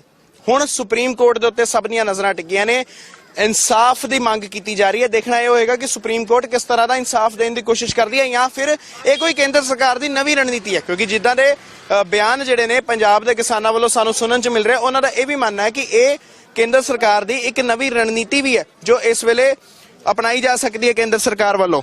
हुण उस रणनीति नूं किस तरह रोकिया जा सकता है जेकर इदां दी रणनीति है, क्योंकि सुप्रीम कोर्ट का बड़ा फैसला आ सकता है, लेकिन कल के बयानों तो यह पता लग रहा है कि सुप्रीम कोर्ट यह कह रही है कि इन्हां बिलों के उत्ते रोक लाई जा सकती है, लेकिन किसान कहने कि असीं रोक नहीं लानी, असीं ये बिल रद्द करवाने। हुण रद्द करवाने तो बाद जे किसान फिर कल अज या सुप्रीम कोर्ट के फैसले के उत्ते भी अड़ जाते तो सुप्रीम कोर्ट की करेगी, किहड़ा पैंतरा अपनाएगी, आर्मी चला देगी। बार बार उही गल कर रहे हैं कि इत्थे फिर आर्मी जय जवान जय किसान का नारा लगेगा कि देश का जवान अपने देश के किसान के उत्ते धावा बोलेगा कि वो नज़ारा जिहड़ा वो दृश्य सानू वो दुखदाई दृश्य सानू वो देखने को मिलेगा कि इदां होएगा, वो सब भी तुहानू जरूर दसांगे। लेकिन इस वेले जिहड़ियां वड्डियां तस्वीरां ने वो यही ने सुप्रीम कोर्ट के उत्ते कि अज का की फैसला आंदा है, लेकिन उन्हां सारियां गल्लां नूं परे रख के एक गल तुहानू जरूर दसांगे कि जिहड़ा पंजाब दा किसान है, जिहड़ा देश का अन्नदाता है, वो इस वेले अपने फर्जां तो नहीं भुलिया। हालांकि सुप्रीम कोर्ट का फैसला आने तो बाद ਵੱਡੇ सरकारी दफ्तरां दे विच ਵੱਡੇ सरकारी दफ्तरां दे विच इत्थे तुसीं देख सकदे हो कि वाहिगुरू जी ਵੱਡੇ सरकारी दफ्तरां दे विच तरथली वजी हुई है, लेकिन गर्म से प्रशादे 2 मिनट। देश का अन्नदाता अपने फर्जां तो नहीं हटिया, देश का अन्नदाता अपना फर्ज जरूर निभा रहा। हालांकि सुप्रीम कोर्ट के जिहड़े वड्डे बयान ने उन्हां दे तहत ਵੱਡੇ सरकारी दफ्तरां दे विच तरथली मच चुकी है कि हुण सुप्रीम कोर्ट की फैसला देगा, तो उन्हां बयानां दा असर इत्थे तुहानूं बिल्कुल नहीं नज़र हुंदा होया नज़र आएगा। इत्थे जिहड़ा देश का अन्नदाता है उसे तरह ही सेवा दे रहा, उसे तरह ही जिहड़ा सरसों का साग, मक्की की रोटी, उस तो बाद देसी घ्यो, वो सब कुछ इसे तरह ही चल रहा। देश का अन्नदाता अपने फर्जां तो नहीं भज रहा, लेकिन केंद्र सरकार अपने फर्ज निभाने च असफल रही है। ये चीज़ देखने को मिली है शुरुआत तो ये आंदोलन तो बार बार तुहानूं ये गल दसांगे कि निरपक्ष होने का नतीजा भी सानूं जरूर मिल चुकिया है। शुरुआत तो असीं कोशिश कर रहे थे किसानों के दिल दीयां गल्लां तुहाडे तक पहुँचाउण दीयां, लेकिन जदों दिल दीयां गल्लां पहुँचाईयां तो केंद्र सरकार वालों या फिर वखरियां सरकारां वालों IT सैल वालों साडे चैनल के उत्ते भी हमला बोल दिता गया, स्ट्राइकां पाउण दी कोशिश कीतियां गईयां, लेकिन हौसले किसानों को देख के साडे फिर तो बुलंद हो जाते हैं और उही कोशिश करेंगे कि निरपक्ष होकर तुहानूं गल्लां दसांगे। क्योंकि सुप्रीम कोर्ट का जिहड़ा बीते दिन बयान आया उस विच सुप्रीम कोर्ट ये कहती है कि इन्हां कानूनां नूं रोकिया जा सकता है, रोक ला दी जाए इन्हां कानूनां दे। लेकिन रोक का इस्तेमाल क्यों किया गया, रोक शब्द का इस्तेमाल क्यों किया गया, रद्द का क्यों नहीं इस्तेमाल किया गया? जे सुप्रीम कोर्ट एक बड़ा फैसला केंद्र सरकार के खिलाफ रोकण का लै सकती है कानूनां नूं और रद्द करन दा क्यों नहीं लै सकती? आखिर ऐसा किहड़ी चीज़ है जिहड़ी सुप्रीम कोर्ट नूं इह बड़ा फैसला लैण ते रोकदी पई है, वो भी तुहानूं जरूर दसांगे। लेकिन इस वेले जिहड़ा दृश्य तुहानूं दिखा रहे हैं वो ये दिखा रहे हैं कि जिहड़ा पंजाब का किसान है, जिहड़ा देश का अन्नदाता है, वो अपने फर्जां तो नहीं भज रहा, वो अपने फर्ज तड़के मनेरे 3 बजे उठ के अपने फर्ज निभाउण ते सब तो अगे तुहानूं नजर आएगा। सत श्री अकाल भाई जी। सत श्री अकाल। कित्थों भाई जी? निर्मल कुटिया करनाल जी 13 सैक्टर। हालांकि सुप्रीम कोर्ट का की फैसला आंदा है उस दे उत्ते कोई भी ध्यान नहीं दे रहा, अपने सिर्फ फर्ज निभा रहा कि असी सारिਆਂ ਨੂੰ घ्यो, मक्खन, देसी घ्यो, उस तो बाद सरसों ਦਾ ਸਾਗ, अन्न उस तरह देना। साडा काम ਇਹ ਜਿੰਨੇ ਇੱਥੇ ਆ ਗਏ ਅਸੀਂ ਸੇਵਾ ਕਰਨੀ ਆ, ਜੋ ਵੀ लगना ऐसा सेवा का साडा मकसद आ, जो भी आवे इत्थे भुखा ना जावे, सारिਆਂ ਦੀ सेवा करनी जी इस तरह। हाँ जी की लगता हुण क्योंकि बार बार सब दी नज़रां सुप्रीम कोर्ट ते टिकीਆਂ, की लगता इंसाफ की जिहड़ी किरण है वो देखने को मिल रही तुहानूं? उम्मीद तो लगती है जी सुप्रीम कोर्ट फैसला सही कर सकता, पर जे कोई दबाव ना होवे। हाँ जी हाँ, सुप्रीम कोर्ट तो उम्मीदां दा सब नूं है, लेकिन हुण की फैसला लैंदी है ये देखना चाहिए। ਵੱਡਾ फैसला जिहड़ा ਉਹ ਇਹ ਆ ਸਕਦਾ ਅੱਜ कि कानूनां ते रोक ला दी जाए। ਸਾਡੇ ਸਾਰੇ ਜਿਹੜੇ किसान भरा इस वेले ਸਾਡੇ ਨਾਲ जुड़े ਹੋਏ ਨੇ, ਉਹਨਾਂ ਨੂੰ ਅਸੀਂ ਦੱਸਣਾ ਚਾਹਾਂਗੇ कि इस वेले सुप्रीम कोर्ट ਦੇ ਉੱਤੇ दबाव भी है ਸੁਪਰੀਮ ਕੋਰਟ ਦੇ ਉੱਤੇ ਇਹ ਵੀ ਕਿਹਾ ਜਾ ਰਿਹਾ ਕਿ ਕਿਸਾਨਾਂ ਦੇ ਵੱਲ ਦੀ ਗੱਲ ਕਰੇ, ਲੇਕਿਨ ਸੁਪਰੀਮ ਕੋਰਟ ਦੇ ਬਿਆਨ ਜਿਹੜੇ ਨੇ ਉਹ ਕੁਝ ਹੋਰ ਦਰਸਾ ਰਹੇ ਨੇ। ਸੁਪਰੀਮ ਕੋਰਟ ਦੇ ਬਿਆਨ ਜਿਹੜੇ ਨੇ ਉਹ ਇਸ ਵੇਲੇ ਇਹ ਕਹਿ ਰਹੇ ਨੇ ਕਿ ਇਹਨਾਂ ਕਾਨੂੰਨਾਂ ਦੇ ਉੱਤੇ ਰੋਕ ਲਾਈ ਜਾ ਸਕਦੀ ਹੈ। ਤੁਹਾਨੂੰ ਦਿਖਾਇਆ ਕਿ ਸੁਪਰੀਮ ਕੋਰਟ ਦਾ ਜੋ ਵੀ ਫੈਸਲਾ ਆਏਗਾ ਉਹ ਸਭ ਪਿੱਛੇ ਰੱਖ ਕੇ ਜਿਹੜਾ ਦੇਸ਼ ਦਾ ਅੰਨਦਾਤਾ ਉਹ ਆਪਣੇ ਪੂਰੇ ਫਰਜ਼ ਨਿਭਾ ਰਿਹਾ। ਲੇਕਿਨ ਹੁਣ ਜੇਕਰ ਸੁਪਰੀਮ ਕੋਰਟ ਵੱਲੋਂ ਇਹ ਬਿਆਨ ਦਿੱਤਾ ਗਿਆ ਕਿ ਇਹਨਾਂ ਬਿੱਲਾਂ ਦੇ ਤਹਿਤ ਜਿਹੜਾ ਚੱਲ ਰਿਹਾ ਕਿਸਾਨੀ ਅੰਦੋਲਨ ਹੈ, ਉਸ ਕਿਸਾਨੀ ਅੰਦੋਲਨ ਤੋਂ ਇਹ ਸੜਕਾਂ ਰੋਕਣ ਦਾ ਵਿਚਾਰ ਵੀ ਗਲਤ ਹੈ। ਸੁਪਰੀਮ ਕੋਰਟ ਵੱਲੋਂ ਇਹ ਕਹਿ ਦਿੱਤਾ ਗਿਆ ਸ਼ੁਰੂਆਤ ਦੇ ਵਿੱਚ, ਜੋ ਸੁਪਰੀਮ ਕੋਰਟ ਵੱਲੋਂ ਕਿਹਾ ਸੀਗਾ ਕਿ ਇਹ ਸੜਕਾਂ ਤੇ ਪ੍ਰਦਰਸ਼ਨ ਕਰਨਾ ਕਿਸਾਨਾਂ ਦਾ ਹੱਕ ਹੈ। ਕੱਲ ਬੀਤੇ ਦਿਨ ਸੁਪਰੀਮ ਕੋਰਟ ਦਾ ਇਹ ਵੀ ਬਿਆਨ ਆ ਰਿਹਾ ਹੈ ਕਿ ਇਹਨਾਂ ਸੜਕਾਂ ਨੂੰ ਬਲੌਕ ਕਰਨਾ ਵੀ ਗਲਤ ਹੈ। ਦੂਜੇ ਪਾਸੇ ਸੁਪਰੀਮ ਕੋਰਟ ਕੇਂਦਰ ਸਰਕਾਰ ਨੂੰ ਝਾੜ ਲਾਉਂਦੀ ਹੋਈ ਜ਼ਰੂਰ ਨਜ਼ਰ ਆਈ ਹੈ, ਇੱਕ ਛੋਟੀ ਜਿਹੀ ਝਾੜ ਜ਼ਰੂਰ, ਜਾਂ ਫਿਰ ਉਹਨੂੰ ਕਹੀਏ ਇੱਕ ਮਿੱਠੀ ਝਾੜ ਲਾਉਂਦੀ ਹੋਈ ਨਜ਼ਰ ਆਈ ਹੈ ਕੇਂਦਰ ਸਰਕਾਰ ਨੂੰ ਕਿ ਤੁਸੀਂ ਗਲਤ ਕੀਤਾ, ਇੰਨੇ ਸਮੇਂ ਤੋਂ ਇਸ ਅੰਦੋਲਨ ਨੂੰ ਲਟਕਾ ਕੇ ਰੱਖਿਆ, ਹੱਲ ਨਹੀਂ ਲੱਭਿਆ। ਲੇਕਿਨ ਇਸ ਝਾੜ ਤੋਂ ਬਾਅਦ ਜਦੋਂ ਕਿਸਾਨਾਂ ਦੇ ਉੱਤੇ ਗੱਲ ਆਈ ਤਾਂ ਸੁਪਰੀਮ ਕੋਰਟ ਨੇ ਇਹ ਕਹਿਤਾ ਕਿ ਇਹਨਾਂ ਬਿੱਲਾਂ ਤੇ ਰੋਕ ਲਾ ਦਿਓ, ਇੱਕ ਮੀਟਿੰਗ ਬਣਾ ਦਿਓ, ਫਿਰ ਇਹ ਬਿੱਲ ਲਾਗੂ ਹੋ ਸਕਦਾ ਹੈ ਜਾਂ ਨਹੀਂ ਉਹਦਾ ਫੈਸਲਾ ਕੀਤਾ ਜਾਏਗਾ। ਲੇਕਿਨ ਛੋਟਾ ਜਿਹਾ ਸੁਝਾਅ ਕਿਸਾਨਾਂ ਵੱਲੋਂ ਇਹ ਸੀਗਾ ਸੁਪਰੀਮ ਕੋਰਟ ਨੂੰ ਕਿ ਇਹਨਾਂ ਬਿੱਲਾਂ ਨੂੰ ਪਹਿਲਾਂ ਰੱਦ ਕਿਉਂ ਨਹੀਂ ਕੀਤਾ ਜਾ ਸਕਦਾ। ਬਿੱਲ ਨੂੰ ਰੱਦ ਕਰ ਲਈਏ, ਉਸ ਤੋਂ ਬਾਅਦ ਕਮੇਟੀ ਬਣਾ ਲਈਏ, ਜੀ ਸੱਦ ਕੇ ਅਸੀਂ ਕਮੇਟੀ ਦਾ ਹਿੱਸਾ ਬਣਨ ਨੂੰ ਤਿਆਰ ਹੈ। ਉਸ ਤੋਂ ਬਾਅਦ ਅਸੀਂ ਉਸ ਕਮੇਟੀ ਦੇ ਤਹਿਤ ਗੱਲਬਾਤ ਕਰਕੇ ਦੁਬਾਰਾ ਤੋਂ ਨਵੇਂ ਬਿੱਲ ਅਪਣਾਉਣ ਲਈ ਤਿਆਰ ਹੈ। ਲੇਕਿਨ ਇਸ ਵੇਲੇ ਇਹ ਬਿੱਲਾਂ ਨੂੰ ਰੱਦ ਕਿਉਂ ਨਹੀਂ ਕੀਤਾ ਜਾ ਸਕਦਾ? ਜਿਹੜੇ ਬਿੱਲਾਂ ਕਰਕੇ ਪੂਰਾ ਦੇਸ਼ ਅੰਦੋਲਨ ਕਰ ਰਿਹਾ, ਉਹਨਾਂ ਬਿੱਲਾਂ ਨੂੰ ਰੱਦ ਕਿਉਂ ਨਹੀਂ ਕੀਤਾ ਜਾ ਸਕਦਾ? ਕੁਝ ਕਿਸਾਨ ਭਰਾ ਸਾਡੇ ਨਾਲ ਨੇ ਇਸ ਵੇਲੇ ਮੌਜੂਦ। ਬਾਈ ਜੀ ਹੁਣਾਂ ਨੇ ਆਪਣੀ ਟਰਾਲੀ ਵੀ ਬਹੁਤ ਵਧੀਆ ਤਰੀਕੇ ਨਾਲ ਬਣਾਈ ਹੋਈ ਹੈ, ਡਬਲ ਡੈਕਰ ਟਰਾਲੀ ਹੈ ਜੀ। ਇੱਥੇ ਕੁਝ ਬੰਦੇ ਉੱਪਰ ਨੇ, ਕੁਝ ਬੰਦੇ ਥੱਲੇ ਨੇ। ਸਾਡੇ ਨੌਜਵਾਨ ਤੇ ਬਜ਼ੁਰਗ ਇਸ ਵੇਲੇ ਇਕੱਠੇ ਨੇ। ਬਾਈ ਜੀ ਕਿੱਥੋਂ ਆਏ ਹੋ? ਹਾਂਜੀ, ਅੱਗੇ ਆ ਜਾਓ। Molly is speaking about like some of these things of like allowing a certain amount of time until they just barge in or announcing themselves or something like that. I've seen where other people can look at that and they'll say, I don't get it. You know, like if they just don't do anything wrong, then nothing will be, you know, like just don't do a crime and then you don't have to worry about anything. Or, you know, or like, you know, why should we wait so long? I really want people to understand that there are certain aspects, sorry, dog just came in. There are certain aspects to like situations that you don't really understand unless you're in that situation. I mean, like the no knock or like allowing people time is like somebody might straight up be like in a weird situation or like straight up naked, you know, and it's like the violation of that could be traumatic, you know, if a police officer is going to come in and not necessarily the person that they're even looking for, but if somebody is naked or in some weird or in a intimate situation, it's like that causes down the road like that's traumatic, and police officers shouldn't be putting people in situations where you know that trauma can come back and have PTSD, and that's just something I want to bring up is like really look at the situation and not assume that you understand and not necessarily, I don't know. I can't explain anything. I suck. No, that's great, Carl. That idea that like these aren't just laws that just are literally just in a thick book that nobody looks at and dust off once in a while. Like these affect people.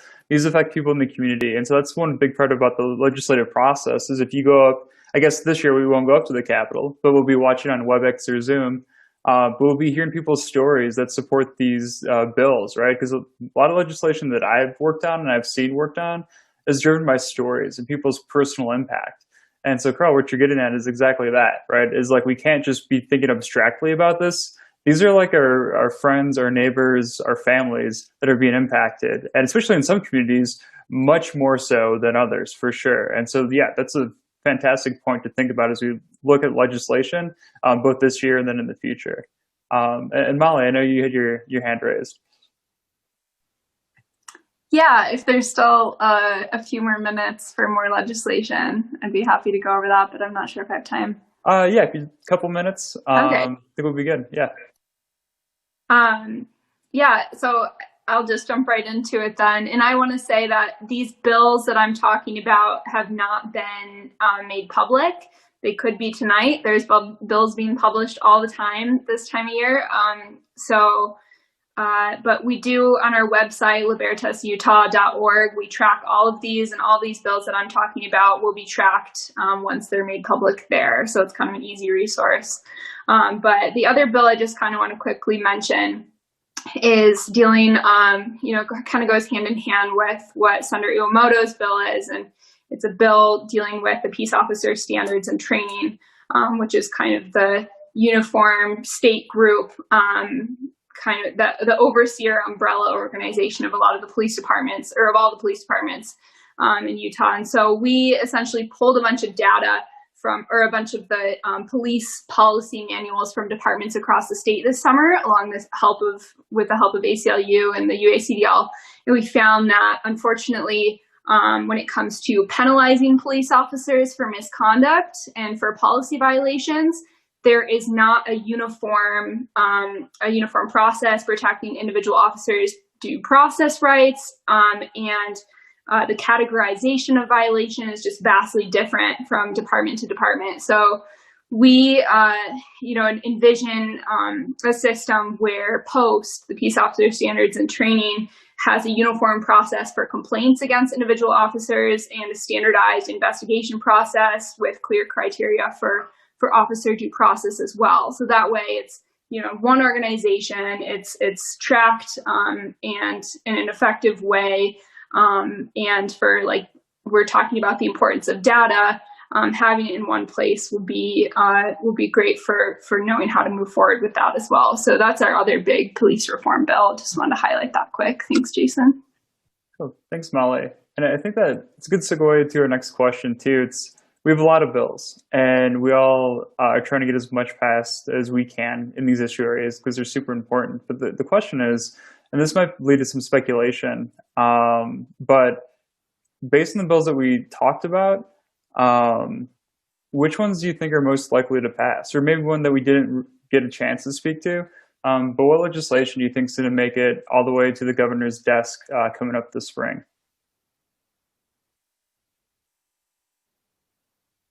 And it's cool if nobody wants to speculate. I got plenty of things to ask you. Senator Iwamoto. Well, I'm just going to say it's a difficult question because, maybe Representative Hutchings would know what priorities for their caucus, but a lot of these bills haven't become public yet, and I don't know how they've been worked up and all the things they've gone through. So that's why it's a little difficult to know. I know, hopefully, the ones that the community has been involved in, the communities of color, what are important to them, that those come through. But there's so many of them that I couldn't say, but maybe Molly would have an idea too, and others. But so. Yeah, no pressure, Molly. But yeah, this is kind of an odd question, but I think that's the realities of the legislative process, right? Like, we're a week away, and we still don't quite know the answer to some of these questions, right? With a lot of certainty. Well, I want to just talk and think. I don't know if the public knows all about our Office of Ledge Research and General Counsel, because I'm not kidding. Since the last session, we haven't had hardly any break, and neither have they. And we had a law passed where you can prioritize certain bills for drafting. And so the Senate has 5, the House has 4, and they have been working on special session bills and interim bills. And so that's part of the reason. And then a lot of times you want to research them, and then some of these bills don't ever get drafted. You end up dropping them because maybe you resolved them or whatnot. So I just want to tell you how hardworking staff we have at the Capitol. They are just an amazing group of people, and they work their heads off. So, well, thanks, Senator. That's very true. And then I think Molly, and then Representative Hutchings. Yeah, and Senator is absolutely right that it's impossible to tell. We have not all the bill files are public yet, the bill text, but we've seen the titles of a lot of the bills, and I think we've estimated there's over 60 bills dealing somehow with police reform in one way or another. So that's a lot. And so, you wonder in those circumstances, is legislative leadership going to step in and make people, or encourage people to combine some of the bills? Is there going to be overlap? I'm sure. But I think one bill that we see maybe having a better chance than others passing is the forcible entry bill, which has to do with, banning no-knock warrants and putting restrictions on knock and announce. And the reason for that is because this is not a policy that just kind of popped up in response to everything that went down this summer. It's something that the Utah legislature has been working on for quite some time. We're actually the only state who tracks the use of SWAT teams in these forcible entry raids. And we've been collecting that data for quite some time. And we found that most of the SWAT team deployment is actually being used for simple drug possession and drug raids, which isn't necessarily the cases maybe we should be using militarized police in. So we think we have that supporting data. The legislature has passed things on this before. And I think a lot of the police departments that we've talked to, they don't want to put their officers in these risky positions anyways. We know, up in Bountiful, the police chief told us that he hasn't used no-knock warrants in 10 years with his officers. They do surround and call out when they have high-risk situations, just because it's too risky and it's not worth, taking a life over, evidence that's flushed down the toilet or whatever it is. So that's something that I think I'm hopeful will pass this session. Oh, thanks, Melanie. I think that really goes to the point that Carl's making too, just like who gets impacted, right? Who gets impacted about these SWAT enforcements? If it's low-level drug, people involved with low-level drug offenses, then is that really what we think should be happening in these cases? And also goes back to the data those raised too. And I think Representative, you wanted to chime in? Yeah. So thanks, Molly, for bringing that up on the data tracking. A little shout out to our recently elected Lieutenant Governor. Senator Henderson was actually the one that passed that bill. And I only know that because I was her House sponsor for beginning the tracking of those. But I would just, bills will be combined and all of that. But one thing that I would encourage people is when you get into the game, doesn't matter how genius your idea is, the odds of your idea becoming law exactly the way that you asked for it, it's pretty slim.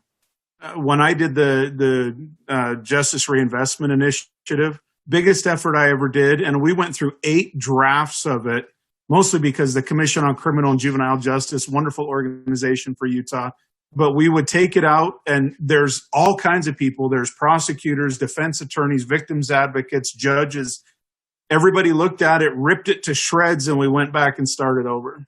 And then we'd bring out another improved version, and then we would rip it to shreds and then start over. You have to have a mindset when you deal with legislation. And Carl brought it up. You got to look at it from different perspectives. And I'll give you just one. Body cameras. There's some legislation being talked about in relationship to body cameras. And it makes a ton of sense. But then you have to nuance it, because you go back to if footage is being taken, and it was just said, if you have a no-knock and you break in and something really weird's going on in there, do I really want that footage public? And some people have done some really weird things with crime scene videos and things like that. There was a group in California that was, for whatever reason, they took all these crime scene videos from like really horrific murders and car accidents, and we're posting them online. And what if you have little children that are victims? This is why it's so important from people from all different backgrounds to be willing to come in, get involved, get in the game, because we have to have the perspective of people in the minority community, people of color, men, women, older people, younger people, people that go to college, people that are in law enforcement. If we don't look at it from all the different directions, you're going to get a biased result. And people need to be passionate about being involved, getting in the game, and voicing their concerns when they have them, and being really passionate about sticking in there until they do see things get modified and changed. And I've seen wonderful changes made to lots of legislation because people came in and said, yeah, but did you ever consider or are you aware of? And we need everybody. Just be tough, be thick-skinned, stick in there with us and help us make things go right. So thanks, Representative. And I think we're going to do like a very quick lightning round this last question to make sure we give as much time as we can for the Q&A portion. Just quickly, and this could be like a general category or a specific bill, but what reform measures do you believe are the most important going into this 2021 session? Representative. Mental health, hands down. We didn't have it before. Again, going back to data, in the last 2 years, we now know that some 70% of the people that are incarcerated in Utah jails have a dual diagnosis, mental health, substance abuse. And if we don't start doing a good job of helping people that suffer from mental illness, we are going to victimize a lot of people and hurt a lot of families. Mental health is critical. Have to get good at it. Cool, thank you. Carl. So ending qualified immunity, holding people accountable, like accountability is so critical. Again, being a police officer is a job. It's not like me where I'm born like this. You know, it's like we need to hold our police officers to the highest standard because of like what's been said before, is they have a toolbox and they are trained with weapons or firearms and with sending people to jail. You know, it's like that's what they know, that's what they do. And so we really got to hold people accountable. We've seen like so many murders, and I'm straight up calling them murders because I don't know what else to call them. Life is so important, which is interesting because we have these people who are saying all lives matter, yet they don't really believe all lives matter. They only believe that certain lives matter, because I believe that all lives really do matter. And you know, and why are we like using military force for someone for a drug offense, you know, or why are we shooting, like why was Lyndon Cameron shot, this 13-year-old autistic boy? Why was he shot in the back? You know, why was he shot? You know, why do we have people getting shot? Why was Bernardo shot over 20, 30 times, you know, running away? It's like, we really got to hold people accountable, because if they're not, then it'll continue on. And our culture it's already screwed up enough. But that's the first thing, is we really got to change. We got to hold people accountable, because it's unrespectable. We can't respect anything. We can't respect any kind of a system that doesn't have any accountability. Well, thanks, Carl. So accountability, transparency, mental health, Molly, or Senator Iwamoto? I agree. Mental health and the whole issues of including the communities of color, and just what we've seen federally and here lately.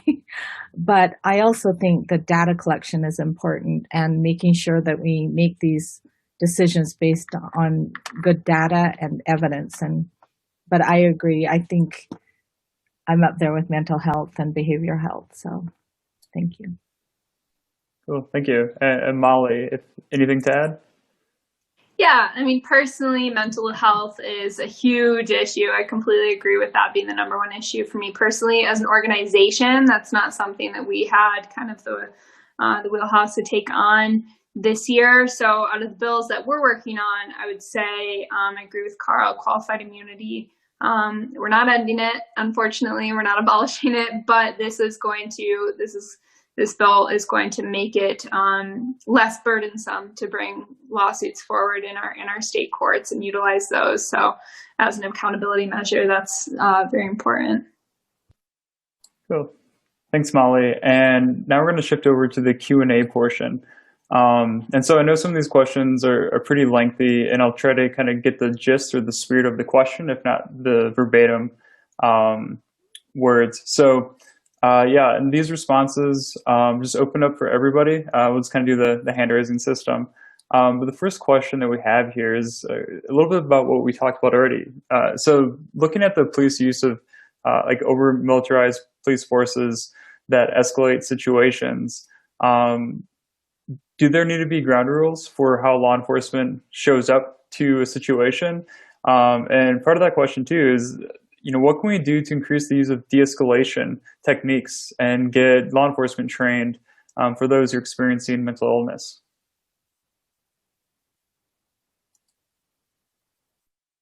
Sorry, Molly.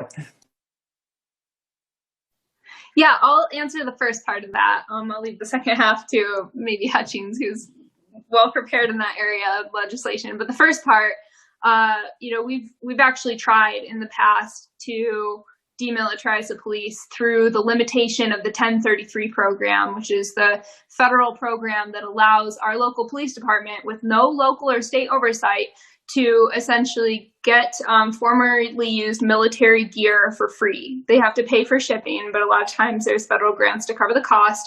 And so they're getting all sorts of weapons and vehicles and armored vehicles, grenade launchers, things of that nature.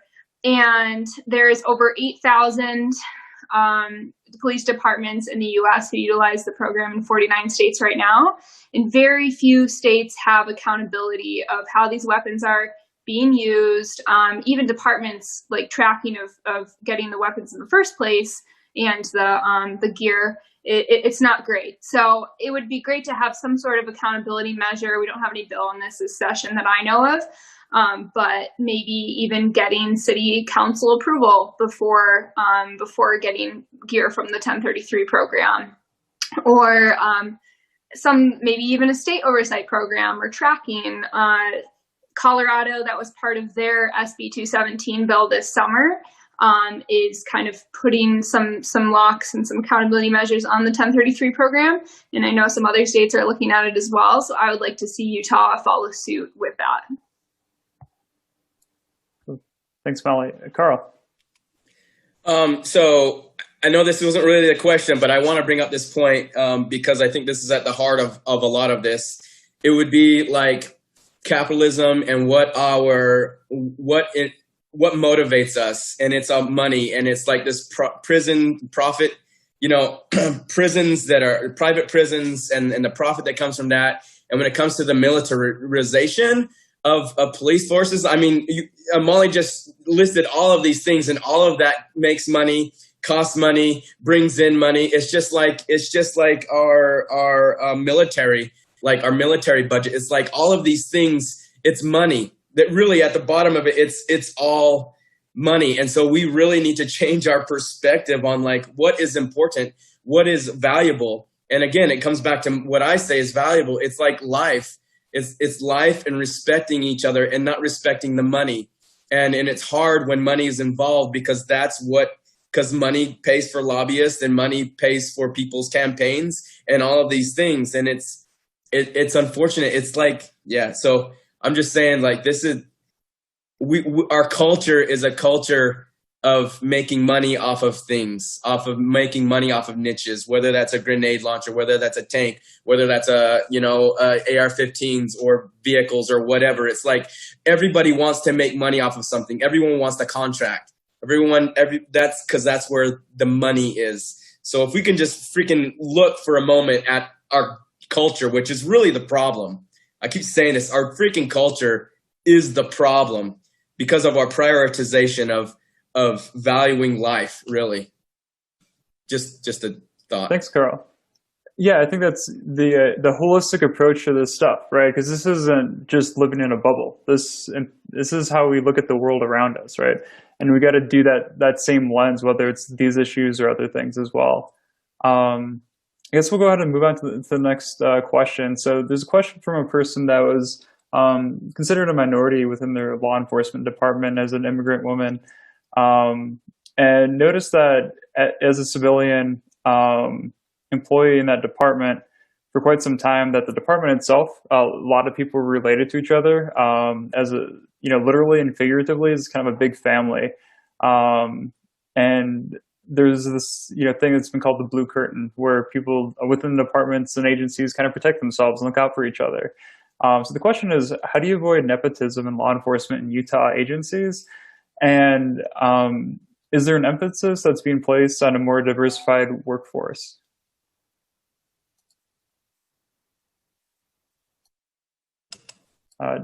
Yeah, Carl?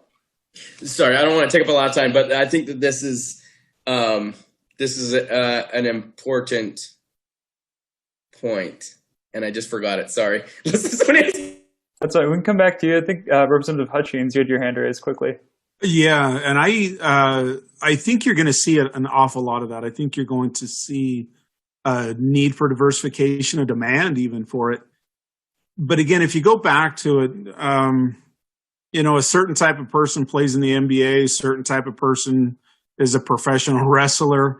And for a long time, a certain type of person was law enforcement. You just had to have that type of kind of a mindset and a way of looking at the world, because it really was a very narrow, this is what we do.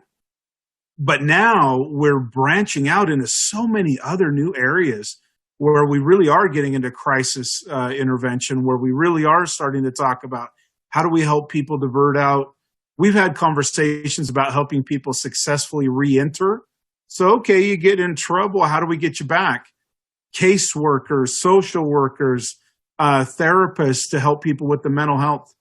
And I'll just throw out a thought for you. We ran into an interesting thing that occurred when we were talking about mental health that we could get a lot of help from, but it's one of these tangential ones. People that need it, we're struggling now for the first time ever as a legislator. About a year ago at a meeting with Salt Lake County, I heard the statement that we have plenty of money, but we can't find a therapist to hire. And it's because the mindset has shifted. The challenges have shifted. The emphasis has shifted. But you guys, as we branch out and better understand the demand in that area that population needs, we do not currently have the resources. There are not enough qualified, trained people coming out of college to handle the demand that we need the help with. And it doesn't seem like a law enforcement conversation, but we need really good social workers and mental health therapists. And we need the colleges and higher ed to help us as fast as they can to be able to help that population get educated and into the community. Good. Thanks, Representative. And then we'll go to Carl, get back to your thought, and then jump over to Senator Iwamoto. All right, I remember it now. So I feel like I do a lot of apologetics for like the things that I stand for. And so one of the things that is said a lot is there are no good cops in a racist system. That's one. And then I want to kind of say something about that is, if there are good police officers, why are there bad police officers? And really think about it, because this is going to the question. If there are good police officers, why are there bad police officers? Why? Okay.